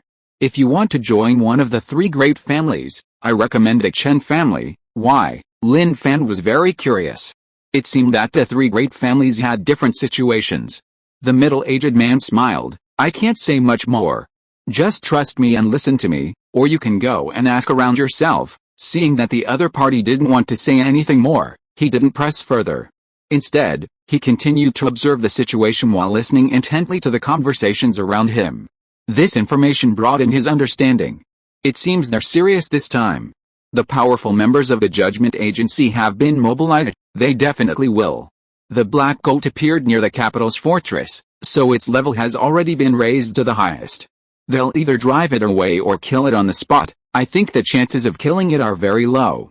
The Black Goat has appeared before, but it was always just driven away. That's true. Where do you think this Black Goat came from? It's only appeared in the last year or 2. And it reappears not long after being driven away. He listened to their conversation. Lin Fan gently nudged the man beside him. Brother, what's the deal with this Judgment Organization? The Judgment Organization was established by the 3 major families 6 months after the apocalypse. Its members are either awakened or hunters, with a minimum strength requirement of rank 5. It's a reserve of the strongest forces within the barrier, the middle-aged man explained. Lin Fan nodded, understanding. The minimum strength requirement is rank 5, so the members here must be very strong, definitely. It's been established for so many years, there must be many strong individuals. However, the only way to join the Judgment Organization is to study at the Academy. Only the most outstanding individuals are qualified. I heard that outstanding individuals are selected by the 3 major families. How can they directly enter the Judgment Organization? The middle-aged man looked at Lin Fan strangely. Think about it carefully. Outstanding individuals are recruited by the three major families and undergo training within them. Only those who pass the training are recommended to the judgment organization. This process is very complicated, and many things are hard to explain. You'll understand later. At this moment, the battle began. Lin Fan watched intently. This was a high-level match, a truly high-level battle. He wanted to see just how powerful the human strongmen were after 10 years of the apocalypse. The first to move was the man on the flying vehicle. He stood proudly atop it, floating in the air. Several dagger-like metal weapons emerged from both sides of the vehicle, slicing through the sky towards the black goat. Judging from the gleaming light of these weapons as they flew, they were clearly not ordinary weapons. Sure enough, these metal weapons damaged the black goat, causing it to roar loudly. These are weapons forged from fragments, Lin Fan thought to himself. The black goat's surface shimmered with a black sheen, its muscles bulging and solidified, suggesting incredible defensive power that ordinary weapons would struggle to penetrate. Do you know who that is? Lin Fan asked. The middle-aged man shook his head, saying, I don't know them. The people in the judgment agency are all very mysterious. Even though I've lived in the capital fortress for many years, I've never seen them. Their lives inside the inner walls are unimaginable to us. They seem to be in the same area, but in reality, they are worlds apart. While they were talking, the battle intensified to fever pitch. The surrounding abandoned buildings continued to collapse, and the flying man's attacks put immense pressure on Black Goat. He's a psychic awakener. Lin Fan was quite familiar with the methods of psychic awakeners. Little Hope was a psychic awakener and had demonstrated this ability before. Other awakeners were also using their methods to surround Black Goat, but their methods were far inferior to that of the psychic awakener. They could only provide some auxiliary interference. In fact, if it weren't for the psychic awakener's forceful restraint, those lower-level guys would probably have been crushed by Black Goat. This battle is truly intense, Lin Fan remarked. The strong are indeed very strong. The middle-aged man couldn't help but say, it's definitely going to be intense. Putting aside everything else, the Black Goat's strength alone is terrifying. One punch from it can reduce a large area of buildings to rubble. He continued watching. Faced with the relentless attacks of the human powerhouses, the Black Goat began to flee, while endless black mist surged from its body. The members of the Judgment Agency seemed to know the danger of the black mist, immediately keeping their distance and not daring to approach. Only the Psychic Awakener twisted the space around him, forming a clean area to block the black mist. The battle should end now. It's always like this. After the Black Goat uses its ability, it successfully escapes, and this time will be no exception, the middle-aged man said. Just as the man predicted. The Black Goat headed into the distance. The other powerhouses remained where they were, waiting or tending to their wounded companions. Only the Psychic Awakener drove the Black Goat away. Lin Fan pondered. Could the capital barrier kill the Black Goat? Clearly, it had that ability. But why didn't it actually kill it?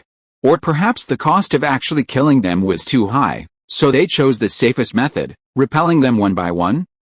That's a possibility.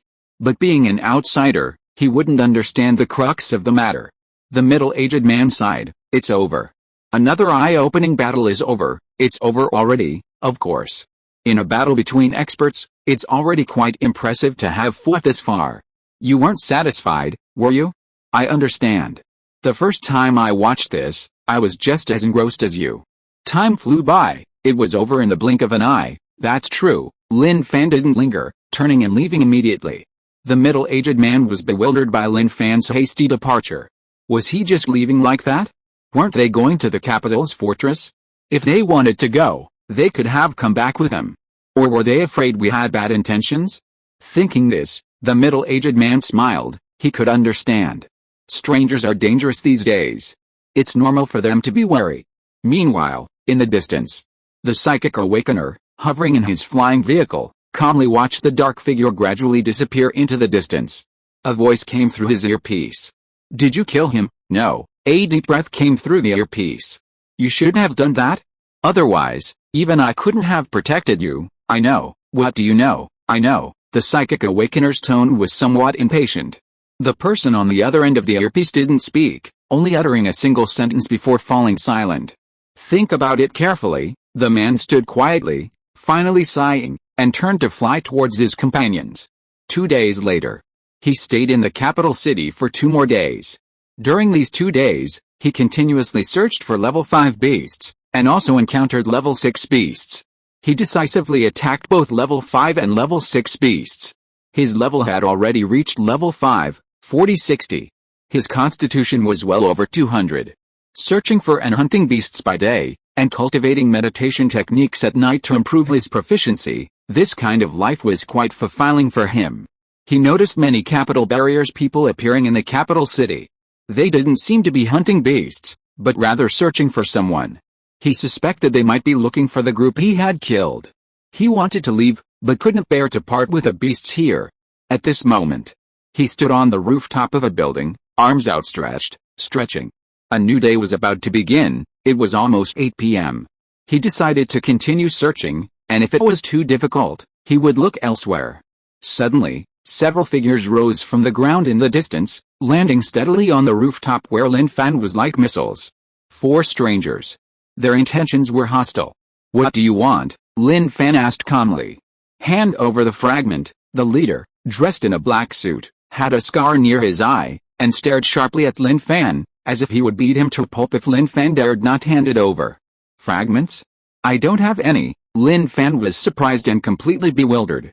To others, it seemed he truly didn't have any, but Lin Fan couldn't fathom how these guys knew he had the fragments. "Damn it, the instruments don't lie. In this area, only your side has fragment energy fluctuations," the man in the suit roared. "You'd better hand them over honestly and explain why the fragments are on you, or I won't hesitate to crush every bone in your body." Instruments? This was something Lin Fan hadn't expected. So, fragment energy could be collected by instruments. This was something he hadn't anticipated. But could he admit it? Of course not. "I think this is a misunderstanding." Lin Fan drew the lightning turbulation from his back, and to them, this action was interpreted as an attempt to attack. Therefore, the man in the suit flew into rage and charged directly at Lin Fan. "You fucking want to fight? You're asking for death?" The man in the suit charged forward, raising his leg to sweep across Lin Fan's head.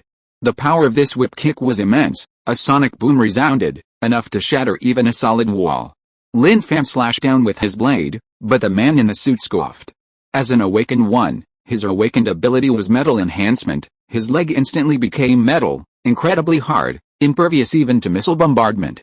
A mere blade thud. The man in the suit stared wide-eyed. In his vision, his lower leg seemed to detach from his body, and even time seemed to freeze, everything slowing down. He watched helplessly as his leg fell to the ground. "Ah, my leg!" the man in the suit screamed, clutching his missing leg. His 3 companions watched in shock. What happened? What was going on? They knew the man in the suit's abilities. How could his lower leg be severed with a single blow? "I say this is a misunderstanding," Lin Fan said sincerely, looking at the man in the suit and pointing to the lightning that had severed his leg. "This blade contained fragments of metal. What you sensed was emanating from this blade." Huh? They were bewildered. The man in the suit roared, "You knew it was a misunderstanding, so why did you still cut my leg?" Lin Fan said helplessly, "This really isn't my fault. You wanted to kick my head off, so I had to react. After all, you didn't even give me a chance to explain." The other 3 companions exchanged glances, their faces plastered with smiles. They hurried over and helped the man in the suit up. "Brother, sorry, it's a misunderstanding. We were ordered by young Master Mo to find the fragments, but we made a mess of things. Since it's a misunderstanding, then it's fine. We'll be going now." They could clearly see the strength of their opponent. It was indeed terrifying. The man in the suit's leg had been severed with a single strike. The opponent's strength was undeniable. Hearing what his companions said, the man in the suit was about to explode in anger, but his companions gripped his shoulders tightly, conveying some kind of signal. The man in the suit felt a slight pain in his shoulders and suddenly realized, that's right, the opponent could sever his leg with one strike. Their strength was definitely greater than theirs. What good would anger do? "Oh, it's alright, it's good that the misunderstanding is cleared up. You know how painful misunderstandings can be. I understand the discomfort," Lin Fan said. The 3 men helped the man in the suit turn around and prepare to leave. They knew a secret: when fragments contain energy, they cannot be melted down with flames to forge weapons. Only when the energy is absorbed can they be used as materials. Therefore, the fluctuations in the instrument weren't due to the knife, but rather because the other party actually possessed fragments. Watching the 3 men's backs, Lin Fan slowly raised his hand. With a flick of his forefingers, 4 blue-white flames emerged, dancing like sprites on his fingertips. "Have you ever had barbecue?" Lin Fan asked. The 4 men froze. "I'll treat you to barbecue." Just as they were about to say no, the flames on Lin Fan's fingers leaped nimbly onto them, instantly covering them in flames and setting them ablaze. "Ah!" A scream rang out. In a matter of moments, the 4 men were burned to ashes. Lin Fan silently observed, "This place is too dangerous, it's no longer suitable for me." The 3rd young master of the Mo family has already begun searching for the fragments. "Even if I wipe out the first wave, a second wave with equipment will inevitably arrive. Now is not the time for me to be completely exposed." Thinking of those highly skilled fighters at the capital's stronghold, he realized it was still very dangerous, beyond his current capabilities. He decisively turned and left, his movements blurring as he leaped about. Soon, he arrived at the car's storage area, floored the accelerator, and quickly left the capital city. He was like a passerby, arriving and departing in a hurry, leaving no trace. No one knew what he had done. The next day, he had been driving continuously until now. Looking at the fuel gauge, it was almost empty. His car originally had some fuel left, but those guys were truly despicable. They had blown his car to smithereens. He had no choice but to buy some fuel at a nearby stronghold. He checked his current location. The nearest stronghold should be Woking Stronghold. He hoped it was still standing. An embarrassing situation arose. Before even reaching Woking Fortress, the car ran out of gas. The speed gradually decreased until it lost all power and came to a stop on a desolate highway. Lin Fan got out, looked at the desolate surroundings, scratched his head, and felt quite helpless. He never expected such an awkward situation. Looking at the car, looking at the road, he saw a man carrying a knife, pulling a cart, striding forward in the sunlight on the desolate highway. This was Lin Fan. He couldn't just abandon the car after running out of gas. Finding a car with gas in the middle of nowhere was less likely than winning the lottery. He walked for an unknown amount of time. Then, he heard a vehicle approaching from behind.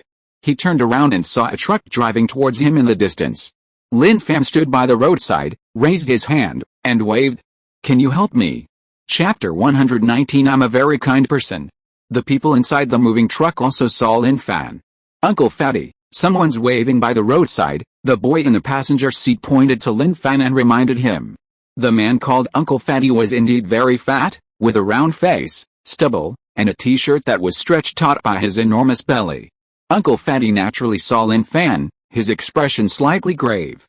In the apocalypse, any stranger could be a bad guy, harboring malicious intentions. However, the truck slowly slowed down and stopped beside Lin Fan. "Is the truck broken?" Uncle Fatty rolled down the window and asked, while simultaneously sizing up Lin Fan. Appearance is very important. Some people, influenced by the apocalypse, become repulsive, looking like bad guys at first glance. Lin Fan's appearance, however, gave Uncle Fatty a sense of reassurance. He looked quite dignified. This was the main reason Uncle Fatty chose to stop. As for whether he had misjudged him, that would have to be discovered through their subsequent conversation. It's not that the car broke down, it's that it ran out of gas. "Could you take me to the nearby Woking Fortress? I want to buy some gasoline there," Lin Fan said. "Oh," Uncle Pang exclaimed in surprise, "don't you know that Woking Fortress was wiped out by the beast tide 5 years ago?" He was surprised, confused, and shocked. This was something all the survivors around knew, yet the other party didn't. "I really didn't know. I came from another province and went to the capital fortress. On my way back, the car ran out of gas," Lin Fan explained the truth. There was nothing to hide about these details, except that he had stolen the car from the weapon shop owner at the capital fortress. "Oh, I see," Uncle Pang nodded. This explanation made perfect sense. The truck continued to move. His car was being towed behind the truck, while he sat in the back, sandwiched between the two men. From the brief conversation, Lin Fan learned that the fat man in front of him was named Lida, known as Uncle Fatty by his companions, and came from Biang village. This puzzled Lin Fan greatly. Nowadays, everyone was either hiding in fortifications or in cities, using abandoned buildings as cover. This was the first time he had heard of someone using a village as cover. However, since he lived there, it meant that Biang village must have some uniquely advantageous hiding places. Initial conversations often require finding topics to gradually build rapport. The capital fortification isn't far from the Woking fortification. If there had been a beast-tide attack, with the strength of the capital fortification, it shouldn't have been difficult for them to help the Woking fortification repel the beast tide, right? Lin Fan was very puzzled. Some time ago, their Yanglao province had encountered a full-scale beast tide attack, and even when the Jinling fortification was attacked by the main beasts, they still managed to send personnel to provide assistance. The difficulty is naturally not a problem, but the capital fortress won't send any experts to help. 2 days before the outbreak of the beast tide, the capital fortress did notify the personnel of the Woking fortress, requiring them to evacuate to the capital fortress. Their purpose in doing so was to unify forces and get more people to the capital fortress to contribute to its construction, Li Da said. So, everyone went. No, some went, but some still wanted to defend the Woking fortress. To live and die with it, Li Da shook his head. That's exactly what the capital fortress wanted to see. Most of the surrounding fortresses centered on the capital fortress were wiped out by the beasts, and the personnel poured into the capital fortress. You've been to the capital fortress, you should have seen what it's like there. It's built up from the survivors, I saw it. It's developing very well. There are many strong individuals. The possibility of the beasts breaking through the capital fortress is almost zero. Lin Fan had to admit the development of the capital fortress. Compared to the capital fortress, the Mayaoan fortress was like an ant compared to an elephant, insignificant, easily crushed. But it's alright. Even ants, when numerous, can kill an elephant. He remained confident in the development of the Mayaoan fortress. Li Da said, what's the use of good development if only a minority can enjoy those benefits? Most people can only share less than 1% of the benefits. The effort and reward are disproportionate. The boy in the passenger seat voiced his doubts. Uncle Fatty, doesn't the capital fortress also guarantee the safety of the living? Li Da scoffed. TCH, guaranteeing safety? Those who sacrifice their lives are just selected from the majority, trained, and used as tools. Those who truly enjoy those benefits suffer no loss. Listening to what he said, Lin Fan felt that this man named Li Da was a little radical, but not without reason. Seeing that Lin Fan didn't speak, Li Da turned around. Do you think what I said makes sense? He asked seriously. Yes, Lin Fan nodded firmly. This matter had nothing to do with him, so there was no need to argue with him. He should just go along with what he said. Li Da smiled, clearly pleased that his ideas were accepted. Have you lived in Beiyang village for a long time? Lin Fan changed the subject, inquiring about the village. Li Da replied, for a while now, about 3 or 4 years, that's a long time. Lin Fan felt Beiyang village was indeed safe. 3 or 4 years was quite a long time, and its survival without being breached by alien beasts suggested its defenses were quite formidable. Yes, Li Da recalled the past. He was the first to discover the hidden base in Beiyang village, thinking that even without towering walls, it was still very safe. Later, the number of people at the base gradually increased. Initially, it was difficult. Those brought back each had their own agendas, all wanting to live comfortably. However, under the influence of sincerity, as long as they were human, they would eventually be moved by genuine kindness, changing their minds and making Beiyang village their home. Once they accepted it, they integrated into it. The purpose of the community is to unite everyone, support each other, and overcome the difficulties of the apocalypse together. The vehicle entered the village. The sign for Beiyang village was prominently displayed, clearly rebuilt. The roads were clean, with no abandoned vehicles blocking the way. Nowadays, villages are nothing like the thatched huts of decades ago. They are now made of reinforced concrete, some even 4 or 5 stories high. Of course, villages are best suited for industrial parks. Factories are often located in certain towns and villages. This is what the local government wants. It increases GDP, boosts the local economy, and retains young people, preventing severe population loss. Soon, the truck arrived at the gate of a factory. Li Da observed the surroundings, gave a thumbs up to the camera, and the gate quickly opened. The truck drove in, and the gate closed. We're here. This is our base. Li Da opened the car door, got out, and it felt really good to be back at the base. The 3 or 4 meter high concrete walls around the area made Lin Fan wonder if he had come to the wrong place.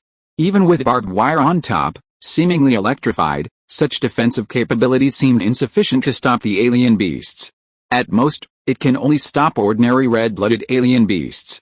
Any level 1 alien beast could easily cross this wall without any difficulty. This wall is a bit low, Lin Fan said. Lida walked to Lin Fan's side and chuckled. I knew you would ask that, but have you ever thought that the higher the wall, the greater the danger? After so many years of observation, alien beasts have thoughts, and ordinary walls won't attract their attention. The boy next to him said, Uncle Fatty is right. At least in all these years, we've never encountered a situation where alien beasts surround this place. Lin Fan smiled and said, what I think makes sense. At this moment, the long gate of the factory building not far away opened, and several survivors hurriedly ran out. Brother Fatty, you're back. Lida pointed to the truck and said, the harvest is not bad, hurry up and move it. Okay, everyone opened the truck's cargo door, and a bloody smell hit them. Living in the apocalypse, they were already used to it and did not feel uncomfortable at all. They carried the alien beast meat into the factory building. Lida pointed to the factory building and said, one day I passed by here and came in out of curiosity. I didn't expect this factory to have an underground storage room. It's very spacious, and it even has generators and other equipment, everything you could need. I felt that staying here was much better than staying in the stronghold, so I settled here. An underground storage room, huh? That's definitely a good place. Lin Fan nodded in agreement, especially since it had all the equipment. After the apocalypse, when the power went out, having generators meant there wouldn't be a power shortage. Let's go inside and sit for a bit later, Lida invited. Okay, Lin Fan didn't refuse, wanting to see what the interior was like.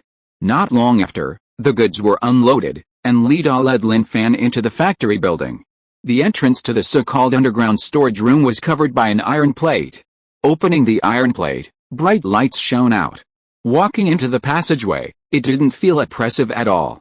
The passageway was very spacious, with a row of light bulbs hanging on one side, illuminating everything. As they walked further in, the surrounding view widened, reaching a height of about 4 or 5 meters. The overall area looked about half the size of a football field. How many people are there in total? Lin Fan asked. 76 people, Lida replied. We used to have 100, but in the past year, people have been leaving one after another, thinking about going to a larger stronghold. I didn't stop them because everyone has their own ideas. Staying here has limited their progress, and I admit that, limited their progress. Lin Fan didn't understand. Lida nodded and said, yes, there are only so many people here who can go out to hunt beasts. And the beasts that are hunted are distributed among everyone. So for them, without enough blood crystals and flesh, their strength increases very slowly. Lin Fan could understand those who left. After all, they had contributed the most. In the apocalypse, strength is the only thing that matters. Without enough strength, it's impossible to face the apocalypse. You could call Lida's actions foolish, but you couldn't call him a bad person. Often, the strong like to take advantage of the weak. But some strong people are willing to lead the weak to survive together in the harsh apocalypse. So how many people do you have to hunt beasts now? Lin Fan asked. Lida said, there used to be 15 people, now including me there are only 7. In the past, when we went out to hunt beasts, 4 would go out, and 3 would stay behind to guard the base in case anything happened. 8 people left. This has a significant impact on the base. Supporting nearly 70 people with only 7 is incredibly difficult, but considering the current situation of their Maya Out stronghold, no, that's not quite right. The ordinary people of Maya Out stronghold contribute to the stronghold through farming, car repair, teaching, medicine, construction, and so on. All of these require manpower. Do the awakened ones and hunters understand these things? Certainly not. They only know how to hunt beasts. So it's just a different division of labor. The effort they put in is the same. While Lin Fan and Lida were talking, 2 men who were hunters were also conversing nearby. That's all we have. This can't go on. If we stay here, we'll just stagnate. Who knows when we'll reach the 4th rank? The middle-aged man who spoke was Han Si. He had been here for almost 2 years, but his strength hadn't improved much. He arrived at the 3rd rank, and he was still at the 3rd rank. If he were anywhere else, or fighting alone, he would have reached the 4th rank long ago, as long as he didn't die. Another man, who looked to be only 27 or 28 years old, was looking down, deep in thought, and didn't answer. Zhang Hai, give me an answer. Are you leaving or not? If you're not leaving, I'm leaving. I have to fight for my future. There's no hope in staying here. Blood crystals and beast meat are not enough to meet our needs.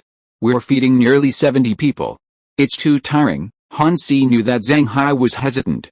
"Brother Han Si, isn't this bad?" Zhang Hai had also been here for a long time.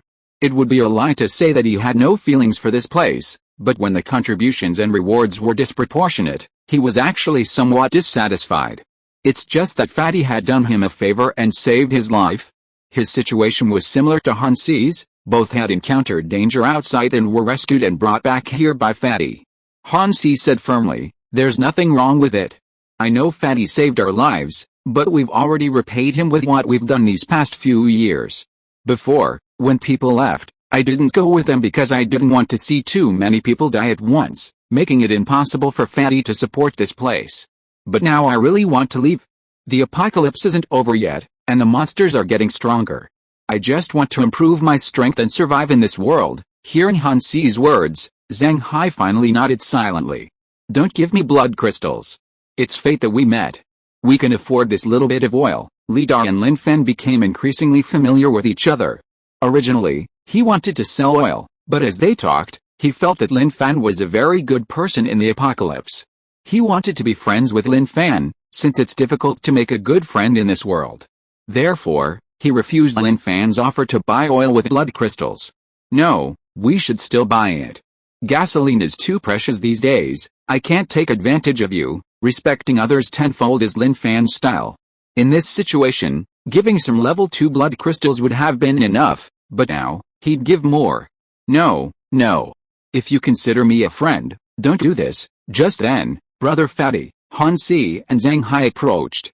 Li Da smiled and said, "Let me introduce you to a friend I met on the way, Lin Fan." Lin Fan smiled and nodded to them. "Hello, hello, hello." Han Si and Zhang Hai greeted Lin Fan, but seemed somewhat distracted, clearly preoccupied. Li Da noticed this. Is something wrong? He knew something was amiss, otherwise, they wouldn't have such expressions. Han Si and Zhang Hai exchanged a glance, deciding to remain silent for now.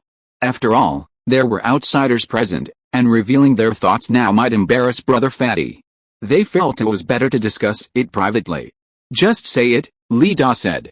"No, it's nothing." Zhang Hai shook his head. Li Da sighed as if he could see through him. "You're leaving, right, huh?" Zhang Hai looked up abruptly. Han Si looked at Fatty in shock, clearly not expecting Fatty to have figured it out. Lin Fan, standing to the side, hadn't expected this to happen. Of the 7 capable people, 2 were leaving only 5. 5 people had to take care of food for nearly 70 people. The pressure had increased dramatically. Li Da looked at Han Si and sighed. "I've noticed you've been thinking about leaving lately, and I understand. After all, everyone needs to improve. In these 2 years, your contributions here are undeniable. Everyone is alive and well now because of you." The boy walking towards them, hearing their words, stared wide-eyed, incredulous. He wanted to say something, but didn't know what to say. He could only clench his fists tightly, feeling only sadness. This wasn't the first time someone had wanted to leave. He remembered how angry he'd been when people chose to leave, arguing with him. But now, he understood that some things couldn't be stopped. He silently walked behind Li Da, his gaze fixed on Han Si and Zhang Hai.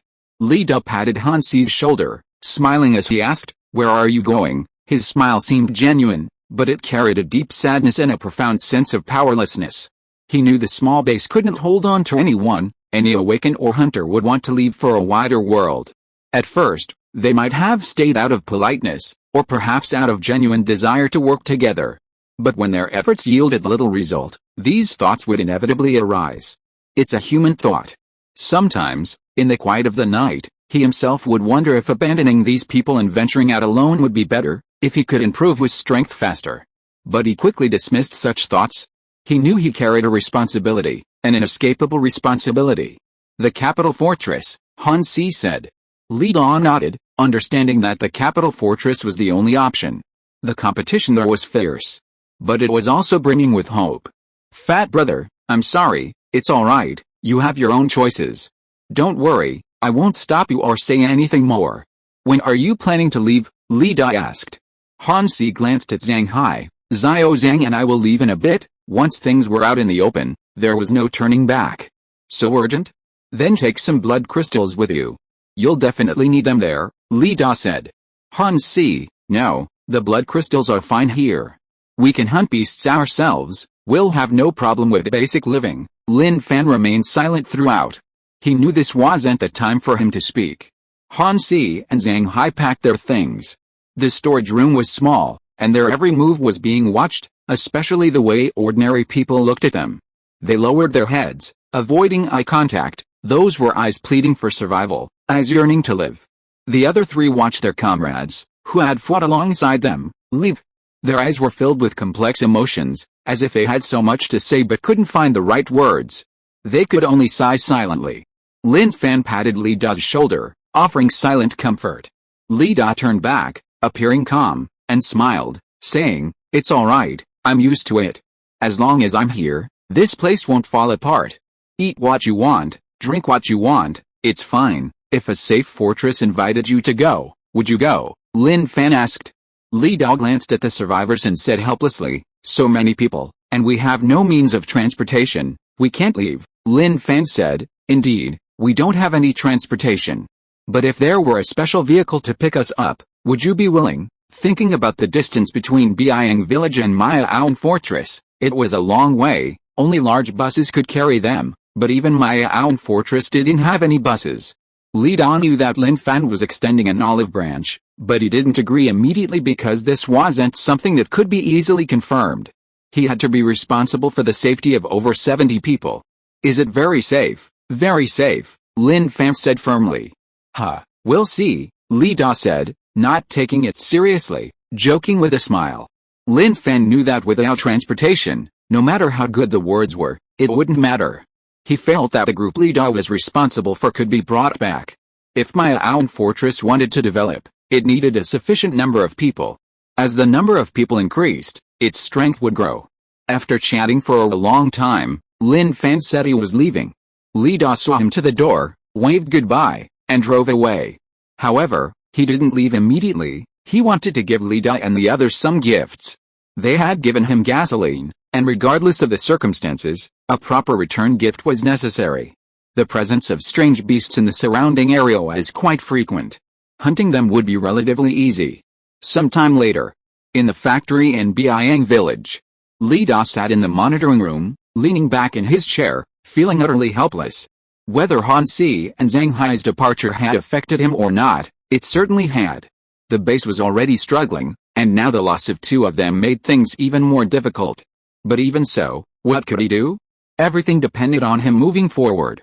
After adjusting his mindset, Li Da prepared to get up and check the supply reserves. Suddenly, he saw a figure appear on the camera feed, along with several enormous strange beast carcasses. Lin Fan. Li Da recognized Lin Fan at a glance. Lin Fan smiled and waved at the camera, then turned and left without a word, his departure decisive and without hesitation. Seeing this, Li Da hurriedly ran out. When he came out, Lin Fan was nowhere to be seen, only several enormous beast carcasses lay there quietly. Level 3, Level 4, Level 5, they hadn't even dug up any beast blood crystals. Other survivors ran out and were equally stunned when they saw the enormous beast carcasses. Li Da thought to himself, silently thanking them. This incident lessened his grief over the two men's departure. With these beast carcasses, the base wouldn't have to worry about food for a long time. The beasts they had previously hunted were all of lower levels and relatively small in size. Now, just this one level 5 beast was enough to feed a large group of people. The scale of the Woking fortress isn't small. He drove to the Woking fortress and, looking at the collapsed walls, knew how fierce the battle had been. The beasts capable of destroying the walls must have been of a high level. Judging from the extent of the collapse, it was more like an explosion. This confirmed it was definitely an awakened beast. Roar! Roar! A series of roars echoed. The beasts had taken over the area, and in the short time he observed, over a dozen appeared on the ruins, eyeing him menacingly. The presence of level 3 beasts meant there must be even higher level beasts here. This was experience he'd gained from hunting beasts. Beasts had a habit of sending their underlings to do the work. If a level 3 beast occupied this place, then the beasts sent to do the work were likely level 2 beasts. To be honest, he sometimes felt sorry for ordinary red-blooded beasts. No matter the situation, ordinary red-blooded beasts were always the most pitiful. This was terrible. Whoosh, whoosh, whoosh. The level 3 beast roared, and the lower level beasts around it charged madly towards Lin Fan. Even though the level 3 beast was sent out, at this moment, it was still the strongest, so naturally, the lower level beasts would do the work. Lin Fan walked towards the fortress, remaining calm and composed in the face of the attacking beasts. With a flick of his 2 fingers, he flicked flames instead of pebbles. Bang! Bang! The fireballs collided with the beasts and exploded, obliterating them completely. The level 3 beasts watching were visibly startled and fled back into the fortress, howling as if to say, "Boss, this is tough. You have to step in, I can't hold on." As the howls subsided, the roars from within the fortress intensified, becoming astonishingly dense, as if countless beasts were present. A lot, Lin Fan mused, judging from the sounds even without seeing them firsthand. Just as he was thinking this, the ground trembled slightly, and the sound of rapid footsteps approached. Lin Fan raised his hand, held up a finger, and flicked it. A fireball ignited from his fingertip, gradually expanding from a wisp of flame into a blazing sun. The scorching heat spread, and everything around seemed incredibly dry. The overwhelming horde of beasts, upon seeing the blazing sun, scrambled to their feet, halting in front and colliding behind, huddled together. "Quite a few," Lin Fan remarked. With a flick of his finger, the blazing sun dissipated, transforming into countless smaller fireballs that rained down on the beast horde. Bang! Bang! Bang! The deafening roar continued. Hundreds of beasts were instantly annihilated, the air thick with the smell of burning flesh. Finally, he looked at the beast lying there, its forepaws twitching, seemingly asleep. The beast slowly opened its eyes, a flicker of ferocity in its crimson pupils. In an instant, the ferocity vanished, replaced by shock. "Where are my little brothers?" Upon seeing the steaming, mangled corpses, the beast seemed to understand. Its little brothers were likely all here. Roar! The beast rose, revealing the yellow stripes on its belly. Lin Fan's eyes lit up. This was a level 6 alien beast. In Lin Fan's eyes, a level 6 alien beast represented +2 evolution points, and even more so, a level 6 blood crystal. "You're a level 6 alien beast, I'll give you the respect you deserve. I'll draw my sword and cut you down." Lin Fan drew his thunder turbulation sword, and as he spoke, he transformed into a blur, instantly appearing before the alien beast. He swung his sword, leaving a trail of black light in the air that lingered for a long time. PFFT, the alien beast's body split open, blood splattering, and it collapsed to the ground with a thud. Evolution points +2, it was perfect. He dug out a blood crystal. A level 6 blood crystal in hand. He couldn't waste the blood crystals from the group of alien beasts he had just killed. Even a small amount was still something. In the apocalypse, everything required blood crystals to purchase. Their purchasing power was considerable and couldn't be ignored. He collected all the blood crystals, filling a large bag. Although the level was low, it was still quite good. Just as he was about to leave, he looked at the tightly closed metal door. An air raid shelter. The fortified buildings all had structures, but this gate was still intact, seemingly undamaged. He wondered if there might be anything good inside. However, the Woking fortress had been destroyed 5 years ago. Even if there was something, someone would have surely looted it. Never mind, he thought, let's see how much time it takes to go in and see. What if there's something? He walked to the gate, swung his sword, and smashed it open. As the gate shattered, a putrid smell filled the air. But to Lin Fan's surprise, lights were still flickering in the passage. 5 years and the power was still on? This could only mean that the power system inside had been running continuously. In the passage, there were broken bones, clearly human bones, but incomplete. He continued to venture deeper. In the flickering light, there was no noise, only the buzzing of the light bulbs. The further he went, the more corpses he encountered. He saw a relatively intact skeleton, but the skull was sunken, clearly indicating severe external injury. Could it be that someone hid in the air raid shelter during the beast tide, but got trapped inside, and eventually got into a fight over supplies, resulting in their annihilation? This is quite possible. Chapter 120. Isn't this a bit too straightforward? The filthy environment was chilling. Broken bones were everywhere. He wasn't a professional forensic doctor, but based on his knowledge, these bones were at least 2 or 3 years old. This hand's bone is broken, this skull is dented, it looks like his head was smashed by a punch. His analysis was thorough and flawless. He desperately wanted to know what had happened, but unfortunately, There was no video recording of what had occurred. Reaching an open area, the equipment was destroyed, and things were scattered everywhere. Just as he was about to look for something, a dark figure suddenly rushed out from a shadowy corner. Lin Fan dodged to the side, throwing a punch that sent the figure crashing into the wall, slid down, spitting blood, and becoming immobilized. A living person, the figure was disheveled, filthy, and its features were obscured. Even though it had been rendered immobile by Lin Fan's punch, the sound emanating from its throat was still like a wild beast's roar. "Can you speak?" Lin Fan walked towards the other person, then retreated. The other person had a strong odor, the result of long-term accumulation. The other person continued to growl, like a wild beast, full of hostility. It crawled on its hands and feet, aggressively approaching Lin Fan. Lin Fan narrowed his eyes. Could it be that being trapped here for so long, coupled with the surrounding environment, had caused the other person's psychological distortion, thus erasing their humanity, leaving only bestial instincts? That was a possibility. Therefore, he raised his hand, and flames from his fingertips floated down, landing on the other person, instantly engulfing them, turning them into a human torch. In a moment, the wailing disappeared completely, leaving a pile of black ashes on the ground. Sigh, Lin Fan shook his head. There was no way to save him. Pulling a madman whose humanity had been extinguished back to the edge of normalcy would take immense effort and patience. Besides, he didn't even know him. Who cared? He continued walking inside, wondering if there were any other living people inside. Suddenly, an iron door inside the air raid shelter caught his attention. Through the glass of the iron gate, he could see many white, oval-shaped substances resembling cicada pupae inside. What are these? He wondered, puzzled. He cut open the iron gate and went inside. The light inside was bright, and the place was undamaged. He immediately saw a skeleton beside the pupae, with threads like a spider web connecting it to the pupae. Lin Fan walked to the skeleton. It showed no signs of damage, indicating no external injury. His gaze fell on a dusty notebook.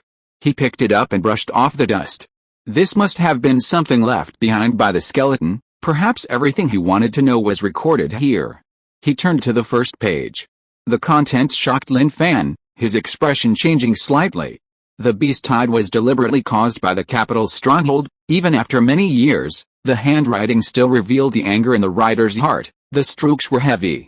The capital's stronghold caused the beast tide to attack the Woking stronghold. This was likely a game between the two strongholds. A perfectly normal occurrence. As long as humans manage the territory, no matter how chaotic the outside world is, their thoughts will always be on profit. Beasts are beasts, even if they are the culprits that destroyed human civilization. They can still be used as tools in the game of power. Looks like I need to be careful of the capital's fortifications, Lin Fan muttered to himself, then continued flipping through the notebook. The following entries recorded events that occurred among those hiding in the air raid shelter. The air raid shelter has enough supplies to feed 100 people for 2 years. They only need to wait for the beast tide to recede to be reborn. However, this beast tide is strange. A large number of beasts remain there, refusing to disperse. Days passed, and in the 3rd month, finally, someone made a move, and a battle for supplies broke out. After the supplies were divided, everyone stayed in their own places. Without restrictions, everyone's food was consumed quickly. In less than a year, some had exhausted their supplies, while the beasts outside were still there. Lin Fan looked at the records in the notebook. Lin Fan knew that such things were normal under these circumstances. Restraint and reasonable planning could often sustain them longer.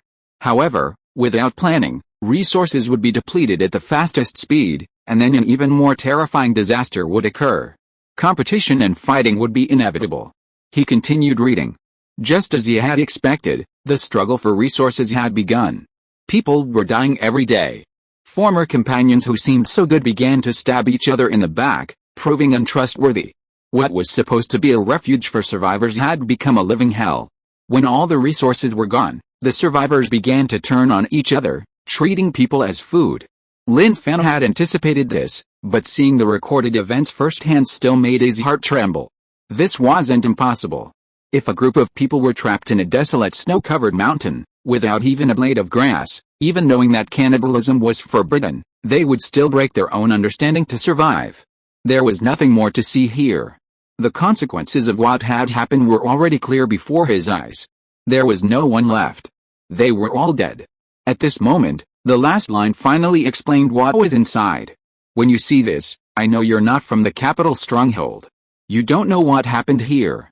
I am the doctor of the Woking stronghold, and also a 4th tier awakened.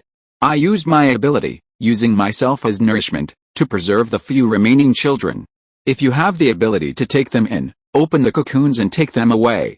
If you don't want to take them, then leave them as they are, because they will leave without pain once my nourishment is exhausted. Seeing this, Lin Fan understood what the threads clinging to the corpses were.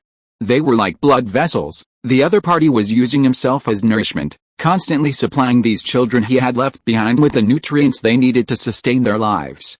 Are they still alive? Lin Fan doubted.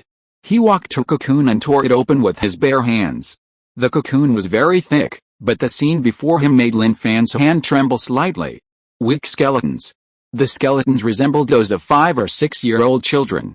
With a soft thud, a level 3 blood crystal rolled to the ground. Lin Fan slowly said, "If anyone is willing to take a child, will this blood crystal inside be considered child support?" He looked at the surrounding cicada nymphs, clearing them all away. Sadly, not a single child was alive.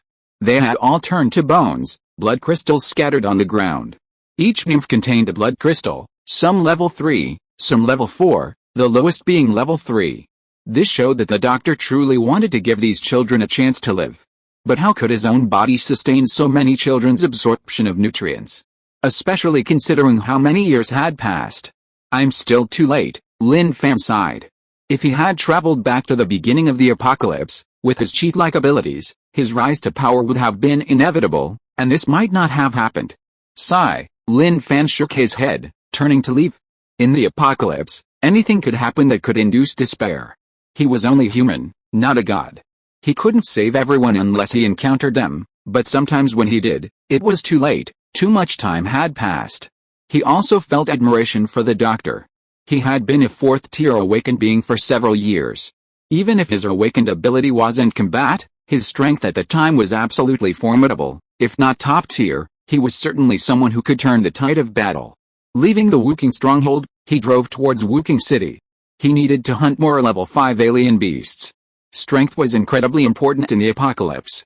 The capital stronghold seemed prosperous, but the power behind it was absolutely terrifying.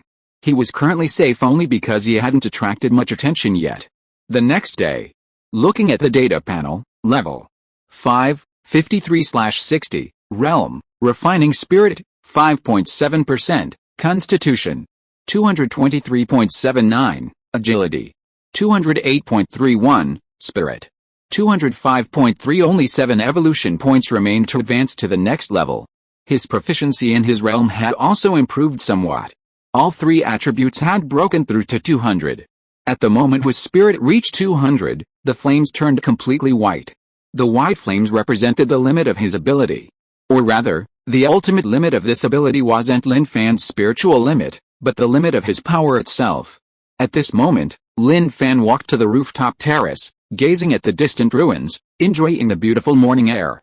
He truly hadn't expected Woking City to be so exceptional, with a far greater number of exotic beasts meeting his needs than he had imagined. It was practically a treasure trove. Of course, he encountered some exotic beasts in Woking City that looked incredibly difficult to deal with. He didn't provoke them, but quietly left. Challenging high-level exotic beasts wasn't what he should be doing now. His main goal was to hunt down those he could easily kill, easily gaining evolution points to improve his strength and reach level 6 faster. He leaped into the air, soaring like an eagle spreading its wings, his gaze fixed on the exotic beasts below, constantly filtering out suitable ones. In the distance, on the rooftop of a certain building, a group of people had already noticed Lin Fan. In their understanding, this guy kept leaping to other rooftops, then, as if discovering something, landing on the ground, and soon after, leaping back to the rooftop, repeating the cycle until he was far away from them. This guy is a master. Look at his jumping ability and speed. I think he's at least at the 6th or even 7th rank. He's probably looking for suitable beasts to obtain their blood crystals, a middle-aged man said. If that's the case, doesn't that mean he didn't take the beast's corpse with him?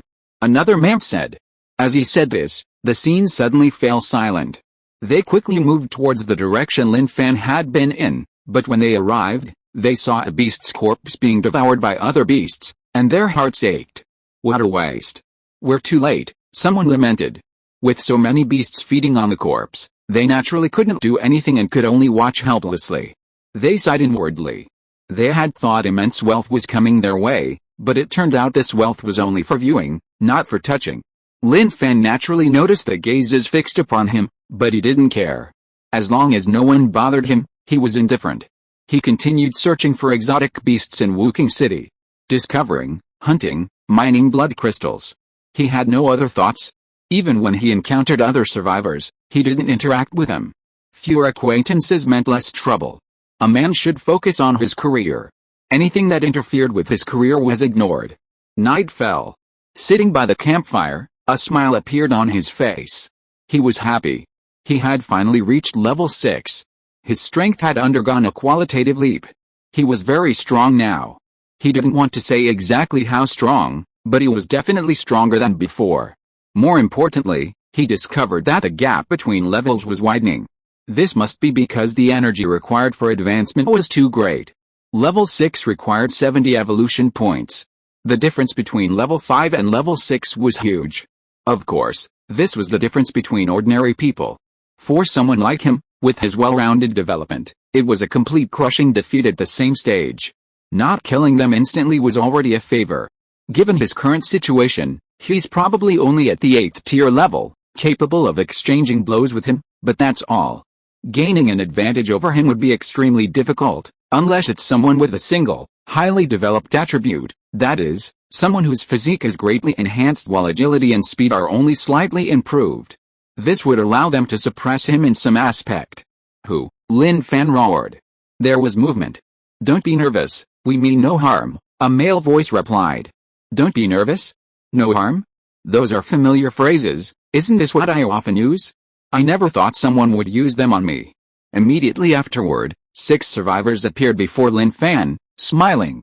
Hello, I know, you were watching me from elsewhere while I was hunting the beasts, Lin Fan interrupted. The middle-aged man who spoke smiled, surprised that they had been discovered so early. However, they had been some distance from Lin Fan at the time, and hadn't even made a sound. How had they been discovered? This puzzled them greatly. Lin Fan's mental strength had reached a terrifying level of 200, making him extremely sensitive to his surroundings. How could he not have noticed them? What do you want with me? Lin Fan asked. The middle-aged man said, let me introduce myself. My name is Chu Chang. These are my companions. We come from Ziking's stronghold. We wanted to get to know each other and ask if you have a stronghold. If not, we'd like to know if you'd like to join Ziking's stronghold. I already have a stronghold, Lin Fan said, but he didn't mention Maya Out's stronghold. At this point, Maya Out's stronghold didn't need to attract too much attention. Low-key development was the best approach. Then what is your stronghold? Lin Fan waved his hand and said, no need to ask. It's quite far from here. If you haven't had dinner yet, let's eat together. He picked up some roasted beast meat and handed it to them. Chu Cheng took the beast meat, said thank you, and shared it with his companions. Delicious, the survivor from Ziking's stronghold took a bite, his eyes lighting up. Lin Fan said, authentic level 5 beast meat tastes excellent. If you control the flame intensity well and lock in the juices, it will be incredibly delicious. Brother, did you used to sell barbecue? Lin Fan glanced at him, rolling his eyes. Look at my age, look at my appearance. The apocalypse has been going on for 10 years. If I were selling barbecue, would I have been experiencing the hardships of life since I was just over 10? You'll understand after making a few more meals, Lin Fan said. At this moment, Chu Cheng of the Ziking fortress was wondering which fortress Lin Fan came from. But with so many fortresses, how could he possibly guess? Lin Fan casually remarked, I visited Woking Fortress a long time ago, and recently went again. I didn't expect it to be reduced to ruins. I remember Woking Fortress used to be very powerful and developed quite well. Brother, Woking Fortress used to be famous. Back then, it was the most promising fortress to rival the capital fortress. It's just a pity that it was breached by the beast tide. Breached by the beast tide? I remember when I was at Woking Fortress, someone told me that the capital fortress was always wary of Woking Fortress, saying that one day the capital fortress would find a way to have the beast tide destroy Woking. I think this destruction is suspicious, Lin Fan said. Brother, you can't say that. If some people from the capital fortress hear this, it could easily get you into trouble, a man eating barbecue hurriedly said nervously upon hearing this, even glancing around as if afraid that people from the capital fortress might appear in the dark night. It's alright. If it's true, then there's no use in hiding it, Lin Fan said with a smile. Chiu Chang, who had been silent until now, slowly said, some people have indeed suspected this, but there's no evidence. And so many years have passed, nobody cares about the truth anymore. Right now, staying alive is what matters most to the living. Indeed, staying alive is the most important thing. How's your Zarking stronghold? Lin Fan asked. It's alright, but recently the alien beasts have become increasingly active, and I always feel there's danger. That's why I was thinking of recruiting you to join our stronghold. Chiu Cheng also wanted to recruit some strong individuals for the stronghold. More strong individuals would ensure its safety. Currently, many strongholds face such dangers. Even his province, known as the Retirement Province, has experienced the alien beast type and suffered heavy losses. Time passed quickly, and dawn broke. Lin Fan, in high spirits, talked with them extensively, learning a great deal. This was his first time in this area, and the situation of the surrounding strongholds would be difficult to understand without in-depth knowledge. But through their explanations, he learned most of it in just one night. Everyone, it's fate that we've gathered here. It's time to part ways. We'll meet again someday, Lin Fan said. Chiu Cheng and Lin Fan got along very well. Although they still hadn't found out which stronghold the other came from, a preliminary friendship had been established. Lin Fan left. The young man said, Brother Chiu, I felt like he was the one asking us questions all night. Isn't it something a little off? Chiu Cheng said. What he said was half true and half false. He probably's never been here before. The questions he asked were all about the strongholds here, but he seems like a nice guy. To receive such a rating in the apocalypse was, frankly, very high. Lin's stronghold. Even if the journey was long, as long as they worked hard, they would eventually reach it. How should I say it? Lin Fan hesitated, deep in thought, unsure how to tell Ah Feng about Wang Yu. Should he just tell him, your adopted sister is dead? Thinking of Ah Feng's hopeful eyes, he felt it was truly cruel, but deceiving him seemed even crueler. The more hope given, the crueler the outcome. Sigh, he's not a child anymore, he should be able to bear some things. He parked the car outside the fortress and entered. He found Zhang Yan, who was in a good mood with a smile when she saw Lin Fan. Have you reached the capital fortress? Yes. Have you found Ah Feng's sister? Yes, Lin Fan said. Zhang Yan was happy to have found Ah Feng's sister, but her smile quickly faded. Sigh, what can we do? We've found her, but she hasn't come to Ah Feng. She's obviously forgotten about him. This, Lin Fan waved his hand, his expression serious. It's not like that. We found her, but Wang Yu is dead. She's been dead for 2 years. Zhang Yan's mouth dropped open, showing surprise, even disbelief. Dead. Do you think I should tell Ah Feng the truth? Lin Fan asked. Zhang Yan pondered for a moment, then slowly said, let's tell him. There's no hope, but at least it will let Ah Feng understand that it's not that his sister won't come looking for him, but that there's no other way. What about Ah Feng? Lin Fan asked. He's exercising.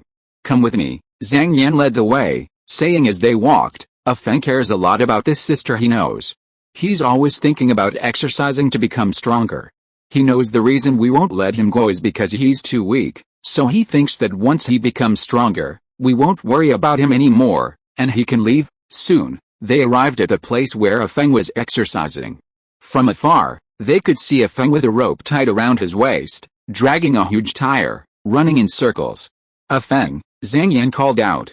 Hearing the voice, Ah Feng stopped exercising. When he saw Lin Fan, he excitedly rushed over, even faster, as if he wanted to appear in front of Lin Fan immediately. He ignored Zhang Yan and stood expectantly in front of Lin Fan. Brother, have you found my sister yet? Seeing Ah Feng's expectant gaze, Lin Fan nodded, his tone calm. I found her. What did my sister say? Did she tell me to wait a little longer, that she'll come to pick me up soon? Ah Feng was very expectant and excited.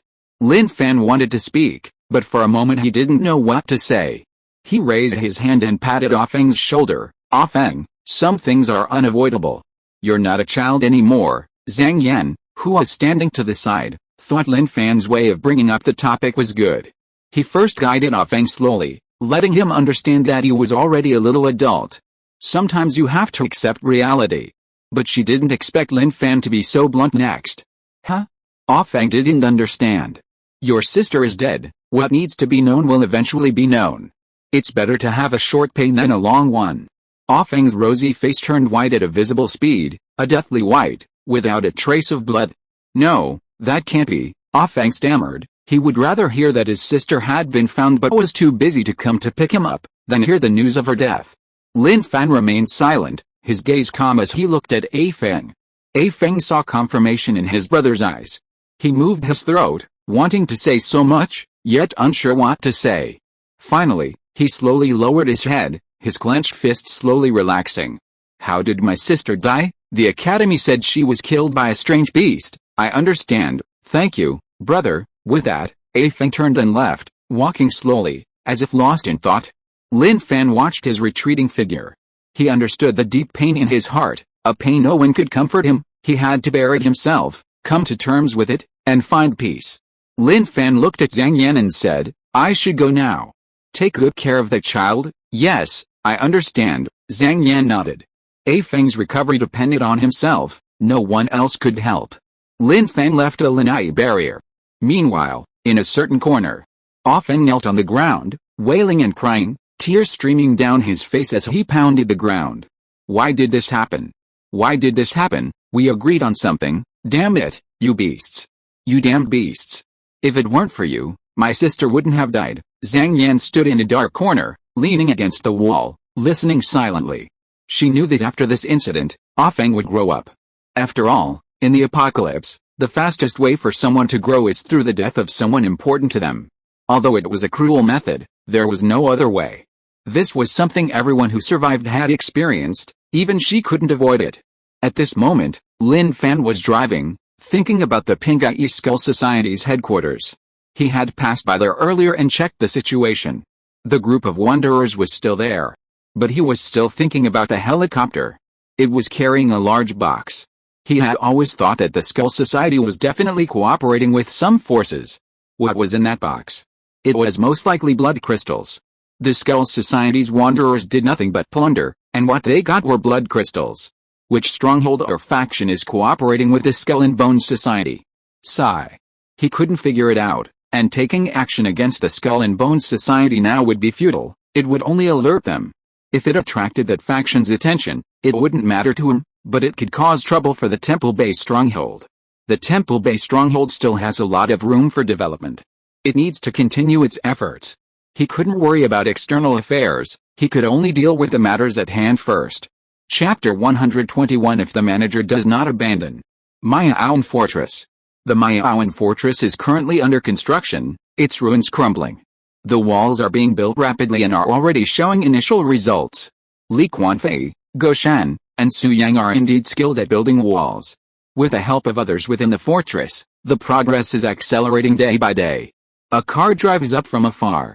Wang Dabao looks closely and exclaims with delight, Brother Lin, you're back. The busy crowd puts down what they're doing and all looks towards the distance. Lin Fan's prestige within the Mayaoan fortress is too high, leaving Lao Zhou far behind. The car stops in front of them, and Lin Fan gets out with a smile. Brother Lin, Wang Dabao greets him. Lin Fan tosses him the car keys. Get it fixed properly, okay, Wang Dabao replies enthusiastically, driving away. Long time no see, everyone. How have you all been? Lin Fan waves to them. Good, everything's fine, life's peaceful. Brother Lin, you've worked hard. Lin Fan smiled, feeling that all his efforts had been worthwhile.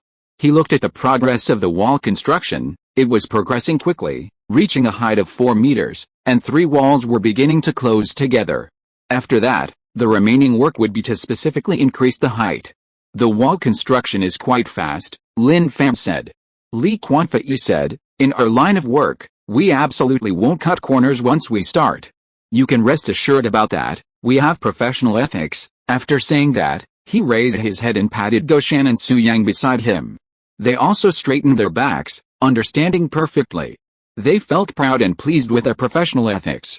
In the conference room, Lao Zhou, Li Bai, Liang Hong, Wu Ting, and Lu Shan were all waiting for Lin Fan to start the meeting. How is the capital barrier going? Lao Zhou asked impatiently. Everyone listened attentively. As expected of the capital stronghold, it truly surpasses all other strongholds, whether in construction or other aspects. It far surpasses them all, Lin Fan said. Everyone nodded silently. As the largest stronghold, the capital stronghold's prosperity was self-evident. Old Zhou asked, are there many strong individuals in the capital stronghold? Yes, many. I personally witnessed a 9th tier awakened one. He was indeed very strong, Lin Fan said. Ah, everyone exclaimed in amazement. A 9th tier expert was such a distant goal for them. Li Bai clenched his fists tightly. The world was too vast. His strength here might be considerable, but compared to the outside world, the gap was truly enormous. A frog in a well, croaking away. Unable to see the wider world. Hey, old Li, you've reached the 4th tier. Lin Fan noticed Li Bai's expression and sensed the aura emanating from him, and said with delight. I reached the 4th tier in just 2 days since you left, Li Bai said. Amazing. For Lin Fan, the improvement in the strength of the stronghold members was something to celebrate. It's nothing special, I'm too weak compared to the outside world, Li Bai shook his head. You're already quite powerful. After going out, I learned that our province is actually called the Retirement Province, where the strongest beasts are only level 5, while the beasts outside are much stronger. Lin Fan treated this place as a beginner's village. It's normal for the monsters in a beginner's village to be a little weaker. The only drawback of staying in the beginner's village is that once you reach your current limit, it's very, very difficult to become stronger. Lin Fan told everyone about his experiences outside. When they learned that Lin Fan was being chased by what might be powerful figures from the capital's stronghold, their hearts trembled. It was dangerous, extremely dangerous. However, they couldn't help but admire Lin Fan. He was truly too strong. Even being chased by people from the capital's stronghold, he was still able to escape safely. If it were them, they would probably have been killed long ago. Gentlemen, this is roughly the situation outside. Given the current state of our Mayaoan fortress, if it becomes involved with a capital fortress, it poses a silent danger to us. Therefore, our focus going forward is on comprehensively enhancing the strength of our Mayaoan fortress. I'll codename this first step Mayaoan Rise 1.0, only after seeing the world can one's thinking undergo a radical transformation. After witnessing the situation at the capital fortress, Lin Fan had many ideas. What's wrong with the retirement province? The surrounding beasts are of low level. With his current strength and abilities, he can easily crush them on a large scale. It's extremely safe, so there's no need to worry too much. As for high-level blood crystals, that's not difficult either. If needed, a business trip will suffice. Mayaoan Rise 1.0? How do we start? Old Zhou pondered. There were many code names, and he seemed to have heard them a few times, but that wasn't important. What mattered was drive and having ideas. Lin Fan said, to be honest, our Mayaoan stronghold has too few resources. I'm not talking about food, but all aspects, such as manufacturing, research personnel. Even in the apocalypse, our technological production capacity needs to keep up. Everyone listened to Lin Fan's words. Li Bai slowly said, I agree with what you said. In the current apocalypse, most technological personnel are only accepted by large strongholds. Ordinary small and medium-sized strongholds can hardly operate without sufficient equipment. Everyone nodded in agreement. Indeed. With their current capabilities, could their Mayaoan stronghold support all of this? Definitely not. First, they lack basic equipment and personnel. The Mayaoan stronghold has very low appeal. Even if some survivors pass through, they only replenish their supplies before continuing their journey to other strongholds. This is the case for small strongholds. Those who stay are mostly ordinary people. Lin Fan said, so, what we need to do now is start scavenging for useful things in various cities, and at the same time, find some talented people to recruit into the Mayaoan stronghold. Of course, this can't be done in a short time. Development takes a long time and can't be accomplished overnight. Brother Lin, I unconditionally support you, Wu Ting, a loyal fan, shouted. Lin Fan nodded to him. Wu Ting, having received Brother Lin's approval, raised his head and smiled. Liang Hong looked at her former teammate. She knew that this teammate was drifting further and further away from her. During the time I was away, did anything happen? Lin Fan asked. Old Zhou said, it's strange, but a few days after you left, guess who came? Who? Ji Shangbao? the manager of the Huaipu stronghold, actually came to our stronghold, bringing some blood crystals and meat. He said that the Huaipu stronghold and the Mayaout stronghold are developing in a friendly manner and are strategic partners. I was completely dumbfounded at the time. Old Joe thought of the scene and found it somewhat unbelievable. But one can't hit a smiling face, so he could only treat him with caution. Yes, what happened? Li Bai asked, equally puzzled. Lin Fan said, when I went to the capital fortress, I passed through Huaipu and made a special trip there. I met Ji Changbao and Drai Hua. The Huaipu fortress has conducted research, but they haven't admitted it. But whether they admit it or not doesn't matter, we just need to know. Many of Ji Changbao's men were killed by me, and they also know that I obtained the fragments and killed many powerful individuals, so they took the initiative to seek peace and didn't want to clash with our Mayaoan fortress. Upon hearing this, Old Joe sighed. I never thought the great powers would be ourselves. Li Bai, Liang Hong, everyone, why are you all looking at me like that? I wasn't wrong, was I? The Huaipu fortress used to be much stronger than us, Old Joe said. Indeed, you were the former manager of the Mayaoan fortress, so it's normal that you couldn't compare to them, Li Bai said. This was like a knife, stabbing hard into Old Joe's heart.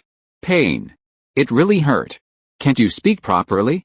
If you can't speak properly, no one will think you're mute. Old Joe glared at Li Bai, the former manager's aura erupting. Li Bai rolled his eyes, completely ignoring him. Old Joe wasn't in good spirits. Do you think the Jinling and Nontun strongholds have transport planes? Lin Fan asked.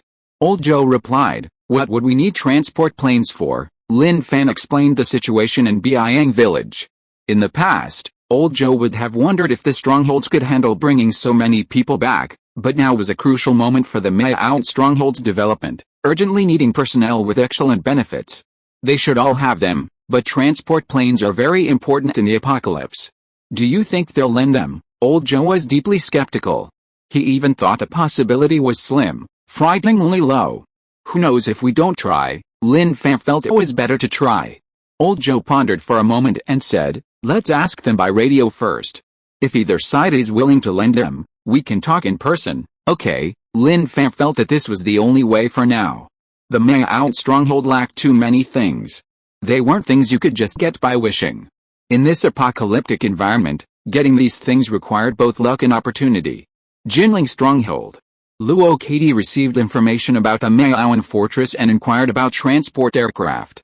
She replied that they did, but then learned of a request to borrow one to pick up people from Betrayal village. She couldn't give an immediate answer but needed to consult her superior. She then found her superior and entered, where she saw General Chang. Under his questioning, she explained the Mayaoan fortress's request. Can you just borrow a transport aircraft like that? General Chang objected. We're running out of transport aircraft now, and the fuel they consume is beyond our means. The fuel used wasn't gasoline, but high-temperature lubricating oil, something even more precious than gasoline. Even their Jinling fortress couldn't produce it. They could only purchase it from the capital fortress. The price of blood crystals was extremely high, so the Jinling fortress had always been reluctant to use transport aircraft, usually relying on helicopters for missions. The main purpose of transport aircraft was only to evacuate key personnel when the fortress was in the most danger. Luo Katie knew General Cheng would refuse, but she didn't even glance at him. The key was still her superior. The commander pondered, I know Lin Fan from Mayaoan fortress. He's a very promising young man. He asked to borrow the transport plane to bring the survivors from Betrayal village over.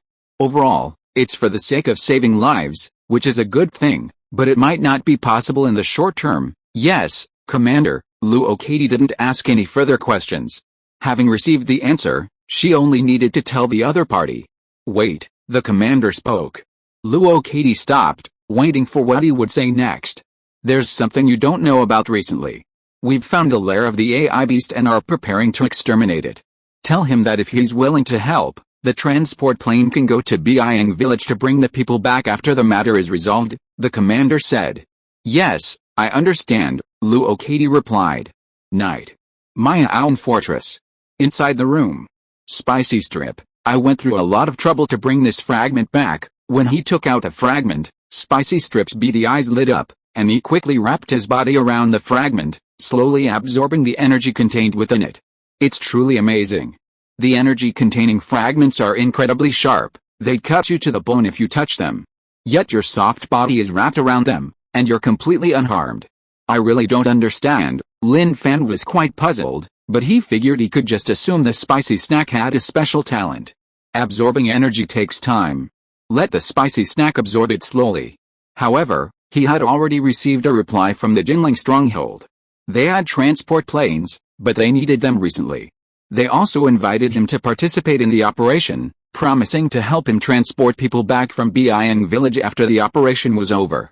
Anything that could get the Jinling stronghold to act was no small matter. They wanted him to put in the effort in exchange for the opportunity to borrow a transport plane. He could understand. It was reasonable. There was nothing wrong with it, they were already being very generous by giving him the opportunity. As for the Notun stronghold, he hadn't been able to contact them. He sat cross-legged, practicing meditation. During his absence, everyone's cultivation had made great progress. Under Li Bai's guidance, the 200 people had gained excellent control over their breathing rhythm. To possess formidable strength, the process takes time, but the future was ahead, visible, and one day they would be able to touch it.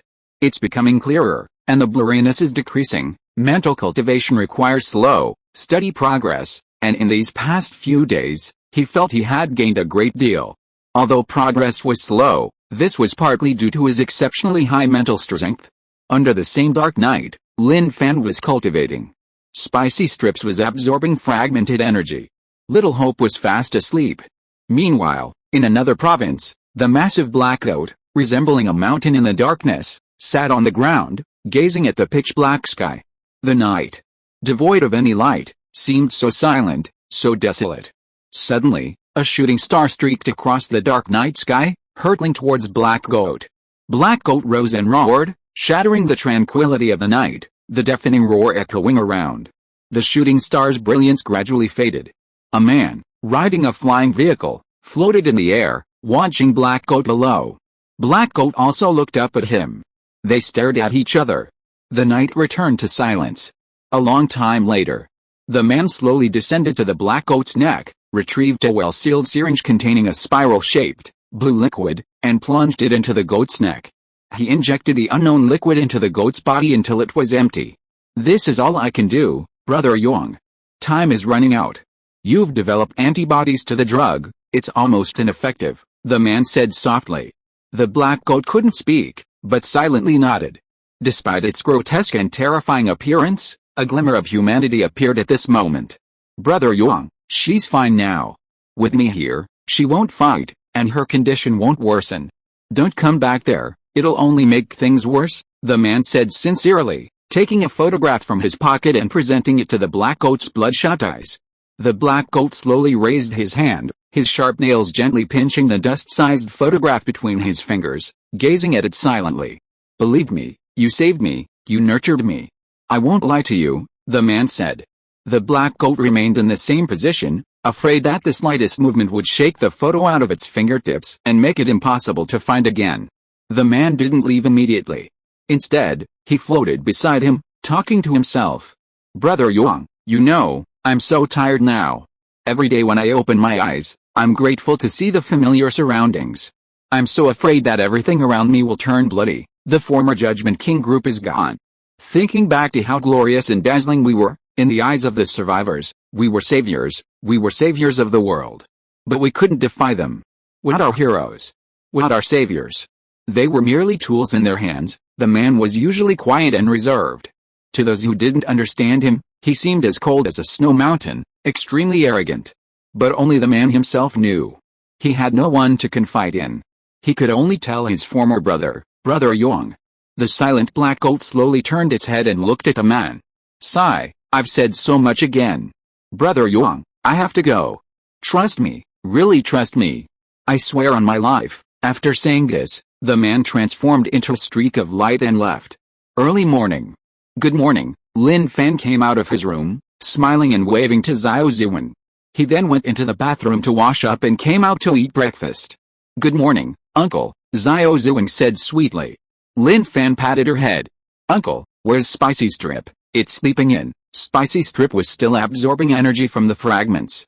He didn't disturb it, letting it take its time. Spicy Strip's evolution required fragment energy.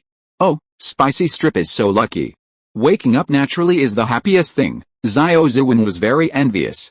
She had to get up early every day and had so many things to do. She was extremely busy. But all of these things were necessary. After breakfast, Lin Fan left home to check on the gorillas. He saw Aquan interacting with one of them. Speaking and the gorilla listening, roaring and Aquan nodding as if understanding. These two didn't need attention for now. They were the mascots of the Maoan fortress. Let them wander around idly, but when trouble arose, the fortress's security would be their responsibility. He arrived outside the fortress. People busy building the wall were gradually arriving. Dabao, come here, Lin Fan beckoned to Wang Dabao. Wang Dabao came running over excitedly. Brother Lin, what's up, how are they doing? Lin Fan looked into the distance. Li Quanfei was making cement, Goshan was digging with his abilities, and Su Yang was rubbing his eyes. Then suddenly his eyes widened as he welded metal frames, sparks flying. These three were all talented individuals, masters of infrastructure.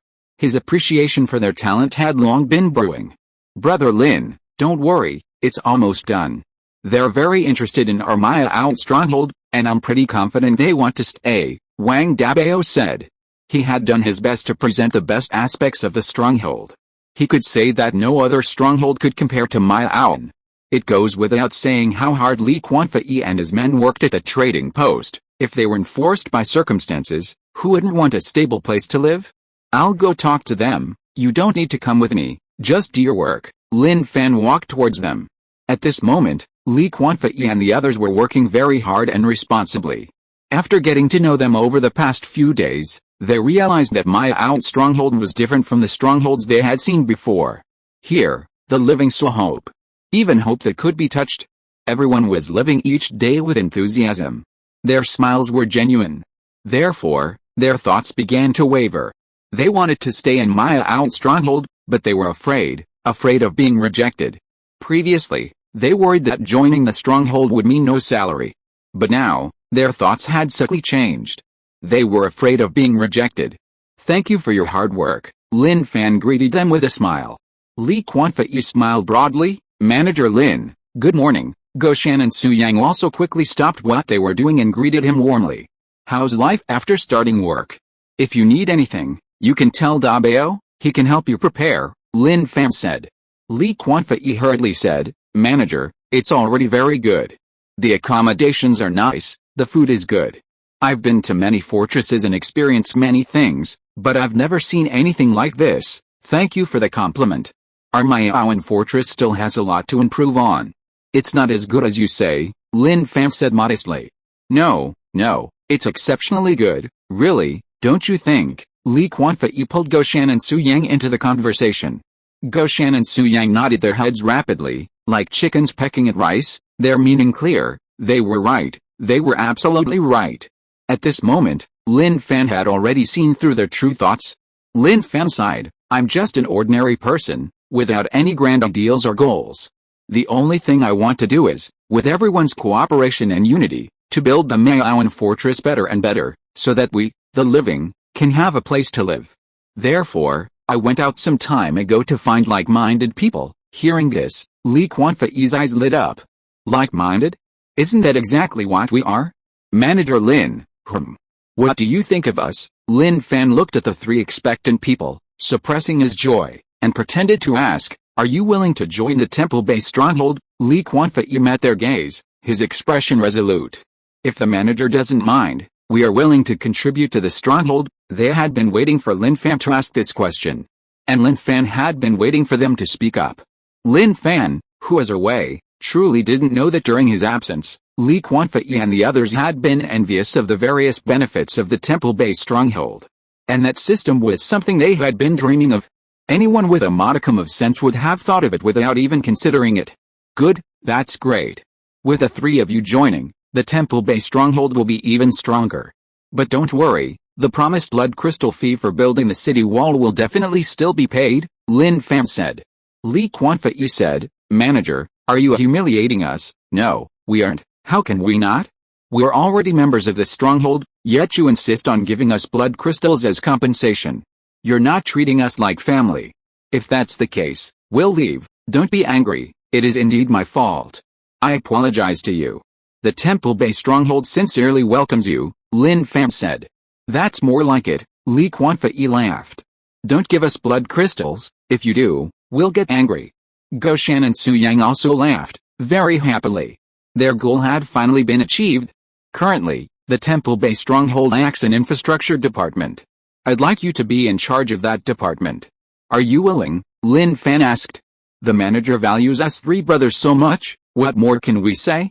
We can only give our all, Li Quanfei said excitedly. They never expected that joining the Temple Bay Stronghold would lead to a department leadership position. This was beyond their wildest imagination. Good, that's excellent, Lin Fan, considering their strength, continued. You're currently second-tier awakeners, your strength is still a bit low. I'll tell Dabeo that you must consume blood crystals and plenty of exotic beast meat every day. You must raise your level in a short time. Only with greater strength can you better protect our fortress. These three are truly talented, although their combat power might be insufficient, they are absolutely essential to the fortress. Our fortress, Li Quanfei and the others muttered to themselves, their eyes shining brighter. Then they suddenly raised their heads. Yes, our fortress. We must build our fortress even more beautiful and prosperous. At this moment, they were full of energy, wishing they could unleash all their energy and completely dedicate themselves to the construction of the city wall. Lin Fan smiled with satisfaction. It had finally succeeded. He firmly believed that as long as the fortress's strengths were honestly displayed, it would surely win people's hearts. Equality and harmonious coexistence were key factors in the stability of the fortress. The survivors' living environment and level of satisfaction are crucial factors in whether they feel a sense of belonging. This is indispensable. At this moment, Old Joe's voice came from afar. Lin Fan, the Jinling Fortress is calling, come answer it. Got it. Lin Fan said a few words to Li Quanfei and the others, then hurriedly left.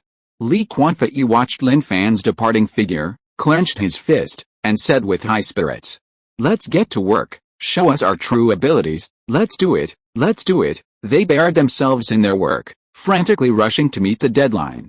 Chapter 122 The best defense is offense. Lin Fan, maybe we should call it off. I have a feeling it's too dangerous. Old Joe was deeply worried about what the Jinling stronghold had proposed. Using the transport plane would inevitably come at a price. But he felt that the activity the Jinling stronghold wanted Lin Fan to participate in wasn't so simple. It's alright. To gain something, you have to pay a price. Besides, I want to know more. The only thing the Jinling stronghold would invite me to is something related to alien beasts, Lin Fan said. They arrived at the inner wall, at the communication room. The Mao stronghold's communication room was very simple, with nothing but an old radio that had never been used before, and no one had ever wanted to contact them. It had only been used a few times recently. This is Lin Fan, the communication began. After a brief exchange, everything was settled. What happened? Old Joe asked impatiently. Lin Fan said, I'm going to Jinling Fortress tomorrow. They've discovered the lair of an intelligent beast. While the intelligent beast is gathering its other beasts, they plan to launch a preemptive strike and eliminate it. Ah! That's incredibly dangerous, Old Joe exclaimed. Hunting an intelligent beast? That's a sentient beast. There must be a huge number of other beasts around. Especially to kill the intelligent beast, you have to penetrate deep into enemy territory. He couldn't even imagine what would happen if you were surrounded. It'll be alright, Lin Fan said confidently of his current strength. Old Joe sighed, knowing that trying to dissuade him was useless. Maya Fortress had developed to its current state thanks to Lin Fan's sweeping reforms. He was like the backbone of the fortress. If anything happened to him, the fortress would instantly revert to its original state. Therefore, he was anxious, worried, tense, and afraid. Old Joe grabbed Lin Fan's hand. Brother, I'm calling you brother now, you must be careful. Understood, Lin Fan smiled. Old Joe's anxious look made him quite helpless, but Jinling Barrier was indeed bold, actually thinking of taking the initiative to attack. But thinking about it, it was understandable. Having the advantage of attacking first was always better than being on the defensive. However, in Lin Fan's opinion, this operation might result in heavy losses for Jinling Barrier. Jinling Barrier. The news had spread. A nest of intelligent beasts had been discovered, and a suicide squad was being formed to eliminate the intelligent beasts. The list only needed 20 people, and he had signed up. There are still 19 spots left on the list. Gu Jiang walked in from outside, came to the table, picked up a pen, and wrote his name on the list without hesitation. As a 5th-tier awakened being from Jinling, he would naturally not back down when faced with such a situation, and would definitely forge ahead bravely. After writing his name, Gu Jiang turned and left. In the previously quiet lounge, after Gu Jiang's appearance, some people who had been hesitant seemed to have come to a realization. Count me in. Damn it, sooner or later, they'll need us anyway. Brother, you have children and a wife, it's okay. If I die, your wife will take care of the children. The stronghold won't starve them. Count me in too. You should pass. What's a 3rd-tier hunter doing getting involved? You need to be at least a 4th tier, and an awakened one. At this moment, a burly, muscular, bald man stood up, rubbing his bald head, and chuckled. I'll participate, no problem. Right. Everyone turned to look at the burly, bald man. He looked fierce. But who would have thought he was a rough man with a delicate heart? And don't let his 4th-tier hunter status fool you, his strength was terrifying. Hunters of the same tier couldn't even withstand half of his power. He was truly a freak, though his speed wasn't fast. Some joke that he probably used all the blood crystals and flesh he consumed to enhance his strength. If Lin Fan knew this, he would immediately analyze that the other party's 3-dimensional attributes must be the highest. Physique. Brother Bao will definitely be fine. Everyone knew Brother Bao's strength. He was truly monstrous. Terrifying. At this moment, at another part of the Jinling fortress. General, I want to go too. Luo Ming was very flustered. The time he had spent here had been too good.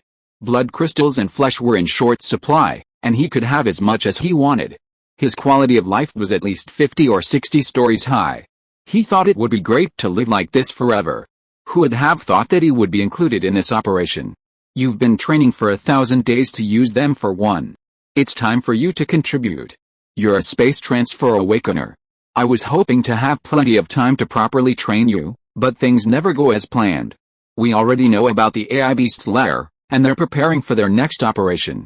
To avoid huge losses, we must eliminate it beforehand, General Cheng said in a deep voice, his eyes narrowing slightly at Luo Ming's evasive gaze. Are you scared? No, no, Luo Ming shook his head frantically.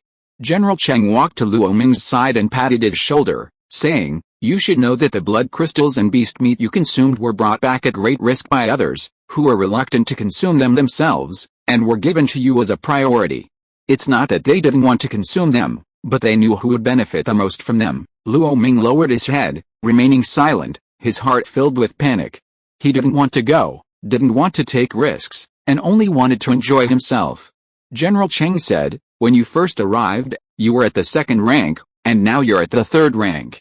To reach this level in such a short time, think about how many blood crystals and flesh you've consumed. General, I know all that. Luo Ming's mentality was about to explode. Damn it, really damn it. He truly hadn't expected things to turn out this way. His perfectly good life had been disrupted. Damn it. He really didn't want things to develop in this direction. But he knew that saying anything now was useless. This old bastard had already decided that he wouldn't be allowed to escape, even if he refused. There was one thing he still couldn't understand. What was going on with this old bastard? I, Luo Ming, am your man. Is this how you send me to the front lines? If I die, you'll lose a loyal subordinate. But little did he know that the struggle between General Cheng and the commander was a personal power struggle between the two sides. But when it came to the safety of the stronghold, everything was for the greater good. It's good that you know. Go pack your things. Don't worry, there are 20 members in the suicide squad. They'll clear the way, and you're a core member of the action team. You'll have someone protecting you. He didn't believe a word General Cheng said. Head down, he walked out with a chill in his heart. General Cheng watched Luo Ming's departing figure, knowing he couldn't be relied on, but there was nothing he could do. The scarcity of special transfer awakeners meant such people were always hard to find. Unreliable as he was, the operation still had to be carried out. Only Luo Ming could appear suddenly when the AI beasts couldn't detect him. However, a 3rd-tier special transfer awakener's transfer distance was still too short. If only he were 4th tier, or even just late-stage 3rd tier would be fine. The next day, Jinling Fortress. A car slowly approached the city wall. The driver parked the car at the foot of the wall, leaped up, and jumped onto the wall, instantly attracting the attention of everyone around. Who are you? The patrolman pointed his gun at Lin Fan. Security at the Jinling fortress was extremely high, unlike other fortresses where you could just jump up and it wouldn't concern them. But not here. I'm here at Luo Katie's invitation. Please inform her, Lin Fan said calmly. Just a moment, the patrolman immediately contacted her and quickly confirmed that she had indeed been invited. One of the patrolmen then walked up to Lin Fan. Please come with me, I'll take you there. Okay, thank you, Lin Fan replied. The patrolmen were stunned. They hadn't heard anyone say thank you in a long time. You're welcome, hey. They're all quite polite. Indeed, the more rules and regulations a fortress has, the more polite the people inside are. They liked that. Not long after, they passed the outer wall and arrived at the inner wall, where they met Luo Katie. Welcome. As Lin Fan appeared, Luo Katie, who was checking a map, smiled, extended her hand, and greeted him warmly. Thank you. They shook hands.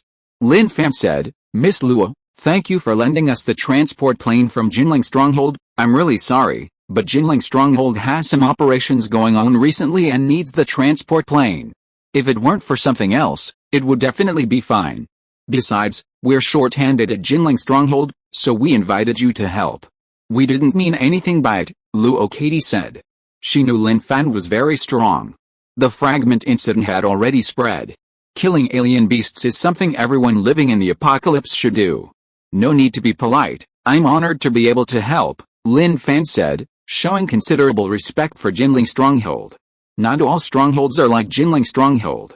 If it were the capital stronghold, they would probably have already used other strongholds as cannon fodder. Protect?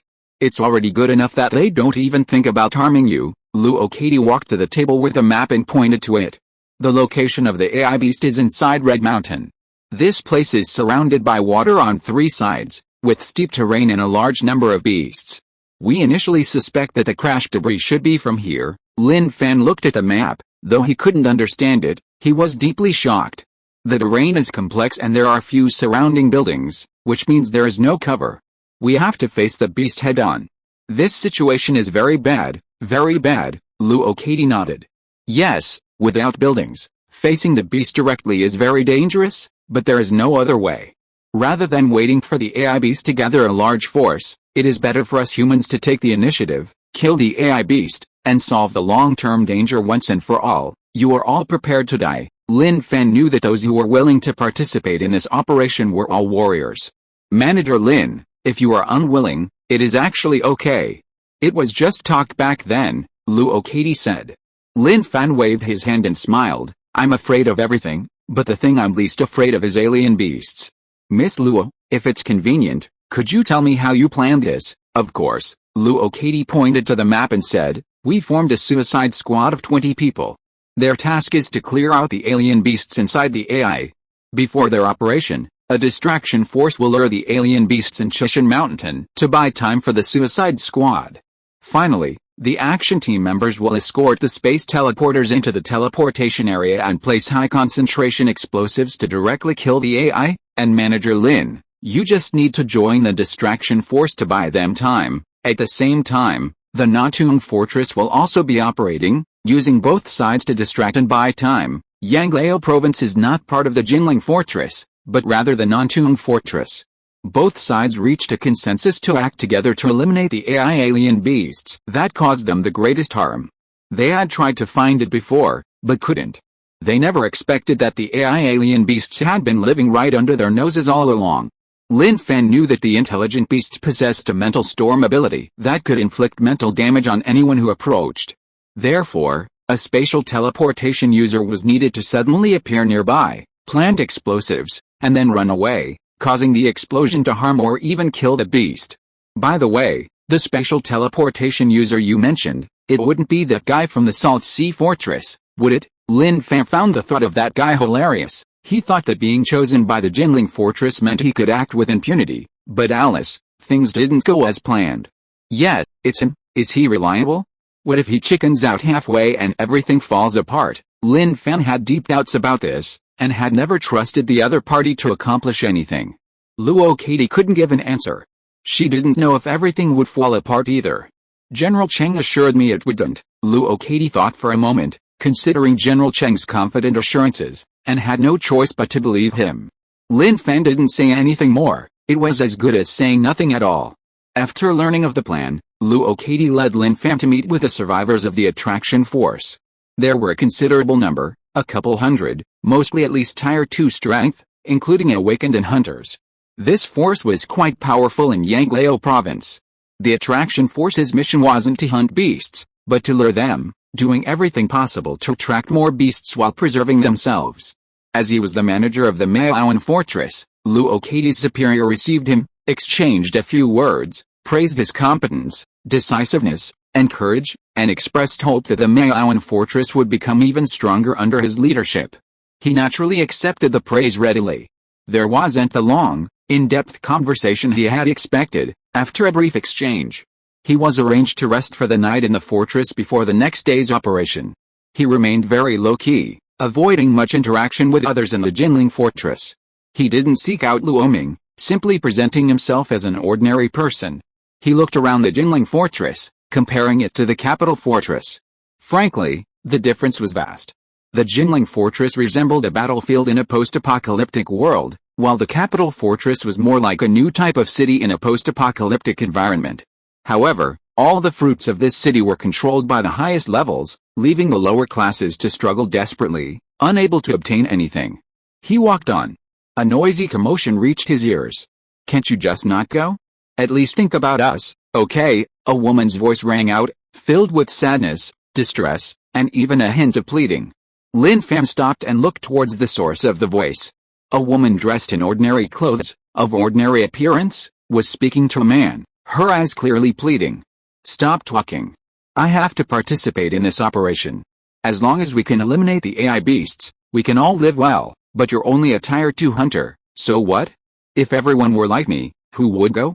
In this world, someone has to step up." Lin Fan watched quietly, observing what was happening before him. He knew that although the apocalypse seemed terrible, there were always people trying to mend things. Perhaps he was being too blunt, because the man turned around, saw Lin Fan staring at him, smiled awkwardly, and then pulled his wife and child back into the house. Lin Fan came to his senses. He knew this was just a microcosm within the Jinling fortress. Those who dared to join this operation shared the same idea, to eliminate the AI beasts, resolve the crisis, and make their living area safer. Luo Katie assigned me to the team that attracts the beasts. Am I only meant to attract them? Lin Fan asked himself. Just thinking about it made him feel that the task of attracting the beasts was far too low level. He felt that what he should do was transform into the God of Flames, delivering a devastating blow to the alien beasts. His goal in striving to increase his strength was not only to ensure his own safety, but also to show other survivors that the apocalypse was not without hope, and that humanity still had its own strong individuals. The next day, the operation began. Members of the attraction force boarded the transport plane, which was already waiting. Many family members were seeing them off, and everyone seemed very reluctant to part. "Manager Lin, be careful on your journey," Luo Katie said. "Don't worry, I'll keep an eye on them and ensure their safety," Lin Fan said with a smile. Huh? Luo Katie didn't understand what he meant by "I'll keep an eye on them," which left her somewhat confused. Lin Fan smiled, said nothing more, and turned to walk towards the transport plane, where many people were already waiting. As soon as he boarded, he attracted everyone's attention. After all, they had all seen Lin Fan interacting with Luo Katie, who was a member of the leader's team and belonged to the management of the Jinling barrier. "Miss Luo invited me to come and lend you my support. Don't worry, you'll be fine with me here," Lin Fan said confidently. Whoosh! Whoosh! Everyone stared at Lin Fan in shock. "Lin's support? We'll be fine?" They had joined the attraction force prepared to sacrifice themselves at any moment. "May I ask who you are?" someone couldn't help but ask cautiously. Lin Fan said, "Lin Fan, the manager of the Temple Bay Fortress." "Have you heard of me?" After he said his name, some people were puzzled. Others seemed to remember something. Lin Fan looked around and nodded with satisfaction. "It seems you already know who I am. That's good. Just trust me. You all disregard your own safety to track the alien beasts for the main force. In my heart, you are heroes, and what I cannot tolerate most is heroes dying at the hands of alien beasts." After saying this, he began looking for a seat. The limited seats on the transport plane were already taken. He looked around but couldn't find one. "Manager Lin, please sit here," A young man stood up to offer his seat. Lin Fan walked up to the other person and nodded, "Thank you." At this moment, someone whispered to their companion, "Who is he? I've never heard of him." "Isn't my own fortress a small fortress?" But someone who knew a little about him told them, "You know about the fragment grabbing battle a while ago? He's Lin Fan, the one who obtained the fragment." And so they went on and on. Those who knew shared their stories with those who didn't, experiencing a sense of satisfaction from unlocking a mystery. Those who didn't know, upon learning the truth, gasped, "Oh, so it's him." Just then, a voice rang out, "Hold on tight, take off." As news of takeoff arrived, everyone took a deep breath, knowing the operation had begun.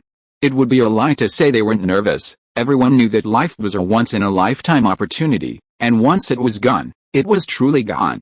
But they also knew that some things had to be done, or no one else would. They wanted to be human in the apocalypse, not ghosts.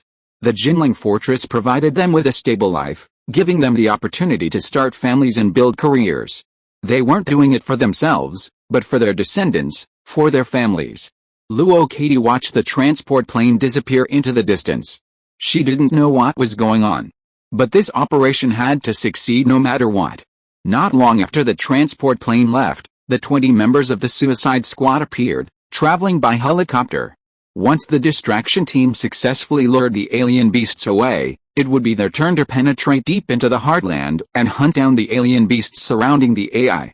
Even if they couldn't kill them, they would at least keep them occupied, creating an opportunity for the action team to enter. Red Mountain. The transport plane appeared above. As if the AI already knew, the alien beasts in Red Mountain roared to the sky, their deafening cries echoing endlessly. A large number of alien beasts chased after the transport plane. "The alien beasts have spotted us, we need to find a place to land, but landing might be a hassle in this situation. Over there, there's a relatively flat long tunnel. We should be able to land there." The transport plane circled above the tunnel, unable to land for a long time, as the alien beasts attacked from afar. Lin Fan walked to the stern of the cabin, looking down at the situation. "Wait a moment, I'll go down and clear out these alien beasts." "You can come down then." He had barely finished speaking when he leaped down, startling everyone in the cabin. Was jumping from that height really safe? Lin Fan felt the exhilaration of the fall, legs down, arms crossed, looking down at the situation. Watching the alien beasts rushing towards him, he couldn't help but let out a low laugh. Even those rushing to be reborn wouldn't be this hasty. Boom. He landed straight down, the impact instantly crushing the ground, causing cracks to spread out like a dense spider web. Lin Fan slowly raised his hand, flames burning on his fist. As the alien beasts drew closer, he slammed his fist into the ground. The flames spread along the cracks in the ground, moving like snakes, swift and fast. When they reached the alien beasts, the flames roared up, engulfing them. Howls and screams filled the air. The alien beasts were ravaged by the intense heat. Then, in a brief moment, silence fell. A large number of alien beasts died just like that. The people on the transport plane, seeing the scene below, gaped, their faces filled with shock and disbelief. "So powerful, they really cleared out the alien beasts. We can land now." The transport plane began adjusting its landing angle, closing the hatches, and decreasing altitude. Lin Fan looked into the distance. The alien beasts in the mountains were restless, the ground was shaking, indicating that the number of gathered alien beasts was unimaginable, probably enormous. Thinking about it, it made sense. How could the number of alien beasts be small in the lair of the AI-controlled alien beasts? Looking into the distance, in the far reaches of the sky, there were also black dots, indicating that the people from the non-Toon stronghold had arrived as well. They were using both sides to attract the attention of the alien beasts and disperse their numbers. The transport plane landed, gradually slowing down. The hatch opened, and the people inside rushed out, converging on Lin Fan. At that moment, no one doubted Lin Fan's strength. The large group gathered together. "Manager Lin, should we split up now?" someone asked. When they arrived, their orders were to form groups of 5, spread out, attract the attention of the alien beasts, and lead them in circles. "No need, stay together. You all follow behind me. I said I would guarantee your safety. I'll take back as many people as came," Lin Fan said confidently. The crowd gaped slightly. They didn't know why Manager Lin was so confident. If they knew how powerful Lin Fan's mental strength was, they would understand why he was so confident. Of course, without fire abilities, Lin Fan wouldn't dare make such a guarantee. Without area of effect skills, how could he possibly worry about so many things? But with the power of fire, nothing was a problem. The beasts are coming, someone shouted, pointing into the distance. A vast army of beasts surged forward. Everyone was prepared. Lin Fan walked forward, raised a finger, and a fireball exploded, expanding from its original small size to a frighteningly large form in the blink of an eye. This fireball is white. The people standing behind him were shocked. If they hadn't seen it with their own eyes, who would believe it? Some of the awakened ones knew that the strength of one's abilities was related to their spirit, and now, the fireball Lin Fan released was so large. Just how powerful must his spirit be? They looked at Lin Fan with deep awe. Destroy? Lin Fan pointed forward, and the fireball swept towards them, flying close to the ground. Its terrifying force crushed the ground to pieces. The charging beasts felt the intense heat of the white ball. Even before touching it, their bodies already showed signs of burning. A loud boom. An explosion rang out. The earth shook violently. The shockwave from the explosion swept in all directions. The beasts were engulfed, their bodies unable to withstand the tearing force, shattering and splitting apart. A single fireball had annihilated an army of hundreds, even thousands, of beasts. Let's go, let's move forward, Lin Fan said. Weren't we here to attract attention? Swish. Swish. Everyone's eyes turned to the speaker. Lin Fan turned back and smiled. The best defense is offense. If you are listening to this novel on a channel other than Fanfic World, it means it was downloaded and re-uploaded without effort. We warmly invite you to visit our channel, Fanfic World. There you will find the original version of this story and many other novels of various genres. We look forward to seeing you dive into a world of incredible novels. Chapter 123 He's a Coward. The situation was different from what they had expected. Their plan was to land, wait for the mutated beasts to appear, and then, the moment they did, unleash a torrent of curses to attract their attention. Then, the small teams would disperse, each leaving their fate to chance, buying time for the Suicide Squad to clear out the beasts inside. But now, the Temple Bay Fortress administrators were leading them in a relentless advance inwards.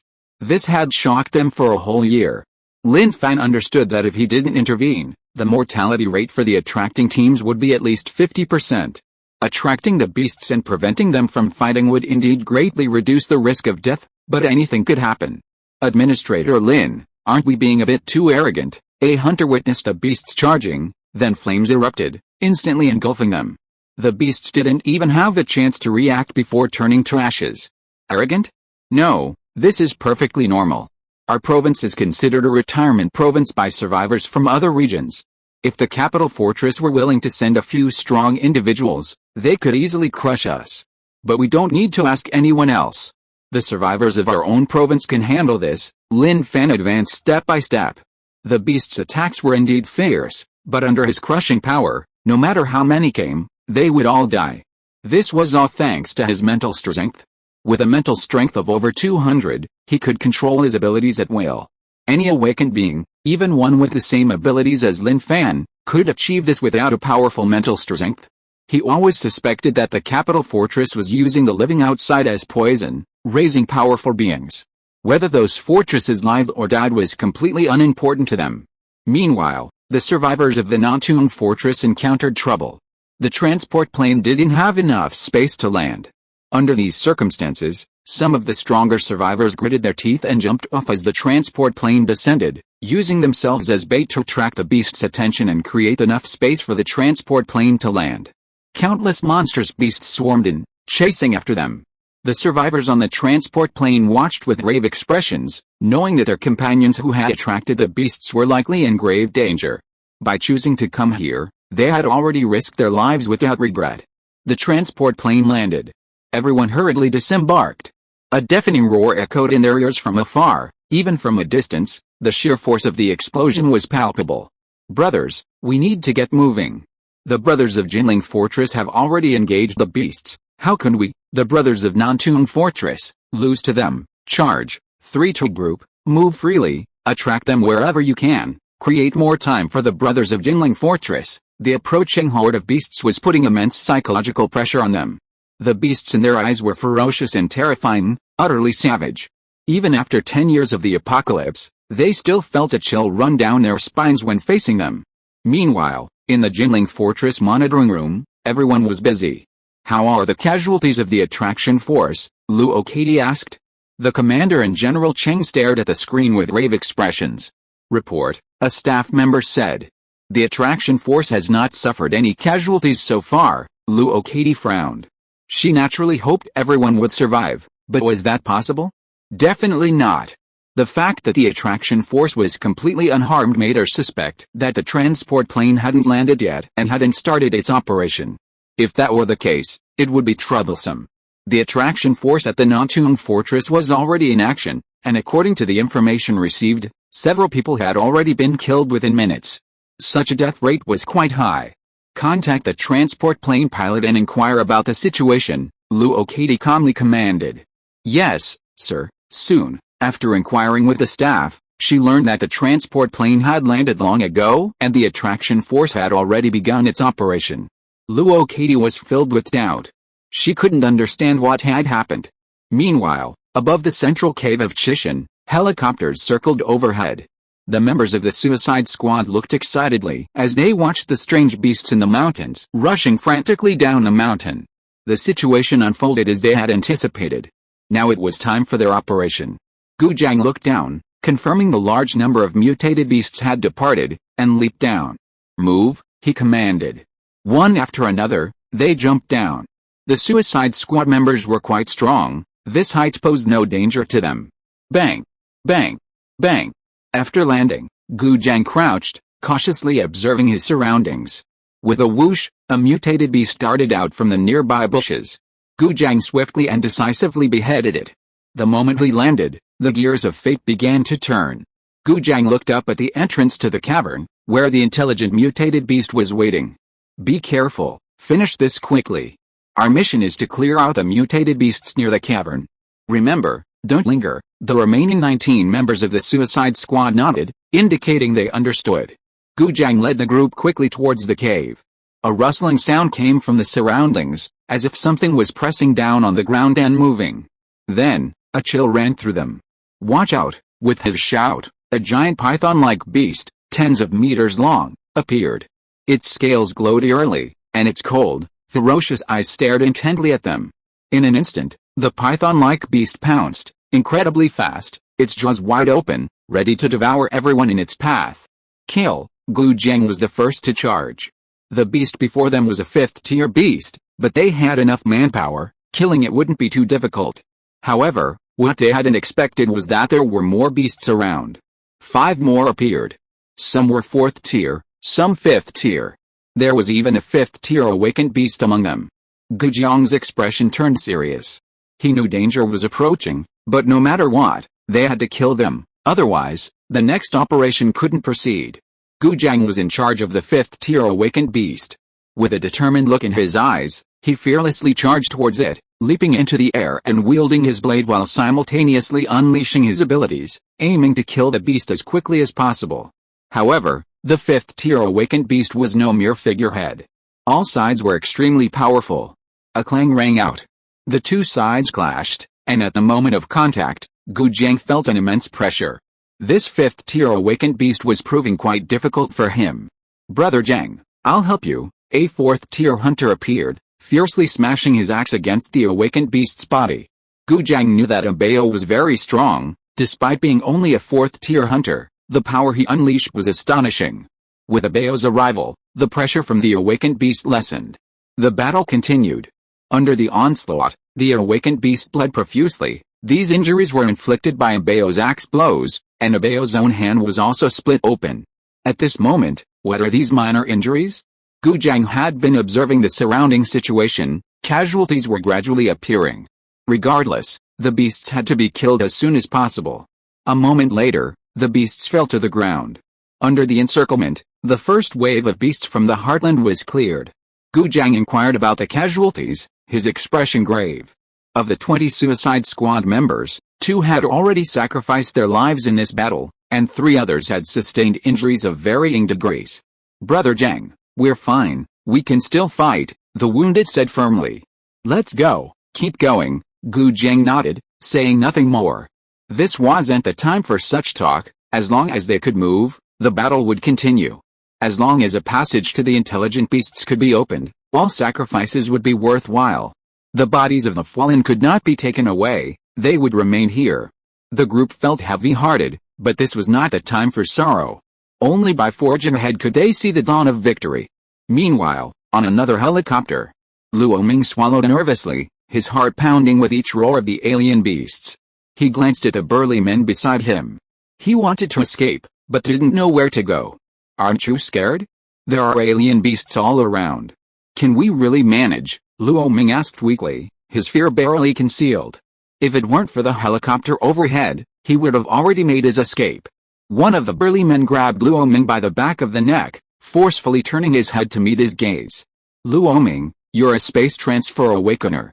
We've always been lenient with you, given you respect, because we know that once you act, you'll be responsible for the most important things.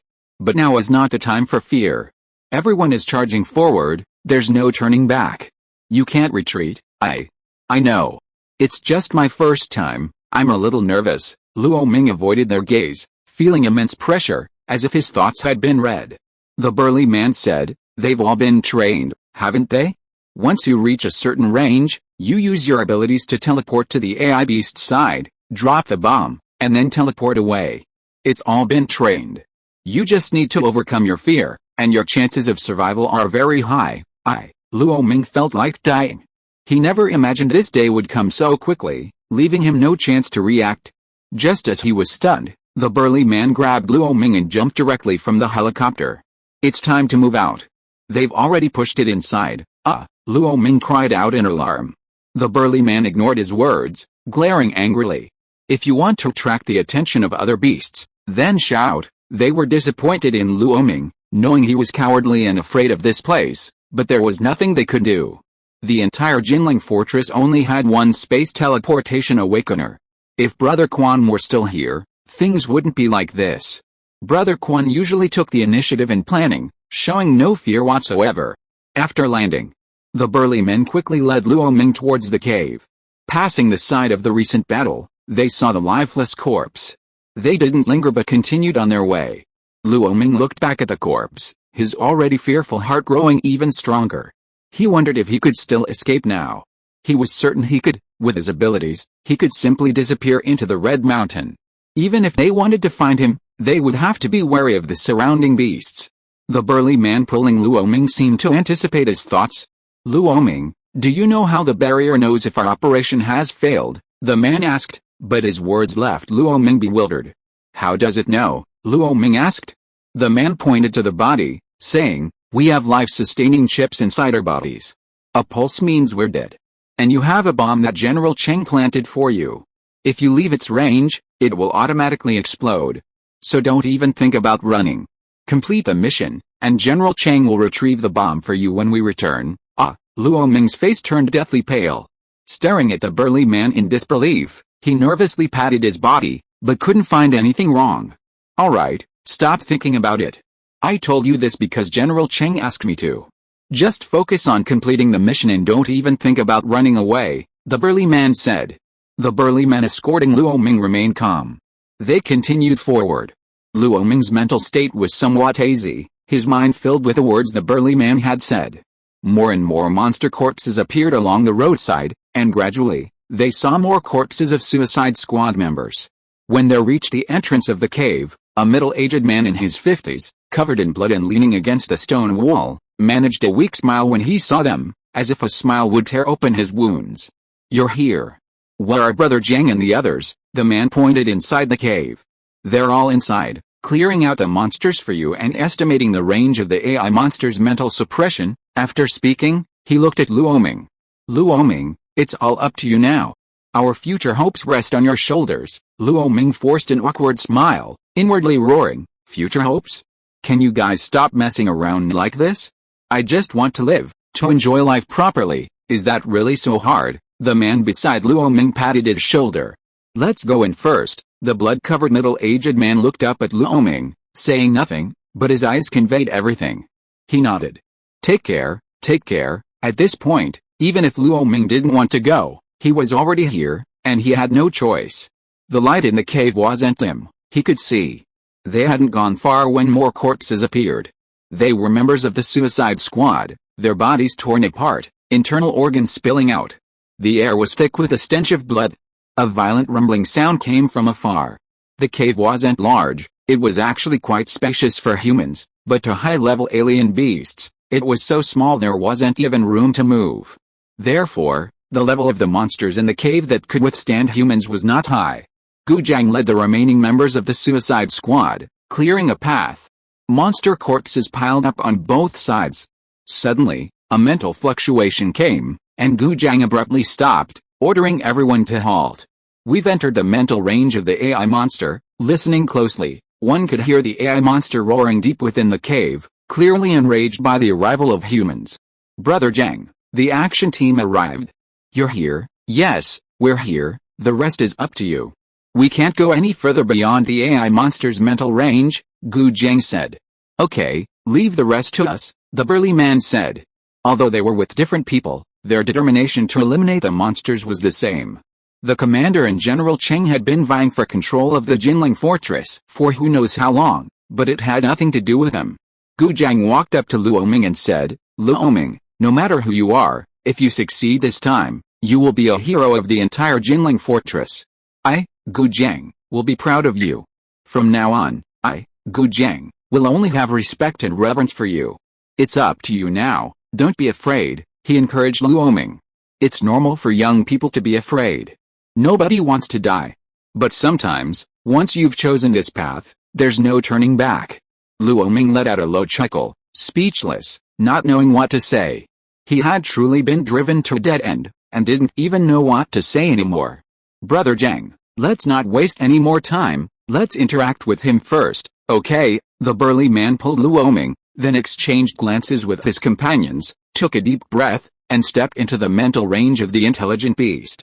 Instantly, a mental wave from the intelligent beast surged in overwhelmingly. Fight it, the burly man roared. Immediately, the burly men guarding Luo Ming also unleashed their abilities, their telepathic defense mechanisms activating to forcefully clash with the mental waves of the intelligent beast. During this time, more and more beasts charged forward. They had to defend against the beasts while simultaneously battling the mental onslaught.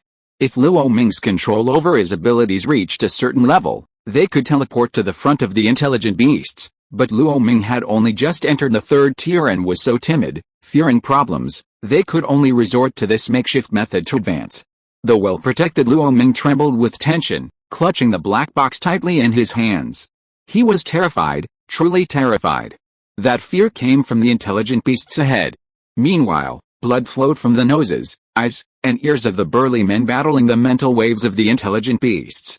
Their awakened abilities were capable of fighting the intelligent beasts, but their level was insufficient. Their mental strength couldn't match the intelligent beasts. If there were only one of them, they would likely be dead soon. Therefore, they could only rely on their numbers to hold on. When they volunteered to escort Luo Ming, they were prepared to sacrifice themselves, even knowing it was a mission with a certain death sentence, yet they still went without hesitation. Because besides them, no one else could sustain them. As they ventured deeper, their pace slowed. The burly men were drenched in sweat, their lips purple, their clothes stained crimson with blood. How, compared to those guys who escorted Brother Quan before, we're still too weak. We can't even hold on for this much, the leader chuckled bitterly. Nonsense, how can we compare? They can kill intelligent beasts, but if we can also kill intelligent beasts, does that mean we're as powerful as them? Ha ha ha, Luo Ming, being protected, was speechless. They were still spouting nonsense at this point. Thud, one of the burly men collapsed, too weak to continue, saying, I can't go on, you guys continue. He waved his hand, urging them to hurry. As the burly man's consciousness faded, a smile played on his lips.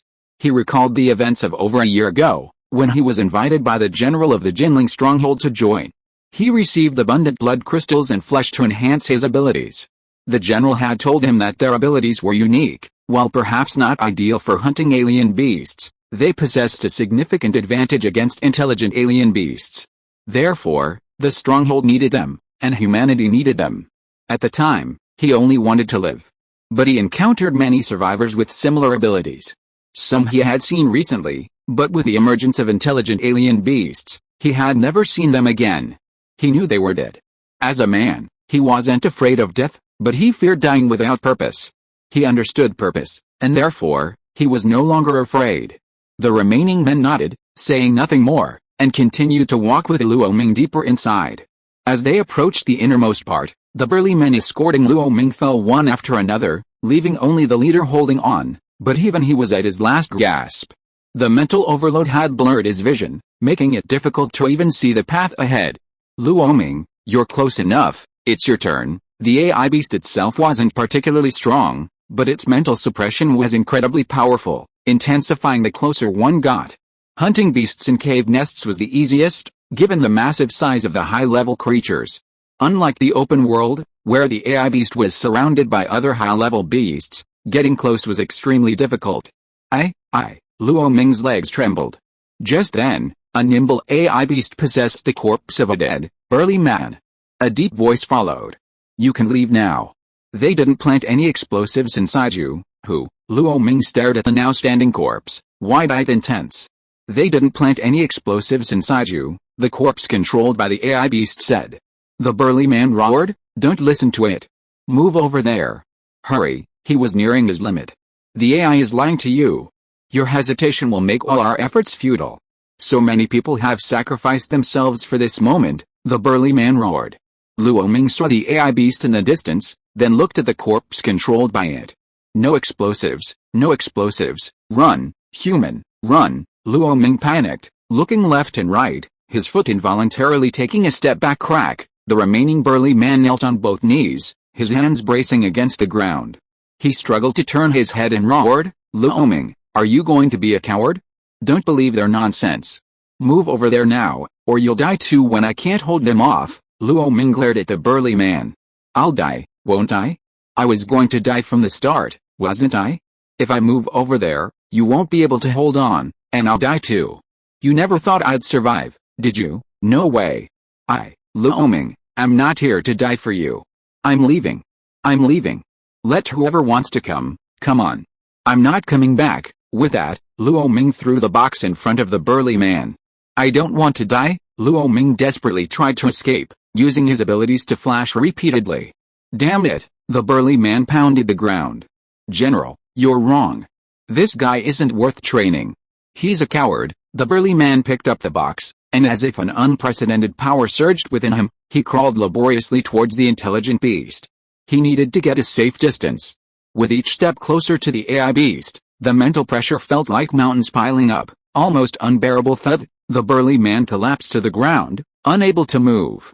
He looked up at the AI beast so close at hand. A group of other beasts had gathered, forming an impenetrable shield, the strongest shield specifically designed to protect the AI beast.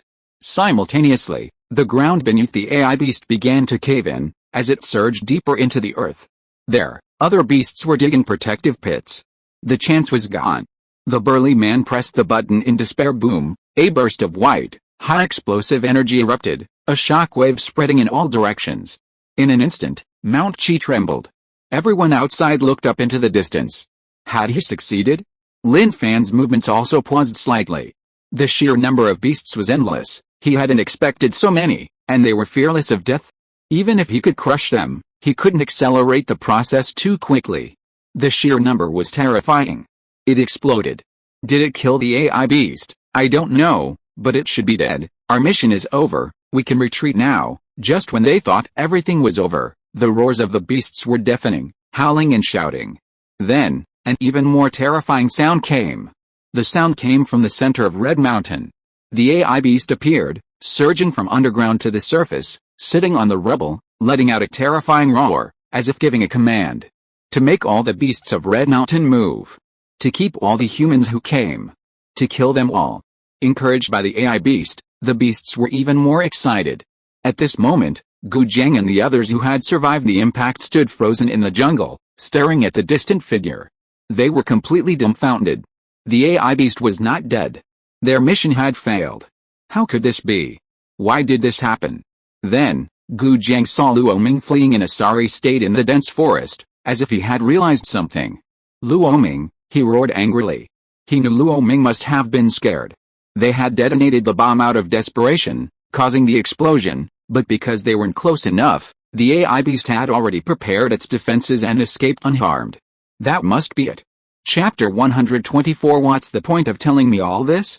I just want to show off. We've failed. Everyone looked towards the top of the ruins. The piercing roars of the AI beast seemed to mock them, like arrows piercing their hearts. Pain. It really hurt. Jinling Command Center. What? We failed? The AI beast is still alive? Retreat. Everyone evacuate. When Luo Katie learned of this, her face changed drastically. She hurriedly issued the order to kill the AI beast. Jinling's defenses had truly deployed all their elite forces. Even if there were heavy casualties, it would all be worth it as long as the AI beast was killed. But now, the AI beast was still alive. This was the last thing she wanted to accept. Sigh, the commander sighed, his eyes revealing helplessness. General Chang, standing beside him, clenched his fists, his nails digging into his palms, his cheeks trembling, his teeth clenched in resentment. The AI beast possessed intelligence. This failure meant that killing it again would be as difficult as ascending to heaven. Over at Chishan, Lin Fan looked at the group behind him. Their initial high spirits had plummeted to rock bottom with defeat, and disappointment was written on every face. He had deeply experienced the difficulty of hunting the AI beasts. Possessing fire abilities, he had pushed his way through with his formidable mental strength, but the sheer number of beasts exceeded his expectations, blocking his path. Manager Lin, the mission failed. Headquarters ordered us to retreat. This time, humanity has suffered a complete defeat, someone said dejectedly. Their fate was sealed, they would leave on the transport plane, never to set foot in this place again. Lin Fan looked towards the AI beast's location in the distance. No, we haven't failed yet. The failure of the action team doesn't mean the failure of our attraction team. You all return to the transport plane. He couldn't tolerate the AI beast's arrogance. Look at its current behavior, appearing there so arrogantly, roaring. Was it mocking the humans who came to kill it as foolish? As he spoke, everyone turned to look at Lin Fan. Manager Lin, as long as we're alive, we can always fight again. Let's retreat. They understood what Manager Lin was planning. It was just too dangerous. Lin Fan raised his hand. It's all right. You guys go back to the transport plane first. Leave this to me. Don't waste time. The beasts won't dawdle here. With the intelligent beast's excited roar, the surrounding beasts had gone berserk, their ferocity even greater than before. Someone stepped forward. Listen to Manager Lin. Let's go back to the transport plane. Don't interfere with Manager Lin's actions. Manager Lin, take care, be careful. Everyone retreated, rushing towards the transport plane. They didn't understand what Manager Lin was planning. Did he intend to kill the intelligent beast single-handedly? Could he really do it? It was something they couldn't even imagine. Lin Fan watched the retreating crowd, then turned back to the surging beasts. He slowly drew his lightning tribulation sword. In an instant, white flames covered his entire body, shooting into the sky. Centered on himself, the flames rippled and spread like waves. It might be tiring, but fucking it, Lin Fan, sword in hand, advanced step by step, then turned his walking into running, leaping into the air and slashing his sword towards the ground. A deafening boom. The lightning tribulation struck, tearing the ground apart. The enchanted lightning possessed splashing power. Centered on the tribulation, sharp edges wrapped in flames spread outwards, instantly engulfing the surrounding beasts. The sharp edges and flames were like a meat grinder. The beasts didn't even have time to scream before being swallowed up. In the distance, the group that had arrived at the transport plane watched in disbelief. White flames covered the sky and earth, and space itself seemed to be distorting, leaving them speechless and dumbfounded. Do you think our presence there might affect Manager Lin's outburst? That seems possible. Headquarters sent a message. Who can report the situation? I'll do it. A man stepped forward and connected the communicator. We've retreated back to the transport plane. Manager Lin hasn't left. He's engaged in a fierce battle with the alien beasts. He says we haven't lost yet. Yes, understood. The communication ended. People gathered around. Headquarters ordered us to take off. The transport plane is circling in the air. This was the only way out now. The transport plane would descend.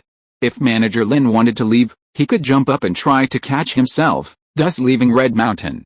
If there was no transportation, the situation would be much more complicated. Escaping would be extremely difficult.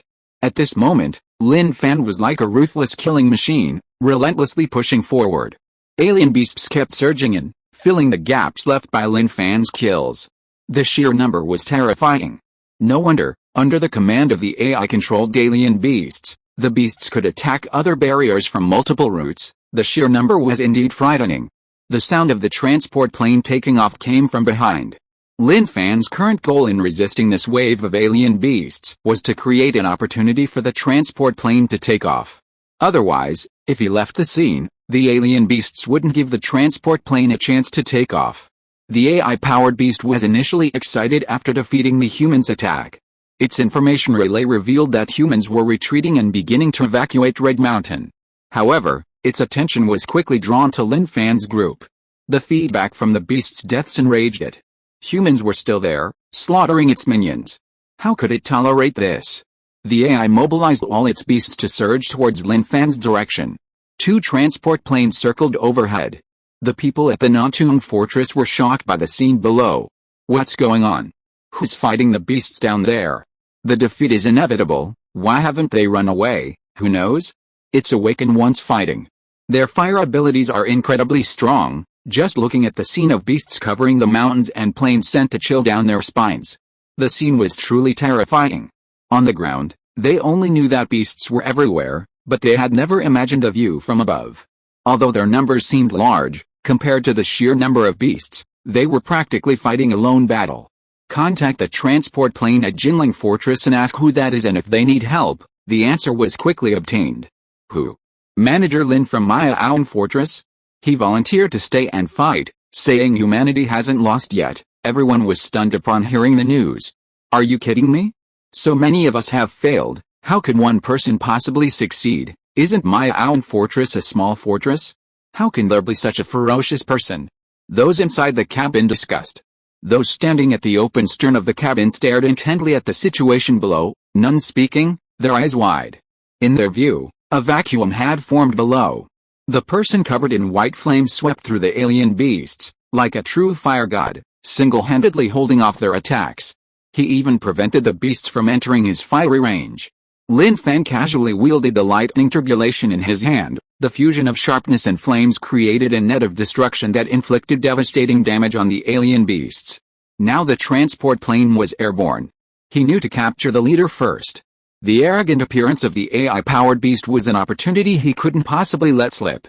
He leaped into the air like a cannonball, hurtling towards the beast's location. Looking down from the sky, the number of beasts was indeed beyond his expectations. Suddenly, he saw several figures in the dense forest, fighting off the beasts. It's them. Lin Fan changed direction, forcibly stabilizing himself in midair, and slammed to the ground. The moment his feet touched the ground, with a thud, he propelled himself away as a blur. Several members of the suicide squad remained alive. They were filled with rage towards Luoming, wishing they could kill him on the spot, but Brother Jiang had said he would take him back to the stronghold. However, they knew there was no way back. They were surrounded by the beasts. Although they didn't know why the beasts were surging down the mountain like madmen, other beasts had blocked their path. They were barely holding on. Instantly, a blur appeared before them, and with a series of sharp flashes, the beasts blocking their path were shattered into pieces. Lin Fan extinguished his flames, revealing his true form. Are you alright? Lin Fan's gaze fell on Luoming. The man's face was deathly pale, and his crotch was wet. It was obvious what had happened. I'm fine. What are you doing here? Gu Jiang was quite surprised, not expecting him to be here. The AI beast appeared over there, and I was going to kill it, Lin Fan said. Gu Jiang was shocked and didn't know how to answer for a moment. He killed the beast single-handedly? Lin Fan didn't give Gu Jiang and the others a chance to speak, but pointed at Luoming. He deserted, didn't he? Trembling, Luoming opened his mouth, wanting to say something, but when he met Lin Fan's gaze, even with 1,000 words in his mouth, he was speechless for a moment, unsure how to express himself. Gu Jiang nodded. Lin Fan vanished from his spot, instantly appearing before Luoming. Before Luoming's horrified eyes, Lin Fan grabbed him by the neck, lifted him off the ground, and hoisted him into the air. Luoming struggled, making strange noises, his face flushed red as he tried to breathe, but the hand gripping his neck was too strong. Manager Lin, Gu Jiang tried to speak, but Lin Fan interrupted him. The remaining Suicide Squad members watched the scene unfold with icy eyes. He deserved to die. If you know you can't do it, you should say so from the beginning, instead of pretending to be capable just to gain status and position. Even if it's an act, you must be fearless when needed. But this guy doesn't have that awareness, Lin Fan said coldly. One Suicide Squad member angrily said, "That's right, everything went perfectly, but because of one person, things turned out like this. They knew they would die. But as long as they could successfully kill the AI beast, it was all worth it for them." The surviving Suicide Squad members were already seething with anger. "Manager Lin, I want to take him back to the stronghold for them to deal with," Gu Jiang said. Seeing that Luo Ming wanted to speak, Lin Fan slowly released his grip, wanting to hear what he had to say. "Let me go. I was really wrong. I promise I won't be cowardly anymore. I'm a space transfer awakener. Without me, if there are still intelligent beasts in the future, you won't be able to handle them," Luo Ming pleaded hastily after realizing he could speak. Thud. Lin Fan exerted more force, coldly laughing, "There's no chance. Letting you live even a second longer would be an insult to those who sacrificed their lives." Whoosh, flames appeared on his arm, instantly enveloping Luo Ming. He released his grip, and a pile of pulverized bones fell to the ground. "Pa." He got off too easily. Lin Fan kicked away Luo Ming's ashes. "Good riddance." The surviving members of the Suicide Squad agreed with Lin Fan's actions. Gu Jiang knew it was pointless to say anything, so he focused his attention on the AI-powered beast. "Manager Lin, let us go with you." "No, you all go back to the transport plane. Leave this to me. I have a way to kill the AI-powered beast." Lin Fan waved his hand. This method required him to act alone. The AI-powered beast had perfectly created an opportunity for him. If he wasted it, it would be a real waste. He wasn't afraid of how strong the beast was. He was afraid of how cunning it was. A cunning AI-powered beast was very difficult to kill. The transport plane. Gu Jiang looked up at the transport plane flying in the sky. It seemed difficult to get on. "No need to get on the transport plane. I just contacted the helicopter. They're here." As he spoke, a helicopter appeared in sight. A rope ladder was lowered. "Go." Lin Fan was wary of the surrounding beasts. Some beasts had aerial abilities, and he naturally wouldn't give them that opportunity. Gu Jiang and the others didn't say much. They jumped up, grabbed the rope ladder in midair, and quickly crawled into the helicopter. After entering the helicopter, Gu Jiang immediately contacted the fortress using communication equipment to inform them of the situation. The Suicide Squad and action team suffered heavy losses. Luo Ming's cowardice and escape caused the operation to fail. Now, Manager Lin of the Maoan Fortress said there was still a chance, and he would go alone to hunt down the intelligent beast. Inside the fortress, Luo Katie was stunned as she listened to Gu Jiang's report. Even the commander and General Cheng were stunned. There were still people unwilling to give up. But for General Cheng, what angered him more was that Luo Ming, that bastard, had actually been cowardly in such an important operation. "Bastard, if you were still alive, I would skin him alive," General Cheng roared. Luo Katie said, "He has already been reduced to ashes by Manager Lin. He's as good as dead." She had thought Luo Ming was unreliable from the beginning, and had thought that under General Cheng's tutelage, he could change. Now it seemed that it was all useless. General Cheng remained silent for a moment, then slowly said, "This operation was my fault. I chose the wrong person." "General Cheng, I don't think this is the time to argue about who's right or wrong. Manager Lin is trying to salvage the situation. I think we should focus on this matter," Luo Katie said. With the arrival of the helicopter, the equipment transmitted footage from the scene. Everyone in the command center looked at the screen. The moment they saw it, everyone gasped. The number of alien beasts was terrifying. They were everywhere. All sorts of alien beasts were roaring. Can he really do it? Luo Katie stared intently, silently wondering. At this moment, Lin Fan jumped into the air, looking down. He could already see the intelligent alien beasts in the distance, but an awkward situation arose. There was no place to land nearby. The alien beasts below occupied all the positions, each raising its head and roaring. Some had their blood-red mouths wide open, as if waiting for food to fall automatically. No place to land? Then I'll create my own. Don't try to avoid problems. Once the problem is solved, there's no difficulty left. Flames once again enveloped his entire body, and like a meteorite, he plummeted from the sky with a deafening roar. The moment he landed, a wave of flames spread out, engulfing the surrounding beasts. Lin Fan, his eyes blazing with fire, brandished his sword and immediately began to fight. Prolonged battles demand a great deal of stamina. Fortunately, the lightning tribulation, after being enchanted, had a restorative effect. Each beast he killed replenished a sliver of his stamina. In the command room, so strong, Luokadi's sexy lips parted slightly, filled with nothing but amazement. She had never seen anyone unleash such power. The commander and General Chang were equally stunned. What rank is he? With this kind of ability, even an 8th rank awakened being probably couldn't do it. Even an 8th rank couldn't do it. If it were just high mental strength, it would be understandable, but this isn't just high mental strength, it's high in every aspect. The current situation was of paramount importance to everyone present. Nothing could compare. Maybe he really can succeed, a staff member couldn't help but say. These words immediately drew everyone's attention, and even their imaginations began to run wild. Could it really succeed? They naturally hoped it would. At that moment, everyone's hearts were in their throats. They watched intently, not daring to blink, as if afraid of missing something. On the scene, everyone on the transport plane and helicopter clenched their fists tightly, silently thinking, come on. You have to do it. They wished they could jump down and hunt the intelligent beast alongside Lin Fan. But they knew that if they jumped, they would be torn to pieces, perhaps not even leaving a trace. Meanwhile, as Lin Fan approached the intelligent beast, he felt a mental pressure.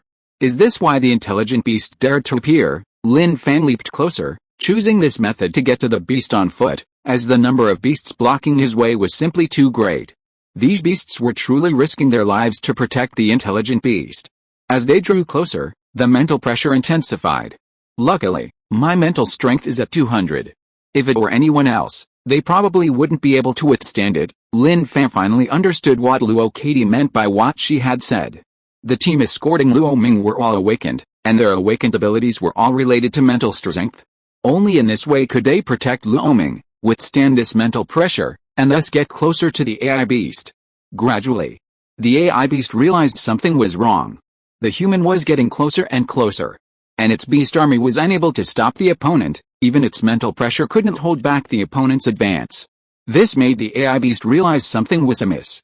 It's too late to run now. Lin Fan increased his speed, and a large number of beasts appeared in front of the AI beast, forming a defensive shield wall. These beasts were best at building shield walls.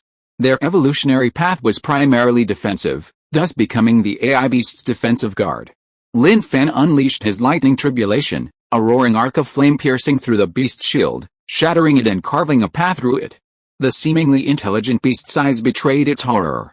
Its strongest shield had been torn apart. This was something even a human bomb, capable of inflicting fatal damage, could achieve. This scene was captured by the helicopter's camera. The people in the command center cheered, their faces flushed with excitement. How could he ignore the beast's mental storm? Someone wondered. If the beast didn't possess such abilities, killing it wouldn't have been so difficult. Luokadi said, clearly, his mental strength is stronger, which is why he can ignore the mental storm of the AI beast. Awakened beings all have very high mental strength. Hunters are naturally no match, they're simply wasting their time against AI beasts. At this moment, Lin Fan was only a few dozen meters away from the AI beast. The AI beast looked truly comical, its exposed brain throbbing, with tentacles beneath it, interspersed with bony claws, making it look like an octopus. As they stared at each other, Lin Fan experienced a slight mental lapse. This was the effect of the AI beast's mental storm condensing when they looked directly at each other. If someone with a weaker mind were to stare at them like that, their head would probably explode. Noticing the soil where the AI beast was located was loosening, Lin Fan didn't hesitate and slammed his palm into the ground. Flames spread from his palm, covering the ground. Instantly, a shrill scream came from underground. The AI beast had been burned to ashes by the flames. Intelligent beast, you can understand human speech? Right, this was Lin Fan's first time being so close to the intelligent beast. The intelligent beast stared at Lin Fan, pulled out a tentacle embedded in the ground, and at the tip was a corpse with its head pierced. Under the intelligent beast's control, the corpse opened its eyes, its eyeballs cloudy, and its mouth slightly open. Human, hello. The voice was strange, but it was indeed understandable. It seemed that the intelligent beast itself could not speak human language and could only speak through a corpse. When the surrounding beasts saw the human rushing towards the intelligent beast, they all wanted to rush over and overwhelm him, but were stopped by the intelligent beast. To Lin Fan, this seemed like the intelligent beast wanted to have a proper conversation with him. "Hello, but I'm not so well. Did you expect me to come and kill you?" Lin Fan asked. The AI beast said, "If I were to take the initiative to communicate with you, do you think that's possible?" Lin Fan frowned.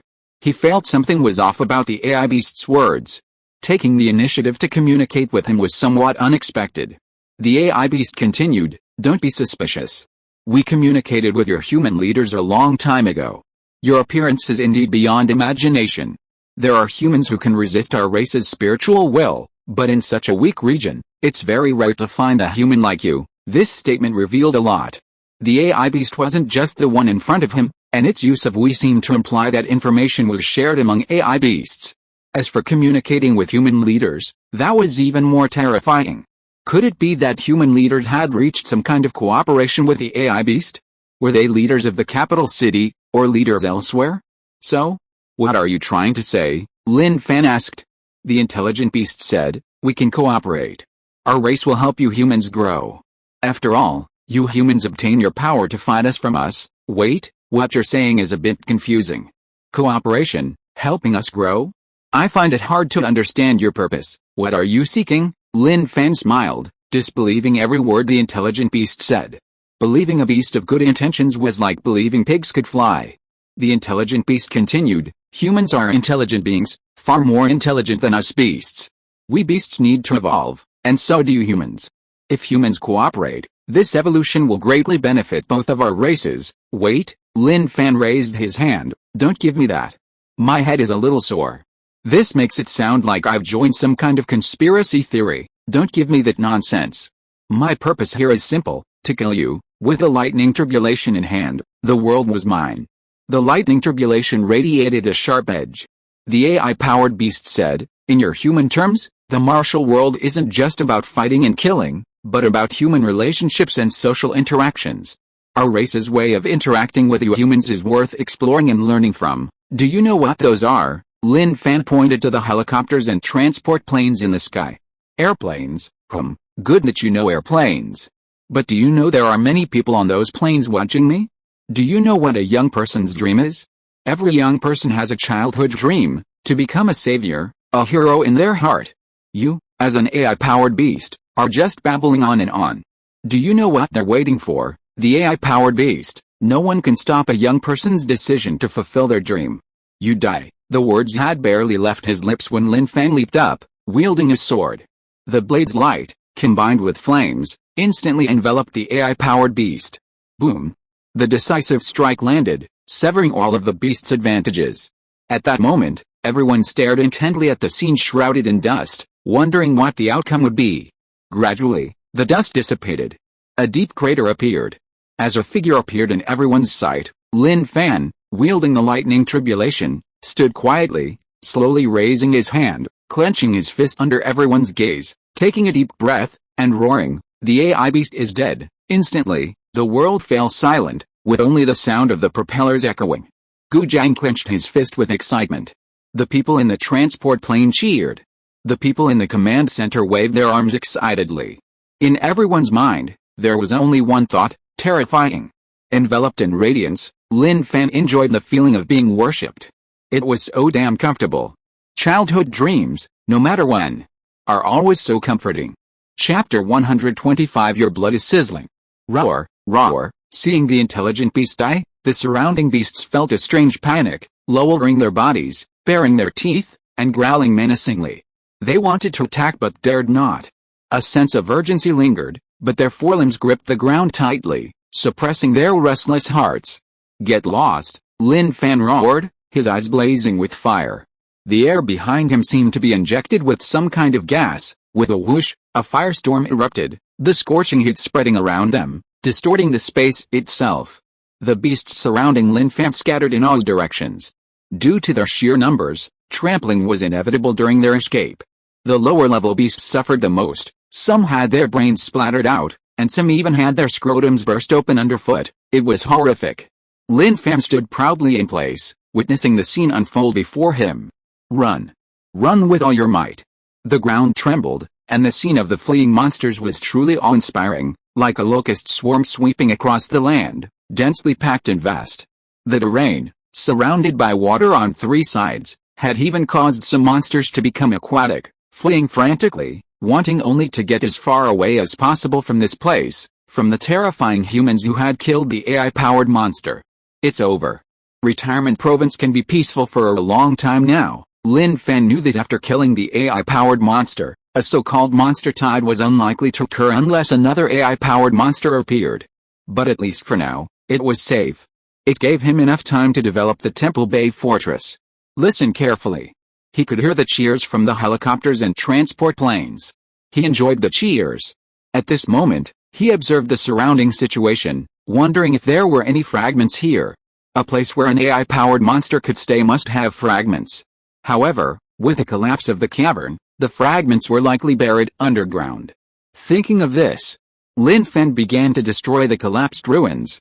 The fragments were very hard and wouldn't shatter with such force. As the surrounding debris continued to fly, he quickly observed, searching for traces of the fragments. In the command room, a staff member asked, puzzled, what is he doing? The AI beast had already been killed. Luo Katie said, AI beast lairs are usually built near fragments. He's probably looking for them. General Cheng said urgently, we need to get our people to find the fragments quickly, their value is immeasurable. Hearing this, Luo Katie couldn't help but laugh. General Cheng, Lin Fan killed the AI beast. Do you think he'd hand over the fragments to our Jinling stronghold? That's wishful thinking. General Cheng's lips twitched, but he didn't say much. He could hear the sarcasm in Luo Katie's tone. Then, the scene changed. What are they doing?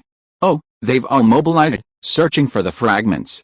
With so many people in our stronghold, it'll be easier for us to find the fragments. General Cheng was quite excited. Then, as if he had thought of something, added, if we're shameless enough, maybe we can really get them to leave the fragments at Jinling stronghold. After all, only by leaving the fragments at Jinling stronghold can they maximize their value. Luo Katie rolled her eyes, too lazy to say anything more. She found it hard to understand how General Cheng could say such things. Anyone with a modicum of shame wouldn't say something like that. The commander remained silent, calmly watching the scene. Killing the AI beast was the greatest success. What more could he ask for? If they found the fragments, they would belong to them. To put it bluntly, if it weren't for Manager Lin's heroic efforts, Jinling Stronghold and Nontun Stronghold would have suffered a devastating defeat. Suddenly, General Cheng exclaimed. Found the fragment. Gu Jiang got the fragment. Wait, what's he doing? Why did he give it to him? In the scene, Gu Jiang found a fragment embedded in a stone. The fragment was about the size of a fist and of decent thickness, a very good piece.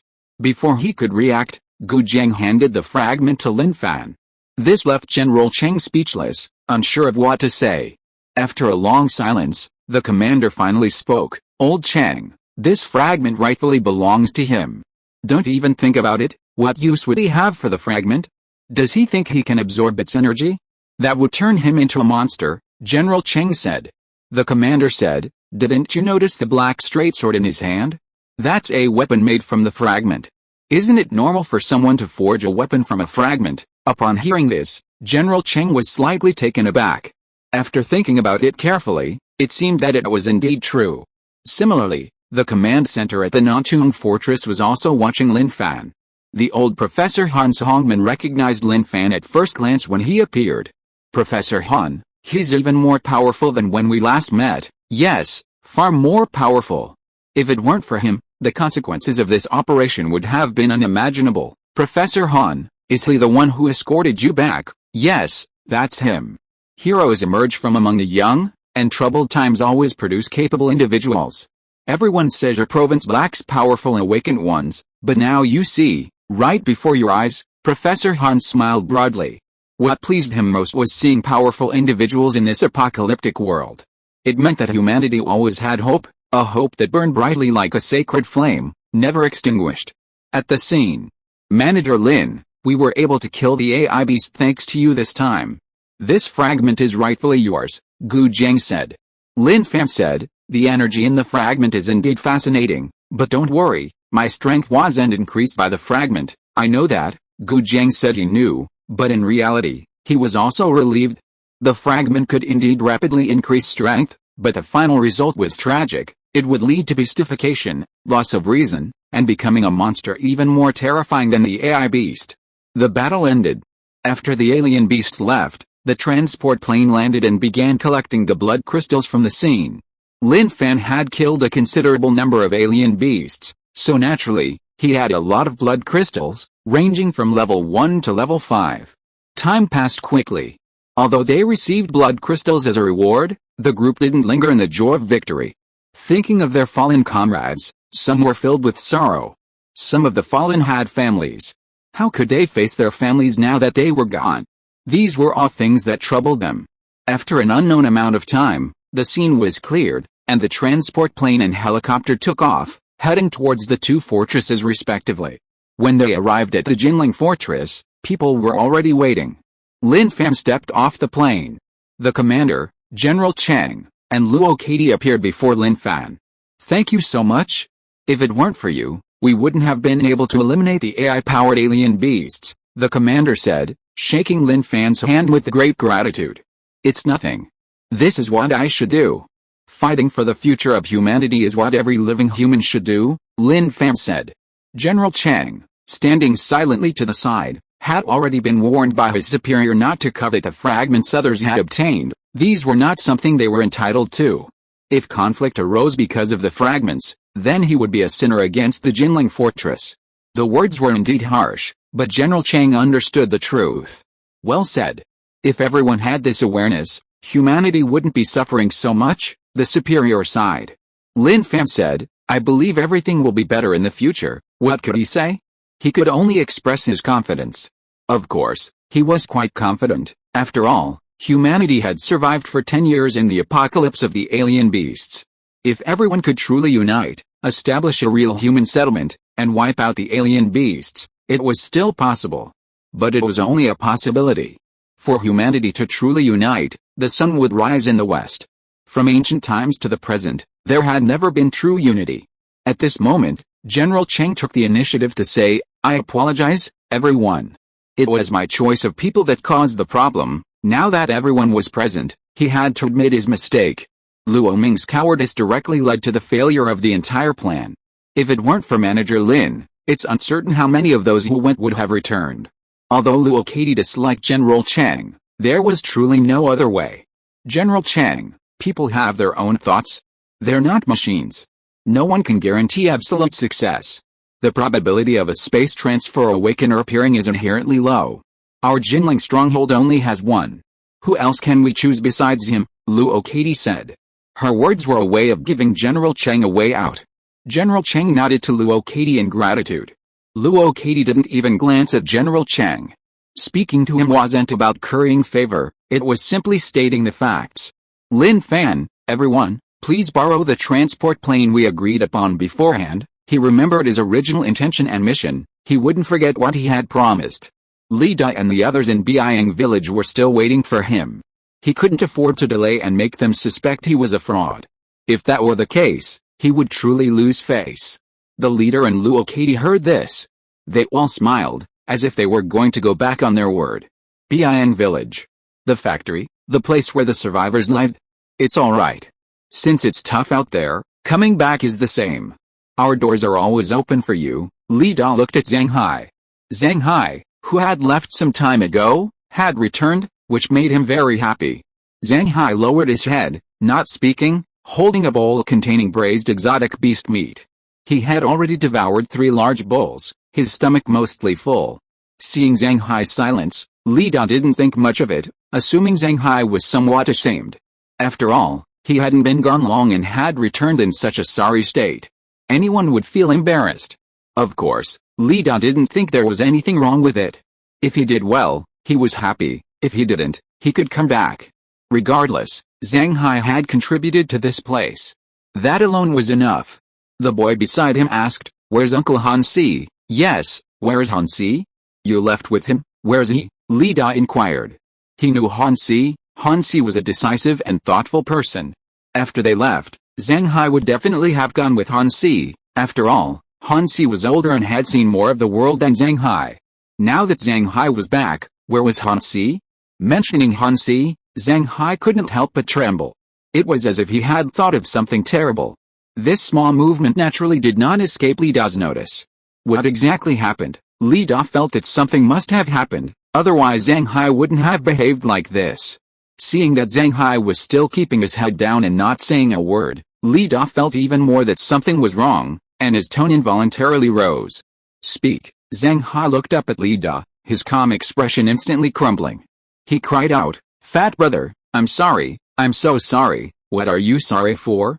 Explain yourself." Li Da frowned, his expression grave. He grabbed Zhang Hai's shoulders and shook him. "I gave this address to someone else." Zhang Hai's emotions were extremely volatile. "After Han Sijia and I left, we drove towards the capital's stronghold. It was safe until we encountered a group of people on the way. They captured us. The leader of that group was a devil. He ate people, he really ate people." Han Sijia was eaten, completely emaciated. They cut off pieces of Han Sijia's flesh with a knife, like eating sashimi, dipping it in soy sauce and swallowing it. Han Sijia never said a word until he died, but when it was my turn, I was scared. Zhang Hai's mind broke down. Li Da abruptly stood up, ignoring Zhang Hai. "Quick, call them all here. There might be an enemy attack soon." Oh. The boy realized what was happening and knew that Zhang Hai was the one who had told others about the location. He spat and hurriedly went to find people. "Fatty, there are a lot of cars outside the monitor," the survivor watching the monitor shouted urgently. The underground storage room wasn't large, so everyone could hear him. Li Da quickly went to the monitor and observed the situation outside. At least 10 cars had arrived, and the guys getting out were all armed. They were clearly not to be trifled with. Now they only had 5 hunters left, and even with the collapsed Zhang Hai, there were only 6. These guys were obviously not to be messed with. Soon, the boy called 4 hunters. When they saw Fatty's serious expression, they knew something was wrong. Then, when they learned that many cars had arrived outside the factory, they knew that the situation might be very serious. "Fatty, what's going on?" Li Da briefly explained Zhang Hai's situation to them. They gaped slightly upon hearing this, and suddenly, one of the hunters seemed to recall something. "Zhang Hai, was the place they took you near Daxiang district?" Tell me, was it near Daxiang district?" The hunter was very anxious. If it really was there, it could be serious trouble. "Yes, that's it," Zhang Hai nodded hurriedly. "Xiao Chen, what's going on?" Seeing the man's face suddenly turn pale, Li Da knew something terrible must have happened. "Fatty, those guys outside must be a cannibal tribe. I've heard about them before.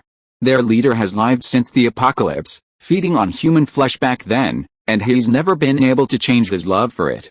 To become one of them, you have to eat human flesh." Xiao Chen was terrified. Even after experiencing all sorts of horrors in the apocalypse, he still found it hard to accept these perverts. He couldn't understand why such twisted humans existed. Li Da was so shocked he didn't know what to say. The ordinary survivors around him were also panicked. This situation was even more terrifying than being surrounded by monsters. Li Da frowned in thought, and after a moment, his brow relaxed as he looked at the panicked crowd. "Everyone, the moment of life and death has arrived. Everyone pick up your weapons. Hiding here will only lead to certain death. There will be no chance of survival. Pick up your weapons and face it bravely. Find an opportunity to run, perhaps some of you can escape." The group looked at each other. As soon as Li Da said this, everyone took a deep breath. Some even turned to their loved ones, saying nothing more, and searched for weapons. "I'm sorry, I'm so sorry, I was really too scared," Zhang Hai said remorsefully. Li Da looked at him seriously. "Zhang Hai, it's too late for anything you say now. The only thing you can do now is to fight alongside us against these cannibalistic tribesmen and give everyone a chance to escape. Only in this way can you make up for what you've done." "I know, I won't be afraid." Zhang Hai stood up, wiping away the tears from the corners of his eyes, as if his courage had suddenly resurfaced. The men stood before Li Da, weapons gripped tightly, their eyes filled with unwavering resolve. They knew they might die this time, but not fighting meant certain death. The cannibalistic tribe ate human flesh. Even if they perished in the struggle, they didn't want to be captured and become someone else's meal. The thought of their flesh being devoured made them want to vomit. "Let's go, let's get out," Li Da said, leading the way towards the ground. Outside the factory, a shirtless man wielding a spiked club stared at the sealed gate with a sinister grin. He then turned to the security camera, smiling, revealing 2 rows of blackened teeth. The smile was terrifying. like the smile of a demon. He swung the club, smashing the iron gate with a single blow. The force was enough to demonstrate his formidable strength. The moment the iron gate was smashed open, the man inside paused slightly, then an arrow whistled through the air. He didn't dodge, letting the arrow pierce his chest. The arrow wasn't very powerful, only the arrowhead penetrated the flesh. Thud, the man pulled out the arrow. Looking down at his bleeding chest, he wiped away the blood, put it in his mouth, and sucked on it, a look of enjoyment on his face. It tastes great, but I think you guys taste even better, the man said in a low, hoarse voice. Lida stepped forward, steeling himself. What do you want? We can give you anything. Can you let us leave? He hoped to negotiate and have everyone leave alive. Haha, the man grinned maliciously. If we let you leave, what will we eat? No one is leaving today. You are the prey we've painstakingly hunted. Thud, the sound of flesh being pierced rang out. Lida's face contorted in pain as he turned back in shock. He saw Zhang Hai stumble back several steps. The dagger in his hand stained with blood. It was Zhang Hai who had just stabbed him in the lower back. Zhang Hai, you? Lida was incredulous, clearly not expecting him to do such a thing. Everything before had been a pretense. Zhang Hai left the crowd and joined the cannibalistic tribe members. The man patted Zhang Hai on the shoulder with satisfaction. He's already a member of our cannibalistic tribe. As long as you betray your companions and eat their flesh, you can join us. Of course, some of you can join too, but you must be a hunter or an awakened one, otherwise, you're not qualified, Zhang Hai said. Fatty, don't blame me. I just want to live. You're all awakened ones and hunters. As long as you eat people too, you can join the cannibal tribe. Give up the resistance and store them as food, Uncle Fatty, the boy said, supporting Lida, glaring angrily at Zhang Hai. He wished he could chop him to death with his axe. Lida and his group, already at a significant disadvantage, were now even more vulnerable. The cannibals around them had terrifying eyes fixed on them, treating them like prey. Just then, a roar came from the sky, instantly attracting everyone's attention. Everyone looked up and saw a transport plane hovering in the air, circling, as if it had found a landing spot, stabilizing its direction and gradually descending. No one knew what was going on. Why was a transport plane here? Just as they were thinking this, the transport plane landed safely and disappeared from their sight. The leader of the cannibal tribe frowned deeply. The appearance of the transport plane meant that the people who came were definitely not simple. They were cannibals, but they weren't stupid. Tie them all up and take them away. Anyone who resists, kill him. The man was thinking about taking away these blood provisions and didn't want to waste time. He didn't know who the people who came were either. As he was thinking these things, a voice came from behind him. Make way, don't block the way, everyone, don't block the way. Lin Fan pushed through the crowd, clearing a path. It didn't matter who these guys were, he knew they were probably not good people. As for why he hadn't attacked yet, it was completely unnecessary for him. He could deal with them after the exchange was over. When he first saw Lida, his eyes widened slightly in surprise. He immediately noticed the bleeding side of his waist, with blood flowing all over the ground. Lida was equally shocked to see Lin Fan. He naturally remembered who the other man was. He just really didn't expect him to come back. Lida, you're in a bad situation. The bleeding seems unstoppable, Lin Fan said. Lida said, there's nothing I can do. I was ambushed. They're from a cannibal tribe. You have to be careful. As he said this, Lida's pupils dilated sharply, and he exclaimed in alarm, be careful. End of this chapter. Thank you so much for reading until the end. Don't forget to give it a like. Looking for more exclusive content and immediate access? Subscribe to our Patreon. Remember, every like, subscription or donation encourages us to continue. Thank you all. See you in the next video.